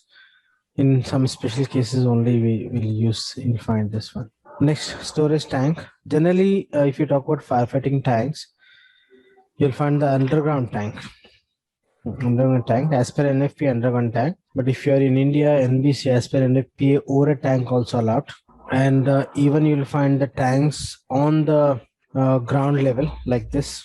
So it can be underground tank or it can be ground level tank, can be pre-cast or fabricated tank, or it can be like underground tank means this concrete type. So your role tank point of view is to find out the capacity. What will be the capacity in terms of gallons or liters, and the accessories. The construction of tank and all will take care or will be under the civil scope. Next, detector. This detector means under detection system. Here one example of heat detector, which is used to detect the heat. Similarly, smoke detector used to detect the smoke.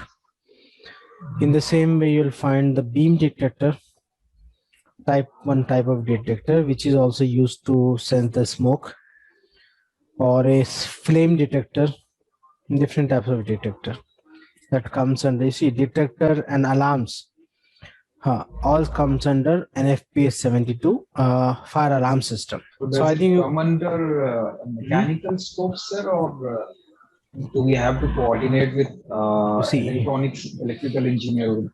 Yeah, good question. And I think you remember in the previous session, the electrical side of this detector comes under electrical. The connection, the panel connection, the wiring, and the configuration of the panel all comes under electrical or BMS.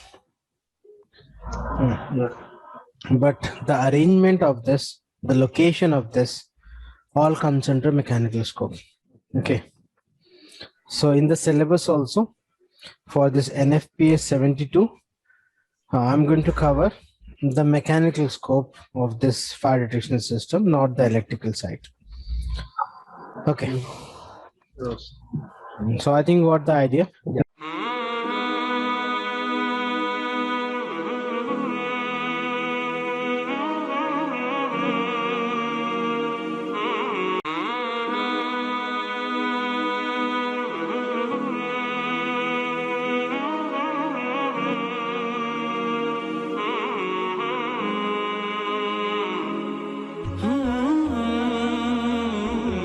Now with this information, we are ready to start this training program, firefighting system designing. And I believe you already received the notes.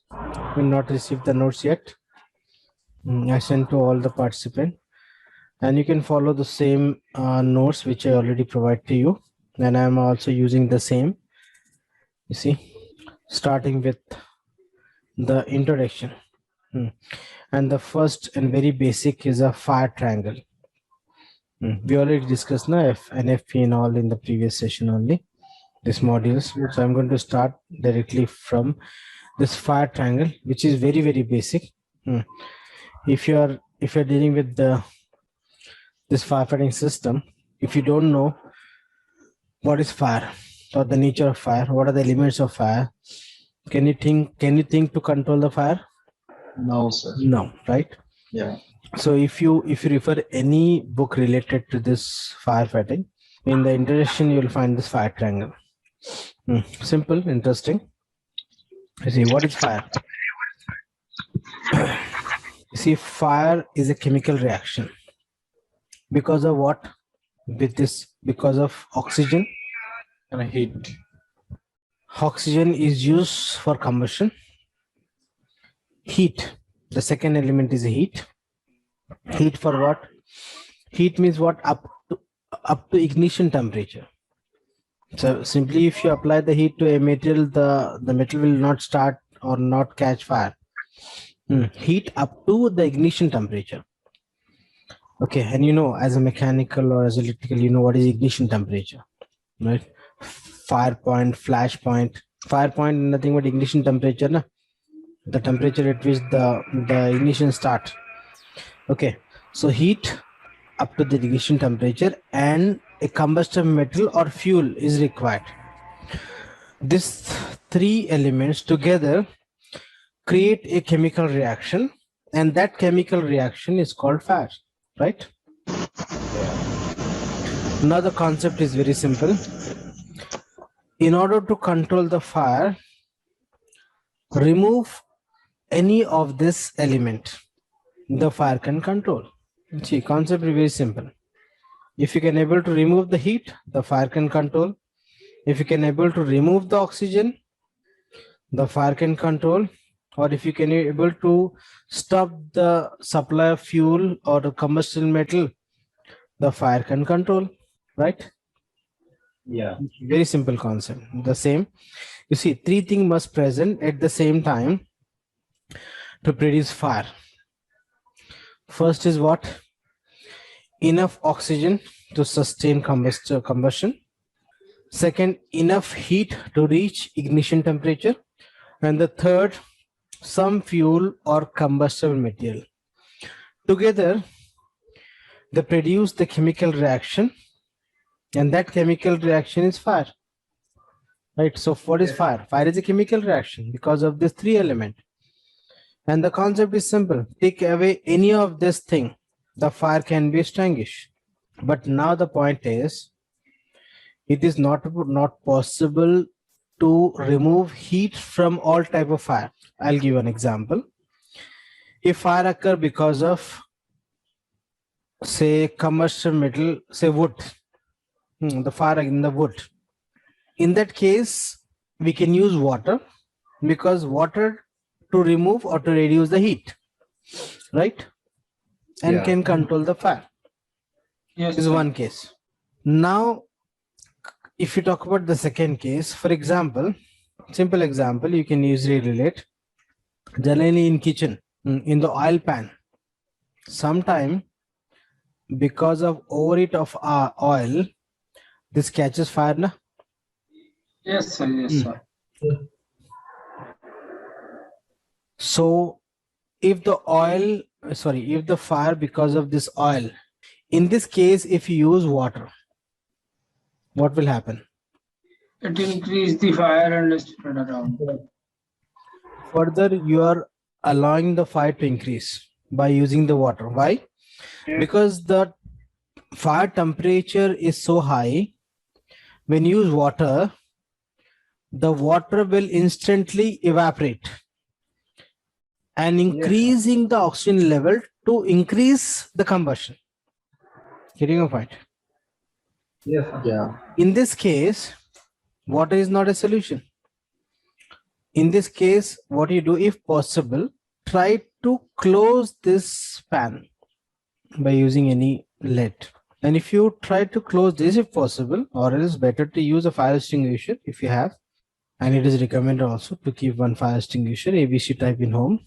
If it is small fire, if you can able to close this pan, it means you are stopping the supply of oxygen, and without oxygen there is no combustion, right? So it means different types of fire and different solution, and for the different solution we have different system, right? Yes, sir. Got the idea? This edible oils, do they have, I mean, are they also combustible?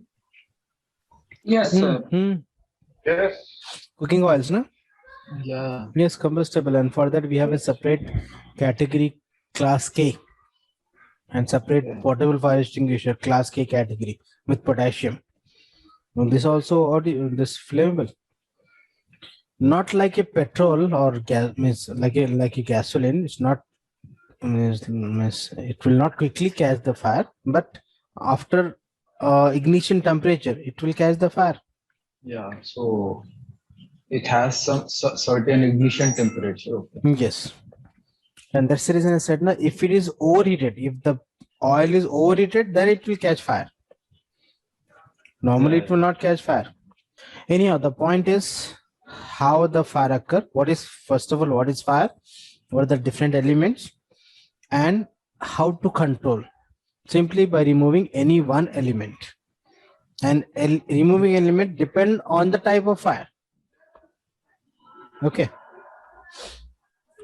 Yeah. So for that reason, we have different system. Even if you talk about fire extinguisher, we have water-based fire extinguisher, CO2 type, or powder type, etc. So different types of fire and different systems.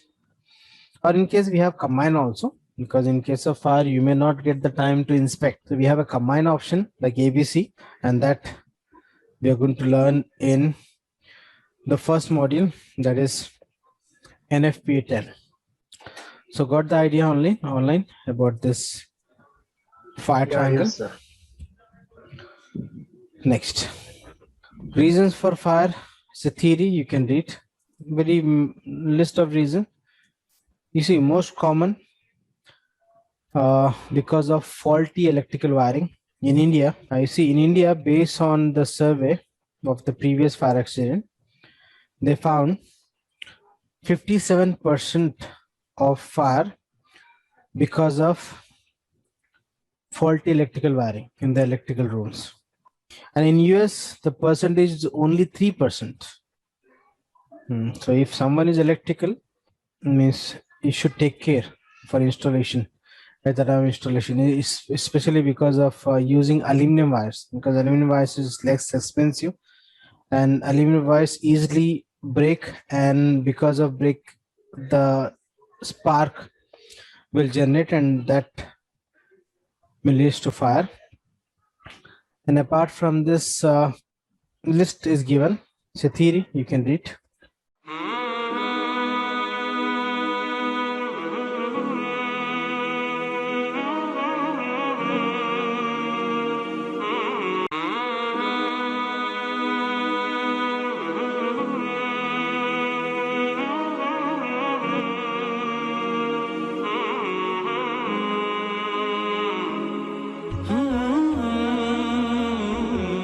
So today I'm going to start NFPA 10, Portable Fire Extinguisher. In this session, you're going to get Portable Fire Extinguisher, NFPA 10. So let me quickly start from your notes, and you can access the same notes which I already provided to you. So yesterday, I think, remember, we learned about fire triangle. Now related to this fire triangle, we have this fuel classification in NFPA 10. So jump to page number for this Portable Fire Extinguisher, NFPA 10.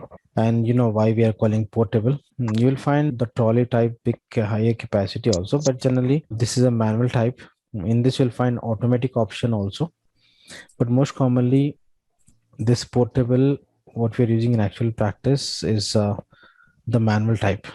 In case of some lock rooms or we cannot access or auto option is required, find the automatic type in portable fire extinguishers. But here on screen, these are all manual type, and you'll find the different types in this image. So we'll discuss the different types also and the purpose of these different types. Now, related to the fire triangle, what we learned in the previous session, with reference to that, we have this topic fuel classification. And remember, this fuel classification, what we are going to learn is for portable fire extinguisher. Also, this classification we can use for CO2 system, NFPA 12, even for this clean agent. This topic is common. But if you talk about water-based sprinkler system, in that case, we'll deal with the hazards. That is different. Water-based sprinkler system, designing based on the hazard. But selecting this portable extinguisher, CO2 system, or this clean agent, for that we can use this fuel classification. Also, we have hazard for NFPA 10 for portable fire extinguisher, but these hazards are different compared to automated sprinkler system. But if you don't know about the hazard, don't worry, we'll discuss in detail in sprinkler system. At this level on screen, we'll discuss about fuel classification. Simple. You see, if you talk about fuel classification, class A for what? If the fire because of wood, paper, cloth, trash, plastic, solid but not metals, all this category. So if you talk about the class A, this wood, paper, for example, if you talk about a residential room or a drawing room, you may get this wood furniture, you may get the curtains, cloth. Similarly, if you talk about office, in office furniture can be the wood type, the cabinets, this computer cabinets, or some plastic also will be there, and again it can be some curtains. So mostly this class A will find in residential and commercial type of spaces, right? So if the fire occur because of this combustible materials, because if you see class A is not a fuse, class A comes under combustible metal, so this comes under class A. Next, class B refers to flammable liquid, including the gases, means fluids like gasoline, LPG, different oil and gases, that comes under class B. Okay, we'll discuss why we are talking about this classification. At this level, just learn about these types. Next, class C is for electrical. But remember, electrical means what to the topic? If you talk about class C, electrical, but what electrical? Energized electrical equipments, as long as it's plugged in. For example, if fire in the building due to electrical short circuit, and if someone switch off the main, or with the control system, the main supply is off. In that case, that classification we can consider A also. Means even we can use the water to control that fire. But if it is energized electrical equipment, or in the cable still the electrical energy is flowing, we cannot use the water. That in that case, that comes under class C. So remember, electrical class C means energized electrical equipment. If it is not energized, in that case, that depends on material. If it is a suppose Depend on insulation, material. insulation on the wire, that comes in plastic, the PVC panels, etc., plastic. So you can consider as a class A. You can use the water also to control the fire. It can be the oil in a transformer. That comes under B. Okay. If it is energized equipment or electrical is flowing, energy is flowing in the cables or in the wires, then in that case, class C. Or else we can consider according to material. Okay. So class C means with the condition. Next, class D refers to metals like aluminum, magnesium, different metals with a higher ignition temperature, very high compared with the A, B, and C. That comes under class D. Generally, you'll find for industrial side. Next, we have one more special, class K. See, if you talk about NFPA, as per NFPA, this is class K. But in some handbooks, you can find this K as class E. So don't get confused. Class E or class K, both are same. But here we are following NFPA. So as per NFPA, class K. Class K refers to the cooking media. If the fire occur because of this cooking media, like vegetable oil, animal oil, fats, etc., that comes under class K. And why we are calling class K? Because in case of fire, because of this material, this kind of oil, will use the special powder type fire extinguisher with the potassium. K is a code for potassium, the powder type. In that, the potassium is used to control the fire in case of the fire because of this cooking media. So you see, this class K is similar like class B, because class B is a flammable liquid. But this class K is specific for the cooking media. This also a flammable liquids, but specifically as per the application, like in commercial kitchens or in residential kitchen, etc. So in that case, we can go for this class K. Now the question is why we learn all this classification. Based on this classification, we have this portable fire extinguisher. Later in other topics also, this classification will help to identify the combustibility, combustible material, the type of combustibility. Based on that, we have this type of fire, etc. Okay, so this is a very basic what we learn. Now with this information, we can decide which type of fire extinguisher is applicable. So there are different types of fire extinguisher. What are those? You can find in the next part. Here you see on screen, most commonly 3 types. First is a water type. In short, we used to call APW. APW nothing but air pressurized water. Because if you talk about water type fire extinguisher, there is a normal tap water, not any other chemical. So if I fill this portable fire extinguisher with the normal tap water, in case of fire event, this water will not come out from this portable fire extinguisher from this cylinder. In order to take this water out, we require some pressure. Na? So that pressure from air. I'll give you a simple example. Do you know this gardening spray bottle? Yeah, yes, sir. Yes, sir. If someone don't know one yet, the mechanism is similar. This one, you see this one. So what we'll do by pressing this, you can say the piston type, just pumping, we are increasing the pressure of air inside, na? And after increasing that air pressure, simply when you press this or squeeze this handle, the what will come out in a spray form. Because of what? Because of air pressure, na? The similar concept for this water type fire extinguisher. So it is pressurized with the water, so that because of the air pressure, the water can come out in case when you squeeze this handle. Okay. And you see this come with the pressure gauge, and everyone know what is pressure gauge. And with the pressure gauge, you'll get the 3 zone. So red zone means almost empty or close to empty. Green zone means full, or in between white or yellow zone, partly fill or partly empty. So the pressure gauge will help to indicate the quantity for maintenance point of view for water type. Now, the more about this we'll discuss about water, way to use. Let me just quickly give the introduction for this type. Next, we have a CO2. CO2, carbon dioxide. And, carbon dioxide is a non-flammable gas. And increasing CO2 will decrease what? Oxygen in the fire triangle. The fire triangle can help to reduce the combustion and can control the fire. But one important point related to this CO2 fire extinguisher, you'll not find the pressure gauge. Did you find any pressure gauge on the CO2 fire extinguisher? See, even on the other side also it's not available. You can check. Do you know the reason online? So it's a compressed gas. So it's not required any additional. No, you see, I'm talking about the pressure gauge.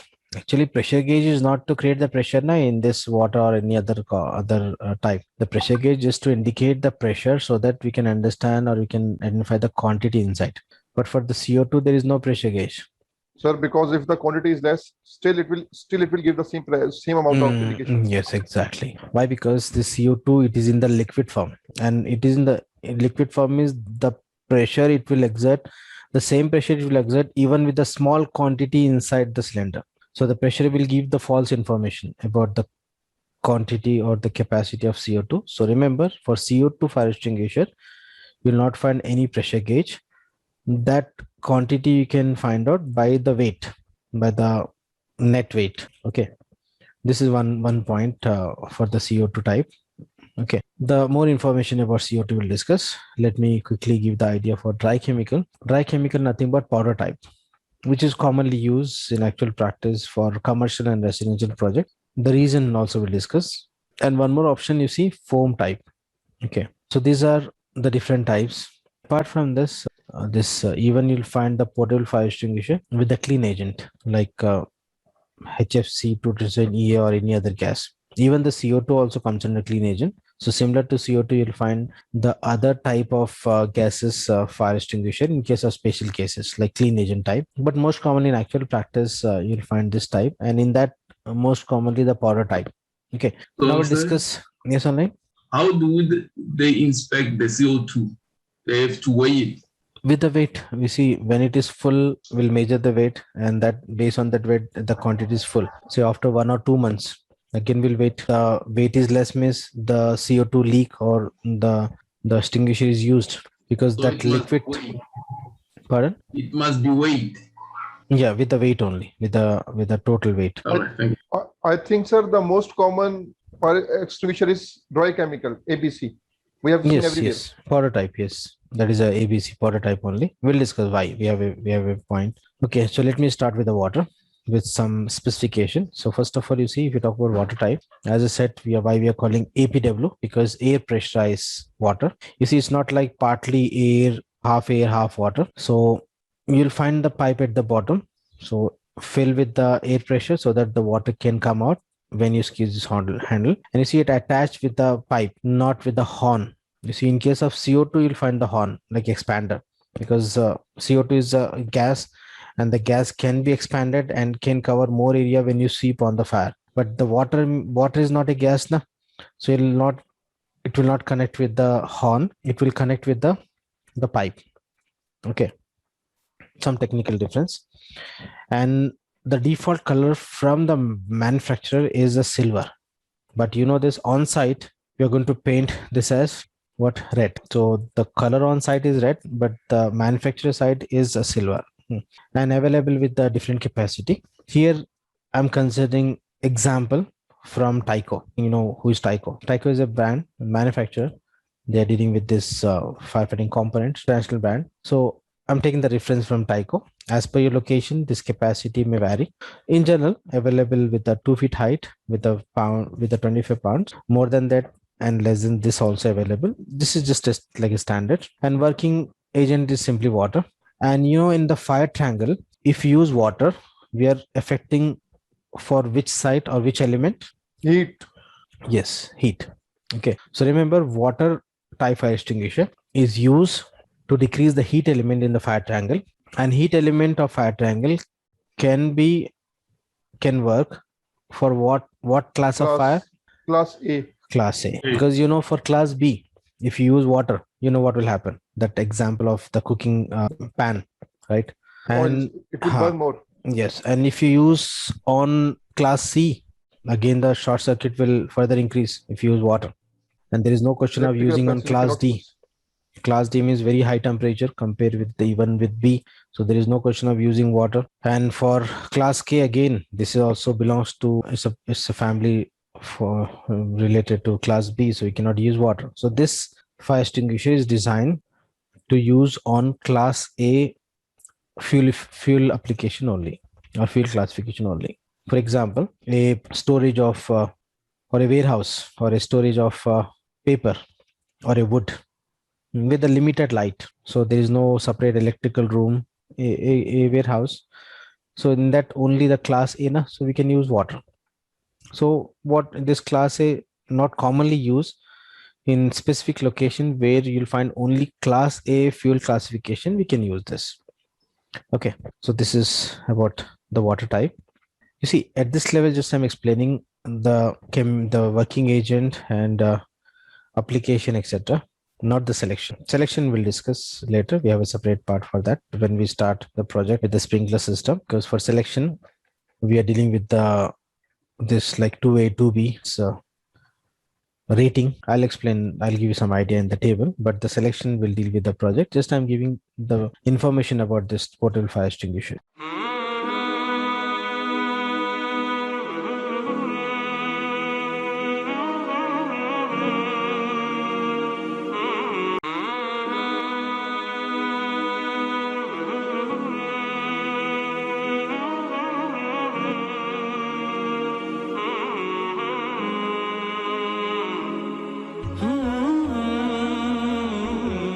Next, if we talk about CO2, here you see, here CO2, the construction, it come with the horn, like expander, because it's a complete gas, na?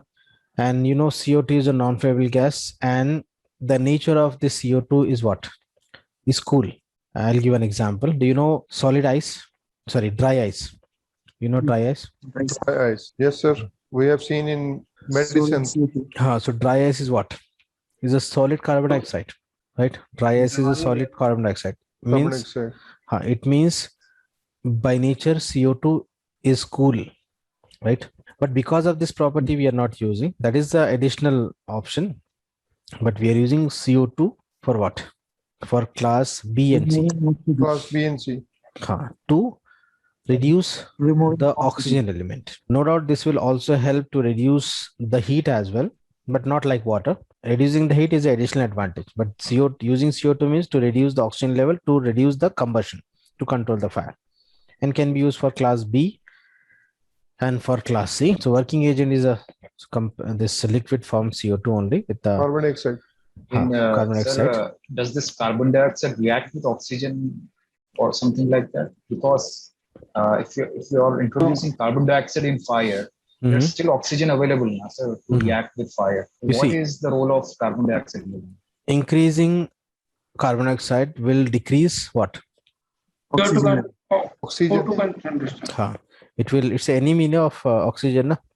Yes. So if you see, the concept is anyhow. Suppose a fire occur in a particular space, there is a volume, na? Yeah. So what we'll do by increase quickly, if you use the CO2 fire extinguisher on that particular fire, so what we are going to do, we are increasing the percentage of CO2 in the total air volume. Okay. And if you increase the percentage of CO2, obviously the oxygen percentage will decrease. And if the percentage of CO2 generally about 34%, the fire can control for general applications. Again, the percentage will increase as per the type of combustible material or as per the combustibility that you'll find in NFPA 12 CO2 system. The more about this. Okay. Got the idea online? Yeah, yes, sir. Next, you see weight. What, sir? Weight is what? 5 to 100 pounds. In general, again, as per the Tyco brand, maybe more than this or less than this available in market. Even a small size 1 kg or half kg CO2 small cans also available with non-standard brands. But if you talk about standard, say Tyco, I pick from Tyco, 5 to 100 pounds. And the color by default from the vendor or on site is red, and it's come with a long hose horn, means expander, because it's a complete gas. So it can, this expander will help to increase the area when you sweep on the fire. Okay. And for B and C, most commonly in electrical room, you'll find this. Most commonly, if it is a small electrical room, you'll find 2.5 kg. If it is a medium or bigger than that, you'll find 4 or 6 kg CO2 fire extinguisher. It can be manual or it can be automatic also. Automatic we'll discuss at the end. So most commonly in electrical room, you'll find this. Not only this CO2 in electrical room, along with the CO2, you'll find ABC fire extinguisher also. Most commonly in actual practice. You can find in the laboratory. Kitchen is the best example, because in kitchen, you'll find class B as well as class C. But for kitchen, we have potassium powder type also, specific type, but can be used in kitchen along with the ABC. Next, mechanical rooms, etc. So where you'll find this fuel classification in the majority B and C, we can use this CO2 fire extinguisher. Okay. And what I said the same, CO2 is a non-flammable gas that take away the oxygen element from the fire triangle. Without oxygen, the fire can control, and CO2 also cool when it's come out from the extinguisher. So it's cool the fuel as well. Okay. Next, most commonly in actual practice, you'll find this dry chemical fire extinguisher. And in dry chemical, you'll find a different combination like ABC, BC, DC, etc. Most commonly, you'll find ABC. So if you just check in any hospital or a school or even in residential or in electrical room, you'll find this ABC. And you know this as per experience also. Most commonly, you'll find ABC category. Why ABC? Because this powder type ABC can be used in case of fire or in case of fuel classification for A, B, and C. So this will be easy. Like for example, in residential, in kitchen, you'll find A, B, and C. A, nothing but in kitchen, you'll find the wood, modular kitchen, mostly with the wood, nothing but class A. Class B, you'll find the oils, LPG. Class C is electrical equipments like oven, food processor, etc. In kitchen, you can go for this ABC, or in electrical room, you can use this ABC most commonly. But what type of powder will use? You see, you'll find the combination of different chemical powders in this, but the major portion is a monoammonium phosphate. Okay, the greater portion of this powder is composed of monoammonium phosphate with potassium or with different type of powder. And in market, you can find different combination from the different. But the important point is whether it can be used for only class BC or DC or ABC. So if you install ABC, this can be used for 3 fuel classification. That's the reason commonly used in actual practice. Why? Because in case of fire event, you'll not get, in many times, you will not get the chance to inspect. Suppose if I use separate different one water type, one CO2, so you'll not get the time to inspect now how the fire occur to use that fire extinguished accordingly. If it is ABC, means the work will be easy. Powder type. But now if it is a powder, how it will come out? There should be some pressure. Na? So here you see, it is compressed with the nitrogen, and nitrogen is a dry gas and not react with this powder. Instead of this, if you use air, the air will have the moisture and other gases may react with this powder. So we'll use nitrogen. Nitrogen is a dry non-flammable gas. And you see in this image, it looks like half nitrogen, half powder. It's not like that. It's a mixture of this. Just in the image is showing like this, but it's a mixture, powder and nitrogen. And the nitrogen can be compressed. So when you use this fire extinguisher, when you squeeze this handle with the nitrogen will help to take the powder out. Okay. Simple. So it's not separated inside the tank. It's mixed homogeneously or something like that. Yes. And one more point here. Once you use this extinguisher, cannot be reused, even though some powder available inside the cylinder, because the pressure will release. So it's like a one-time use. But in case of CO2 can be used multiple times if the CO2 is available inside this cylinder. But this powder type, remember, it's a one-time use. Once you use this, Sometimes the entire powder will not come out, but the pressure will release even though the powder is inside, but you cannot use, but it's because there is no nitrogen, there is no pressure inside. Okay, so this is only for one-time use. And how it will work, how the powder will help to control the fire. The concept here, you see, dry chemical extinguisher put out the fire by coating the fuel with a thin layer of dust. Dust refers to this powder. Means when you use this, it will create a layer of powder on the fire, and this layer of powder will stop the supply of oxygen to the fire. First action. The second action, the powder will interrupt the chemical reaction. And I think you remember yesterday we discussed what is fire. Fire is a chemical reaction. So this powder will directly interrupt that chemical reaction in mixing in the fuel or that mixing in that flame. So it can quickly reduce or can control the fire, right? Compared to other two types, this is more effective because it will work in two action. First, stopping the supply of oxygen to the fuel, and second, it will interrupt the chemical reaction, and that chemical reaction is a fire. Okay, so this extinguisher are effective at putting out the fire compared with the other two type, and available with the different combination, and most commonly you'll find the ABC. Okay, and available with the different capacities, 5 to 20 pounds. Bigger than that, trolley type also available.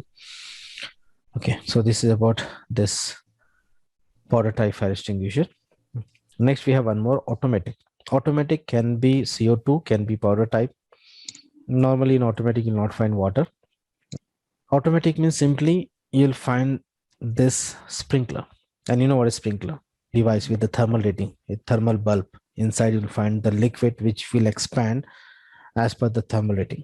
And yellow color means above 70 degrees centigrade. Up to 70 degrees centigrade, red color. Anyhow, these colors we'll discuss in NFPA 13. Different colors and different diameter for this bulb, like 3 mm or 5 mm, quick response or standard. At this level, just what is automatic fire extinguisher? Here, for example, assume that the electrical room is locked, cannot be accessed by the building occupants. In many locations, in some locations, like in UAE, you cannot access the electrical room. That can be accessed only by the authorities, by the service providers. If it is locked, if something happens inside, there should be some automatic option. Manual cannot be used. So we can use this. It's a ceiling suspended type. And as per the thermal rating, in this image yellow, it can be red, depend on thermal rating, mostly red only. So when the thermal rating reach, this liquid will expand and this glass will break, allowing this passage so that the CO2 or the compressed powder with nitrogen will hit to this deflector and create a pattern to cover the wide area. Simple. Just with the extinguisher, with the sprinkler. So it can be ABC or it can be the CO2 type, means powder type or CO2 type. Okay, so this was just a theory for the extinguisher. Selection is not covered yet. Will this automatic fire extinguisher be connected to some sort of alarm or anything? Anyhow, alarm system connected to the detection. Detectors are connected to alarm. This is not connected to the alarm system. This is individual. But again, parallelly, we'll go for this alarm system. And alarm system means including the detectors, control panel, etc. Okay. But this is a single cylinder ceiling suspended type. Next. Now, how to use this? You see, not only as an engineer, as a human, you must know how to use this, because in case of fire, if you are on that place, you should know how to use this. And very simple, we have a phrase called pass, and you'll find n number of videos on YouTube. With that, you can learn how to use this fire extinguisher. I'll share some important points. We have a phrase called pass. First, P is a pull. What? The pin. You'll find the lock pin here. Generally, if you press this or try to squeeze this handle, it will not. You must remove the lock pin. Okay. With the limited pressure, you can take this lock pin. Again, lock pin also with some some key, or sorry, some small lock system that can be easily removed. So first pull the pin, then aims on the fire. When you aims on the fire, remember, as per NFPA 101, whenever you try to control the fire, you must control near the, or means near the escape routes. For example, because you cannot predict the nature of fire. For example, here is a room and there is a door and fire occurs somewhere here. Now we have two options. I can control from this position, or from this position, or from this position. This two position is wrong. Always near the door, so that if you can control, it's good. If not, at least you can come out from this room and can close the door. So whenever you aims on the fire, be careful. Always near the escape routes. Okay. Next, squeeze the handle. Just squeeze this handle. Then sweep on the fire. And even after controlling the fire, wait for a few minutes, because sometime because of the heat, the fire may reignite. Okay. So that if reignite quickly, you can take some action if possible. So simple, pass. You can watch some videos, some practical examples on YouTube. So you should know how to use this. Okay. And sometimes you see, sometime in case of fire, people get panic. And if you not remove this pin, and without this, if you apply more pressure on this handle, this will bend if it is a medium quality or low quality. So be careful, because in case of fire, people get panic, and without opening or without removing this pin, they try to press this and they will damage this handle. So be careful. Okay. So don't get panic. Follow this procedure. Very simple. Next, some points is given in the notes related to the inspection. You can read this. Anyhow, regular inspection is required. That will take care by the maintenance people, or to the concerned, or by the concerned company to whom you have given this AMC. Some points are given. You can just go through some additional points. And legends.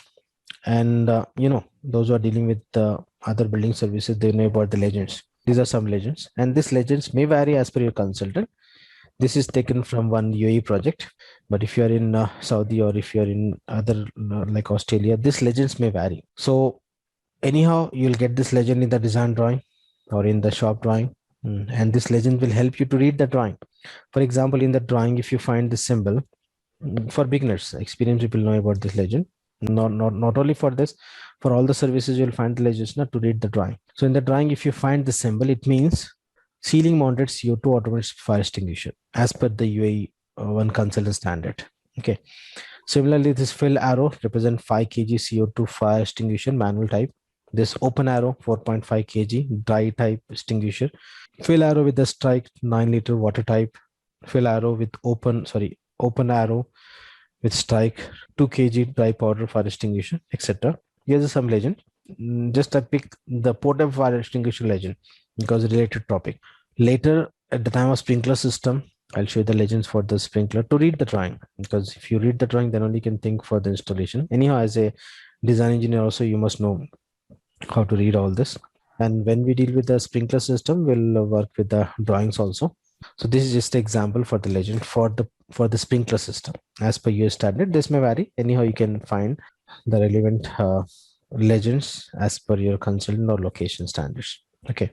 Now the technical part for the selection. Anyhow, I'm not going to cover the selection now. I'll cover the selection part with the sprinkler system when we open the drawing, when we deal with the project. Just I'll give you the idea. This table 6.2.1.1. And you see all this table in the notes is from NFPA. Because I said at the beginning, we are following this NFPA standard. Some table for some information from IBC also at the time of deciding the type of system. Some sections from IBC, but all this training program, the codes, what you'll find is from NFPA. So this table also from NFPA, NFPA 10. Okay. And this table numbers also important. Many times, you see, when you get the project, initially you're responsible to prepare the initial report to get the approval. In that report, this reference, whenever you use any system, any codes, you must provide the reference, the model code, the section number, table number, etc. So whenever we use the table, section, etc., remember this or try to note down this numbers, this section, this table number or section numbers, etc. So here table 6.2.1.1 is for fire extinguisher sizing and placement for class A hazard. And still we have not discussed the hazard. Hazard we'll discuss at the time of selection. First we'll talk about the sprinkler hazard, then this portable fire extinguisher hazard along with the fuel classification we can select. Just I'm giving the idea here. 2A, actually A is a rating. A refers to 1A is nothing but 1/4 gallons of water. No, don't write at the time of selection. I'll give you, just I'm giving the idea. This A is a rating for the capacity for say water, and here is the area limitation, then maximum floor area for one extinguisher limitation, and the travel distance. Area limitation and the number of extinguisher area limitation we'll use at the time of selection. But here, what is travel distance? Travel distance means the natural walk or path. For example, 75 feet is a travel distance. It means, anyhow, the more about this you'll find in selection. At this level, you may not get the entire information. For example, 22.5 meter. Here, I'm placing one fire extinguisher on this wall. It means this is a starting point. From this point, if I draw a circle of 75 feet, what radius? It means from this point 75 feet, 75 feet, 75 feet, 75 feet, 75 feet.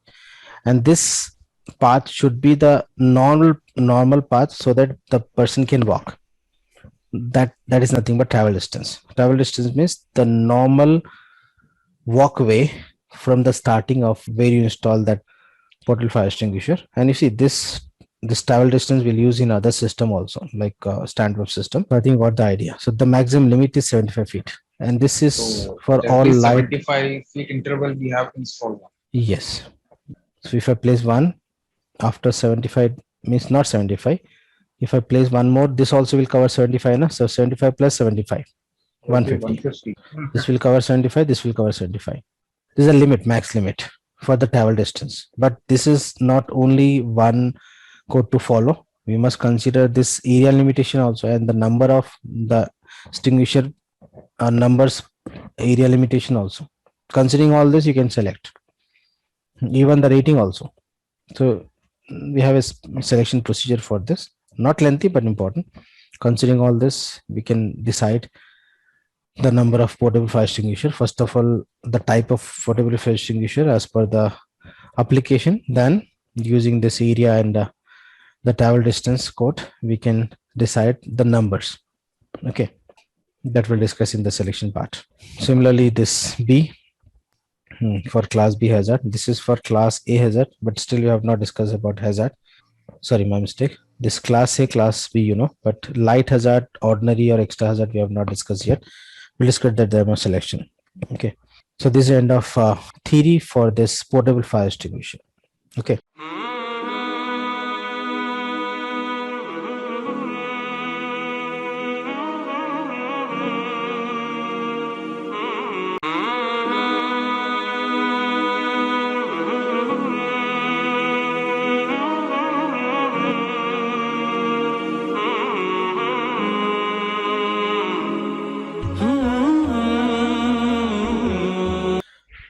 Next, the technical part, selection. You see table 6.2.1.1.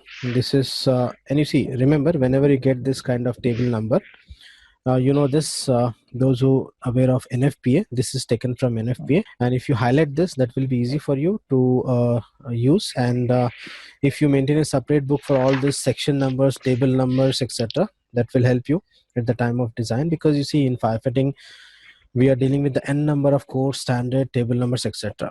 So, and initially when you prepare the report also to get the approval of the project, in that also we need to mention all the section course, etc. We have one case study of at the time of dealing with the IBC. We'll discuss at this level. I'm just giving the idea. So make sure that whenever you get this table number, section number, or the code, etc., with the highlighter. If you highlight, that will be easy for you to recall. And this table number 6.2.1.1 is taken from NFPA NFPA 10 2013 edition, but in the 2018 edition also the number is same. Okay, so wherever there is a difference, if any change, I'll inform you to update. Okay, but in 2018 edition also the number is same. It's not changed. So how to use this table we'll discuss here. 6.2.1.1 and one more. So we have one more table, 6.3.1.1. okay, so recently I checked with the latest 2018 edition. Just let me check, and if any change I'll give it to you. Give me a minute. So that 6.2.1 is correct only, but the second table, yeah, please make a note. You can directly write somewhere here if you have the hard copy. Directly I'll give you the page number also in the 2018 edition. Okay, so table number 6.2.1.1. The section tables are important. Table number 6.2.1.1, page number 13. Page number 13 means I'm talking about PDF page number, means this page number. You see this one, electronic page number, not this one. On the I'm not talking about the written page number. I'm talking about this electronic page number. Okay, so directly when you open, anyhow I'll open this. So page number 13, 2018 edition. Quickly for your reference, I'll open because you'll get the idea, because first time we are dealing with this NFPA course now. So give me. You see, this is not academic course, so I may take some extra time or some extra classes also to complete the syllabus, because our aim is to get the things, not just complete the syllabus. Okay, so if required, I'll take some extra time for a particular topic as per the requirement. So here you see 2018 edition, and here page number 13. When I enter here, you can find out this table 6.2.1.1. how to use, I'll show you. Just take the reference first. Similarly, next table, table number 6.3.1.1. table, first you copy table number 1, which you miss. I'm repeating again. Table 1 is 6.2.1.1, page number 13, 2018 edition. Table number 2 means in the list, 6.3.1.1, page number 14. 6.3.1.1, 6311. Yeah. 6.3.1.1, page number 14. And you can 14. Okay. Same 2018 edition. The table what I'm providing all the latest 2018, and you can find on screen 6311 table. This is for class B hazard. But in the notes there is a change. So what you do, because in the notes, as I said, it's a 2018 version, 2013 edition. This 6.3. And the notes also the same. So yes, it's same. Just in the previous also, one more table which is not in the notes. E.3.5. E, alphabet E. Yeah. .3.5, which is not in the notes, and page number 51. Page number 51. This one. You see E35. Page number 51. This will give you the limitation for area for the hazard A, and some more information which is not in the notes. Okay, so you should know how to use this PDFs also. That's the reason some notes wantedly not given in the notes, so that you can pick from, because if they think if in the notes means that's like a that's like a like this PDFs. Okay. Yeah. So here we have one more important point to discuss, which is not covered yet. That is type of hazard. So you write the heading type of hazard or classification of hazard. Classification of hazard. As per NFPA, classification of hazard, but we used to call type of hazard. Page number, first you write section number 5.4, page number 10. So yesterday we discussed fuel classification. Yeah. Even the fuel classification also you can find from here, section number 5.3. Extinguisher classification system, like class A, B, C, etc. What we learn, you can go through once when you get the time. Next, but the hazard is important. You see, when you select the fire extinguisher, we'll check the hazard as well as the fuel classification. So fuel classification yesterday we discussed. Next, today we'll go for the hazard, classification of hazard, page number 10, section you see section 5.4. Okay. So this is simple, directly straightforward information is given about this hazard for fire extinguisher. And don't get confused, this hazard what we are learning in today's session is for portable fire extinguisher, not for sprinkler. For sprinkler also we have hazard that conditions are different, that we'll discuss at the time of NFP 13. So for NFP 13, 14 we have hazard, and for NFP 10 also we have this topic hazard, but the conditions are different. So here is simple, you can understand. First we'll talk about light hazard, second ordinary, then extra hazard. And in portable fire extinguisher we have light, ordinary and extra. But in case of sprinkler, you'll find light under ordinary, group 1, group 2, under extra, group 1, group 2, special hazard, etc. Okay, just for reference I'm giving those who, if you already know about this that hazard, just to compare, to avoid confusion. So this hazard specifically for NFPA 10. So let me quickly read, simple you can understand this. You see light hazard, but before this hazard means what? With the hazard, yes, which is having a combustible material. Yes, with the hazard we can try to find out what type of fire, what type of combustible metal, in case of fire what type of fire is expected, etc. Okay, so that we can call the hazard classification or occupancy of hazard.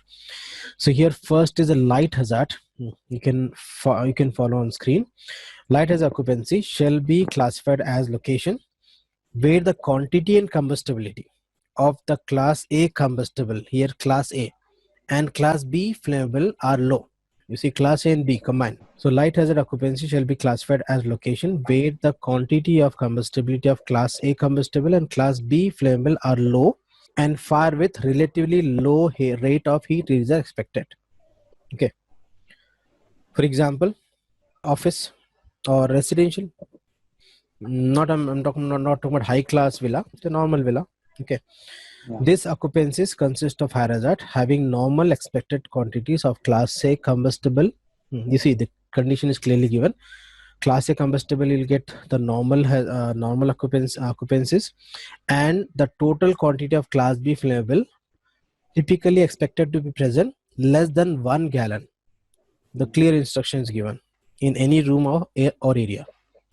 And this hazard is for what? For the complete building or for a particular space? For a space. Yes. So remember, this is space by space. So you cannot judge the complete floor with one hazard. In one floor, you may find one space with light hazard. Other beside room, it can be ordinary hazard. Depend. Okay. So if it is a complete ordinary hazard, complete floor can be ordinary hazard or partly can be ordinary. Depend. Okay. So these conditions are given, and if you just write down this page numbers and all. Later you can just highlight or you can go through once. Next, ordinary hazard. You see, for ordinary hazard occupancy shall be classified as a location where the quantity and combustibility of class A combustible metal and class B flammable are moderate.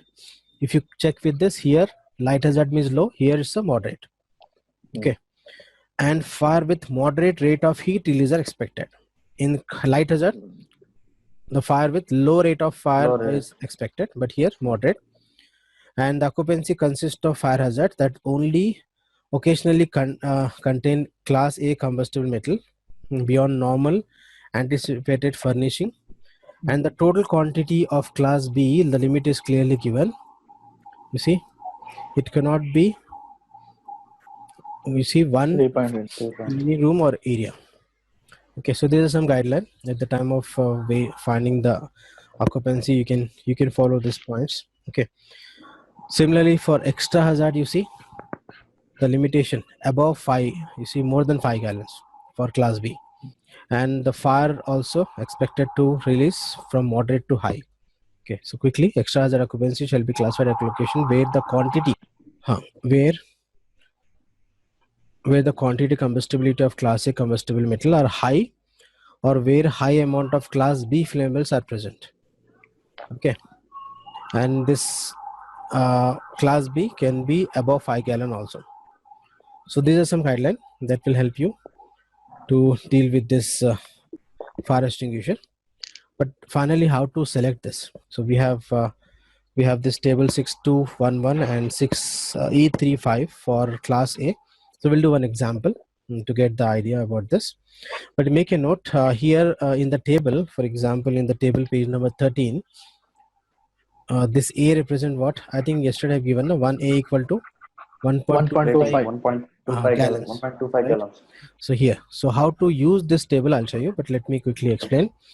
You see, fire extinguisher size and placement for class A hazard. Minimum rated single extinguisher.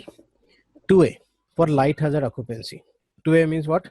2 into 1.25. Nothing but 2.5 gallons. Right, minimum. And this is for class A hazard. Class A, already we discussed. Combustible material. Next, if it is ordinary, again same 2A rating. This we can call A is the rating. And for extra, start with the 4A minimum. Means how much? 5 gallons. Right? 5 gallons. Yeah. Now you see, if you talk about the area, simple, step by step. First is the rating for light, ordinary, and extra. Next, you see maximum floor area per unit of A. So for 1A, for unit of A means this, for this 2A. This is a minimum requirement. Na? So 3000 is required. Sorry, 3000 is the maximum limitation for this 2A. Next, here for ordinary hazard, it's 50%, 1500 square feet. Don't worry, I'll show you one example. You'll get the clear idea. At this level, just try to understand these numbers. And for extra hazard, maximum is 1000 square feet. Next, maximum floor area per extinguisher is also given. For one extinguisher, whatever the rating, it can be 2A, 4A, 6A, 10A, 40A. It cannot be used more than, you see, 11,250 square feet area. But how to understand the difference between this 3000 and 11,250? I'll show you what is the difference between these two. So, what is 2A, 2A, and 4A? 2A means 1A is 1.25 gallons. Okay, this is the rating, capacity. Okay, this is standard. Yes, standard. Anyhow, don't worry. I'll show you an example. At this level, just try to understand this table only. Next, you see the difference between this 3000 and 11,250. So this 2A can be used for 3000. We have 4A option also. So 4A we can go for 6000. 4A means I can use for 6000. Yes, suppose 6A. 6A for what? 9,000. Suppose 8A. 8A for what? 12. Say 10A. 10A is going to be 15,000 square feet. So if I use 10A, as per this 3000, I can go for, you see, I can go for say 15,000 square feet. But here the limitation is not more than 11,250. But don't worry, if you're not getting, don't worry. I'll show you an example. You'll get the clear idea, because this will create some confusion between these 2 points. Oh, sir, you mean 11? We cannot exceed 11,250. Yes. After that, we have to add one more. For one fire extinguisher, even though the rating is 10A. Understood. Okay. Next we have one more parameter, travel distance, maximum travel distance to extinguisher. So travel distance is what? Any idea? Distance between two fire extinguishers? No. No, the extinguisher area which extinguisher can cover. The distance between two extinguishers. One by one, please. No, the area which extinguisher can cover. Not exactly. Travel distance. The person should reach. It should be at the place from where 75 feet. It should be at the center place. Entrance from any place to the fire extinguisher. I'm getting the mixed answer. Okay. Actually, I'll give you the idea. You can conclude. You see, for example, here is a space, and somewhere if I place this fire extinguisher, okay. So from this the travel distance. For example, here we have a room. We have say lobby. So this, for example, this extinguisher I install for this area. I need to draw. Listen. I need to draw a circle in AutoCAD with what 75 feet radius. So I'll get, for example, mark up to this. This is the radius. So you see this side is covering. This is say less than 75, but this is say total 100. So here is 75. Nothing but travel distance means the natural pathway. For example, assume that if fire occur, so if anyone try to use this and travel physically, so that physical pathway, that is a travel distance, means physically how he can travel, means the natural pathway is a travel distance. Getting my point? Is it accessible distance from the place? We can say accessible distance from the starting or from the location of the fire extinguisher. The accessible distance to the different point, that is what, nothing but travel distance, nothing but the natural pathway. Okay, and here if I install this and this is 75 feet, means this area is not covering now.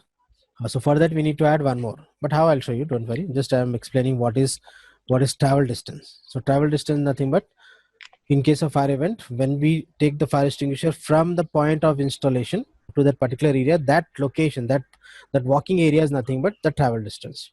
Clear? Yeah. So you see in all the cases, light hazard, ordinary hazard and extra hazard, all are 75 only. And this is for what? Class A.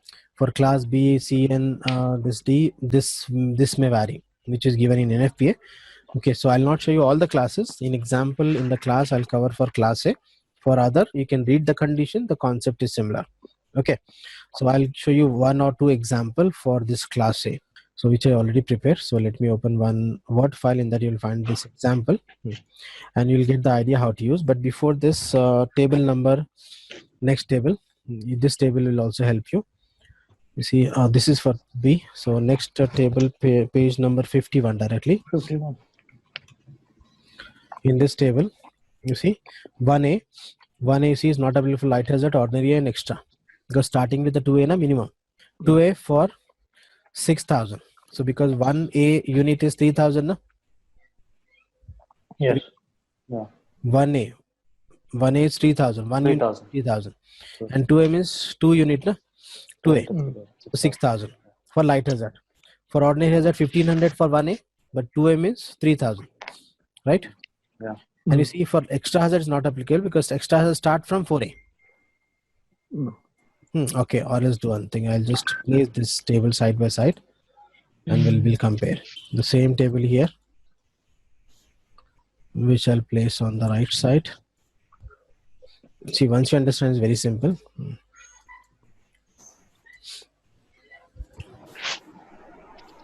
You see here, let me quickly mark.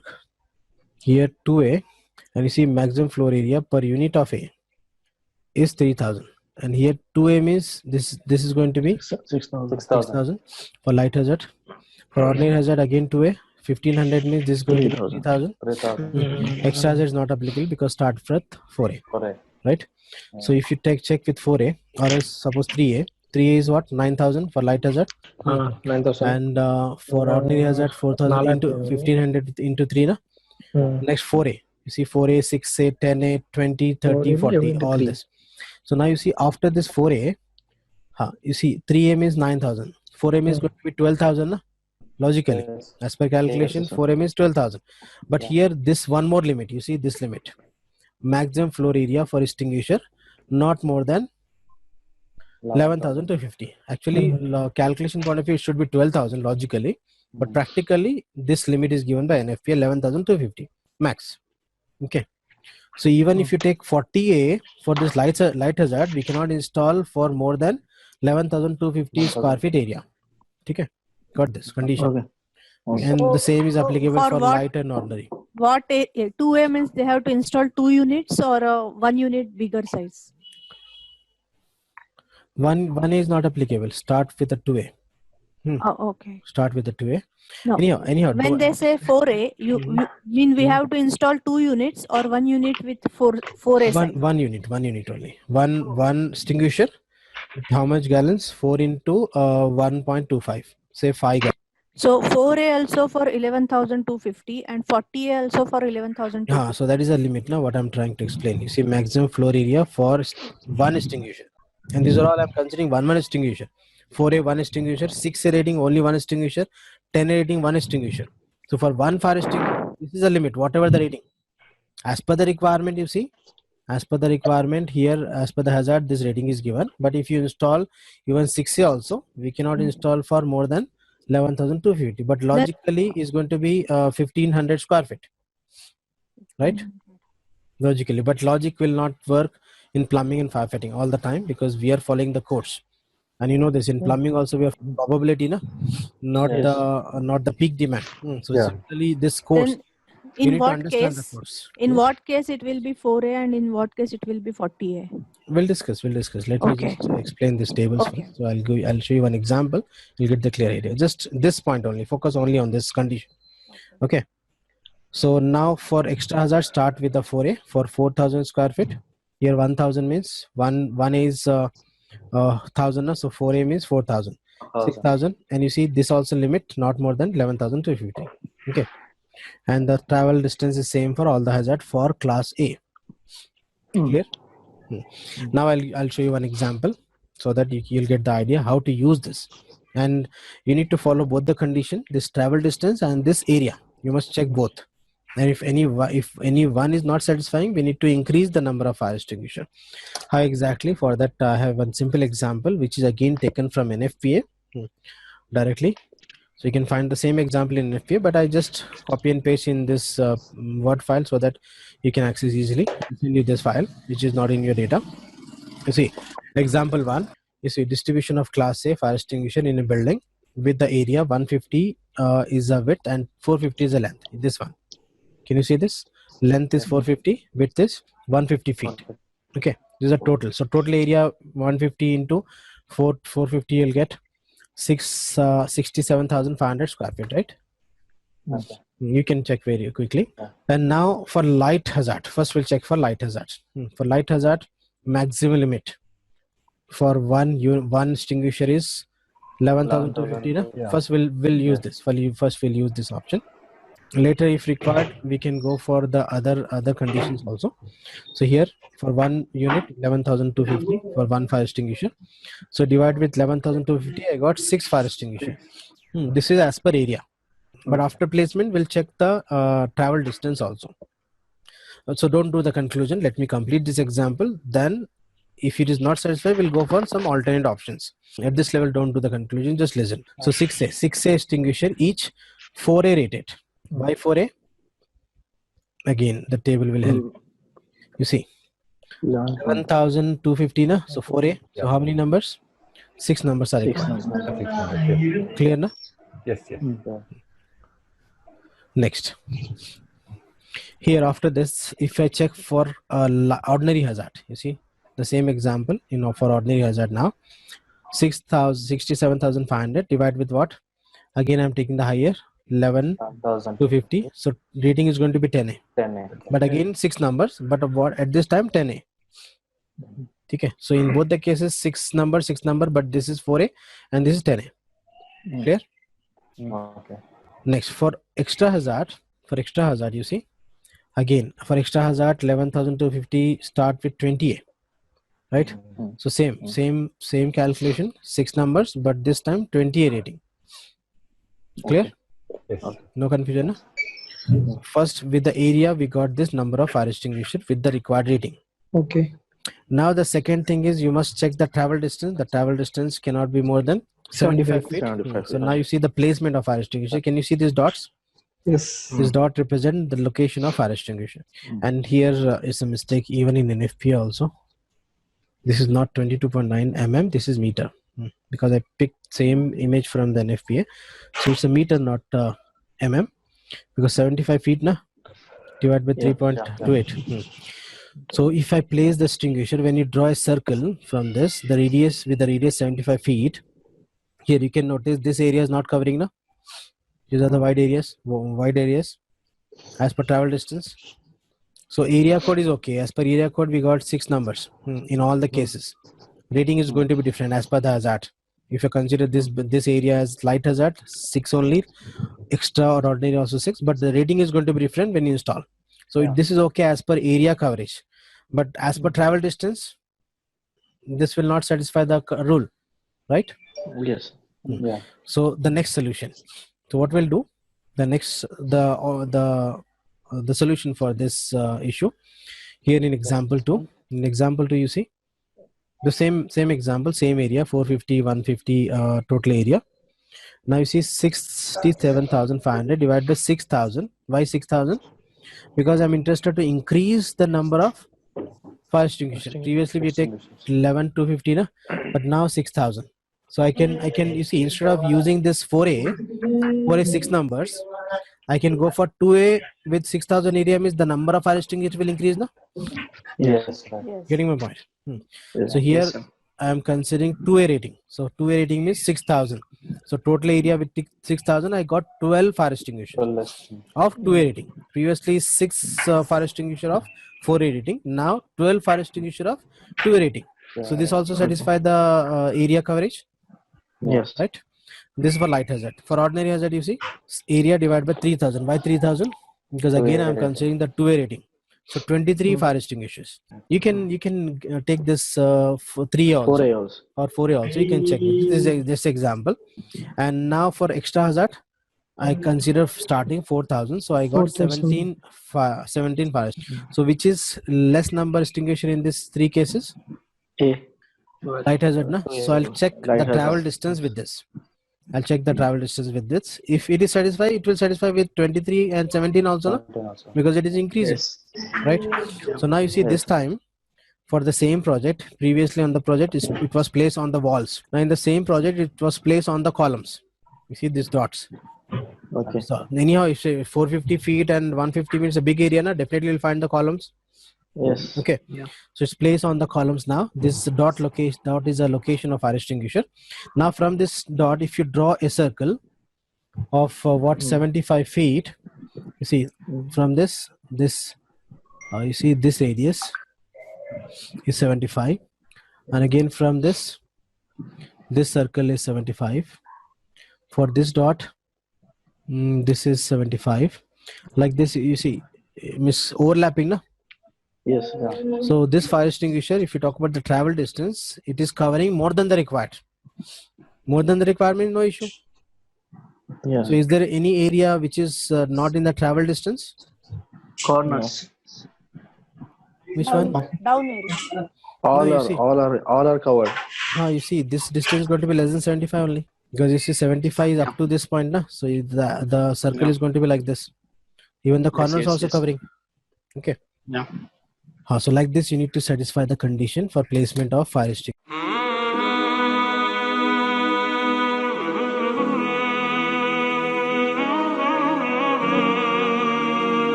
Today I'm going to start the lengthy and important topic, NFPA, this automated sprinkler system, NFPA 13. Very important, and most of the participants joined this training program specifically for the hydraulic calculation or for sprinkler system. Because if you talk about this building systems for firefighting, the major or the lengthy part compared to other system is automated sprinkler system. So first, we'll talk about the introduction for this automated sprinkler system. Then we'll talk about sprinklers, type of sprinklers. Then we'll deal with the sprinkler systems. Then hazards, to deal with the calculation part. So you can read chapter number 3, automated sprinkler system. And I think, remember, already we discussed the introduction part for this system in the previous sessions, right? Why we are calling automated sprinkler system.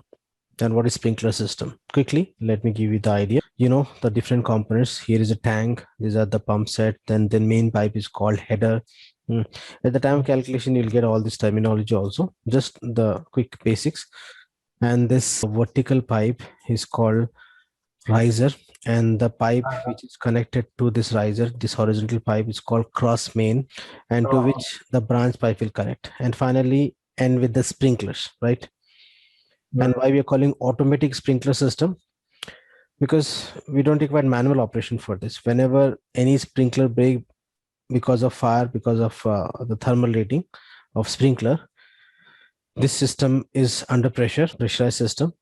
So whenever any sprinkler break, the supply of water, and whenever the supply of water because of the zone control valve assembly. The zone control valve assembly with the pressure switch.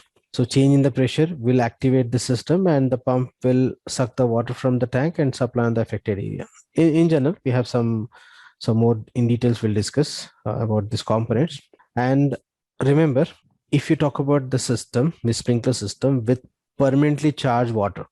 Permanently charged water means in all this complete circuit, right from this tank to the last sprinkler head, if the water is permanently charged, this system is called wet sprinkler system. Wet sprinkler system. Or in general, when I say sprinkler system means I'm talking about water-based wet sprinkler system. And this system, what we're learning is a water-based. NFPA 13 is a water-based system, the sprinkler system. Later we have this NFPA 12 CO2 system, total flooding, that is waterless system. But at this level, I'm talking about water-based system. And if I say sprinkler system is by default, I'm talking about wet sprinkler system. We have other systems also. At the time of sprinkler system topic, we'll discuss. And at that time, again, I'll take the reference of this water-based, wet sprinkler system. Okay. So this system will start from the sprinkler. First, we'll talk about the sprinkler, the type of sprinkler, the construction of sprinkler, the type of sprinkler, thermal rating, and different types, etc. Okay. Yeah. So let me start this topic. The first, you see, sprinkler. In this component, sprinkler. Sprinkler system is different and sprinkler is different. Sprinkler is just a device you can find on screen. You see, this is one example of sprinkler. Okay. Yeah. So what are the components in the sprinkler? But before this, what is sprinkler? A device, you see, a fire suppression or a control device that operates automatically with its heat activating element. Heat activating element means this thermal bulb. This one is a thermal sensor. Heated to its thermal rating. Thermal rating refers to, you see, red color means the thermal rating up to 70 degrees centigrade. About that, yellow color, then blue color, black color, different colors. We have a topic here, thermal rating or above, allowing the water to discharge over a specific area. So whenever with the thermal rating, this bulb will break, the bulb will burst, and allowing the passage for water. The water is going to be hit on the deflector. This is called deflector, the below one, and it's going to be supply the water on the specific area what you designed for. Okay. So what are the components for the sprinkler? Here, this threaded portion, this is a threaded portion, or we can call shank. And here is a frame. You see, this is a frame. And this is a thermal bulb or a sensor, like a mechanical sensor with a thermal rating. And if you talk about this bulb can be of 3 mm dia or 5 mm dia. 3 mm means we can call quick response type. Anyhow, in the next pages also you'll find this information with the colors of sprinklers, so no need to write, just listen. 3 mm or 5 mm. 5 mm means standard response. 3 mm means quick response. This is also one type for the sprinkler, apart from other different types. Next, here, this part is called deflector. And remember, this is a fixed one. It will not move. So it will not rotate. It's a fixed item. Okay, so called deflector. And you can understand the need of this deflector. Suppose if you remove this deflector, what will happen? The water will follow a straight stream, will not cover more area. But when it hit to this deflector, it can create a pattern of a sprinkler in a sprinkler form, so that it can cover more area as per the requirement. So this is called deflector. And this is a coarse type or bulb type sprinkler. And these are different components. Similarly, we have one more type with a fusible link, most commonly for building services, for the safety of the building, for light and ordinary hazard. What is light and ordinary hazard? We'll discuss. We have a topic in classification of occupancy. Most commonly, the type of, as per the type of danger or as per the type of flame for the building safety, you'll find the light or ordinary hazard, not extra hazard. Extra hazard is for industrial. So most commonly, you'll find this kind of sprinkler for the building safety. Yeah. It can be with a different color of bulb as per the thermal rating. For example, if you use this sprinkler in for the kitchen hoods, you'll find the yellow color because kitchen hood temperature rating is higher compared to the normal other spaces. Okay, so this is for the building application. But what about this fusible link type? You see, this is a fusible link, again with the thermal rating, and with the thermal rating, with the temperature, it will melt, and when it is melt, it will allowing the water from this opening, which is called orifice. This is also important. You see, this opening is called orifice, and this orifice standard is a 1/2 inch with the K factor 5.6. But if you're a beginner, you don't know about this K factor. Even if you don't have experience in design for the sprinkler system, you don't know about this K factor. So don't worry, we have a topic for this. But orifice, you can understand this opening, this diameter is a 1/2 inch standard. It can be less than 1/2 inch. It can be more than 1/2 inch, like less than 1/2 inch or 1/2 inch or 3/4 inch or up to 1 inch available with the different K factor. K factor related to the flow rate. This is more about this. So here orifice, and this is a fusible link, the second type. And this fusible link type you'll find for higher applications like industrial, for higher temperature application. Okay, so if you talk about the sprinkler, the major type is fusible link and the bulb type, the major category. Again, in that fusible link, you'll find different types. And in this bulb type, you'll find the different types. Okay, got the idea online? Yes, sir. Next. So Sir, we'll discuss, where do we use this fusible link type sprinkler? like a warehouse or like industry or some high hazard applications. Okay. High hazard applications. Okay. Yes, not for this normal applications. Okay. And we have a type also in this, like ESFR, or we have control special mode type. CSMA. CSMA. I will discuss about that. Okay, at this level, in the major category as per the construction, one is a bulb type, second is a fusible link type. Okay, next. So let me continue. Yes, online. How much area? It's too early to discuss this point. Okay, don't worry. At this level, just focus on the sprinkler. At the time of designing, you'll get this information. How much area will cover by one sprinkler, and that depends based on the hazard, not based on the orifice size. 1/2 inch sprinkler can be used for light hazard, ordinary hazard, even for extra hazard. So don't worry, at this level, we'll not discuss this to avoid confusion because we have many beginners also in this session. At this level, just I'm focusing on the type of sprinkler. When we use this sprinkler for the sprinkler system, we'll discuss the parameter related to design. Okay. Next, even you see, we have a parameter to discuss for the distance between the sprinkler, which you know already. If you're in design or on site, you know the distance between the sprinkler and area coverage per sprinkler. These two parameter we'll use at the time of design. But at this level, just we are talking about the type of sprinkler. Okay. So now, if you talk about the further classification for this bulb type, the first you see pendant type sprinkler. Pendant mean what I explained. This is a pendant only. You see the same.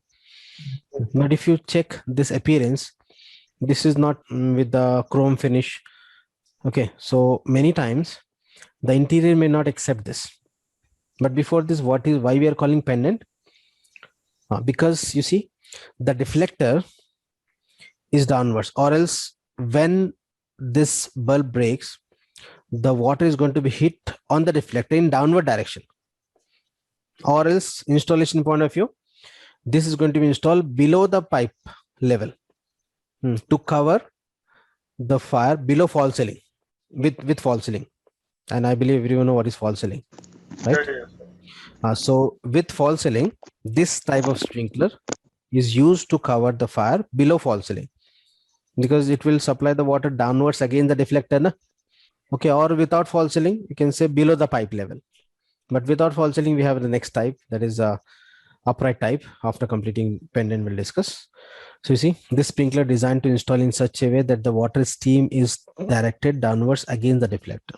In the same way, how you can see on the screen, in the same way, we are going to install on site. So it's going to be dropping, it will drop down like a pendant. So we used to call this as a pendant sprinkler. Okay. But again, in pendant, we have three types. This is a normal pendant without any chrome coating. So many times the interior will not accept this. So we have the second option in the pendant only, the recessed pendant. You see the recess pendant, you can find out in the next page. Yeah, can you find the recess pendant online? Yes. Recess pendant or pendant, technically both are same, but recess pendant with the cover plate here and with the chrome coating, so that as per interior requirement. Okay, but technical point of view, both will serve the same purpose, pendant or recess pendant. Okay, next one more. In some project like a 3-star or 5-star hotels, you know the importance of interior. Okay, so they may not accept this kind of sprinkler because this also visible. So you'll find the concealed pendant. You see, concealed pendant means on site you'll find with false ceiling, you'll find only this cover plate, only this cap. Yes, sir. Is visible. The complete assembly of this sprinkler is going to be concealed, which is not visible. Only the cap is visible. You can see this image.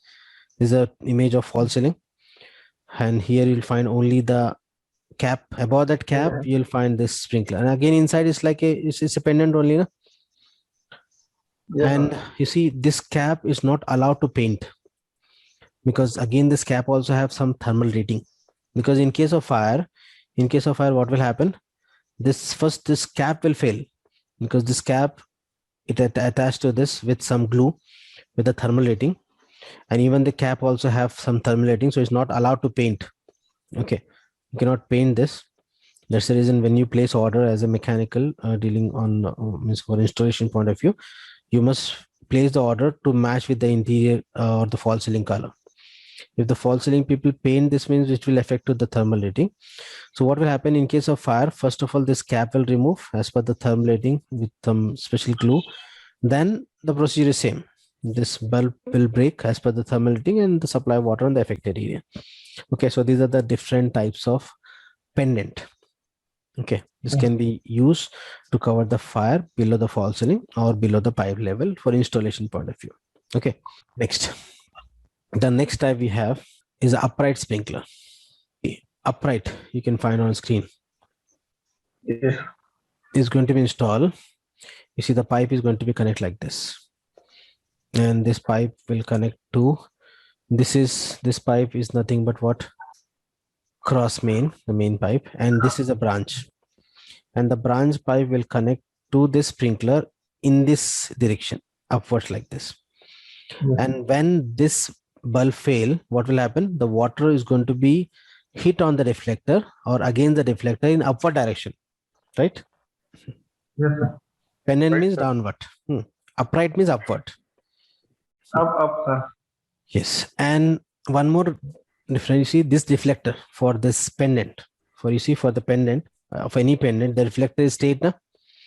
But here, if you talk about this upright, can you see the difference? The deflector is not straight; it is having some curve like an umbrella. Okay. Yes, yes. So when the water hit on this deflector, it will create a pattern like this for water. And if it is straight, what will happen? The water will go beyond this and hit to the slab also. There is a change in the construction for deflector and even for installation orientation. Installation orientation is going to be installed in upward direction so that the water is going to be hit and it will create the pattern of water like a half of a sphere. And to cover the fire, first point, above false ceiling. Suppose you see here is a false ceiling level. So below false ceiling, pendant. Above false ceiling, upright. And one more point, without false ceiling, I can go for upright only so that it can cover the fire above and below the pipe level. Exactly. Like in a parking area, there is no false ceiling. Na? I can use upright. And the advantage of upright is compare with the pendant. Pendant will create obstruction in the parking, but upright means the level is different, na? Above the pipe. This is also one advantage. And without false ceiling, you can use this upright so that it will cover the fire above and below the pipe level. But with false ceiling, we required pendant as well as upright. Pendant to cover the fire below false ceiling, upright to cover the fire above the false ceiling. Or without false ceiling, upright is a good option. Or like in a store area or in corridors without false ceiling, you can use this upright sprinkler and as per the interior requirement also. And the clearance available as per the pipe level. If there is no clearance above the pipe level, we can use again pendant without false ceiling also. Okay, clear online? Next, we have side wall. One more special type, side wall. Side wall, you see, this threaded portion is going to connect to the pipe, and the pipe is going to be concealed in the wall. Yes. Let me show you some image. Sir, we can use this in especially in ramp area. In ramp area, sir. Yes, yes. First of all, some images. You see, can you see the installation of the side wall? Yes. So this can be used in the staircase or the ramp area with the limited width. Okay, or else can be used in the rooms also. But if you cannot use this for the big open spaces. If you're using it for big open spaces, it will not cover the entire area. No? We require separate sprinkler to cover the middle portion of the space. So for small office cabins or the rooms, like in residential, in bedrooms, we can use this. Or many times as per the interior requirement. For example, if there is no false ceiling and with the small spaces, size spaces, I can use this side wall so that the pipe is going to be concealed as per the interior requirement or as per the project requirement. So this thread portion inside the wall and the pipe also not visible. And when this operate, when this bulb break as per the thermal rating, what will happen? The water is going to be hit on this deflector. You see, this is deflector, even this also deflector. The different type, you see. This complete is a deflector, including this round and this like a shade portion. This complete deflector. And this deflector will create a pattern like a spear, like a quarter of a spear. If you take a spear and the quarter point, for example, the top view of the spear, this is a midpoint. You see, this is a quarter of a spear. So this will create a pattern like a quarter of a spear, and the water away from the wall used to cover the fire. So this is also one type. So not use, you see, this side wall cannot be used for extra hazard. But anyhow, at present, you don't know what is extra hazard, but you can make a note of this. Later, after learning extra hazard, you can refer this point. So this side wall sprinkler can be used only for light and ordinary hazard, not for extra hazard. A few more points related to sprinkler. At this level, just we are learning the type and the construction of that, of this type sprinklers. Okay, next. Here, one more special type, spray sprinkler. You can also write open spray sprinkler or open type sprinkler. And you can find the image on screen. You see, open type sprinkler or spray sprinkler don't have any. What do we use in deluge system? Yes, yes. So you see, first of all, construction, this sprinkler don't have any sensor. Okay. This is like a, and you see, all the time it is in open position only because there is no sensor. No? This orifice is in open. This, when we connect to the pipe, this is an open position. So this is like a nozzle. So no sensor in this. So at this level, just understand the construction of this. The purpose of this you can understand at the time of learning. As you said, deluge system. We have a deluge sprinkler system. And in this deluge sprinkler system, we are going to use this open spray. But why and how it will detect, you can understand at the time of learning deluge system. Okay, so at this level, just you can write use in deluge, DELUG, deluge sprinkler system. Use for deluge, DELUG, deluge sprinkler system. So at this level, just I'm explaining the construction, but when we deal with the deluge sprinkler system, you can understand the purpose, means how without sensor, how the system will get the signal to activate the system. Okay, it can be pendant or it can be upright. You see, this is a pendant type, this is a upright. You can find with the deflector. You see, this reflector state, this is the curve. So this is upright and this is pendant. Now,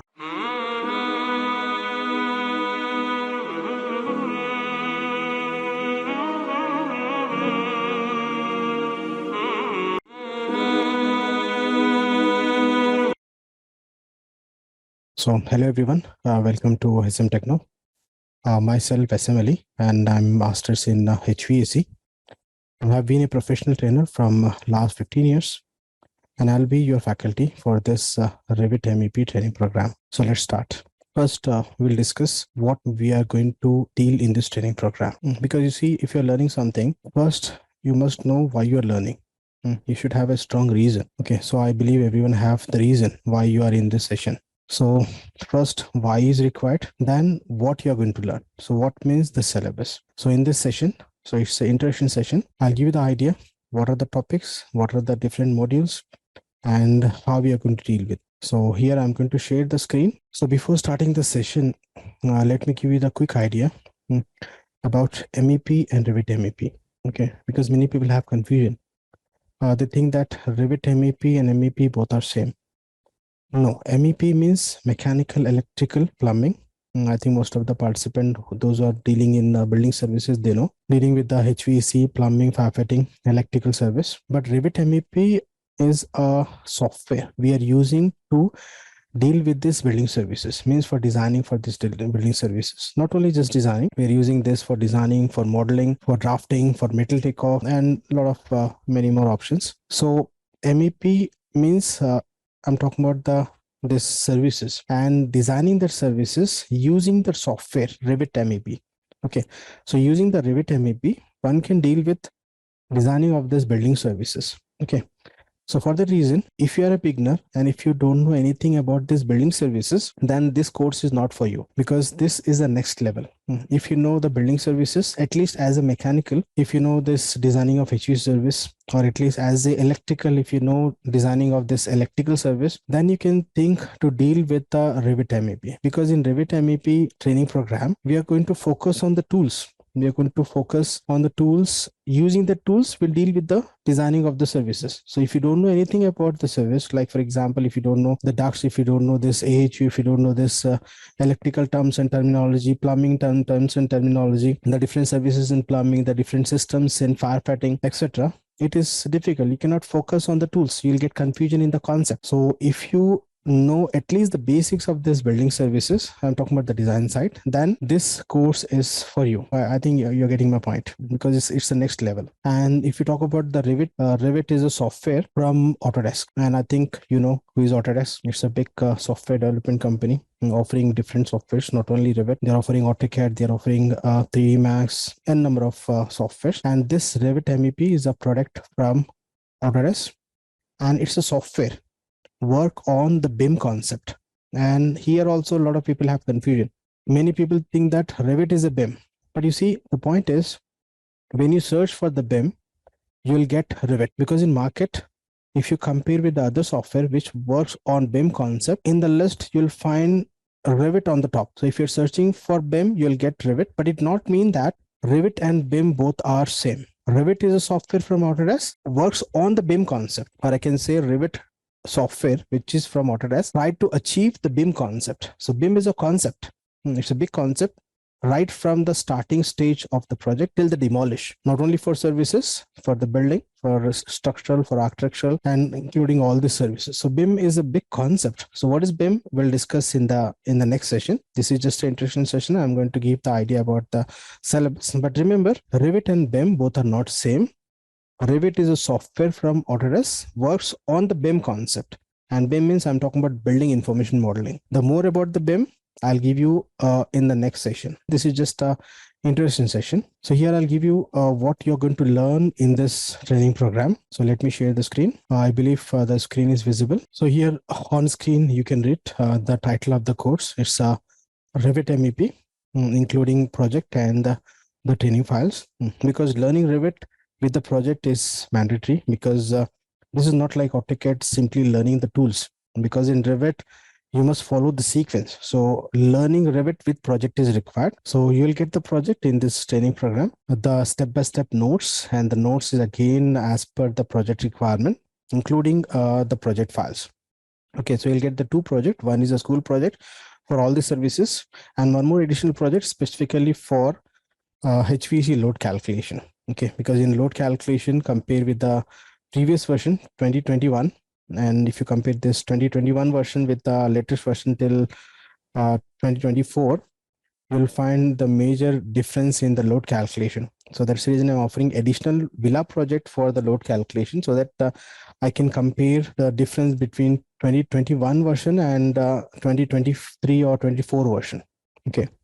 So I'll get two projects. So school project till the end for all the services, And Villa project is only for the load calculation. And the core standards you can find on the screen. This anyhow, this Revit software is from Autodesk and works on the BIM concept. So you can read here Autodesk as well as this BIM concept. And I divide this training into 10 sections, or I can say 10 modules or 10 parts. Okay. So what are those different parts? So you can find on the screen. First, you see part 1, which is basics and common for all the services. If you are dealing with the mechanical service or if you are dealing with the electrical service, these tools are common, okay, which is very basic and very, very important. And starting, if you not focus on these basics, you'll get a lot of confusion, okay, because you see Revit software is new for everyone, even for experienced participant having experience, say 20 or 30 plus years, because this is a new concept. So focusing at the basic is very, very important. Once you get the basic, you'll get the concept. With that concept, we can start with the different services. So this part 1, I'm considering Revit MEP basic, which is very, very important. And if you want to learn Revit, you must start practice from the first class. You must complete all the tasks because this is software. Without practice, it is difficult to get. So at least you need to spend 1 hour minimum after the class for practice, especially for the basics. Once you get the concept in the basic, then you can able to deal with the different services. So this is very, very important because as per my experience, many participants of my previous batches, they're getting confusion in the basic. And because of this, they are not able to continue for the other modules. Okay, so this is very, very important. So I request to practice more or repeatedly practice these basics because this is common for all the services. And in this Revit MEP basic, you are going to get the order, how to set this template file and how to deal with the VG. VG is a visibility graphics, which is common for all the services because visibility is very, very important in Revit because in Revit, we are dealing with a project. Project means for all the services, we are using one project file. So if you not work on the visibility, you'll get a lot of confusion because everything in one file means you cannot work. So visibility graphics you'll find in the base in starting sessions in the Revit MEP basic part 1. Apart from this, we'll discuss about the levels in part 1 only and how to set the grids, how to set the levels and this view control toolbar. And again, this is related to the visibility. So this part 1 is very, very important. Okay. Next, further, here you can find on screen, part 2 is for load calculation. Okay, as I said, I divide this training into total 9 parts. Okay, so after this basics, we'll start with the HVAC. Again, in HVAC, first we deal with the load calculation. Okay, and in load calculation, first we'll deal with the building survey for your project. And building survey means before building survey, we are going to learn how to link a 3D intelligent building. And remember, if you want to deal with the load calculation in Revit, you must get a 3D intelligent building from the architect. Okay, if you get this AutoCAD files or Revit, this architectural or CAD files, you can use in Revit. We have an import option for CAD file also, but you cannot deal with the load calculation because load calculation required 3D intelligent building. And 3D intelligent building is going to prepare by whom? Not by the mechanical or electrical engineers, architect. You must get this 3D intelligent building from the architect so that we can link. And after linking this Revit 3D intelligent building, one can deal with the services, especially for the load calculation. This 3D intelligent building is must. If you are dealing with the CAD file from architect, no doubt we can deal with the ducting, piping, the modeling of that, etc. But load calculation cannot be done with the CAD file from architect. If you want to deal with the load calculation Revit, you must get 3D intelligent building from the architect. So in this part 2, we'll deal with the building survey first for the load calculation. Then we'll learn the steps for the load calculation. Then under steps, you'll find preparing spaces and how to prepare spaces. We have different cases to discuss, like preparing spaces for a single space, for multiple space or in open area or multi-level, etc. And the next step after the spaces is creating zones. So as a mechanical, I believe you know what is zone. So zone refers to thermostat. Anyhow, we'll discuss at the time of dealing with the zone. So in Revit, we'll deal with the zoning. Again, in zoning also, you'll find the multiple cases like zoning on a single level or zoning on a multiple level, etc. Then we'll deal with the ventilation setting, which is very, very important for the load calculation. One can use ASHRAE 62.1 or your own consultant or the location or authority standard. Then we'll talk about the space setting, then the zone setting.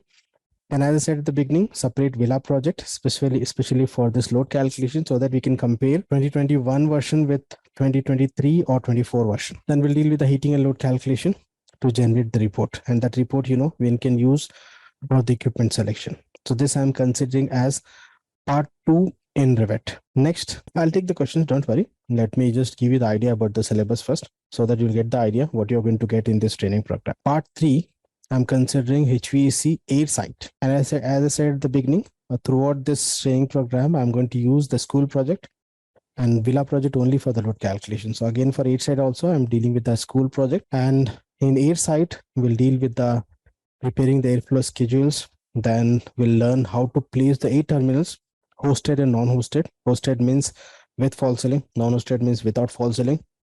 And we have a different options like auto routing or manual routing for the duct. And auto routing is very interesting in Revit. After placing the 8 terminals and the equipment, one can use the auto routing option, so that automatically the Revit offer you the different possible routes for the ducting, which is okay or which is required. One can use by clicking the finish. Automatically the ducting will create. And remember, in Revit, we are not dealing with the just drawings. We are dealing with the 3D intelligent components. So in AutoCAD, we can draw the duct, but in here in Revit, we are going to create the duct. Okay, so like in a virtual way. So this is not just a drawing. We are creating that. So element have means all this element in Revit are intelligent. So we are not just drawing, we are creating. So if I say ducting means I'm going to create the duct, like how we are going to install the duct on site. Similarly, here in Revit, we are going to create the duct in a virtual way. Okay, with all properties of the duct, with the dimensions, etc. So we have a very interesting tool called auto routing, which will save a lot of time for routing, especially for routing point of view. Then we have the manual routing. Then we'll discuss about how to add the thermal insulation, acoustic lining, duct accessories, etc. Apart from this, here you'll find CAD to Revit. Suppose if your architect is offering CAD files, not the 3D intelligent building, in that case, one can link the CAD file and can deal with the ducting, even for piping also, that I'll show you in the next part. And ducting means I'm talking about again 3D intelligent ducts. Okay, so we have this CAD to Revit also. So because you see, all the architect will not provide the 3D intelligent building. No? So if you have the CAD file also, we can use for this ducting and piping. But again, note here, load calculation is not possible with the CAD file. Okay, only possible with the 3D intelligent building. But with the CAD file, we can deal with the modeling of the ducting. And this 5.1 CAD to Revit, all topics is related to CAD to Revit. How to create the duct, how to deal with the modeling of duct, how to add this junctions, fittings, etc. And it's bit lengthy, it's like a drafting. So this is about part 3. Then part 4, I'm considering piping site, HVAC piping site. Because you see, piping in Revit you'll find in plumbing and firefighting also. So here part 4, I'm considering HVAC piping site, again with the school project. So in piping also, again the same thing. We are not going to draw the pipe, we are going to create the pipe. We are dealing with the 3D intelligent elements. Okay, the pipe will have the properties, pipe will have the system information, pipe will have this flow information. Even we can deal with some analysis point of view, like friction we can find out inside the pipe, the total pressure drop, etc. So here we'll learn how to add the mechanical equipments like AHU, chillers, etc. Then we'll deal with the piping system. Piping system means here in Revit, logical connection. Similarly, you'll find the ducting system also. So first we'll deal with the logical connection between the equipments, then we'll deal with the ducting and piping system. Okay, so again in piping, you'll find the supply system, return system. Then the same option is available in piping for auto routing. Like in ducting, we have auto routing. Similarly, for piping also, we have this auto routing option, plus manual also available. So if you want, you can deal with the manual piping, or else you can use auto routing to save the time. But you see, this is not like AI. It will not do everything automatically. You need to spend time, and you need to follow the order. And this required enough practice also, because this Revit software work on the BIM concept, and everything should be means in order. So initially you will find somewhat difficulty, but when you practice, when you get the order, when you follow the order, you can able to deal with these things very smoothly. But as I said at the beginning, you must spend time for practice, because this is not like AutoCAD. Okay, and so you need to follow the order, because everything what we are using is a 3D intelligent components, and the intelligent component having the link between the component. So in order to get the proper results, you need to link that components. In order to link that components, you must follow the order. So following the order is very, very important to it. For example, after logical connection only, one can use the tool called auto routing. Okay, before that, the auto routing tool will not activate when you select the terminals. So like this, following the order is very, very important. And many tools in Revit will activate only in sequence as per the requirement. So you need to focus more on the order. And that's the reason, initially, don't do any experiment. Follow as it is, how I'm showing in the class, and follow the same project. Initially, if you try to do the experiment, you'll get a lot of confusion. After completing the class project, you are allowed to do the experiment. You can with your own project or with any other project, or with the same project, you can do the experiment. But initially, I not recommend to do the experiment. Follow the order, complete the exercises, complete the class project. First, get the concept, get the order, then do the experiment. Okay. So these are the things I'm going to offer in part 4 for the HVAC piping system. And this is for the HVAC side. Next, part 5, I'm considering for electrical system, again with the same continuation of school project. And in electrical system, you'll find the lighting side and power side. Okay, so this I divide into 2, lighting side. Again, in lighting, first of all, we'll deal with the basic settings, then we'll add the wiring, voltage definition, and we'll deal with the different parameters. Then adding space lighting means how you add the diffuser in the same way, place the light fixture. Again, in light fixture also we have hosted and non-hosted type. So you see, many tools are common between the services. So if you complete one service, that tools will help you for other services also. For example, placing hosted A terminal. The procedure is same for placing hosted light fixture. Okay, and after placing the light fixture, again we'll deal with the logical connection. The lighting panel and the light will create the logical connection, and after logical connection only, one can deal with the wiring. Again, in wiring also we have auto wiring and the manual. Okay, so you see the sequence is similar for the different services in Revit. So here, planning electrical system will deal with the lighting side as well as the power side. You can find here in the next page, power side. And apart from this, you'll find the additional topic like electrical configuration, wiring configuration, voltage configuration, and this manual cable, circuit properties, etc. Okay, I request to read once. I'll share you this presentation after this class in WhatsApp group, so that you can go through once. You'll get the idea. At this level, you may not get all these terms and terminology, because many things are new, even for experienced participant. Next, here, part 6 is for plumbing system. In plumbing, you'll find water side and drainage side. So again, in plumbing, we'll talk about the basic settings first, then adding the pipe size in the basic settings as per the requirement. If not, if the size is not available, then we'll start with placing the fixtures. Okay, after placing the fixtures only, I believe everyone know what is fixtures. So after placing the fixtures only, we'll deal with the water side and drainage side. Again, in water side, we'll deal with the logical connection, then piping. Again, in piping, you'll find the auto routing option as well as the manual routing option for plumbing, for water side as well as for drainage side.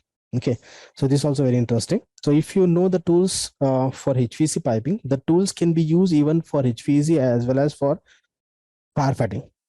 No doubt, the system type for the pipe is different, the service is different, but the tools and the order is similar. Okay, so you'll get the advantage after completing piping for one service. You'll get the advantage for other services, but it's not exactly same. You know, different services, different settings, but that using tools, you'll get the advantage. So here you'll find this water side and drainage side. Apart from this, I add additional project so that you'll get more idea about the manual tools for this plumbing side. Next, part 7, I'm considering for firefighting system. In firefighting system, you know, the major system is a sprinkler system. So we'll learn how to place the sprinklers as per the requirement. And after placing the sprinklers, again, we'll deal with the logical connection, then the piping and the pumps, etc. So here in firefighting part 7, in Revit, you'll find the sprinkler system. For this fire extinguisher, etc., directly like you can drag and drop that equipment. That is not a big deal. But again, that designing part you need to do separately, so that as per the requirement, the number of fire extinguisher you can place in the spaces. So placing the fire extinguisher is very easy in Revit, like how you're placing the other components. But here in Revit, what I'm offering in syllabus, the major is a sprinkler system, how to place the sprinklers and dealing with the piping, etc. You see, the tools which is common for all the services. This is also very, very important. You see, part 1 and part 8 is common for all the services. Here in part 8, the tools which is common for all the services, we'll learn about annotations, dimensions, detailing, which is required for all the services. Okay, for example, after completing the design, we're required to add the dimensions, text, tags, etc. Means I'm talking about annotation, which is common for all the services. So you'll find the different tools, and this is like AutoCAD, means adding the dimension, adding the text, adding the tags, etc. So that's the reason these tools are common for all the services, and this is also important, very, very important for all the services. And next here you see part 9, I'm considering advanced topics. In advanced topic, you're going to get how to deal with the central file, which is very, very important concept, because as I said at the beginning, in Revit we are dealing with the project. Okay, so one engineer cannot do all the services. Connection or should have some multiple file all together linked with one file. So we have a concept of central file in Revit. So how to deal with the central file, how to create the central file, how to work in for the local files, and how to connect the local file to the central file, you'll get in this advanced topic. Apart from this, managing project, this is also important. Next, facing and grouping, then exporting. So all this I am covering in advanced topic, plus families. And families is like manufacturing the components in a virtual way. This is out of the project. Okay, in all the project, we are not going to create the families. Families means I'm talking about the diffuser family, light fixture family, AHU family, etc. In Revit, we used to call this component as a family, because in AHU you'll find different capacities now. So you used to call AHU family. Means I'm talking about the 3D intelligent components. Okay, and what is exactly 3D intelligent component? You'll get the idea when I start the project. So here family refers to 3D intelligent component. And why we are calling family? Because we are referring like AHU family and diffuser family, or say A terminal family. In that you'll find the different A terminals, or light fixture family, etc. And it is not required to create family all the time for all the project, because Autodesk is offering these families by default, like AHU family, diffuser family, light fixture family. Maximum components you'll find from the Autodesk. They're offering as a Revit content. Okay, but apart from this, if you want any other component, then we can create in the family. Means creating family means work or creating a component, like how as a mechanical, how you create this in ProECAD. Okay, so this is in Revit. So if required, we can create, or else we can use the available. You see, creating the family from the existing is very, very simple. For example, if you want to create your own vendor AHU, we'll pick the available AHU from the Revit family and we'll copy and we'll update the parameters. So creating the new from the existing is very, very simple. But creating from the scratch is like a component designing. Okay, so that this also I'm covering in the advanced topic. So I divide this training program into total 9 parts. Okay, part 1 is common for all, basics, Revit MEP basics. Next, you'll find the parts for HVAC, then for electrical, then plumbing, then electrical, and part 8 again is for common for all the services. You'll find the tools which is required for all the services, like annotation, dimensions, etc. Then part 9 is for advanced topics. So these are the modules or parts I'm going to cover in this training program. If you talk about this live online is going to be for 2 months, Monday to Thursday only classes for 1 hour. And if you are opting for the video course, then you'll get the 3 months access for the video course. If you want, you can go for the 6 months access also. We have a different plan for the video course also. So we are offering this in the classroom, live online, as well as in the video recorded. Okay, at present, you are in the live online session. Okay, so if you want to continue this live online session, welcome. If you want flexible timing, then you can opt for the video course also. Or if you are local, you can come to the office for the classroom training, but any one option you can take, not the multiple options. And you will get the notes, step-by-step notes. And for additional, for updated topics, you need to create the running notes. I'll give you in the class. Okay. And for project point of view, you'll get the step-by-step notes, including this project file and how to use this project file and how to use the notes. I'll show you when I start the project. So this is about this Revit MEP training program. Let me share the screen. We have a website, SM Techno. In that, you can go to this video courses. And here you can access the basic course for Revit. Okay, this part 1 is available in the video also. For revision also for this training, you can use this, or else if you are new to this service, I request to enroll for this. I'll share you the link on WhatsApp also. At present, I'm sharing. Anyhow, you can remember smtechno.graphy.com. Just go to this website and click on video courses. And all these basic courses, not only for Revit, for HVAC, plumbing, firefighting, electrical, even Revit architectural and AutoCAD. AutoCAD is a completely free today. So all these basic courses also, the video course is free, including this drafting. If anyone new, and they can enroll for this drafting course also. Okay, then online. Thank you.